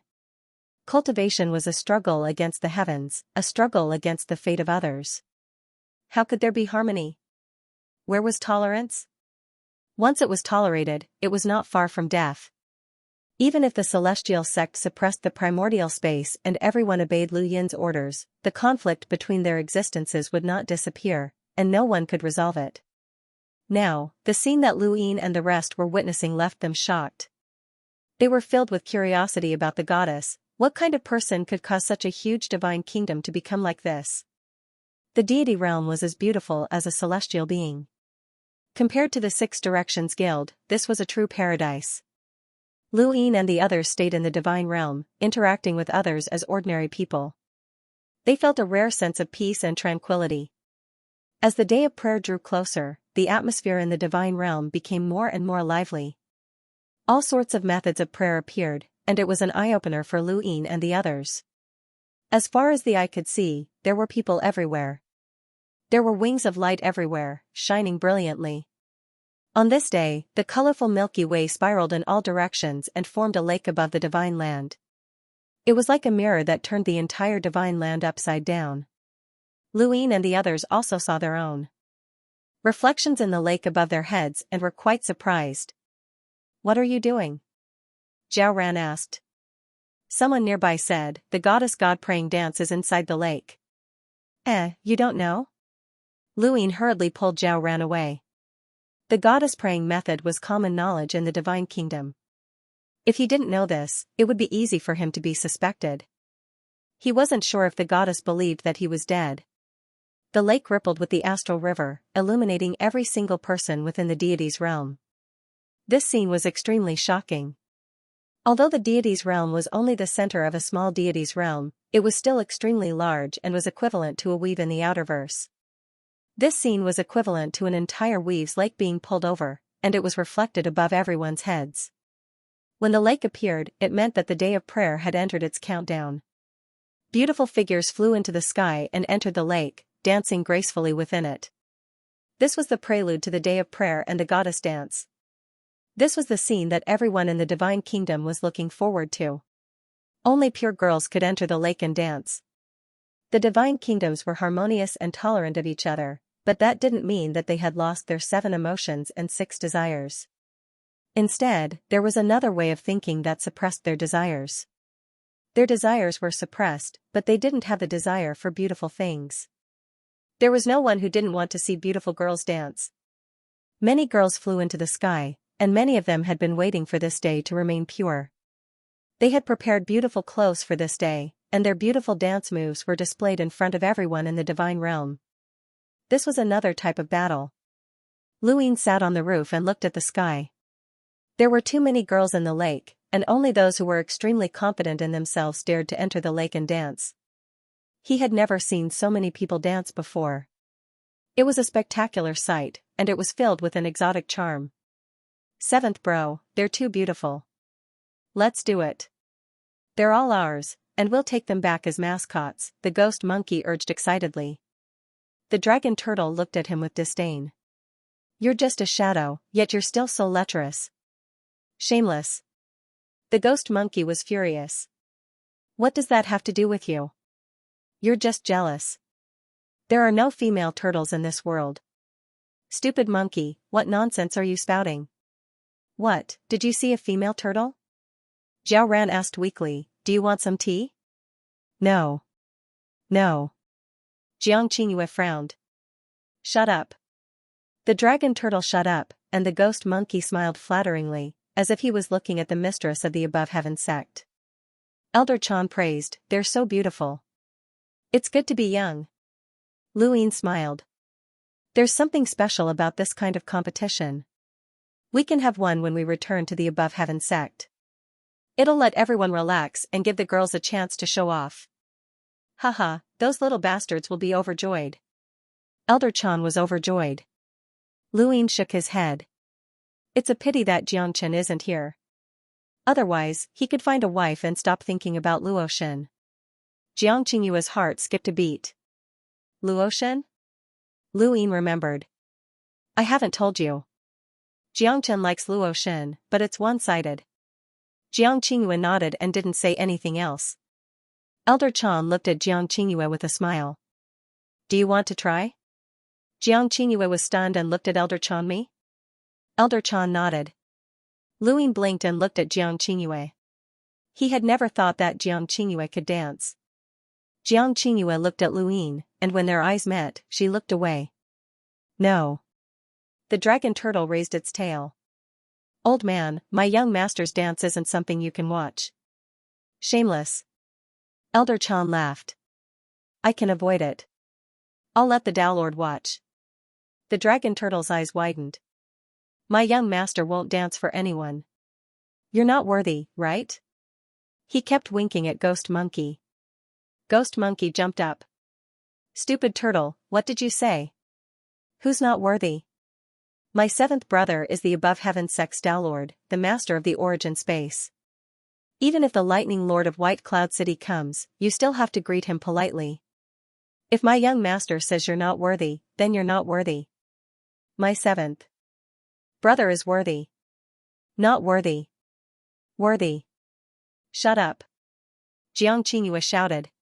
She grabbed the dragon turtle and threw it out. She wasn't an idiot. How could she not see that these two fellows were working together to provoke her? However, she said, Brother Lu, don't tell anyone about what happened today.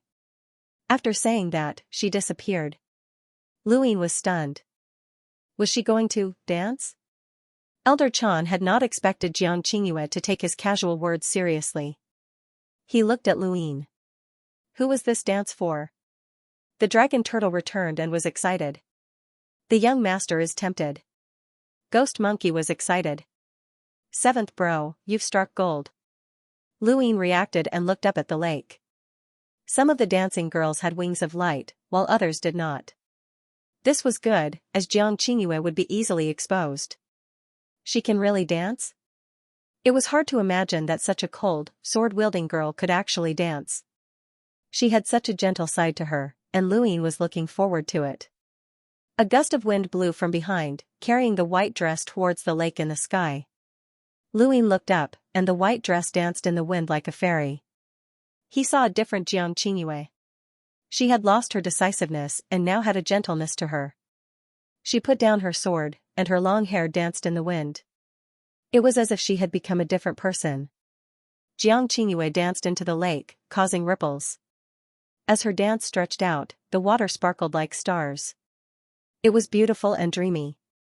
Luin was lost in thought, as if this was the first time he had seen Jiang Qingyue. On the sixth mainland, he had never paid attention to the scene where she had killed the corpse king with a sword.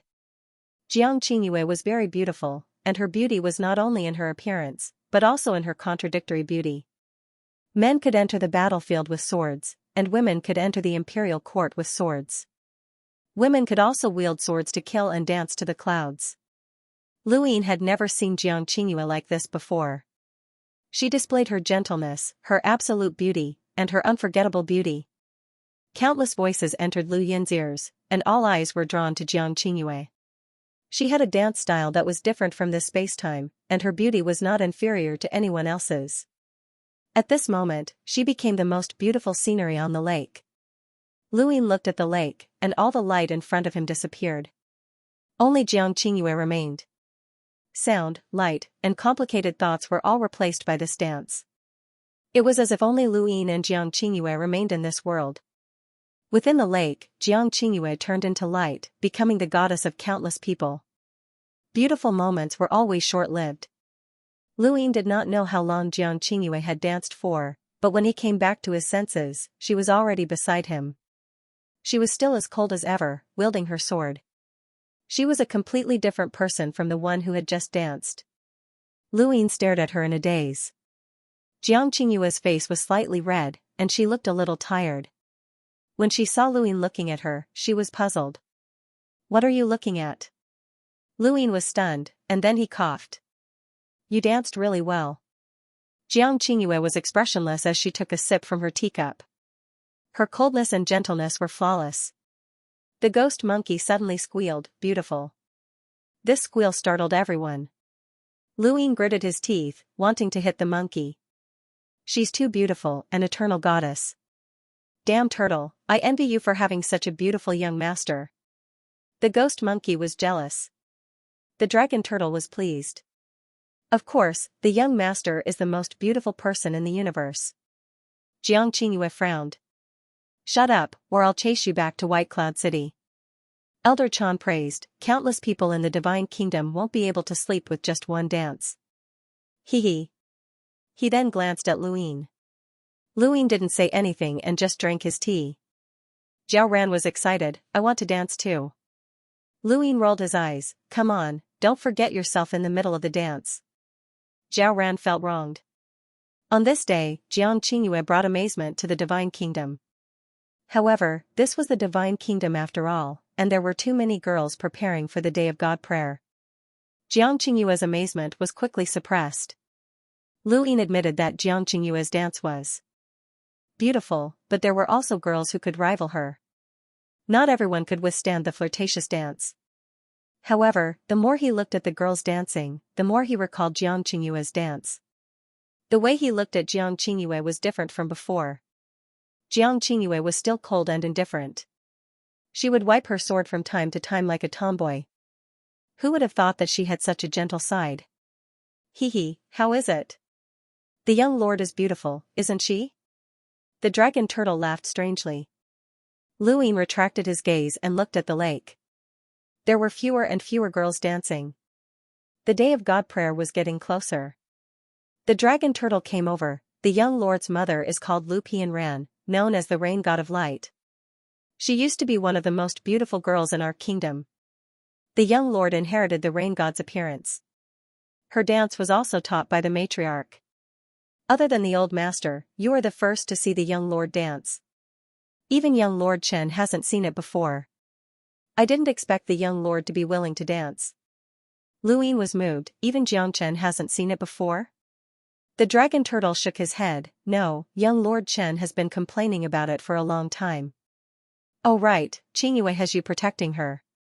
Who is protecting Jiangchen? Lu Yin suddenly asked. The dragon turtle said, no one. We have a saying, raise a son in poverty and raise a daughter in wealth. The old master used this saying to the extreme. Young Lord Chen can do whatever he wants, but the young lord can't. He has to report to the old master wherever he goes. The old master is very worried. Lu Yin found it funny. He would probably do the same when he had children in the future. Days passed by, the number of girls dancing in the lake decreased. When the last girl left, the lake returned to its peaceful state. There were still a few days before the Day of God prayer. The Day of Prayer to the Gods was the biggest event in the Divine Government Nation, and it gathered people from all over the Divine Government Nation. Lu Yin and the others could feel that the tolerance of the Divine Government Nation did not diminish just because there were so many people present. Even though they had seen some disputes over the past few days, the area that they could control was so small that it was as if there were no disputes at all. I'm getting more and more used to this feeling, Elder Chan said as he looked at the bustling crowd below. Jiangqingyue's tone was cold. These people are not suited for the cultivation of killing. That's why outsiders are not allowed to enter the divine kingdom. This was a pure land, and it would be good to maintain it forever. However, once the door to this pure land was broken, what awaited these people would be unimaginable despair. Any living creature should have a sense of danger, and not be protected all the time. This was especially true for humans. This goddess was so confident that she could protect these people? After waiting for a few days, the day of prayer finally arrived. On this day, the divine kingdom was silent. Countless people looked up at the sky. Even those who were not in the divine realm were looking in the direction of the divine realm. No one spoke. They were all waiting for the goddess to appear. Lu Yin and the others did not speak either. They looked up at the sky. The goddess had been waiting for a long time. The scene that they encountered when they first entered the divine government nation was still difficult to forget. Lu Yin and the others tried not to use their powers here. Lu Yin did not even open his third eye. He knew very well how powerful those who were recognized by time and space were. The reason why he could find Yu Hua was because of that feeling. It was a fish, but it made him feel inexplicably uncomfortable. This was the horror of being recognized by time and space. If there was anything wrong, the goddess would be able to discover it. God, descend. God, descend. God, descend. At the same time, countless people shouted. Their voices were so loud that they penetrated the sky and caused ripples on the lake. The voices formed visible waves of air and turned into endless prayers. A girl with a purple veil on her face was welcomed. The girl's figure was slim, and her bare feet stepped on the lake. Under everyone's gaze, she slowly flew up and opened her arms as if she was praying to the gods. This was a dance unique to the goddess. It was not complicated, but in the divine government nation, only the goddess was qualified to perform it. The dance was filled with prayers to the endless unknown. As the goddess dance unfolded, the day of God prayer reached its climax. At this moment, everyone only had eyes for the goddess and her beautiful figure, which was as beautiful as a painting. Lu Yin's eyes flickered. This scene was indeed beautiful. If Xianxia's dance was resplendent and filled with tenderness, then the goddess' dance was high and mighty. It was as if she was welcoming the gods and blessing the people. The hearts of everyone in the divine government nation were united at this moment, and they were offering everything to the goddess. This was terrifying. Lu Yin had been recognized by the primordial space, and he had been able to banish the scales and weaken external forces with a single word. He had been worshipped by countless people in the primordial space, but he could not do what the goddess had done. She was not only the faith of the divine government nation, but also the continuation of their lives. Lu Yin finally understood. The reason why the divine kingdom could be so tolerant was because of this faith that was willing to sacrifice everything, as well as the guidance of the goddess. An entire divine government nation could be made up of countless people, but it could also be made up of a single person. The goddess was the divine government nation, and the divine government nation was the goddess. It felt as if the divine government nation was the goddess' ancestral world. The goddess dance in the lake stirred up the entire divine government nation. Countless people cheered and offered their prayers to the goddess. Finally, the goddess spun in the lake, and the entire lake formed a whirlpool with her at the center. The rainwater fell down and dripped onto everyone's bodies. Lu Yin raised his hand, and the rainwater dripped onto his palm. It was warm, as if the goddess was breathing, and there was also a strange fragrance.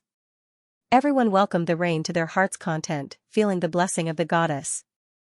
Within the lake, the goddess' gaze remained calm, but when the rainwater fell onto Lu Yin, her expression suddenly changed, and her gaze fell onto him. Lu Yin looked up and locked gazes with the goddess. Their gazes met, and they both knew that the other had discovered them. Lu Yin narrowed his eyes. Had he been discovered? Was it the rainwater? Get ready to retreat at any time, Lu Yin reminded them. Elder Chan and Xianxia gathered and looked up warily. The goddess spun continuously, her gaze always on Lu Yin's group. This outsider was indeed not dead. He had escaped her detection and blocked her first attack. He was very strong. However, he was not one of those monsters. He was a human like them. The rain was still falling, watering the earth and clouds of the godly land. This rain lasted for 3 days. Dang Lake, the lake completely turned into rainwater, and light illuminated the land. Flowers bloomed in the divine government, welcoming new life. Everyone in the divine government nation knelt down. Thank you for your blessing, goddess. Thank you for your blessing, goddess. Thank you for your blessing, goddess. Lu Yin looked up at the sky. The goddess stood there quietly, and then her figure flashed and disappeared. She's here. Lu Yin suddenly turned around and saw the goddess appear not far away. Elder Chan and Xianxia were on high alert. The goddess' gaze swept across them and finally landed on Lu Yin. Outsider, why have you come to the divine government nation? The goddess' voice was very soft, clear, and clean. Lu Yin tried to be as gentle as possible. I came here by accident. I apologize if I have disturbed you. The goddess met Lu Yin's gaze. Since you are a guest, you should be invited in by the host. You are unwelcome guests. Lu Yin said indifferently, if we were unwelcome guests, how could the day of God's prayer be so peaceful? The goddess' gaze was not as vicious as when she had attacked. Instead, it was filled with gentleness. Even though her tone was cold, her gaze was still gentle, and she was as tolerant as the divine government nation. Whether it is peaceful or not is not up to you. It is up to me. Are you saying that you have the confidence to suppress us? Elder Chan asked. The goddess said, kill us. These two simple people caused Xianxia and Elder Chan's expressions to change. This girl looked young, but she was decisive enough. Lu Yin did not mind. We've been in this nation for a while, and everyone has been friendly to us. I didn't expect the first unfriendly one to be the goddess who brought this nation such a beautiful vision. How ironic. The goddess looked at Lu Yin. Their beauty comes from me. It seems like you know that the outside world is not peaceful, Luin said. The goddess' tone was indifferent. It's fine as long as the divine government nation is peaceful. Luin smiled. You didn't attack us when you saw us, so you must have sensed our goodwill. We're not evil guests, and we're just uninvited guests at most. Your Excellency, can you formally invite us to the divine kingdom now? The goddess looked at Luin, Elder Chan, Jiang Qingyue, and then Zhao Ran, the dragon turtle, and Lu Yin's shadow. The divine government nation welcomes you. The atmosphere relaxed. The goddess was certain that Luin and the others had no ill intentions, and she relaxed. After all, they were people who could withstand her attacks, and even if they attacked, the damage they could cause to the divine government nation would be unimaginable. Now that they had entered, this was the only way. Elder Chan and the others also relaxed. The first time they had been ambushed, they had left a deep impression on them, and they had been wary of this goddess. Since the goddess had issued an invitation, Lu Yin and the others did not stand on ceremony. Under the lead of the goddess, they toured the divine realm and saw the beautiful scenery of the realm. The beauty of the foreign realm was refreshing, and Lu Yin was especially shocked when he saw the place where the goddess lived in the distance. It wasn't that the goddess' residence was spectacular, as no matter how spectacular it was, it couldn't compare to the above heaven. Instead, it was that he saw a familiar creature outside her residence, the Akalanatha mammoth.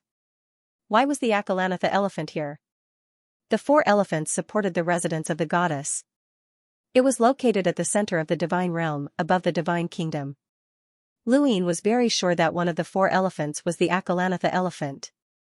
He had seen it the first time he had visualized it.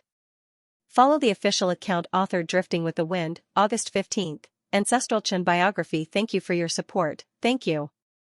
Lady Goddess, can we go up and take a look? Elder Chan asked. The goddess replied, my apologies, but my residence is inconvenient. Also, there's nothing worth visiting. It's just an ordinary residence. What are those 4 elephants? Luin asked. The goddess replied, the power of the 4 elephants. They are the guardians of my divine kingdom. Any foreign enemy will have to face the attacks of the 4 elephants. Lu Yin's interest was piqued. Can you introduce them to me? If they can protect the divine kingdom, they must be powerful powerhouses. Lu Yin's tone was especially respectful when he mentioned the 4 elephants, which made the goddess feel comfortable. She looked at the 4 elephants.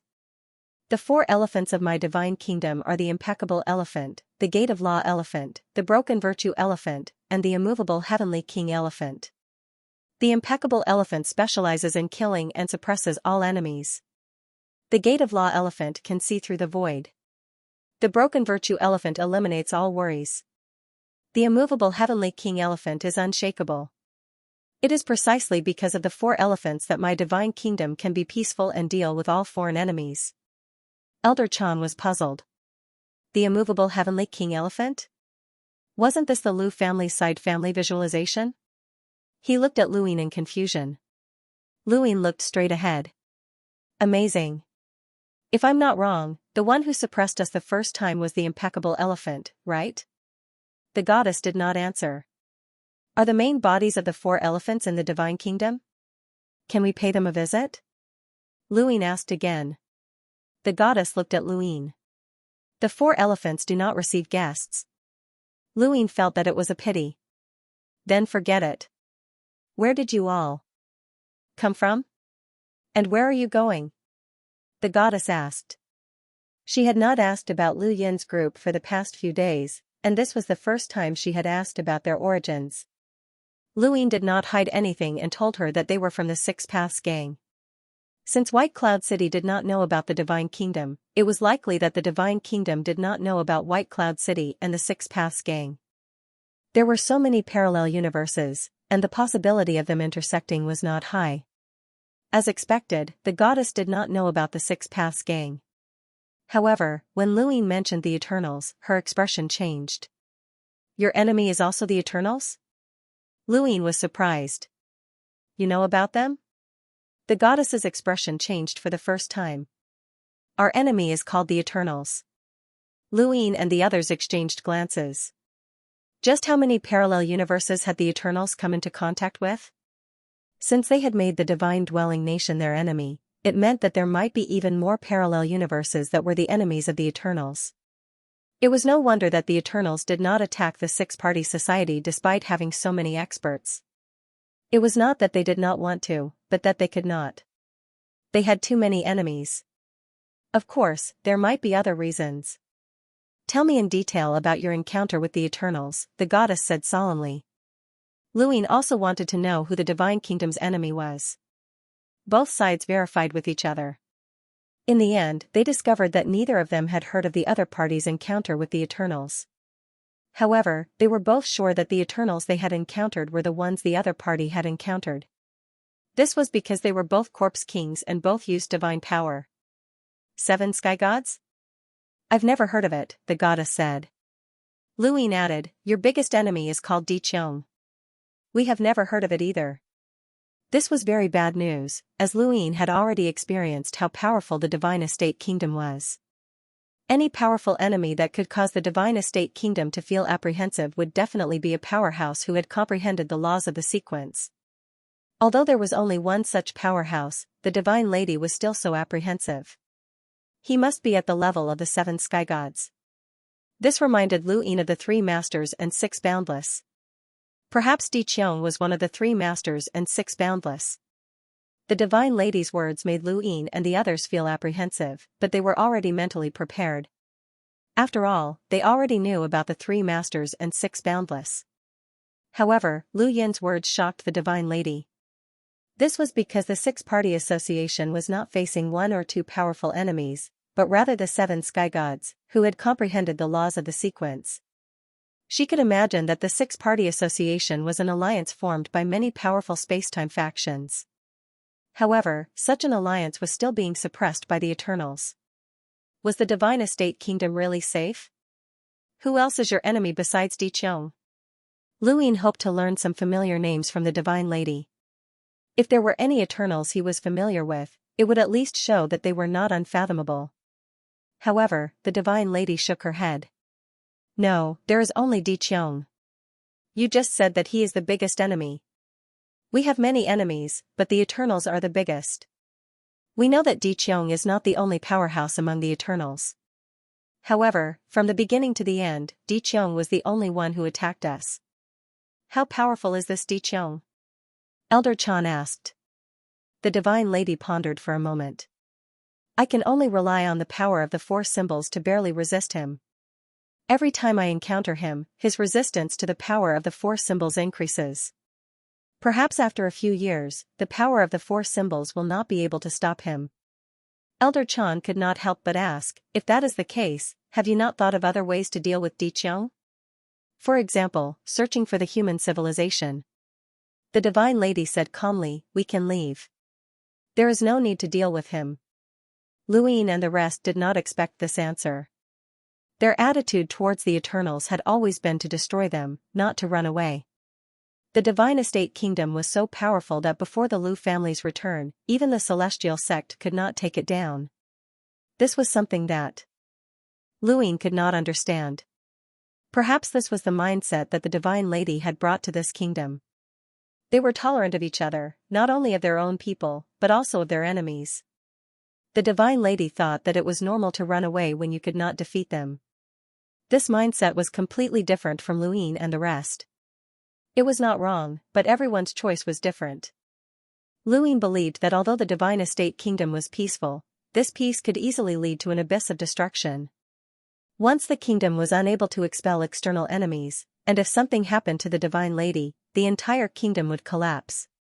Everyone wanted to stay in the Divine Estate Kingdom and live a carefree life. However, such a life required someone to stand in front of them. The Divine Lady was definitely not a qualified protector. Her way of doing things was very straightforward. Expel outsiders, regardless of whether they were friends or foes, and if they could not defeat them, they would run away.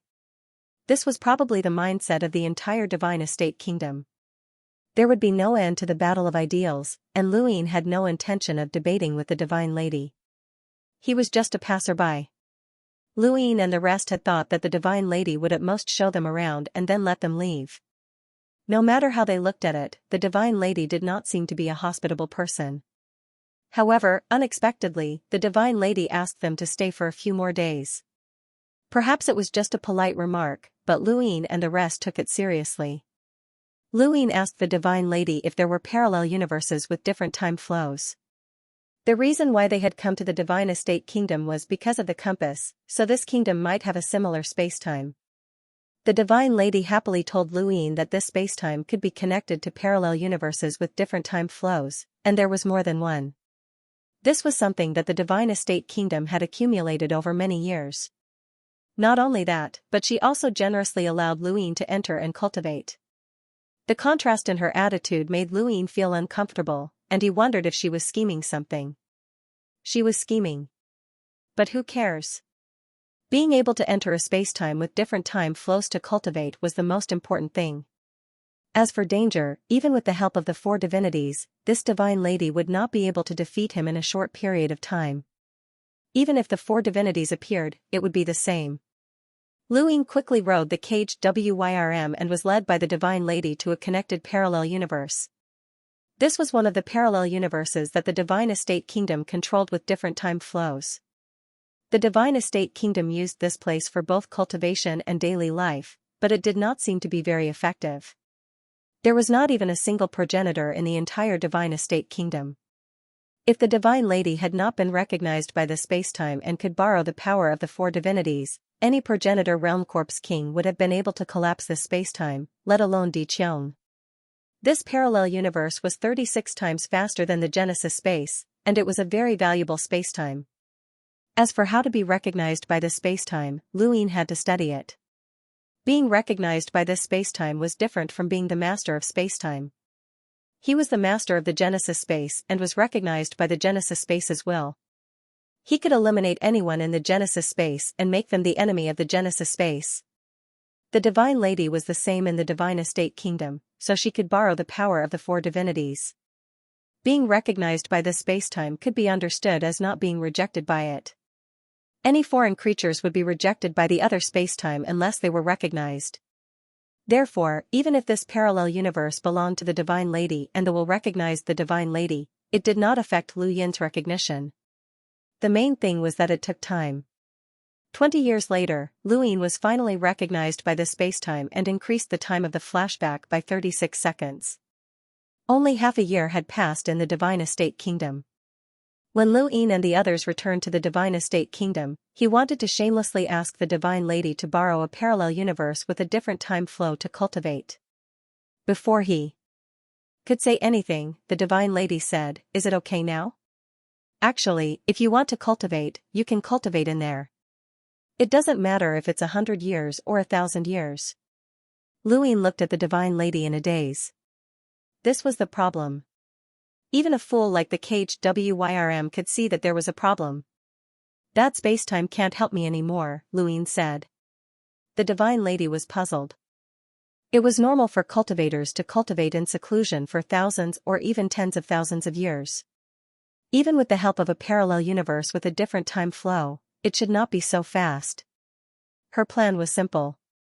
The Divine Estate Kingdom was threatened by Di Qiong, so she wanted to keep Luine and the others as long as possible until Di Qiong attacked the Divine Estate Kingdom. When the time came, she would join hands with Luine and the others. It would be best if they could kill Di Qiong, but if they could not, they could at least make Di Qiong fear the Divine Estate Kingdom. However, Lu Yin's quick conclusion was beyond her expectations. In that case, she asked, "Do you want a parallel universe with a different time flow?" Lu Yin's face twitched. He thought to himself, if you had asked a few seconds later, I wouldn't have needed to ask. I would have just allowed you to do it. "I'm sorry." Luine was humble. The ghost monkey looked at him with disdain. Xianxia's expression was strange. Although the Divine Lady's expression was calm and her gaze was gentle, she was obviously relieved. "It's okay. If you want to use it, just let me know. Since you're invited, the Divine Estate Kingdom will do its best to entertain you. I'll take you there."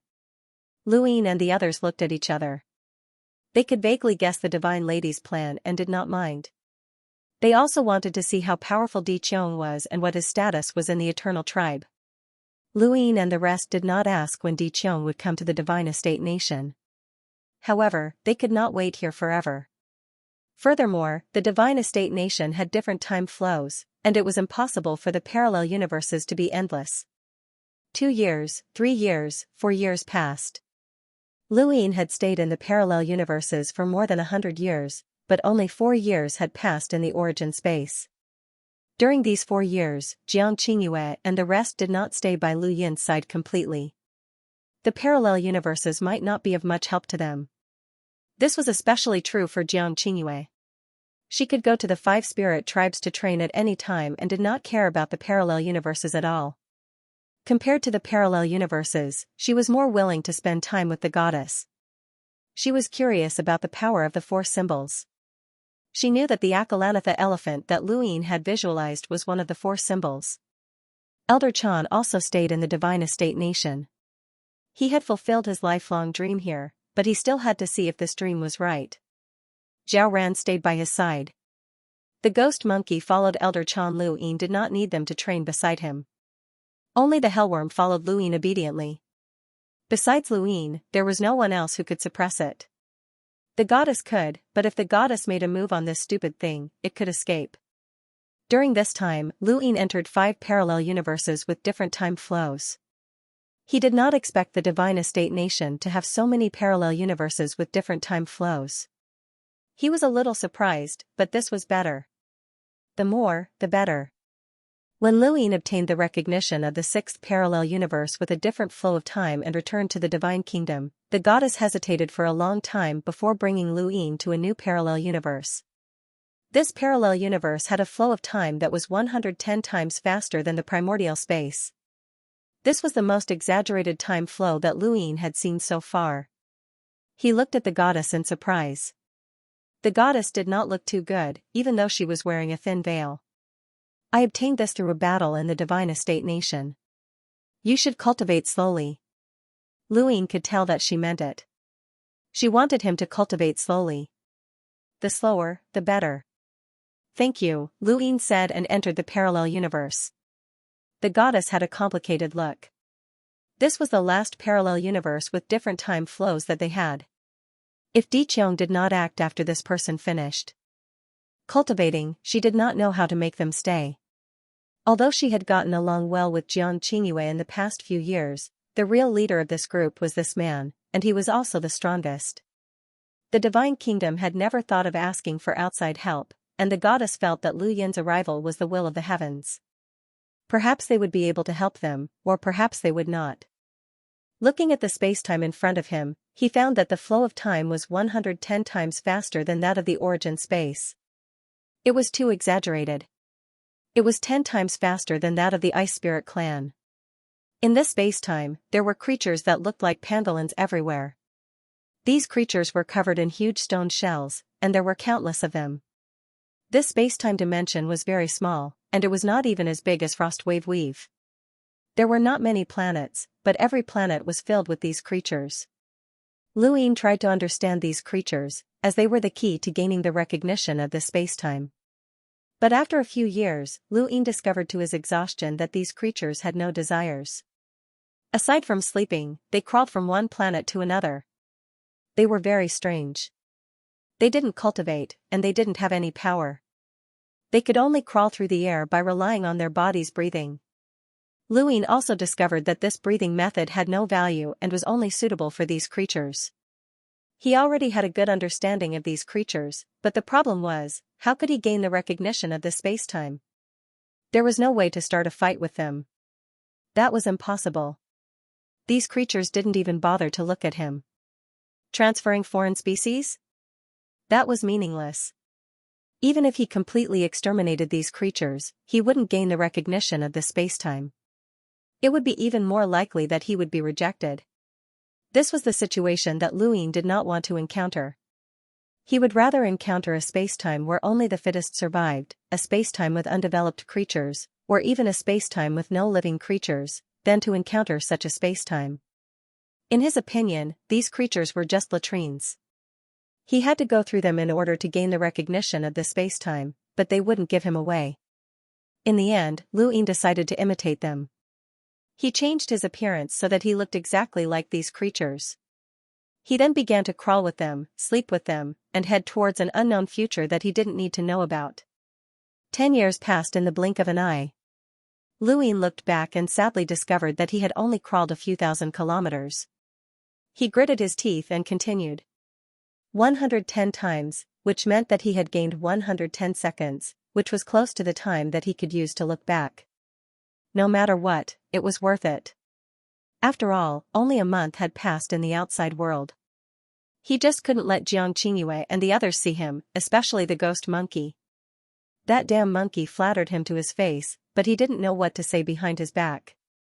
If he saw him like this, he would laugh at him for the rest of his life. Back in the Divine Kingdom, Elder Chan was leisurely drinking tea that Zhao Ran had brewed. He was surprised to find that her tea was actually starting to look better. "Girl, this tea of yours." Zhao Ran was apprehensive. "Does it not taste good?" "No, it's just different from before." Elder Chan picked up his teacup and looked at the floating plankton inside. A first-timer would definitely not be able to bear it, but they were all used to it. Before coming to the Divine Kingdom, this girl's tea had been terrifying even to him, but now it was much gentler. Zhao Ran blinked. I think that the tea I brewed in the past doesn't look that good." Elder Chan looked at her strangely. "You only realized that now?" Zhao Ran pursed her lips. "Really? You're still not sure?" Elder Chan asked. Zhao Ran shook her head and blinked at Elder Chan. Elder Chan was speechless. "It's okay. Just follow your heart. Do whatever you think is good." Zhao Ran looked at Elder Chan expectantly. "Then, is it good?" Elder Chan laughed. "Of course it's good. The tea you brew is always good." Zhao Ran smiled happily. On the other side, Jiang Qingyue was allowed to enter the goddess residence half a year ago. She was the only one who was invited. After all, they were all girls, so there was no taboo. "It's hard for you to withstand this pressure. Do you really want to try?" the goddess asked Jiang Qingyue, who was standing opposite her with a sword in hand. Jiang Qingyue looked very serious. "Yes." The goddess praised her. "One day, you will reach great heights." After she finished speaking, she did not move. A palm of light appeared above Jiang Qingyue's head and pressed down hard with terrifying pressure. It was the goddess who had borrowed the killing power of the Supreme Saint Elephant. Jiang Qingyue stabbed out with her sword. During this time, she had often sparred with the goddess and felt the pressure. The killing power of the Supreme Saint Elephant and the rebirth image of broken virtue made her state of mind clear, so her strength continued to grow. With a bang, the sword flew out of her hand and pierced into the wall. The palm of light was about to reach Jiang Qingyue. It stopped when it was less than half a meter away. Jiang Qingyue gasped for breath. She had failed. This was her limit. This palm once killed an expert of the same realm as your Elder Chan. "It's normal that you can't withstand it," the goddess said. Jiang Qingyue raised her hand, and the sword returned to her hand. Couldn't withstand it? If she used her power, she could break this palm, but it would be meaningless. "Rest for a while," the goddess said. Jiang Qingyue nodded. The Divine Manor country was a place where people could relax. However, if they were too relaxed, problems would arise. Jiang Qingyue and the others could see this clearly. The goddess must also know this, but this was her philosophy. That brother Lu has cultivated for more than half a year. In his spacetime, it's almost 60 years. I wonder when he will come out. The goddess looked into the distance and said indifferently. Jiang Qingyue was also very curious. She heard from the goddess that this parallel spacetime had 110 times. This was too tempting for Brother Lu. Ever since he came to the outer realm, all the parallel spacetime he had experienced added up to less than this. "Qingyue, tell me more about the Six Direction Society," the goddess suddenly said. Jiang Qingyue nodded and slowly told the goddess about the situation of the Six Direction Society. In the blink of an eye, another half a year had passed in the Divine Manor country. On this day, Jiang Qingyue was enduring the pressure of the palm of light as usual. Suddenly, the goddess's expression changed. Oh no! Her figure flashed and entered her residence. The next moment, a terrifying power filled the surroundings. Endless sequence particles flew in one direction. Xianxia couldn't see the sequence particles, but with her power, she could feel the destructive power. The goddess was borrowing the power of the four symbols. An outsider had entered. In the distant starry sky, a figure slowly appeared. He was wearing a black coat with fine patterns. His hands were in the pockets of his coat. His face was weathered, and there was sparse stubble on his face. His eyes were lifeless, and his hair was neither long nor short. It was messy and draped over his shoulders. The moment this person appeared, the goddess's expression changed. He was Di Qiong. Di Qiong stood quietly in the starry sky. He didn't move as if he was waiting for something. Soon, the palm of light appeared above his head. The goddess's voice sounded. Di Qiong, are you still not giving up? You can't enter. Di Qiong raised his head and looked at the palm of light. Little girl, you have been resisting generation after generation. How long can you last? How long can you live? The goddess's voice was unprecedentedly solemn. It was filled with killing intent. The palm of light slammed down and suppressed Di Qiong. Di Qiong raised his hand and collided with the palm of light. The entire Divine Manor country trembled, and even space-time swayed as it endured the collision of the two terrifying forces. Elder Chan stood up abruptly. What a powerful force! In the starry sky, endless sequence particles madly rushed into the palm of light. It was more than twice as powerful as when it had suppressed Luin and the rest. The goddess had gone all out from the beginning. Every generation of goddesses had done the same. She couldn't afford to be careless. If she was careless, the divine kingdom would be gone.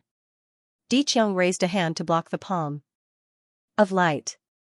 The palm of light continued to merge with the sequence particles and pressed down. Di Qiong stood straight. He didn't retreat, but he didn't move forward either. Qingyue, help me. The goddess's voice sounded in Jiang Qingyue's ears. Jiang Qingyue had already rushed towards Lu Yin's spacetime. No matter what, they had to help the divine kingdom in this battle. Thank you.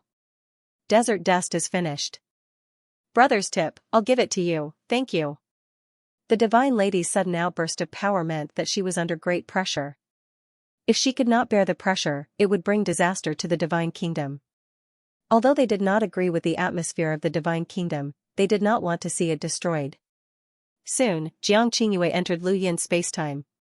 Brother Lu. Her voice resounded through the spacetime. Lu Yin was awakened and looked up. Qingyue? He quickly recovered and ascended to the starry sky. What's wrong? Di Qiong is here, Jiang Qingyue replied. Lu Yin took a step forward and left the spacetime, heading towards the divine kingdom. The next moment, he entered the divine kingdom and looked into the distance. What a terrifying aura. It was obscure and gloomy, but it made one's scalp tingle. Just as he was about to go forward, he stopped abruptly. The aura had disappeared. At the same time, the divine lady's eyes widened in surprise. Did he leave? Her face turned pale. Di Qiong was testing. Just like the last time, he was testing how long it would take to break through the power of the four symbols. Every time he attacked, he was one step closer to breaking through. What made the divine lady uneasy was that she did not know how many times Di Qiong would break through. Di Qiong knew, but she did not know. This was the most unsettling thing for her.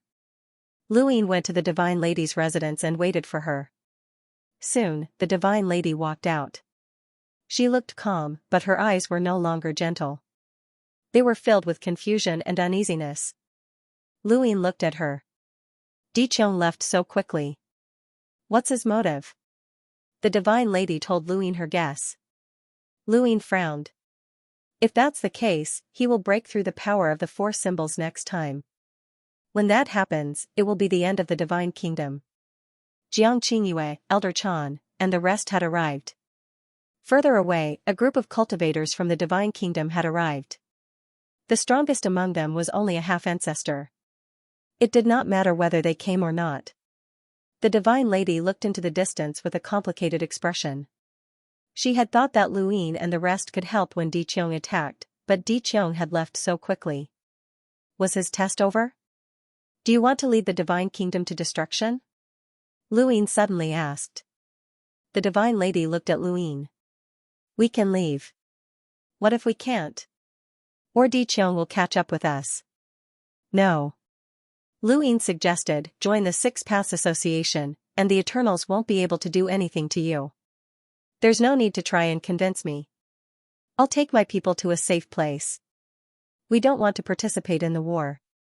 When the nest is overturned, no egg can remain unbroken. Elder Chan sighed. It was difficult to change the goddess ideals, and Luine wanted to increase the number of experts in the Six Paths Society, but he could not force her. Everyone, please forgive us for not being able to entertain you any longer. The goddess apologized. Diqiang had already been here, and it would be at least 100 years before he would make his next move. The Divine Kingdom would not allow Luine and the others to stay for 100 years, and Luine and the others would not stay for 100 years either. Since that was the case, it was better to let them leave while she thought of a way to find a new place. Jiang Qingyue could not help but say, if you run away and Diqiang finds you, you'll be finished. Don't say that it won't happen. The Eternals are not as simple as you think. Joining the Six-Party Society doesn't necessarily mean that you'll be joining the war. You're just seeking to protect yourself. Why are you so persistent? If you really can't, you can join my White Cloud City. The goddess shook her head and said resolutely, my apologies, I must ask everyone to leave as soon as possible. Luine stopped Jiang Qingyue from continuing. He tried to persuade her, Your Excellency, I'll be able to cultivate the last spacetime in a few more months. Can you allow us to stay for a few more months? The goddess nodded, sure. Thank you. The goddess had a good impression of Luine and the others. When Diqiang had attacked, Jiang Qingyue had gone to find Luine before she could ask for help. Luine had also appeared immediately to deal with Diqiang. Regardless of whether or not he had attacked in the end, she would owe him this favor. Luine returned to that spacetime once more. He had disguised himself as that creature for 100 years and was already somewhat numb to it. He tried once midway and was not accepted, so he continued. A few months in the Divine Kingdom was equivalent to a few decades in this spacetime. In the blink of an eye, a few decades had passed. Luine followed this group of creatures and crawled into space. These creatures relied on themselves to move through space, while Luine relied on his cultivation. He decided to give it a try. This time, he did not feel any sense of danger. Luine heaved a sigh of relief. He had succeeded, and he had been accepted by the spacetime. This was probably the most difficult spacetime to be accepted so far, and it had actually allowed him to disguise himself as that creature for more than 100 years. In the origin space, he had not even cultivated for that long. It was difficult to be accepted by spacetime, and it was not easy to increase the time in which he looked back. In the Divine Kingdom, more than half a year had passed since Diqiang had attacked. The goddess did not rush him. When Luine came out, he led the group to bid farewell to the goddess. Before leaving, Luine wanted to leave some external objects as the price for lending her the parallel spacetime, but the goddess did not accept it. I lent you the parallel spacetime to cultivate because I wanted to borrow your strength to guard against Diqiang. Whether or not I succeeded in the end, this is a deal, the goddess said bluntly. Luine nodded. In that case, I won't force you. However, for the sake of the Divine Kingdom, I think you need to leave a backup plan. The goddess was puzzled. Send someone to follow us to the Six Direction Guild. If you are in danger or Diqiang catches up to you after escaping, you can use this coordinate to head to the Six Direction Guild, Luine said. The goddess was not stupid. Although she was unwilling to get close to the Six Direction Guild due to her beliefs, it was always good to leave a backup plan. Luine and the rest rode on the prison dragon and brought along a cultivator who had reached the level of a demi-ancestor from the Divine Kingdom. They tore through the void and returned to the Eternal Kingdom. Before leaving, Jiang Qingyue could not help but say, I hope we can meet again in the future. They had been in the Divine Kingdom for almost 6 years, and Jiang Qingyue and the goddess had interacted the most. They had developed feelings for each other. The goddess had a complicated look in her eyes. I hope so. The prison dragon rushed into the void crack and arrived at the Eternal Kingdom in an instant. The cultivator from the Divine Kingdom looked at the death aura below the Eternal Kingdom in amazement. He felt a chill run down his spine. This kind of power was unimaginable. Luin quickly asked him to leave his aura on the coordinates. Seeing him leave, the Divine Kingdom finally came to an end. What do you think about the Akalanatha Heavenly King? Xianxia asked. Luin said, how much do you know about the four symbols? Xianxia recalled, the four symbols are the guardian forces of the Divine Kingdom. They have existed since the establishment of the Divine Kingdom a long time ago. Every goddess has a special ability to borrow the power of the four symbols to protect the Divine Kingdom. That's all. It means that the four symbols have never changed, Elder Chan said. Xianxia's eyes flashed as she looked at Luin. Luin put his hands behind his back. Ancestor Lu Yuan once caught a mount, the Akalanatha Heavenly King. If I'm not wrong, the Divine Kingdom has already lost the Akalanatha Heavenly King. If the Akalanatha Heavenly King can still stop Di Qiong, the creator of the Divine Kingdom is definitely not someone like the goddess. The goddess is just borrowing the power left behind. What about the Akalanatha Heavenly King? Where is it? The dragon turtle was curious. Luin shook his head. The ancestor did not mention it. There is no Akalanatha Heavenly King in Lu Tianjing. I'll go back and ask. Xianxia's tone was heavy. If the Akalanatha Heavenly King can return to the Divine Kingdom, the goddess might be able to stop Di Qiong. Maybe. We gave the Divine Kingdom a way out. It's up to the goddess to use it. There's no need to be emotional, Luin said. He then led everyone to the Above Heaven sect while he went to Lu Tianjing. In Lu Tianjing, Luin met Lu Tianyi. Ancestor Lu Yuan was still in seclusion. Akalanatha Heavenly King? Why are you suddenly asking about it? Lu Tianyi was puzzled. Luin told him what had happened in the Divine Kingdom. Lu Tianyi was surprised. There's such a thing? The universe has indeed given birth to all kinds of civilizations that allow humans to tolerate each other. Such a country seems beautiful, but it's even more dangerous. As for the Akalanatha Heavenly King, Lu Tianyi was silent for a moment. When the second continent was destroyed, the zombie god wanted to destroy the fifth continent as well. The Akalanatha Heavenly King knocked the zombie god away and was buried with the second continent. The Akalanatha Heavenly King is dead? Luin was shocked. Lu Tianyi sighed. During the battle that destroyed the second continent, the ancestor was left with an injury that could never be healed. That is why he has been in hibernation. In that battle, the second continent was wiped out. The Milky Way Sword Emperor died right in front of me in the 9 mountains and 8 seas. He didn't even have the chance to enter the burial garden. The Mavis family owes us too much, which is why they became our money bag. If it wasn't for us, the Mavis family would have been wiped out long ago. The death of the Akalanatha Heavenly King is an eternal pain in the ancestor's heart. Luin did not understand. If the Akalanatha Heavenly King is dead, then why can the Lu family still visualize it? Lu Tianyi looked at Luin. Visualization is a form of faith. The sixth mainland was tempted by the Eternals, and their cultivation path went astray. They cultivated a reflection, which can indeed increase their strength for a short period of time.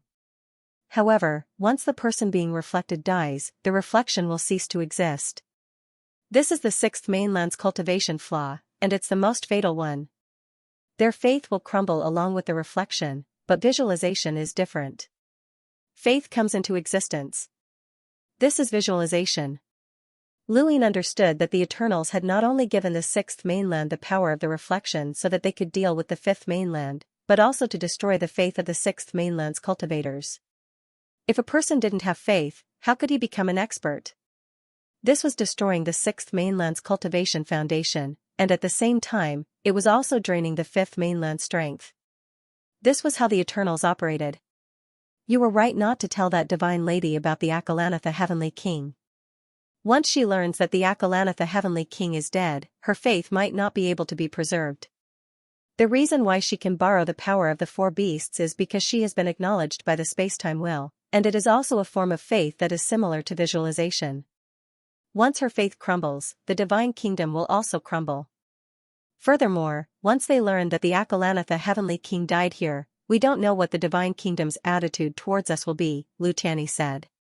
Lu Yin had considered this point, which was why he had not said anything. It would be troublesome if the Divine Kingdom became an enemy. Thank you. Desert Dust, brother's reward will be given to you. Thank you. Follow the public account, Scattered Drifting Wind. Tomorrow, I'll release the legacy of Progenitor Chen on the public account. Thank you for your support. Although the Akalanthus Celestial King Mammoth was dead, the Divine Kingdom still had 3 mammoths. They were all Sequence Law Realm powerhouses, and even if they won, the above heaven would consume a lot of resources. Although only 10 years have passed since your trip to the Outlands, it's been hundreds of years for you. How is it? How are your gains? Lu Tianyi asked. Lu Yin sighed. Not bad. I have a new path. I don't know what will happen if I continue down it. Lu Tianyi sighed. Since ancient times, no one can surpass you in terms of talent. Since you've decided on your path, then go ahead. You don't need to worry about the above heaven. We will protect it well. Lu Yin nodded. I understand. Thank you, Ancestor. 10 years' time was too short for a cultivator. The Eternals were still the same, and the endless battlefield was already under the control of the Sixth Direction Society. The war had been completely suppressed outside of the zone of disaster, and they could attack at any time. The Grand Empyreans would rather cultivate and survive than fight to the death with the Eternals. However, Lu Yin's prestige in the Sixth Direction Society was no less than that of the Grand Empyreans. His will was to attack and wage war, and he would do his best to beat the Eternals until they could no longer raise their heads. He had already seen the Eternals' bottom line. Although they were in despair, it was not impossible to defeat them. Back then, the above heaven had also been undefeatable to the Eternals. In the end, they had still managed to destroy continent after continent. This was Lu Yin's confidence. The current Sixth Direction Society, White Cloud City, the wills of past powerhouses, and Burial Garden would eventually gather together to fight against the Eternals. The Thunder Lord had once said that attacking the zone of disaster was only to die. The desolate ancestor wanted to use himself to pave the way to the Eternals. Powerhouses were walking in front of him, so what was there to be afraid of? Humans had strong and unyielding beliefs. After returning from Lu Tianjing, Lu Yin met with Wang Wen and Wei Rong. They still had not thought of a way to safely return Yibo to the zone of disaster. The best method was to have the Eternals go to the Eternal Kingdom to rescue him, but the Eternals did not have the ability to do so. The only true God had attacked several times, and his seclusion had been prolonged. The 7 sky gods had died one after another, and the remaining powerhouses would not be able to act so easily. If they acted, they might not be saved, but disaster. For the Eternals to take action again meant that the other zones of calamity were involved. Soon, Lu Yin's group was about to set off once again. His flowing light retrospect's duration had increased, and Lu Yin was increasingly anxious to increase the time. He seemed to have found the path that flowing light should take. This path was something that he had thought of when he had transformed into a creature that resembled a pangolin and crawled for more than 100 years. It was still very vague, but he had a direction. By the way, I have something to report to Taoist Master. Elder Gong failed in his ancestor breakthrough, and his life is in danger, Wei Rong said as he watched Lu Yin and the others leave. Lu Yin was stunned, and he asked Jiang Qingyue and the others to wait while he headed towards the Neoverse. Although Elder Gong was not as close to Lu Yin as Big Sis and the others, he was still an elder who had protected him. Even if it was because of the serious art, Lu Yin had indeed helped him on several occasions. Now that he had failed to break through into the ancestral soul realm, his life was in danger. He ought to go and take a look. Not long after, Lu Yin arrived at the Sirius sect in the Neoverse. The atmosphere in the Sirius sect was heavy at this moment. A group of disciples knelt within the sect with sorrowful expressions. The entire Sirius sect was shrouded in gloom. Sirius sect Master Yuan Xiong, Legacy Elder Yuan Shou, Secret Arts Elder Yuan Ku, and the others were all standing at the foot of the mountain where Elder Gong had secluded himself to drink tea. Only 2 people had entered the mountain and were serving Elder Gong. One was Elder Jiao Shen, and the other was Jiao Shi. Lu Yin arrived. Elder Jiao Shen and Qiao Shi bowed together. The current Lu Yin was no longer the person they had once known, so it was only right for them to bow. Elder Gong leaned against a large tree and said in a weak voice, "Taoist master, forgive me for not being able to stand up and bow." Lu Ying waved a hand, and Elder Jiao Shen and Qiao Shi bowed once more before leaving. He sat down across from Elder Gong and asked, "How did you fail?" Elder Gong replied bitterly, "I delayed it for too long. I wanted to break through, but I didn't dare to. When I tried to break through, a flaw appeared in my mental state, and I was unable to succeed." Lu Ying poured tea for Elder Gong and passed it to him. Elder Gong accepted it. "Thank you, Taoist master." Lu Ying retracted his gaze and looked into the distance. All he could see were serious sect disciples kneeling on the ground. The entire serious sect had never been so sad before. Even when the Eternals had invaded the Fifth Mainland and forced the serious sect to relocate, it had not been like this. Elder Gong would forever be the pillar of support for serious sect. It was precisely because of Elder Gong's existence that the serious sect had been able to prosper. But now, their future was uncertain. "Taoist master, I didn't expect you to come." "You must have been in seclusion," Elder Gong said. Lu Ying replied indifferently, "I just came out of seclusion and heard about this, so I came. Serious sect cannot do without you. If you want to live, I have a way." Elder Gong shook his head bitterly. "I've lived for too long, and I'm tired. Ordinary half-martial ancestors rarely experience mortal life, but I'm different. I've lived both as a half-martial ancestor and as a mortal. Now that my life has come to an end, I should leave. This is in accordance with the universe's laws." Elder Gong's so-called universe's laws were different from the sequence laws, just like how mortals understood reincarnation. Lu Ying did not try to persuade him any further. "I won't let serious sect weaken." "When did Elder Jiao become a half-martial ancestor?" "Right after I failed." Lu Ying was stunned, and then he laughed. "I thought that he was afraid of death. I never expected that there would be a day when he would dare to risk his life. Haha, serious sect needs a half-martial ancestor to oversee it." Elder Gong laughed. He could leave without worry because Elder Jiao Shen had become a half-martial ancestor. The serious sect's origin item had already been handed over to Elder Jiao Shen. Lu Ying would not ask about this, as he did not care about the item. If he needed it, the Astral Tree Dominator Realm would have it. The Astral Tree Dominator Realm had already announced to the public that they would be holding a competition to obtain the origin item.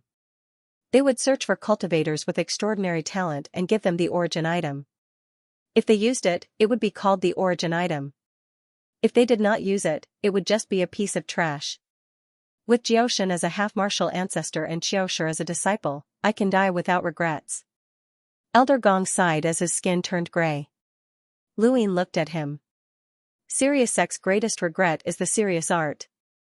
Don't worry, when I become a half-martial ancestor, I will definitely leave it to serious sect." Elder Gong coughed. "Thank you, Pathmaster. There's one more thing that I should tell you." Lu Ying muttered to himself. "I met Progenitor Chen." Elder Gong's eyes widened as he looked at Lu Ying in shock. "You met Progenitor Chen?"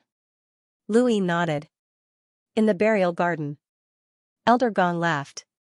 "I knew it. I knew that Progenitor Chen wouldn't die so easily. He's still alive." "Ha ha ha ha, he's still alive." Lu Ying did not know how serious sect had inherited Progenitor Chen's power, but seeing Elder Gong like this, he had fulfilled his dying wish. The sect and his wish had been fulfilled. Elder Gong could die without regrets. Lu Ying stood up and left. Once he left, they would never meet again. In life, there were too many people who left forever. Sometimes, one would not even know that meeting with some people would be an eternal farewell. Now that Elder Gong was able to bid farewell to him, both Elder Gong and Lu Ying felt lucky. One day, Lu Ying would also leave this world, and he did not know who would be bidding him farewell. Not long after Lu Ying left, Elder Gong passed away amidst his laughter. The serious sect mourned.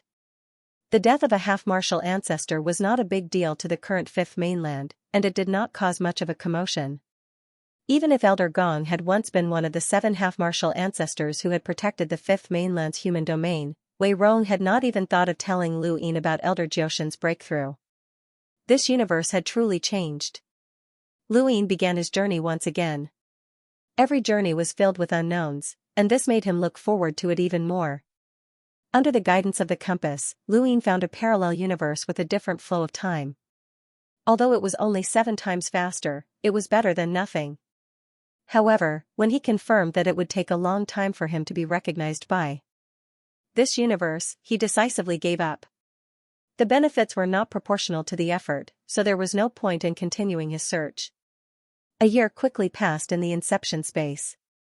During this time, Lu Yin's light-streamed flashback had only increased by 12 seconds, which was very little. There was no helping it, as this journey had not been very smooth. The parallel universes that he had found with different flows of time were all mediocre. The only thing that surprised Luin was Zhao Ran's tea, which was becoming more and more beautiful. Although it was still a long way from being able to produce normal tea leaves, it was already developing in that direction. This was not a good thing. The stranger Zhao Ran's tea was, the more it resembled Zhao Ran. If the tea suddenly became beautiful, would it still be Zhao Ran? Lu Yin specifically instructed Elder Chan to keep an eye on Zhao Ran, as he did not know who she was. The ghost monkey was getting closer and closer to breaking through to progenitor realm. More accurately, it was getting closer and closer to transforming into a new progenitor Wushang. However, it did not dare to do so, as the 2 people who had broken through to progenitor realm had been unlucky. One had been turned into a thread, and the other had died. The monkey felt that breaking through to progenitor realm was not a good omen, so it wanted to wait for the others to succeed first. Lu Yin did not force it, as he did not think that the monkey would be able to break through to progenitor realm. If it was that easy to become a progenitor, then there would not be so few progenitors. Over the past year, Lu Yin and Jiang Qingyue had discussed many topics related to Shi, as he also wanted to cultivate it. The dragon turtle had said that cultivating too many would be too messy, and it would not be good for Lu Yin. However, this was not a problem for him, as he was more than happy to cultivate as much as possible. However, Shi was a shortcut to White Cloud City's cultivation, and to this day, aside from the people of White Cloud City, no one else had managed to learn it. Lu Yin could not figure out where this mysterious power had come from, and he guessed that it might have something to do with the 3 divine artifacts that the Thunder Lord controlled. On this day, they arrived at a new space-time, and the Helldrake flew in the direction that the compass had pointed him in. Suddenly, Lu Yin looked in a certain direction, took a step forward, and disappeared. The Helldrake stopped, confused. In the distance, Lu Yin saw something that looked like a meteorite in front of him, and he took another step forward to chase after it. Just now, this meteorite had brushed past them. It was just a meteorite, but Lu Yin had sensed the existence of a consciousness within it. Although his consciousness could not control others like the Game of 1,000 Faces, he had absorbed the consciousness of the Game of 1,000 Faces, so he was very sensitive to consciousness. This meteorite carried a boundless consciousness, which was not right. How could a meteorite have a consciousness? Naturally, Lu Yin wanted to take a look. The meteor was headed straight for Lu Yin. Lu Yin stood in place and slowly raised his hand, aiming at the meteor. At that moment, the meteor suddenly changed directions to the left. Lu Yin's lips curled up, there was indeed a problem. This was not a meteor. He opened his celestial eye, and what was this? What appeared in his celestial eye was a mystical world that was similar to the 3,000 great worlds. There were 3 continents within this meteor, and there were people cultivating and living on them. Everything that normal people did in the universe was happening within this meteor. What was even more mysterious was that these people weren't humans, but rather consciousnesses. They were all consciousnesses, and this world wasn't a major world either. It was just an illusion. More accurately speaking, the world within the meteorite was more like a game. Lu Yin took a step forward and blocked the meteor once more. The meteor changed directions again, and Lu Yin continued to block it. After a few more times, the meteor stopped, and a low voice spoke out, "Your Excellency, please do not make things difficult for us. We are just losers who have lost our bodies." Lu Yin was curious, "Come out and talk." Outside the meteor, a figure slowly took shape. It was an old man, and he looked at Lu Yin with a serious expression, his eyes filled with intense fear and apprehension. This old man was a progenitor, and what appeared was not a physical body but a consciousness. It was similar to Huizu's consciousness materialization, which surprised Lu Yin. The old man bowed to Lu Yin. Your Excellency, please let us go. We are just a group of losers who can't even keep our bodies. We are of no use to your Excellency, so please let us float in space and perish on our own. Lu Yin sized up the old man in front of him. He was clearly a consciousness body, but he was dressed like a normal person, similar to transcendence. Furthermore, this was a game world within the meteor. This should be a technologically advanced world, but a progenitor had appeared. Are you humans? Lu Yin asked. The old man respectfully replied, yes, we are humans just like your Excellency. Why did you give up your body? The old man sighed, we were defeated. The body is a temptation to strong enemies, and we can only escape by giving up our bodies. Lu Yin's eyes flashed, tell me the details. The old man did not hesitate and explained their situation. In fact, it was very simple.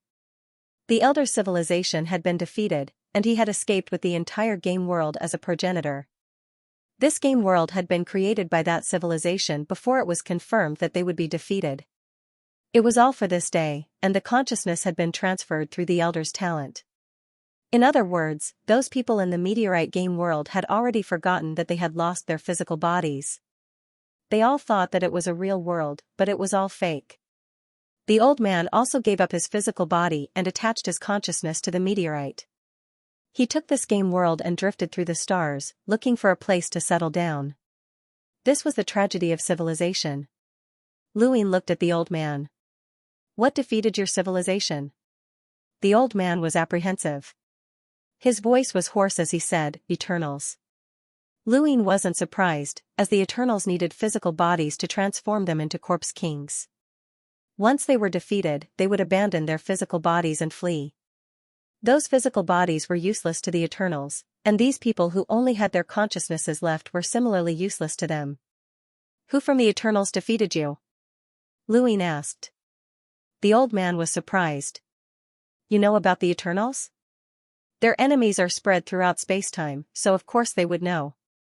The old man was scared. Throughout time and space? I thought we were the only ones facing the Eternals.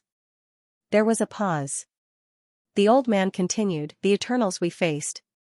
Not long after, Lu Yin returned to the caged Wyrm's back. Xianxia was curious. What happened? Lu Yin recounted what he had encountered, which surprised Elder Chan and the others. There's such a situation?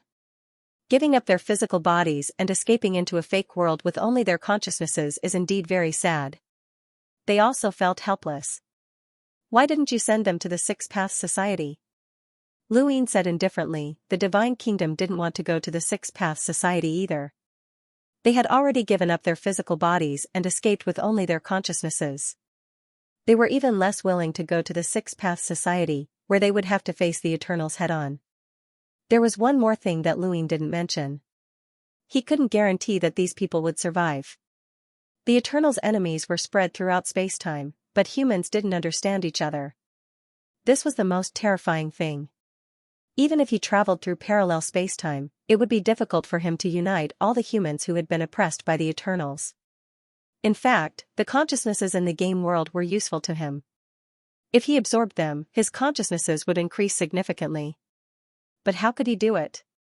Ghost Monkey sighed. That's fine. If they gave up their physical bodies, it would be meaningless for the Eternals to chase after them. They are no longer humans. Smart. As long as they are trash and don't care about others, they won't be in danger. This wasn't pleasant to hear, but it was true. We have to change our destination. Since we've encountered the Eternals, let's try our luck and see how strong they are in the other zones. Of Calamity. Lu Yin's gaze was stern. The war against the Six Paths Society had come to an end. He wanted to know more about the other zones of Calamity. Di Qiong belonged to another zone of Calamity. The Undying God had said before his death that Wu Tian might be in the third zone of Calamity. Now that he had found a new Eternals through the game world, he naturally wouldn't let them go. He wanted to see how different the other zones of Calamity were from the first zone of Calamity. Following the path of the game civilization, Lu Yin and the others found the Eternals. Looking at the distant Eternal Kingdom, Lu Yin hadn't seen it for a long time. The Eternals had a morbid obsession with the Eternal Kingdom, and it was the same for the other zones of calamity. The strongest person in this Eternal Kingdom is called Dahui. He was the one who defeated the progenitor of that civilization and forced them to give up their physical bodies and enter the game with their consciousness, Luin said. Elder Chan said, "Let me make the first move." Xianxia said, "If I make the first move, the Eternals won't be too wary." Luin nodded, "All right." "Qingyue, be careful." He was confident that Dahui wouldn't even be able to escape. However, Xianxingyue's purpose of coming with him was to gain experience. If they encountered a progenitor, she would naturally be the one to practice. Xianxingyue entered the Eternal Kingdom. 2 hours later, sword light flashed in all directions. The hellworm raised its neck and bared its fangs and claws. There was no one here who could threaten it. "It's begun.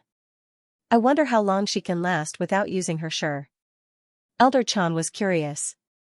The sure he was talking about was not the kind that Xianxingyue usually displayed. It was the sword that helped her kill the progenitor mantis. It came from the other Kong Tianzhao. Without using that power, Xianxingyue would find it difficult to defeat a progenitor. Just as he was thinking about it, Xianxingyue suddenly rushed out of the Eternal Kingdom, her shoulder bleeding. Elder Chan frowned, "So fast?" "An expert." Luin took a step forward and passed by Xianxingyue in the blink of an eye. In front of him, a spear approached, and Luin saw the tip of the spear magnified infinitely, piercing straight at him with a pale light. Luin paused and turned sideways. He stepped in reverse, reversing spacetime. Eh? Opposite him, a middle-aged man wielding a spear, Dahui. When he saw Luin dodge the spear, he felt a sense of confusion. His gaze turned solemn as he pressed down with the spear, sweeping across the starry sky. Luin took a step forward and arrived directly in front of Dahui. Behind him, the spear swept across. In front of him, Dahui's gaze was fierce, and an inexplicable power boiled on the surface of his body. It turned into a powerful thrust that suppressed Luin, wanting to crush him to death. There were many parallel spacetimes in the universe, and the power of cultivation was also different. This Dahui's power was gentler and more resilient than astral sources. It seemed better, but it was far from being as inclusive as astral sources. In the face of this power, Luin stepped in reverse again and easily walked out of Dahui's encirclement. Dahui was shocked. This person clearly had the same cultivation as that woman, but the difference in power was like heaven and earth. That woman's swordsmanship was extremely high, and she also had a power that Dahui was wary of. However, her own strength had determined that she could not defeat Dahui, but this person? Dahui did not dare to underestimate this person and stabbed out with his spear. "Who are you? You forced us to abandon our bodies, and you're asking us who we are?" Luin roared and struck out with a palm. With a bang, the powerful force of his palm twisted the spear. Dahui was shocked. No matter how much strength he used, he could not suppress Luin. "You're from the Toda civilization? What do you think?" "Impossible." Dahui pulled back his spear and stabbed out again at an extremely tricky angle. At the same time, countless spear shadows flickered. Even a powerhouse of the same realm might not be able to see through this attack. This person's power level was high, and his figure was strange, but he might not be able to see through Lu Yin's spear technique. Dahui's spear technique was indeed powerful, but it was nothing to Luin. Almost all of his opponents were powerhouses of the sequence laws, and even those who were not of the sequence laws had powers that could not be countered. For example, the 7-star mantis. In comparison, this Dahui was too weak. If not for the fact that he wanted to buy time for Xianxingyue, he would not have delayed. Just as he was thinking about this, Xianxingyue's sword stabbed out from behind him. This attack had hit the weakest point of Dahui's spear, and not only had she seen through the spear's shadows, but she had also prevented Dahui from unleashing a second attack. Dahui took a step back and stared at Luin and Xianxingyue. Neither of them had a higher realm than him, but they were still able to exchange blows with him. Where had this expert come from? If he could capture them and bring them back to his tribe, he would definitely be rewarded greatly. When he thought of this, his eyes blazed. "I don't care who you are. Since you've made a move, don't even think about leaving this place alive." The next moment, Xianxingyue and Dahui clashed again. The clash of sword and spear brought forth the most primitive killing intent. Xianxia's attainments in swordsmanship were not inferior to Dehui's attainments in spear techniques, and because of her momentum, she could always predict her opponent's moves.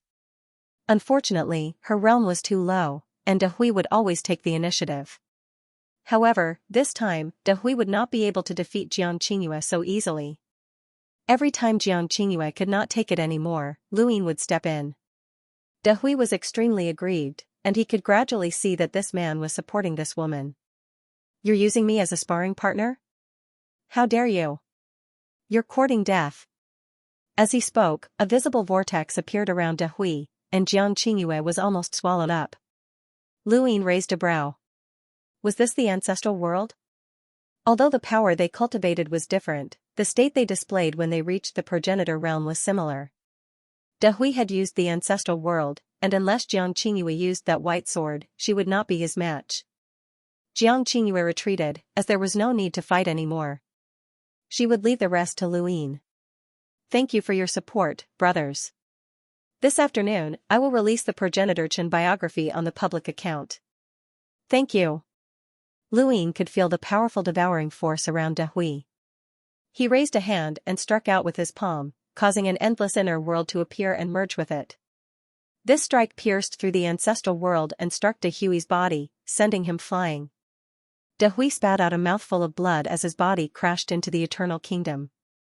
There was a loud boom as the Eternal Kingdom collapsed, and corpse kings rushed out one after another, howling at Luyin. "Leave them to me," Elder Chan said as he landed. There was no need for Luyin to take care of these corpse kings. Luyin looked down at the ground and saw Dehui struggling to get up and take out a stargate. He took a step forward, and everything around him froze. All of the Eternal Kingdom, including Elder Chan, Dehui, and even the distant caged Wyrm froze. Luyin stepped in front of Dehui. When reverse step stopped, Dehui looked at Luyin in shock. "You?" Luyin grabbed at him, and Dehui's pupils shrank as he released that vortex again. However, this time, the vortex was pushing Luyin away, pushing him away at the same time. Luyin was about to attack again when Dehui suddenly turned around. Return thrust. Dehui's spear pierced through the heavens. Dehui was clearly moving forward, but the tip of the spear suddenly appeared in front of Luyin's eyes. Luyin hadn't expected this move at all, but he had reversed step. No matter how unexpected this attack was, it would be useless unless Luyin couldn't even react in time. Luyin brushed past the spear and pressed a hand on Dehui's shoulder. At the same time, the return thrust stopped, and a ray of black light swept forward. This spear pierced through the void and broke through the void world. This spear was extremely powerful. Luyin pressed his hand on Dehui's shoulder and exerted force. Dehui held as half of his body shattered. Blood flowed onto the ground, and his spear fell to the ground. "Your return thrust isn't bad," Luyin praised. Dehui knelt on one knee and coughed violently, each cough accompanied by blood. The corpse kings in the Eternal Kingdom were constantly being cleared out. Elder Chan, Xianxia, the dragon turtle, and the ghost monkey all took action. Those underground who hadn't been transformed into corpse kings were released. These people were most likely from the gaming civilization. Although they had been released, their civilization had already fled. "Cough cough, who are you?" Dehui tried his best to look up at Luyin, as if trying to recognize him. Luyin looked down. "Where are you from?" Dehui stared at Luyin. "Where are you from?" Luyin frowned and exerted more strength. His strength spread throughout Dehui's body and tore it apart. Other than the initial howl, Big Hui did not make another sound. It endured the pain and stared at Luyin with bloodshot eyes. Luyin was surprised. "You're quite stubborn." He had encountered many progenitor realm experts who were afraid of death, but he had also encountered progenitor realm experts who did not fear death. In his opinion, Dehui had betrayed the human race and joined the Eternals. He was not a corpse king, but it was strange that he was not afraid of death. "You should know that you have no chance of escaping once you fall into my hands. You betrayed the humans and joined the everlasting race. Now, I'm giving you a chance to betray the everlasting race and tell me everything you know about the everlasting race. If you do, I'll let you live." Big Hui laughed. He was clearly in pain, but he still laughed. His expression was full of mockery.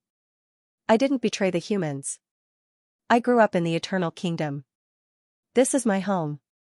Lu Yin's expression changed. Grew up in the Eternal Kingdom? I can recognize both the everlasting race and the humans.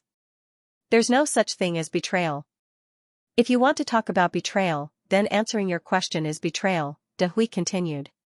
Lu Yin stared at De Hui. This was his first time encountering a human who had grown up in the Eternal Kingdom. It was not that there had never been a human before, but he had never cared. No human had ever cultivated to the progenitor realm after growing up in the Eternal Kingdom. This was the first. You can accept that humans and corpse kings are two different races? Lu Yin frowned. De Hui sneered. Humans can be transformed into corpse kings. What's so unacceptable about that? You want me to betray you? Impossible. If the everlasting race wanted to transform you into a corpse king, would you be willing? Ha ha ha ha, I've been waiting for this moment for a long time. A sense of belonging. Lu Yin saw in De Hui a sense of belonging to the everlasting race, which was terrifying. Although betraying the humans was shameful, sincerely submitting to the everlasting race was a different situation. If the everlasting race's goal in establishing the Eternal Kingdom was not to target those who had been captured, but to target those who had been born in the Eternal Kingdom like De Hui, then these people were fundamentally different. At that moment, the threat that the Eternal Kingdom posed to Lu Yin was infinitely greater. He realized that he had overlooked the Eternal Kingdom all this time. He had thought that it was just a base for the everlasting race to transform corpse kings, and that the so-called assimilation of humans was nothing more than a dream. But now, it seemed that the everlasting race had a deeper goal. If De Hui, a progenitor, was like this, then what about the others who had been born in the Eternal Kingdom? They had acknowledged the everlasting race from the bottom of their hearts, and they had even willingly become corpse kings. This was fatal. When humans faced an enemy, even if they knew that they could not win or that they were in a desperate situation, they would still erupt with unparalleled strength to resist. But if the enemy was not an enemy, would they still resist? The everlasting race had walked too far, and every step they took had a deeper meaning. When he thought of this, Lu Yin looked into the distance. Elder Chan was still cleaning up the corpse kings. There were many people in the Eternal Kingdom, and some of them had been imprisoned underground to be transformed into corpse kings. Others, like De Hui, had been born in the Eternal Kingdom. These people were also enemies. But how could Lu Yin bear to deal with them? If he did not deal with them and brought them to a place where humans lived, it would be the same as releasing a group of corpse kings that would not be discovered. As Lu Yin was lost in thought, De Hui's eyes flashed, and he suddenly attacked. A short spear appeared in his hand, and he stabbed it at Lu Yin. Lu Yin flicked the short spear away and met De Hui's resolute gaze. He hesitated, should he kill or continue the interrogation? Just as he thought of this, the short spear that Lu Yin had flicked away instantly turned around and attacked again. This attack was not very powerful, and Lu Yin did not even plan on dodging. However, the spear brushed past his neck and pierced towards De Hui's neck. Lu Yin moved his feet in reverse, parallel to time. Everything around him froze, including the short spear that was about to pierce De Hui's body. Lu Yin gripped the short spear and stopped in reverse. Everything returned to normal, and De Hui stared blankly at the short spear that had stopped at his neck. It was happening again. He had tried to escape and failed, and now he had tried to kill himself and failed again. Could this human be able to stop time? Impossible, not even Master could do that. It looks like interrogating you is useless. You're not even afraid of death. Lu Yin clenched his right hand, and with a bang, the short spear shattered. He held on to the fragments. Even if he died, he had to make a move. De Hui stared at Lu Yin. The fourth zone of calamity. Lu Yin's eyes widened. What did you say? De Hui clenched his fists. I'm from the fourth zone of calamity. Lu Yin frowned. Didn't you say you didn't want to say anything? De Hui exhaled and lowered his head, seemingly deep in thought. Lu Yin looked at him. Pfft. De Hui spat out a mouthful of blood. Lu Yin was shocked and quickly grabbed De Hui's hair to lift his head. He found that De Hui was already dead, and that mouthful of blood was his last chance at life. With a thud, Luin let go, and Dahui's corpse fell to the ground. The fragments of the short spear that he had been holding also fell to the ground. Soon, Xianxia and Elder Chan arrived. Pathmaster. Luin looked at the dead Dahui. He killed himself and did not give me a chance to act. He was not afraid of death at all. Elder Chan was shocked. He betrayed the humans and joined the Eternals. He was not afraid of death? Lu Yin's tone was heavy. We underestimated the Eternal Kingdom. He explained Dahui's origins, and Elder Chan's expression became unprecedentedly solemn. Low power levels can be compensated for, but this sense of belonging cannot be eliminated. They are taking drastic measures to deprive us of our sense of belonging to our own race. So this is the Eternal Kingdom's true goal. Jiang Qingyue's expression turned ugly. No wonder the Eternals are building the Eternal Kingdom everywhere. I have to tell Father that there might be something wrong with the people we saved from the Eternal Kingdom. Lu Yin's eyes flashed. Who would have thought that the people they had saved from the Eternal Kingdom would be problematic? These people were even ordinary people, but their hearts were with the Eternals. That was the most terrifying thing.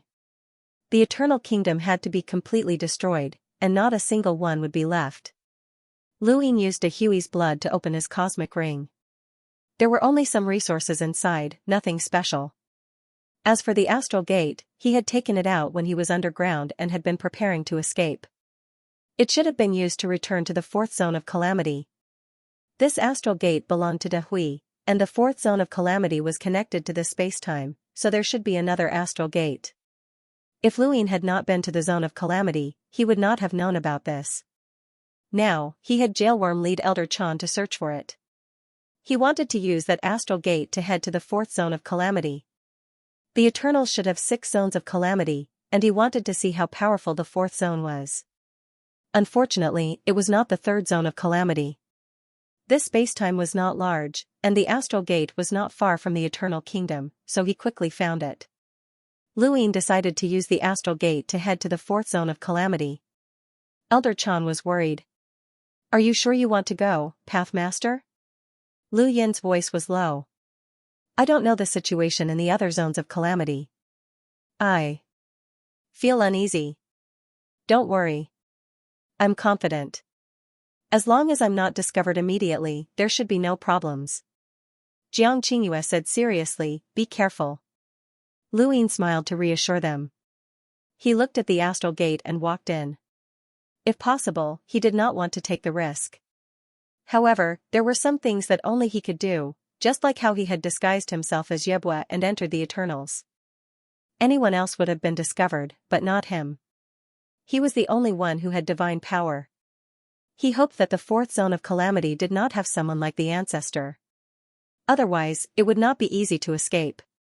He stepped into the astral gate and disappeared. 1 astral gate, 2 worlds. After stepping into the astral gate, Lu Yin did not hesitate to descend. He saw the fourth zone of calamity, which was similar to the ancestor's zone of calamity. The land was dusky, and rivers of divine power flowed. In the distance, there was a dark mother tree that connected heaven and earth.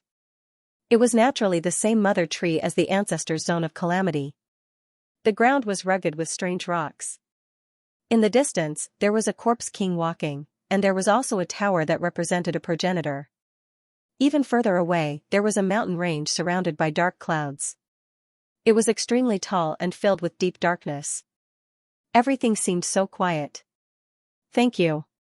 QZQ 4418 Baidu Brothers tip, I'll give it to you. Thank you. Lu Yin landed beside a river of divine power and absorbed it naturally to prevent any powerhouses from spying on him.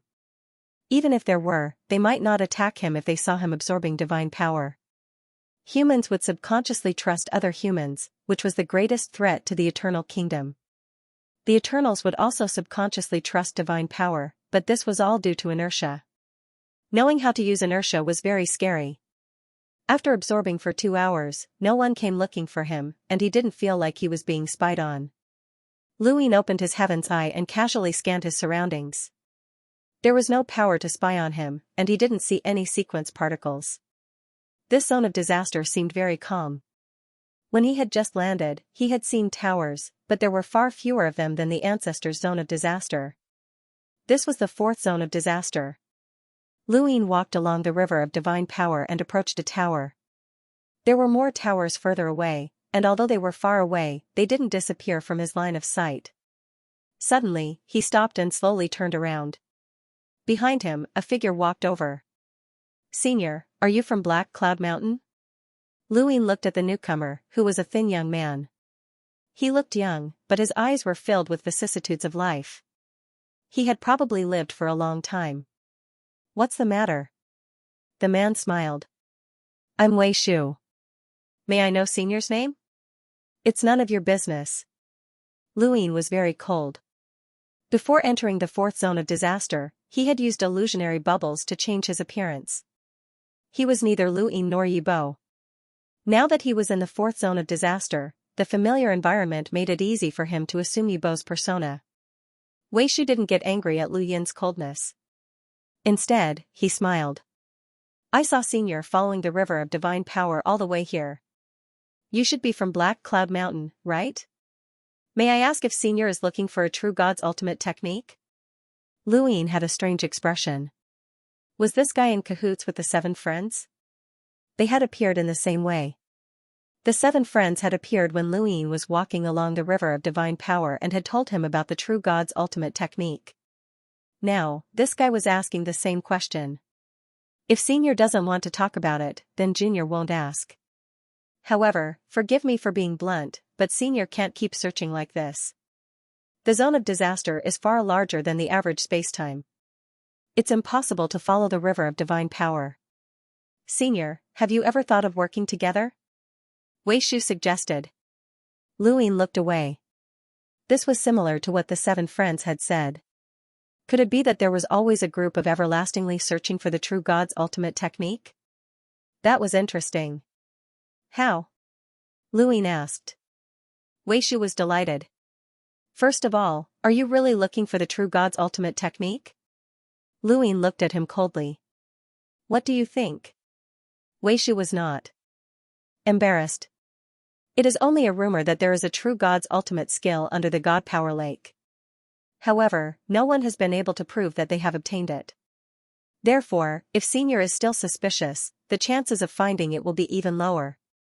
I hope that we can find someone who is completely convinced of the existence of the true god's ultimate skill, even if we have to spend countless years searching together. Luin raised a brow. No proof? Back then, seven friends had said that it was rumored that someone from the seven sky gods had obtained the ultimate technique of a true god. However, this Wei Shu had said that there was no proof. Did he know about the seven sky gods? The seven sky gods was a name given to the Six Direction Society by the ancient ancestors' Calamity Domain. Luin knew about this, but how could the other Calamity Domains not know about the seven sky gods? Or did Wei Shu not know? I've heard that someone has obtained it, Luin said. Wei Shu's eyes lit up. Lord Black Wushan? Lu Yin's eyes flashed, yes. Wei Shu laughed. I knew it. Master Black Wushan wouldn't lie to me. When you invited me to join the eternal race, you told me that there would be some here. A true god's ultimate technique. Master wouldn't lie to me. Haha. Luin looked at Wei Shu. This person knew about Black Wushan, but he didn't know about the rumor that the seven sky gods might have obtained a true god's ultimate technique. Did this mean that the seven sky gods might not have existed in this Calamity Domain, but Black Wushan had? Senior, let's search together. Master Black Wushan is one of the 3 pillars and 6 boundless. Since he said so, he definitely exists. Although I can't cultivate God Force yet, after so many years, I've drawn a map of the Calamity Domain's God Force River. It should be able to help Senior. Wei Shu was excited. Luin was astonished. You drew a map of the God Force River? Wei Shu said, that's right. Although the true god's ultimate technique is below, I believe that you'll be able to see something from the map. Let me see it, Luin said. Wei Shu was alert. I can show it to Senior, but since we've agreed to search together, there are some things that need to be made clear. Sure. Senior, please follow me to the tower. Wei Shu's tower wasn't far from here, and this tower was Lu Yin's target. After coming to the fourth calamity domain, he naturally wanted to understand the situation. Who would have thought that Wei Shu would come knocking on his door? There were maids standing outside the tower, just like the Shi ancestors' calamity domain. Wei Shu led the way, and the two entered the tower. Wei Shu went straight to the point, and told Lu Yin about the mission and rewards of searching for the true God's ultimate technique. "Senior, my request isn't too much, right?" Wei Shu asked. Lu Yin was calm. "Who else are you looking for the true God's ultimate technique with?" Wei Shu's eyes flickered. "Senior, you're the first." "I'm not stupid." It's true. If Senior doesn't believe me, you can go and ask. There are less than 5 human powerhouses like us in the fourth calamity domain. The rest are all extremely strong corpse kings, and they're just puppets that listen to Master Black Wuxian's orders. They're meaningless. Master Black Wuxian isn't in the fourth calamity domain most of the time, and it's been a long time since a new powerhouse joined the fourth calamity domain. Wei Shu said. He then looked at Lu Yin curiously. When did Senior join? Lu Yin was indifferent. Before you. Wei Shu was shocked. Senior knows when I joined? Cut the crap. Mapping the Godforce River isn't difficult. Although your request isn't too much, I don't want to be fooled. Who knows how many people you've given your map to? Lu Yin said. Wei Shu smiled confidently. The Godforce River map I'm talking about isn't limited to the fourth calamity domain.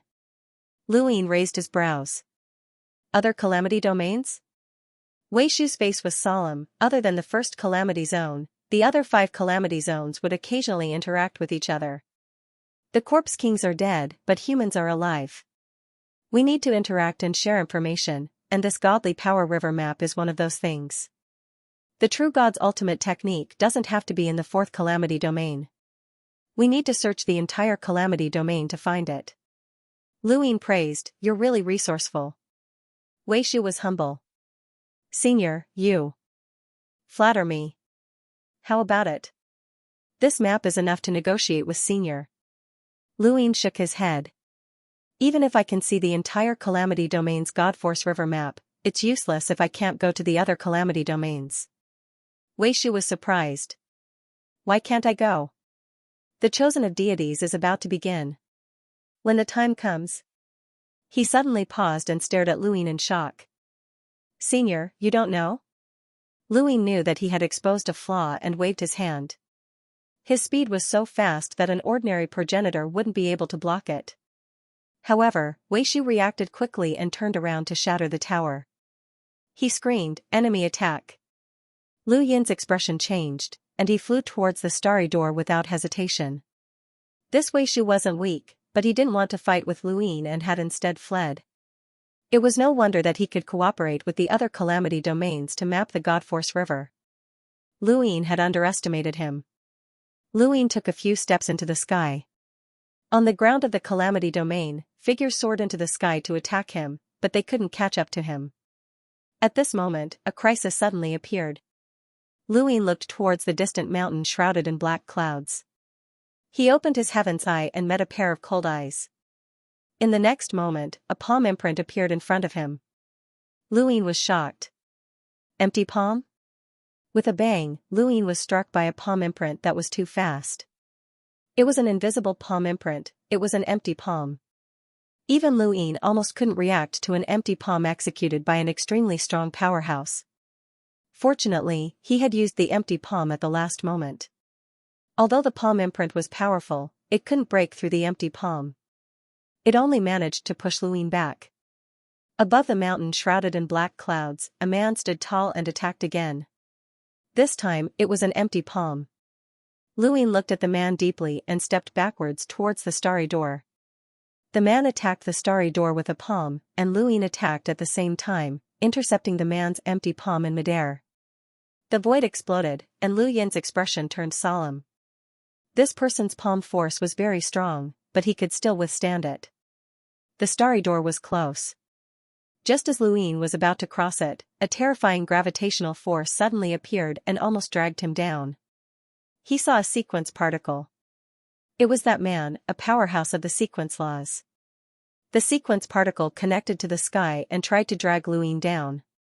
The man was also heading towards Luin. Around him, progenitor realm corpse kings appeared and attacked Luin.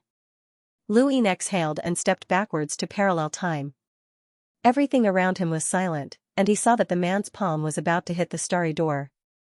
Once the starry door was destroyed, Luin would have to return to the primordial space if he wanted to escape. It would not be easy to find Elder Chan and the others then, and the Eternals would definitely attack that spacetime. Elder Chan and the others would be in great danger. Fortunately, he had used reverse spacetime at the critical moment. Luin took a few steps forward and stepped through the starry door. When he turned around, he saw that the powerhouse of the sequence laws was already very close. When Luin stepped through the starry door and left, the powerhouse of the sequence laws only saw Luin disappear in an instant. He waved his hand, and the empty palm that was about to hit the starry door was redirected. He then stepped through the starry door and chased after Luin. Luin stepped through the starry door and saw the hellworm in front of him. Elder Chan and the others were on its back. "Stay away!" Luin barked. The hellworm hurriedly flew backwards at an extremely fast speed. It was very good at escaping. Luin retreated a few steps. He had the time to destroy the starry door, but he did not. As long as it was not a powerhouse like the 7 sky gods chasing after him, he was confident that he could fight. Furthermore, this person had actually used empty palm, which puzzled Luin. Was this person related to the 5th mainland? Soon, the man stepped through the starry door and stared at Luin. The two stood in the starry sky and looked at each other. "Why didn't you destroy the starry door?" the man asked. Luin stared at the man. "You are not a corpse king. What about Dai Hui? Who are you? Did you use the power of time? Just now? Why did you use empty palm?" Both of them were asking questions, with no intention of answering. The man stared at Luin. "You actually know about the emptiness palm? It seems like you've been to the Starfall Sea." Luin sighed. "So you really are from the 5th mainland? Are you a traitor? You have something that I want to know, and I have something that you want to know. It's just a matter of who can ask until the end." The man attacked, and it was still an empty palm strike. He did not underestimate Luin just because he was not a progenitor. This palm strike was even more ferocious and faster than before. Luin raised his hand as well, but it was empty. Bang! The two palms collided, and the void collapsed, spreading out in all directions, revealing a world of nothingness. Luin was astonished. This person had actually managed to block his palm in his normal state? It should be known that with his strength, apart from the Mavis clan and the Star Devourer, it was very difficult for him to meet a match. Even without visualization and an infinite inner world, even if the other party was a sequence precepts powerhouse, they had yet to use sequence precepts. On the other hand, the man on the other side was similarly surprised. This person was indeed very strong. He was clearly not an elite of the progenitor realm, yet he was able to block his palm strike. Who exactly had come from the 5th continent? Out of the 6 zones of calamity of the Eternals, only the 1st zone of calamity had attacked the primordial space. He had stayed in the 4th zone of calamity for too long, and He Wuxian could not return. Therefore, he did not understand the current situation of the primordial space. But it didn't matter. He would understand very soon. The man attacked again. This time, it was the clear void palm. Luin also used the clear sky palm. Palm after palm collided, causing the heavens to be torn apart. The man continuously increased the strength of his palm, and Luin did the same. One was a powerhouse of the sequence laws, and his realm was very high. The other's strength far surpassed the imagination of ordinary people. When their palms collided, they seemed to be able to increase the power of their attacks without limit. In the distance, Elder Chan was astonished. Why was this person using the same palm technique as the Tao Master? As their palms collided, no one took the initiative to use any other power. Finally, as Luin visualized the Akalanatha King's elephant, his strength increased explosively, and he managed to suppress the man with his Kongming palm. The man displayed a new palm technique that was similar to the emptiness palm and the emptiness palm. It was a single palm strike, but this one was very gentle. No matter how much Luin tried to increase his strength, it was all absorbed by the palm like a sponge. Lu Ying knew that this should be the palm technique that could be learned from the 1,000 stacks in Chongshan Dojo. His strength continued to increase, and the more ferocious his palm force became, the more it seemed to be able to be neutralized. This palm didn't strike back, as if it only wanted to neutralize Lu Yin's attack. The man continued to stare at Lu Ying. Could it be that this person didn't learn the third palm? With his strength, he would definitely be able to learn it. Since that was the case, his gaze trembled. Bang! Another palm struck out, and Lu Yin's expression changed as a powerful force blasted towards him. He almost lost his footing, and the man in front of him struck out again. Something was wrong. Lu Ying stared at the man's palm. This was yet another new palm technique that he could learn from the 10,000 stacks. Not only was this palm gentle enough to dissolve Lu Yin's attack, but it was also able to instantly display a power that was comparable to Lu Yin's own attack. No, it was a transformation. Not only had this palm dissolved Lu Yin's attack, but it had also used some unknown method to turn Lu Yin's attack into a counterattack that struck back at Lu Ying. The more powerful Lu Yin's attacks were, the more powerful the counterattack would be. He immediately unleashed his boundless inner world. The threads continued to fuse together, and his power increased explosively. The man was shocked. This person only had the strength of a half-martial ancestor, yet he was able to display such power. Ordinary martial ancestor realm experts were no match for him at all. It seemed like De Hui was doomed. Lu Ying did not believe that this man could counter every one of his palms. He exerted his power to the extreme without using the power of confinement. There was a loud bang, and Lu Ying retreated step by step. He had managed to counterattack. The man retracted his hand and looked at Lu Ying in amazement. You're the first palm strike that can make me so cautious that I don't even have the confidence to counterattack. My name is Silent Void. You're qualified to know my name. Are you from the Fifth Mainland? Lu Ying asked in a low voice. Silent Void nodded. That's right. Did you betray humanity? You could say that. Why? Silent Void looked up. Everyone has their own goals. Race and physical bodies are just external appearances. Even if I lose my physical body, I'm still me. Why should I stick to humanity? Lu Ying shouted, nonsense.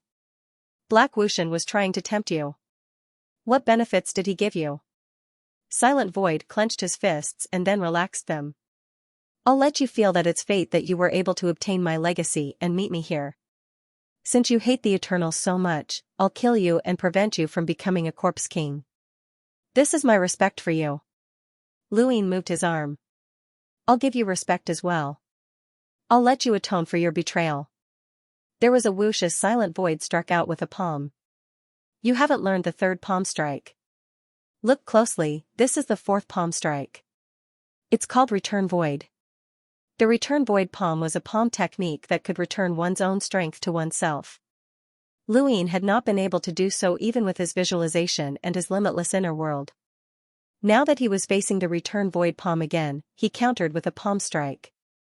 Under Silent Void's astonished gaze, his palm suddenly withered. Boom!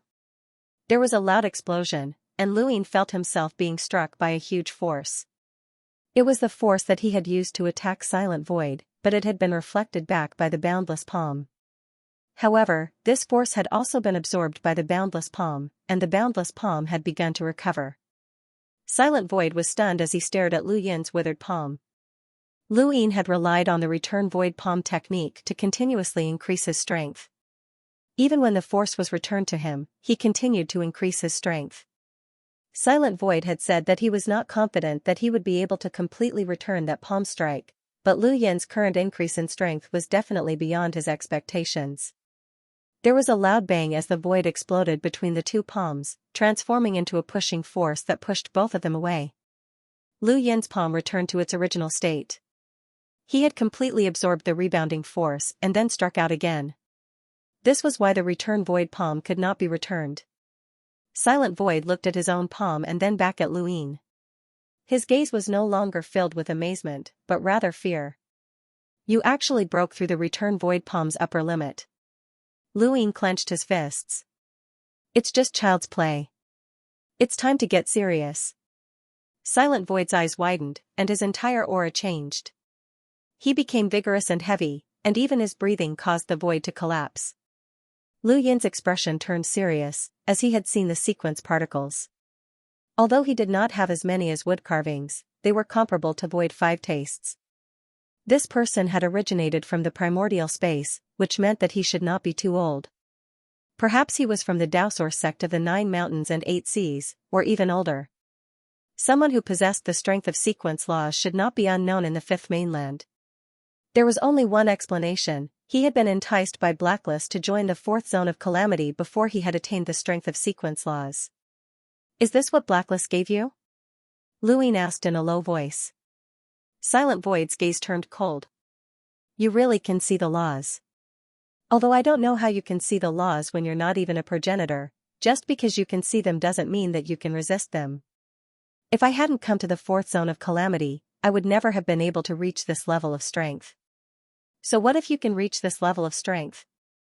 You can only stay in the 4th zone of calamity. Even if I give you eternal life, you'll only be able to control the 4th zone of calamity. He's a lackey of the Eternals. Silent Void shook his head. You don't understand the persistence of power. What did you just use? It's a very strange technique. Lu Yin's eyes flashed. With this person's strength, he did not know that things would move in the opposite direction when pushed to the extreme. Sure enough, he had come to the 4th zone of calamity before he had become famous in the 9 mountains and 8 seas. Feel it for yourself. Silent Void suddenly raised a hand and unleashed an emptiness palm. An invisible palm imprint accompanied by sequence particles crashed down. Lu Yin's scalp went numb as this palm had completely changed.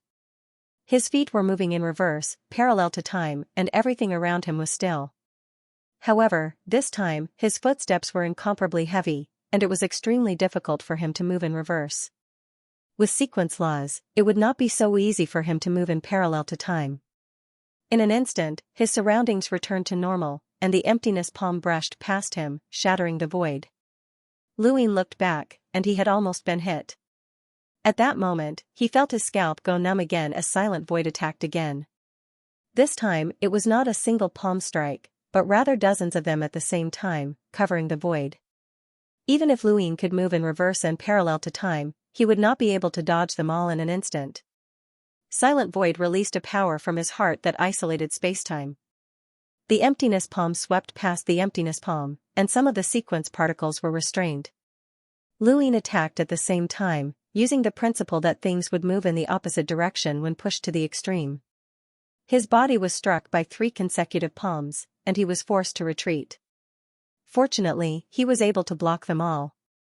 Silent Void was stunned. This was impossible. It was already inconceivable that this person could block his normal attacks, but now, he was even able to block attacks from sequence laws? While Silent Void was still in shock, Lu Yin hurriedly stepped in reverse and took the initiative to attack. A general appointment platform appeared. With my blood, I summon the general. It would not be easy to fight Silent Void, and even a sneak attack with the slippers might not succeed. This kind of powerhouse would not lower his guard. Lu Yin did not plan on hiding anything, as he would not let Silent Void lead this battle alive. Silhouettes appeared one after another. More than 10 progenitor realm cultivators were summoned and charged towards solitary emptiness. Silent Void's eyes narrowed. General appointment platform? Lu family? You're from the Lu family. Around him, progenitors charged forward one after another. Silent Void raised a palm, wiping out a progenitor with a single strike. These ordinary progenitors were useless against him. The Cyclops King and the 7-star Mantis were summoned, and Lu Yin felt dizzy for a moment. As expected, there was a burden, and the power of the general appointment platform could not be used indefinitely. At his current level, he could only summon 20 generals at most. Although that was not much, these 20 were all progenitors. The Cyclops King's body was surrounded by the halo of the emptiness world, and he punched at Silent Void. The 7-star Mantis waved his arm and slashed out. Silent Void's palm collided with the Cyclops King's. The Cyclops King had terrifying strength, as his body was large enough to suppress Silent Void. However, Silent Void's laws were not something that the Cyclops King could resist. Although the halo of the emptiness world was somewhat erased, the remaining laws still shattered the Cyclops King's arm. At the same time, Silent Void was pushed back by the Cyclops King's explosive strength. In that instant, the seven-star mantis spread his 6 pairs of wings and appeared behind Silent Void at a speed comparable to that of time, slashing down with his arm. With a hiss, a large wound appeared on Silent Void's back. He turned around and struck out with his palm, causing the seven-star mantis to disappear in an instant. Speed was different from battle techniques. Lu Yin's reverse step would be restrained by the laws of the emptiness world, but the seven-star mantis relied on his own speed. Progenitor Chen's biography has been posted on the public account, and you can see it by following the author, Drifting Wind. Thank you for your support, thank you. The mantis circled around Lonely Void, using battle techniques. Lonely Void couldn't keep up with the mantis speed, and wounds appeared all over his body. Coupled with the Cyclops King's constant suppression, Lonely Void was at a disadvantage. Lu Yin took advantage of the situation and stepped backwards, taking out his slipper and slamming it down on Lonely Void. Lonely Void clenched his fists and punched out. Suddenly, space distorted and expanded, causing spacetime to sway. The Cyclops King, the seven-star mantis, and Lu Yin all stopped, as if spacetime had been frozen. Was this gravity? Lu Yin was shocked.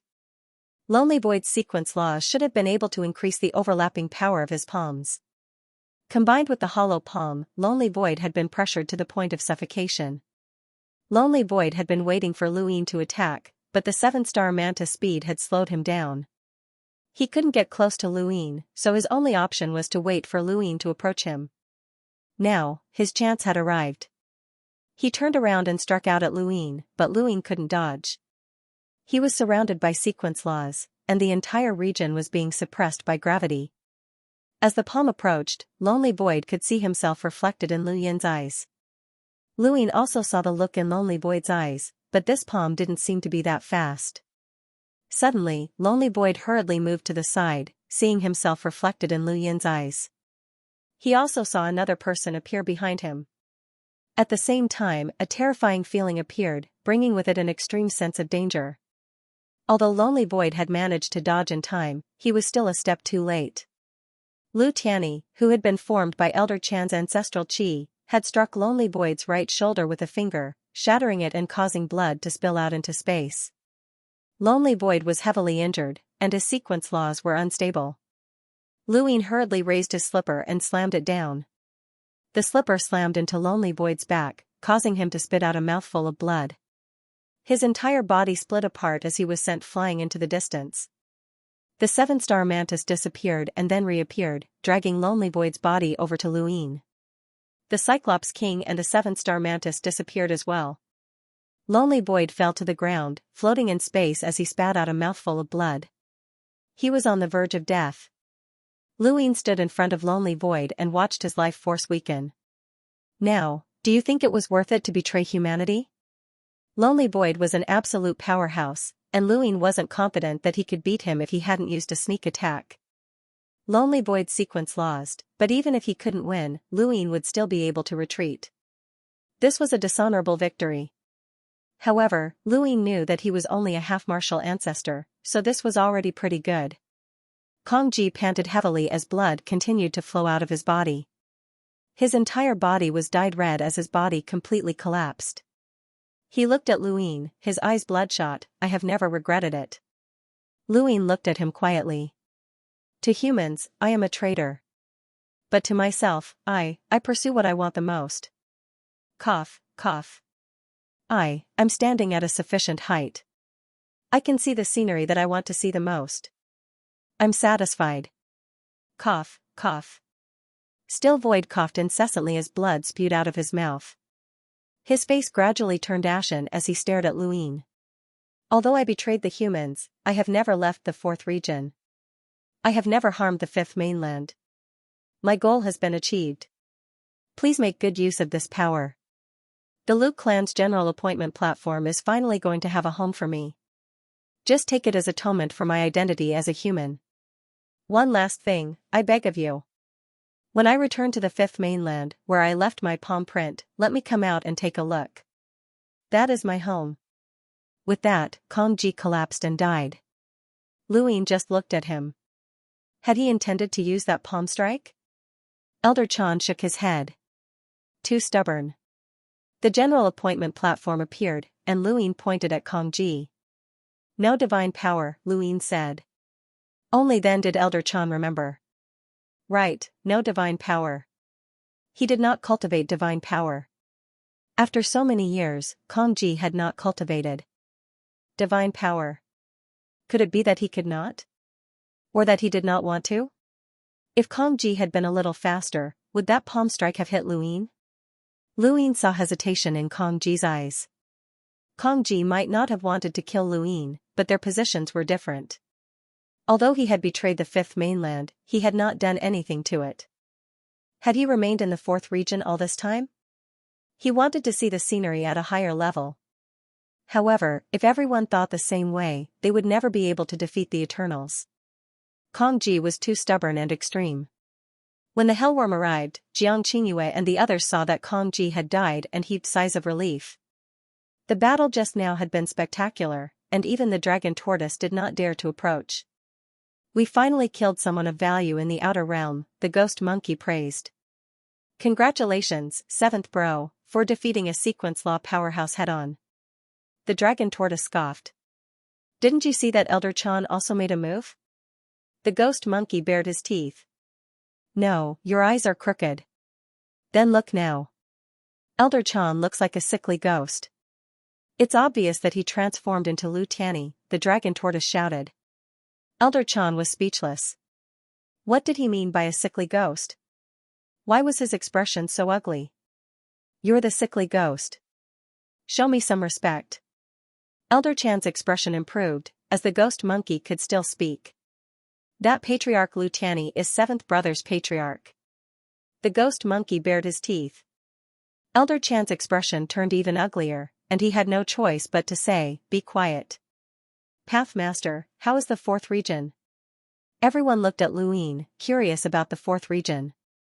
Luin briefly explained the situation in the fourth region, and Elder Chan and the rest sighed in relief. Xianxia was the same. That means that the fourth region is not as strong as the one we fought? Luin nodded. The one we fought was the first region, and its strength was far greater than the fourth. Moreover, He Wuxian is one of the 3 pillars and 6 boundless, and he's known as the 7 sky gods in the first region.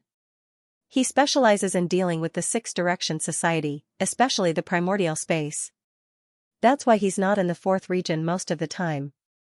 Otherwise, I might not have been able to return if I was discovered. Elder Chan said, no matter what, it's still too risky. If the fourth region's master is not He Wuxian or one of the 7 sky gods, then the Pathmaster would really be in danger this time. The ghost monkey said, if that guy chased after us, then there might be other Eternals who can catch up. 7th bro, why don't we head back first? Luin glanced at Still Void's corpse. Let's head back first. He brought Elder Chan and the rest back to the Above the Sky sect and told them that he still needed to go to the fourth region. Elder Chan was shocked. You're still going? It's too dangerous. Luin replied, don't worry, it's very safe right now. No one would have thought that I would return to the fourth region so quickly, and they wouldn't believe that Still Void would die so quickly either. With that, Luin took out his astral door and stepped through it, entering the fourth region. He was very interested in the Chosen One battle that Wei Shu had mentioned. Was this a battle against the humans, or was it a battle against the various parallel universes, or something else? Just as Luin had guessed, when he arrived at the fourth region, he saw Progenitor Realm Corpse King standing in midair, waiting for Still Void to return. However, there was nothing out of the ordinary in the fourth region. Since he had used the astral door, since he had returned through the astral door, he had directly appeared in the fifth region, which was why he hadn't attracted much attention. Luin found Wei Shu's tower.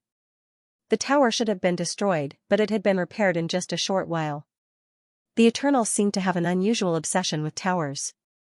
Luin easily entered the tower, and no one noticed him. At this moment, Wei Shu was standing by the tower's window and looking into the distance. How ruthless. I don't know who actually dared to barge into the fifth region. There really are people who aren't afraid of death. Fortunately, I was vigilant, or else I would have been the first to die. It's not too late now. A voice traveled to his ear. Weishu was displeased. Who's cursing me? He suddenly reacted, and just as he was about to move, a hand pressed down on his head. Do you want to live or die? Weishu didn't dare to move, and beads of sweat dripped from his forehead. Luin had seen it. Just how afraid was this fellow to be sweating so quickly? Senior, no, Grandpa, please spare me. It wasn't easy for me to cultivate to this level. Please spare me, Grandpa, Weishu pleaded softly. Luin was stunned, as this was the first time in his life that someone had called him Grandpa. This fellow was too afraid of death, and he was completely different from Still Void and Dahui. This should be the attitude of the human progenitors of the Eternals. If they were afraid of death, why would they betray the humans? I'm not your grandpa. There's no shameless person like you who would betray your ancestors, Luin said coldly. Weishu hurriedly said, yes, Grandpa. I'm not worthy of being your grandson. Then, forefather, please spare me, forefather. Luin raised a brow. Hand over the map. Weishu took out a chip from his cosmic ring without hesitation, not even daring to look back. Luin took the chip. It was quite high-tech. That's it? Absolutely. If there's any deceit, I'll die a horrible death. Are you that afraid of death? I'm also afraid of pain. Please spare me, forefather. Luin looked at Weishu's back. Let me ask you, what is the Chosen One battle? Weishu blurted out. The 6 zones of calamity select the most outstanding elites and send them to a place to take a test. If they pass, they can become one of the 3 pillars and 6 seas and receive guidance from a true god and endless resources from the clan. If the 3 pillars and 6 seas are lacking, they can be replaced immediately. There's also a legend that they can obtain a true god's ultimate technique, and they don't have to search for it in the Divine Power Lake. Since ancient times, there have been many Chosen One battles, but those who passed can be counted on one hand, and they all went to the first zone of calamity. Lu Yin's first thought was of the Undying God and the others. They were not the 3 pillars and 6 seas, but they were also existences second only to the true God. Did that mean that they had passed the Chosen One battle and could replace the 3 pillars and 6 seas at any time? However, the Undying God did not have any ultimate techniques, nor did the Witch Spirit God. Hei Wuxian was also one of the 3 pillars and 6 seas, and he was not a substitute. The 3 pillars and 6 seas were not lacking, which meant that they were not the 3 pillars and 6 seas. Could their positions be comparable to the 3 pillars and 6 seas? Or were they just slightly inferior? Luin did not understand. What are the characteristics of those who pass the Chosen One battle? Luin asked. Weishu was taken aback. Characteristics? Like a unique title and so on. I've never heard of that. Do you know who passed the test? Weishu bitterly replied, Forefather, this lowly one really does not know. There have been many instances where no one has passed the Chosen One battle. It's just too difficult. Actually, one of the 3 pillars and 6 seas joined the clan through the Chosen One battle. It's said that he's the master of the 3rd zone of calamity, but no one can confirm this. Luin muttered to himself. The most outstanding elites of each zone of calamity? These elites did not refer to the younger generation, they were definitely progenitors or even sequence law powerhouses. Otherwise, how could they have passed the test and become the 3 pillars and 6 limitless? This meant that the Eternals were selecting existences that were second only to the 3 pillars and 6 limitless. This could be considered a competition within the Eternals, but the level was too high. Where's the place you mentioned? Luin asked again. Weishu hesitated. Luin tightened his grip, and Weishu quickly begged, Immemorial City, it's Immemorial City. Immemorial City? Luin was surprised. Weishu lowered his voice and said, Actually, we shouldn't know about this secret, but I've interacted with many experts from the other regions of calamity, and we've drawn the map of the Divine Power Lake. It's considered an exchange of information, and we can talk about it. There's a person who joined the race a long time ago who said that the examination venue is the Immemorial City. Immemorial City is the place where the Eternals and humans fight the most fiercely. Only those who can pass the test are considered to have passed the test. Lu Yin's expression turned solemn. Immemorial City. No wonder the elites of the Chosen of Gods found it so difficult to pass the test. Immemorial City was where the top powerhouses of the human race gathered. Chu Yi, Su Wangtian, and the others were all in Immemorial City. Only those at the level of the 7 sky gods, 3 pillars, and 6 limitless could fight against them. Lu Yin suddenly had an idea to participate in the Chosen of Gods and enter Immemorial City. No, it was too dangerous. Even if the one true God was in seclusion, he might still be paying attention to the Chosen of Gods. If he discovered Lu Yin, then it would be over. Furthermore, there would definitely be powerhouses at the level of the 7 sky gods. Even if they did not discover Lu Yin might die at the hands of a human powerhouse after entering Immemorial City. Although this idea was crazy and risky, Lu Yin was increasingly tempted. Immemorial City held the secrets of the humans, and a large number of human powerhouses were gathered there. This was especially true for those from the above heaven era, which also held the secrets of the Eternals. He had heard that the Bone Ark was in Immemorial City, and if not for Immemorial City holding it back, it would have already descended upon the 6 Direction Society. Immemorial City was the highest stage in the universe. Lu Yin wanted to go to Immemorial City, and he also wanted to use the Chosen of Gods to understand the other zones of calamity. However, there was a high chance that he would be exposed. What should he do? Lu Yin hesitated. Wei Shu didn't dare to move. He just stood there, sweat dripping from his forehead, drenching the ground. He looked outside the window. The Ancestor Realm Corpse Kings of the 4th Calamity region stood in the sky, waiting for the silence. Who's participating in the 4th Zone's chosen battle? Lu Yin asked. Wei Shu was confused. This should be Lord Silent Void. Lu Yin was not surprised, as Solitary Void's strength was more than enough to qualify him to participate in the Chosen of Deities. Once he received guidance from the sole true God or mastered some sort of ultimate technique, he might even be able to rival the 7 sky gods. The strength of the 4th area of calamity was not high. After all, He Wuxian was not here most of the time and did not have the time to take care of it. Under such circumstances, it was still empty. What about the other areas of calamity? There should be similar experts. Lu Yin suddenly felt that it was a pity that he had killed Solitary Void. He should have lured Solitary Void to the Eternal Kingdom and had Solitary Void destroy the Death Chi and rescue Two-Blade Stream and the others. Then, Lu Yin would have been able to leave with Solitary Void and return to the Calamity region as Nightshore. This would have been perfect. Empty Silence did not belong to the 1st Calamity region and did not know what had happened in the primordial space, so he was not too worried. Unfortunately, this was a good idea. However, Kong Ji was already dead. Other experts of similar caliber could do the job as well. Lu Yin's eyes twinkled. Do you have any stargates that lead to other regions of calamity? Wei Shu hurriedly assured him, no, absolutely not.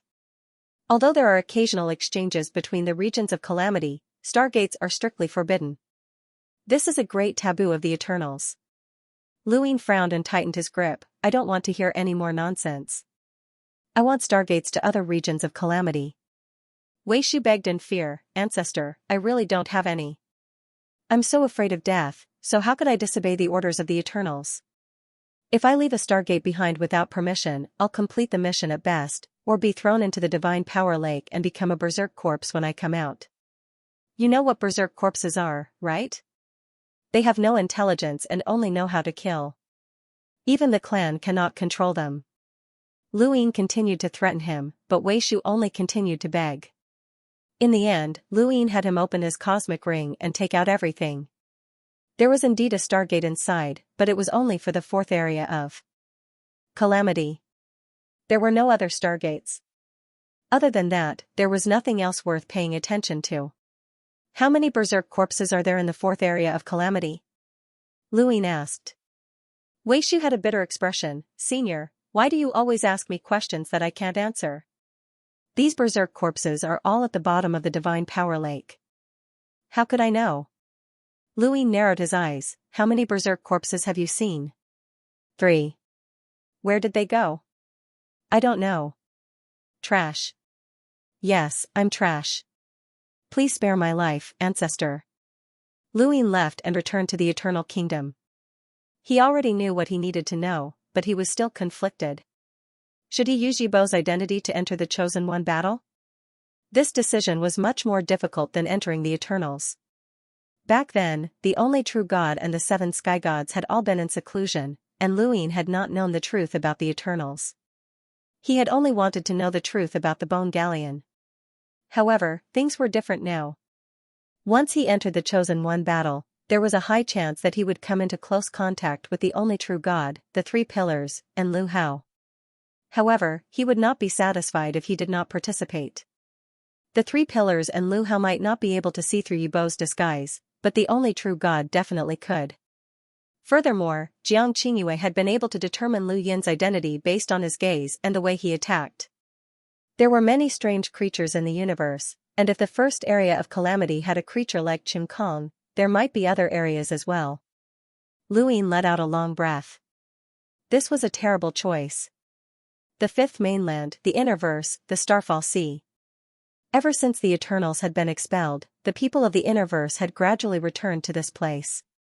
Even though it was still isolated by the horizontal black hole, the Eternals' endless corpse kings had no way to enter because of the lack of stargates. However, it was possible that the Eternals would set up another stargate here, so anyone who returned to the Starfall Sea would have to take a certain amount of risk. In the Kangming continent, Mount Zhongshan Dojo opened. For safety reasons, Mount Zhongshan Dojo was still located in the Outerverse. However, every time they accepted a new disciple, they would visit the Kangming continent as a way to commemorate the past. After all, Dao Master Lan had died in battle, and Lan Si had yet to return from Burial Garden. The current leaders of Mount Zhongshan Dojo were Elder Ji and Lan Baobao. Elder Ji had become an enlighter after Elder Tai's death. Back then, Elder Tai had died in the battle with the Heavenly Sin army, and only Lan Baobao, Tai San, and a few other disciples were left in Mount Zhongshan Dojo. Fortunately, Elder Ji had become an enlighter and become an elder, which was why Mount Zhongshan Dojo was able to maintain its operations. Down below, the gravity of the 20 continents continued to increase from bottom to top. On this day, hundreds of disciples from Mount Zhongshan Dojo were brought to the Kangming continent by Elder Ji. Accompanying them were Tai San and some of the previous disciples from the Kangming continent. Do you see these continents? Every continent has 100 times the gravity, and the higher you go, the greater the gravity.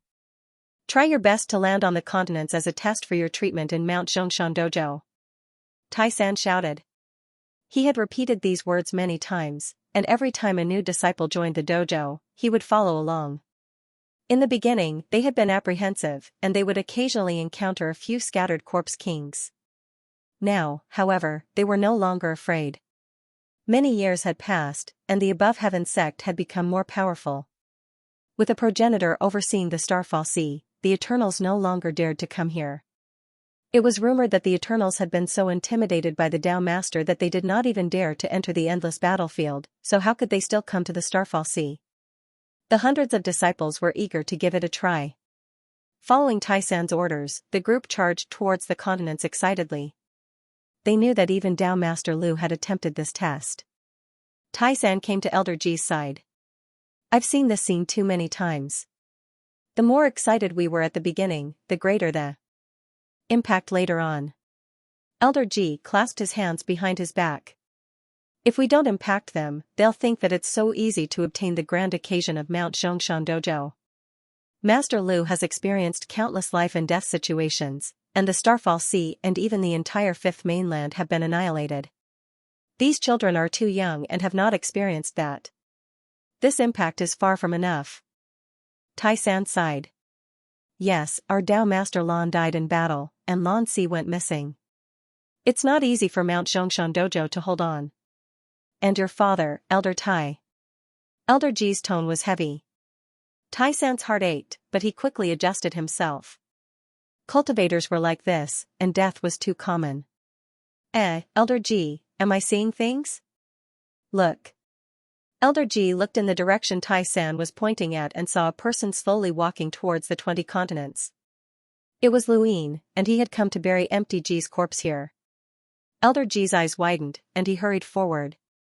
Greetings, Master Lu. Tai San was nervous. Greetings, Master Lu. Luin looked at the 20 continents. Are you the new disciples that Mount Zhongshan Dojo is recruiting? Yes, Master Lu. Even in his wildest dreams, Elder Ji would never have imagined that he would see Luin here. Luin was the Tao master of the Above Heaven sect and the master of the Genesis space. Even if Elder Ji's cultivation had increased by a few levels, he still would not have been qualified to meet Luin here. The first time he had met Luin was at Mount Zhongshan Dojo, but at that time, he had only been a deacon who was second only to the elders. He had been a hunter, but he was neither an elder nor an elite disciple. He had no connection with Luin at all. After arriving in the Outerverse, only Elder Tai and a few others had been qualified to speak to Luin. Now, those people were either dead or missing. Elder Ji had never dreamed that he would be able to stand in front of Luin one day. Lu Yin's gaze swept past Elder Ji and Tai San before finally settling on Tai San. Where's Lan Bao Bao? Tai San hurriedly replied, she stayed in the Outerverse. We took turns bringing the disciples here.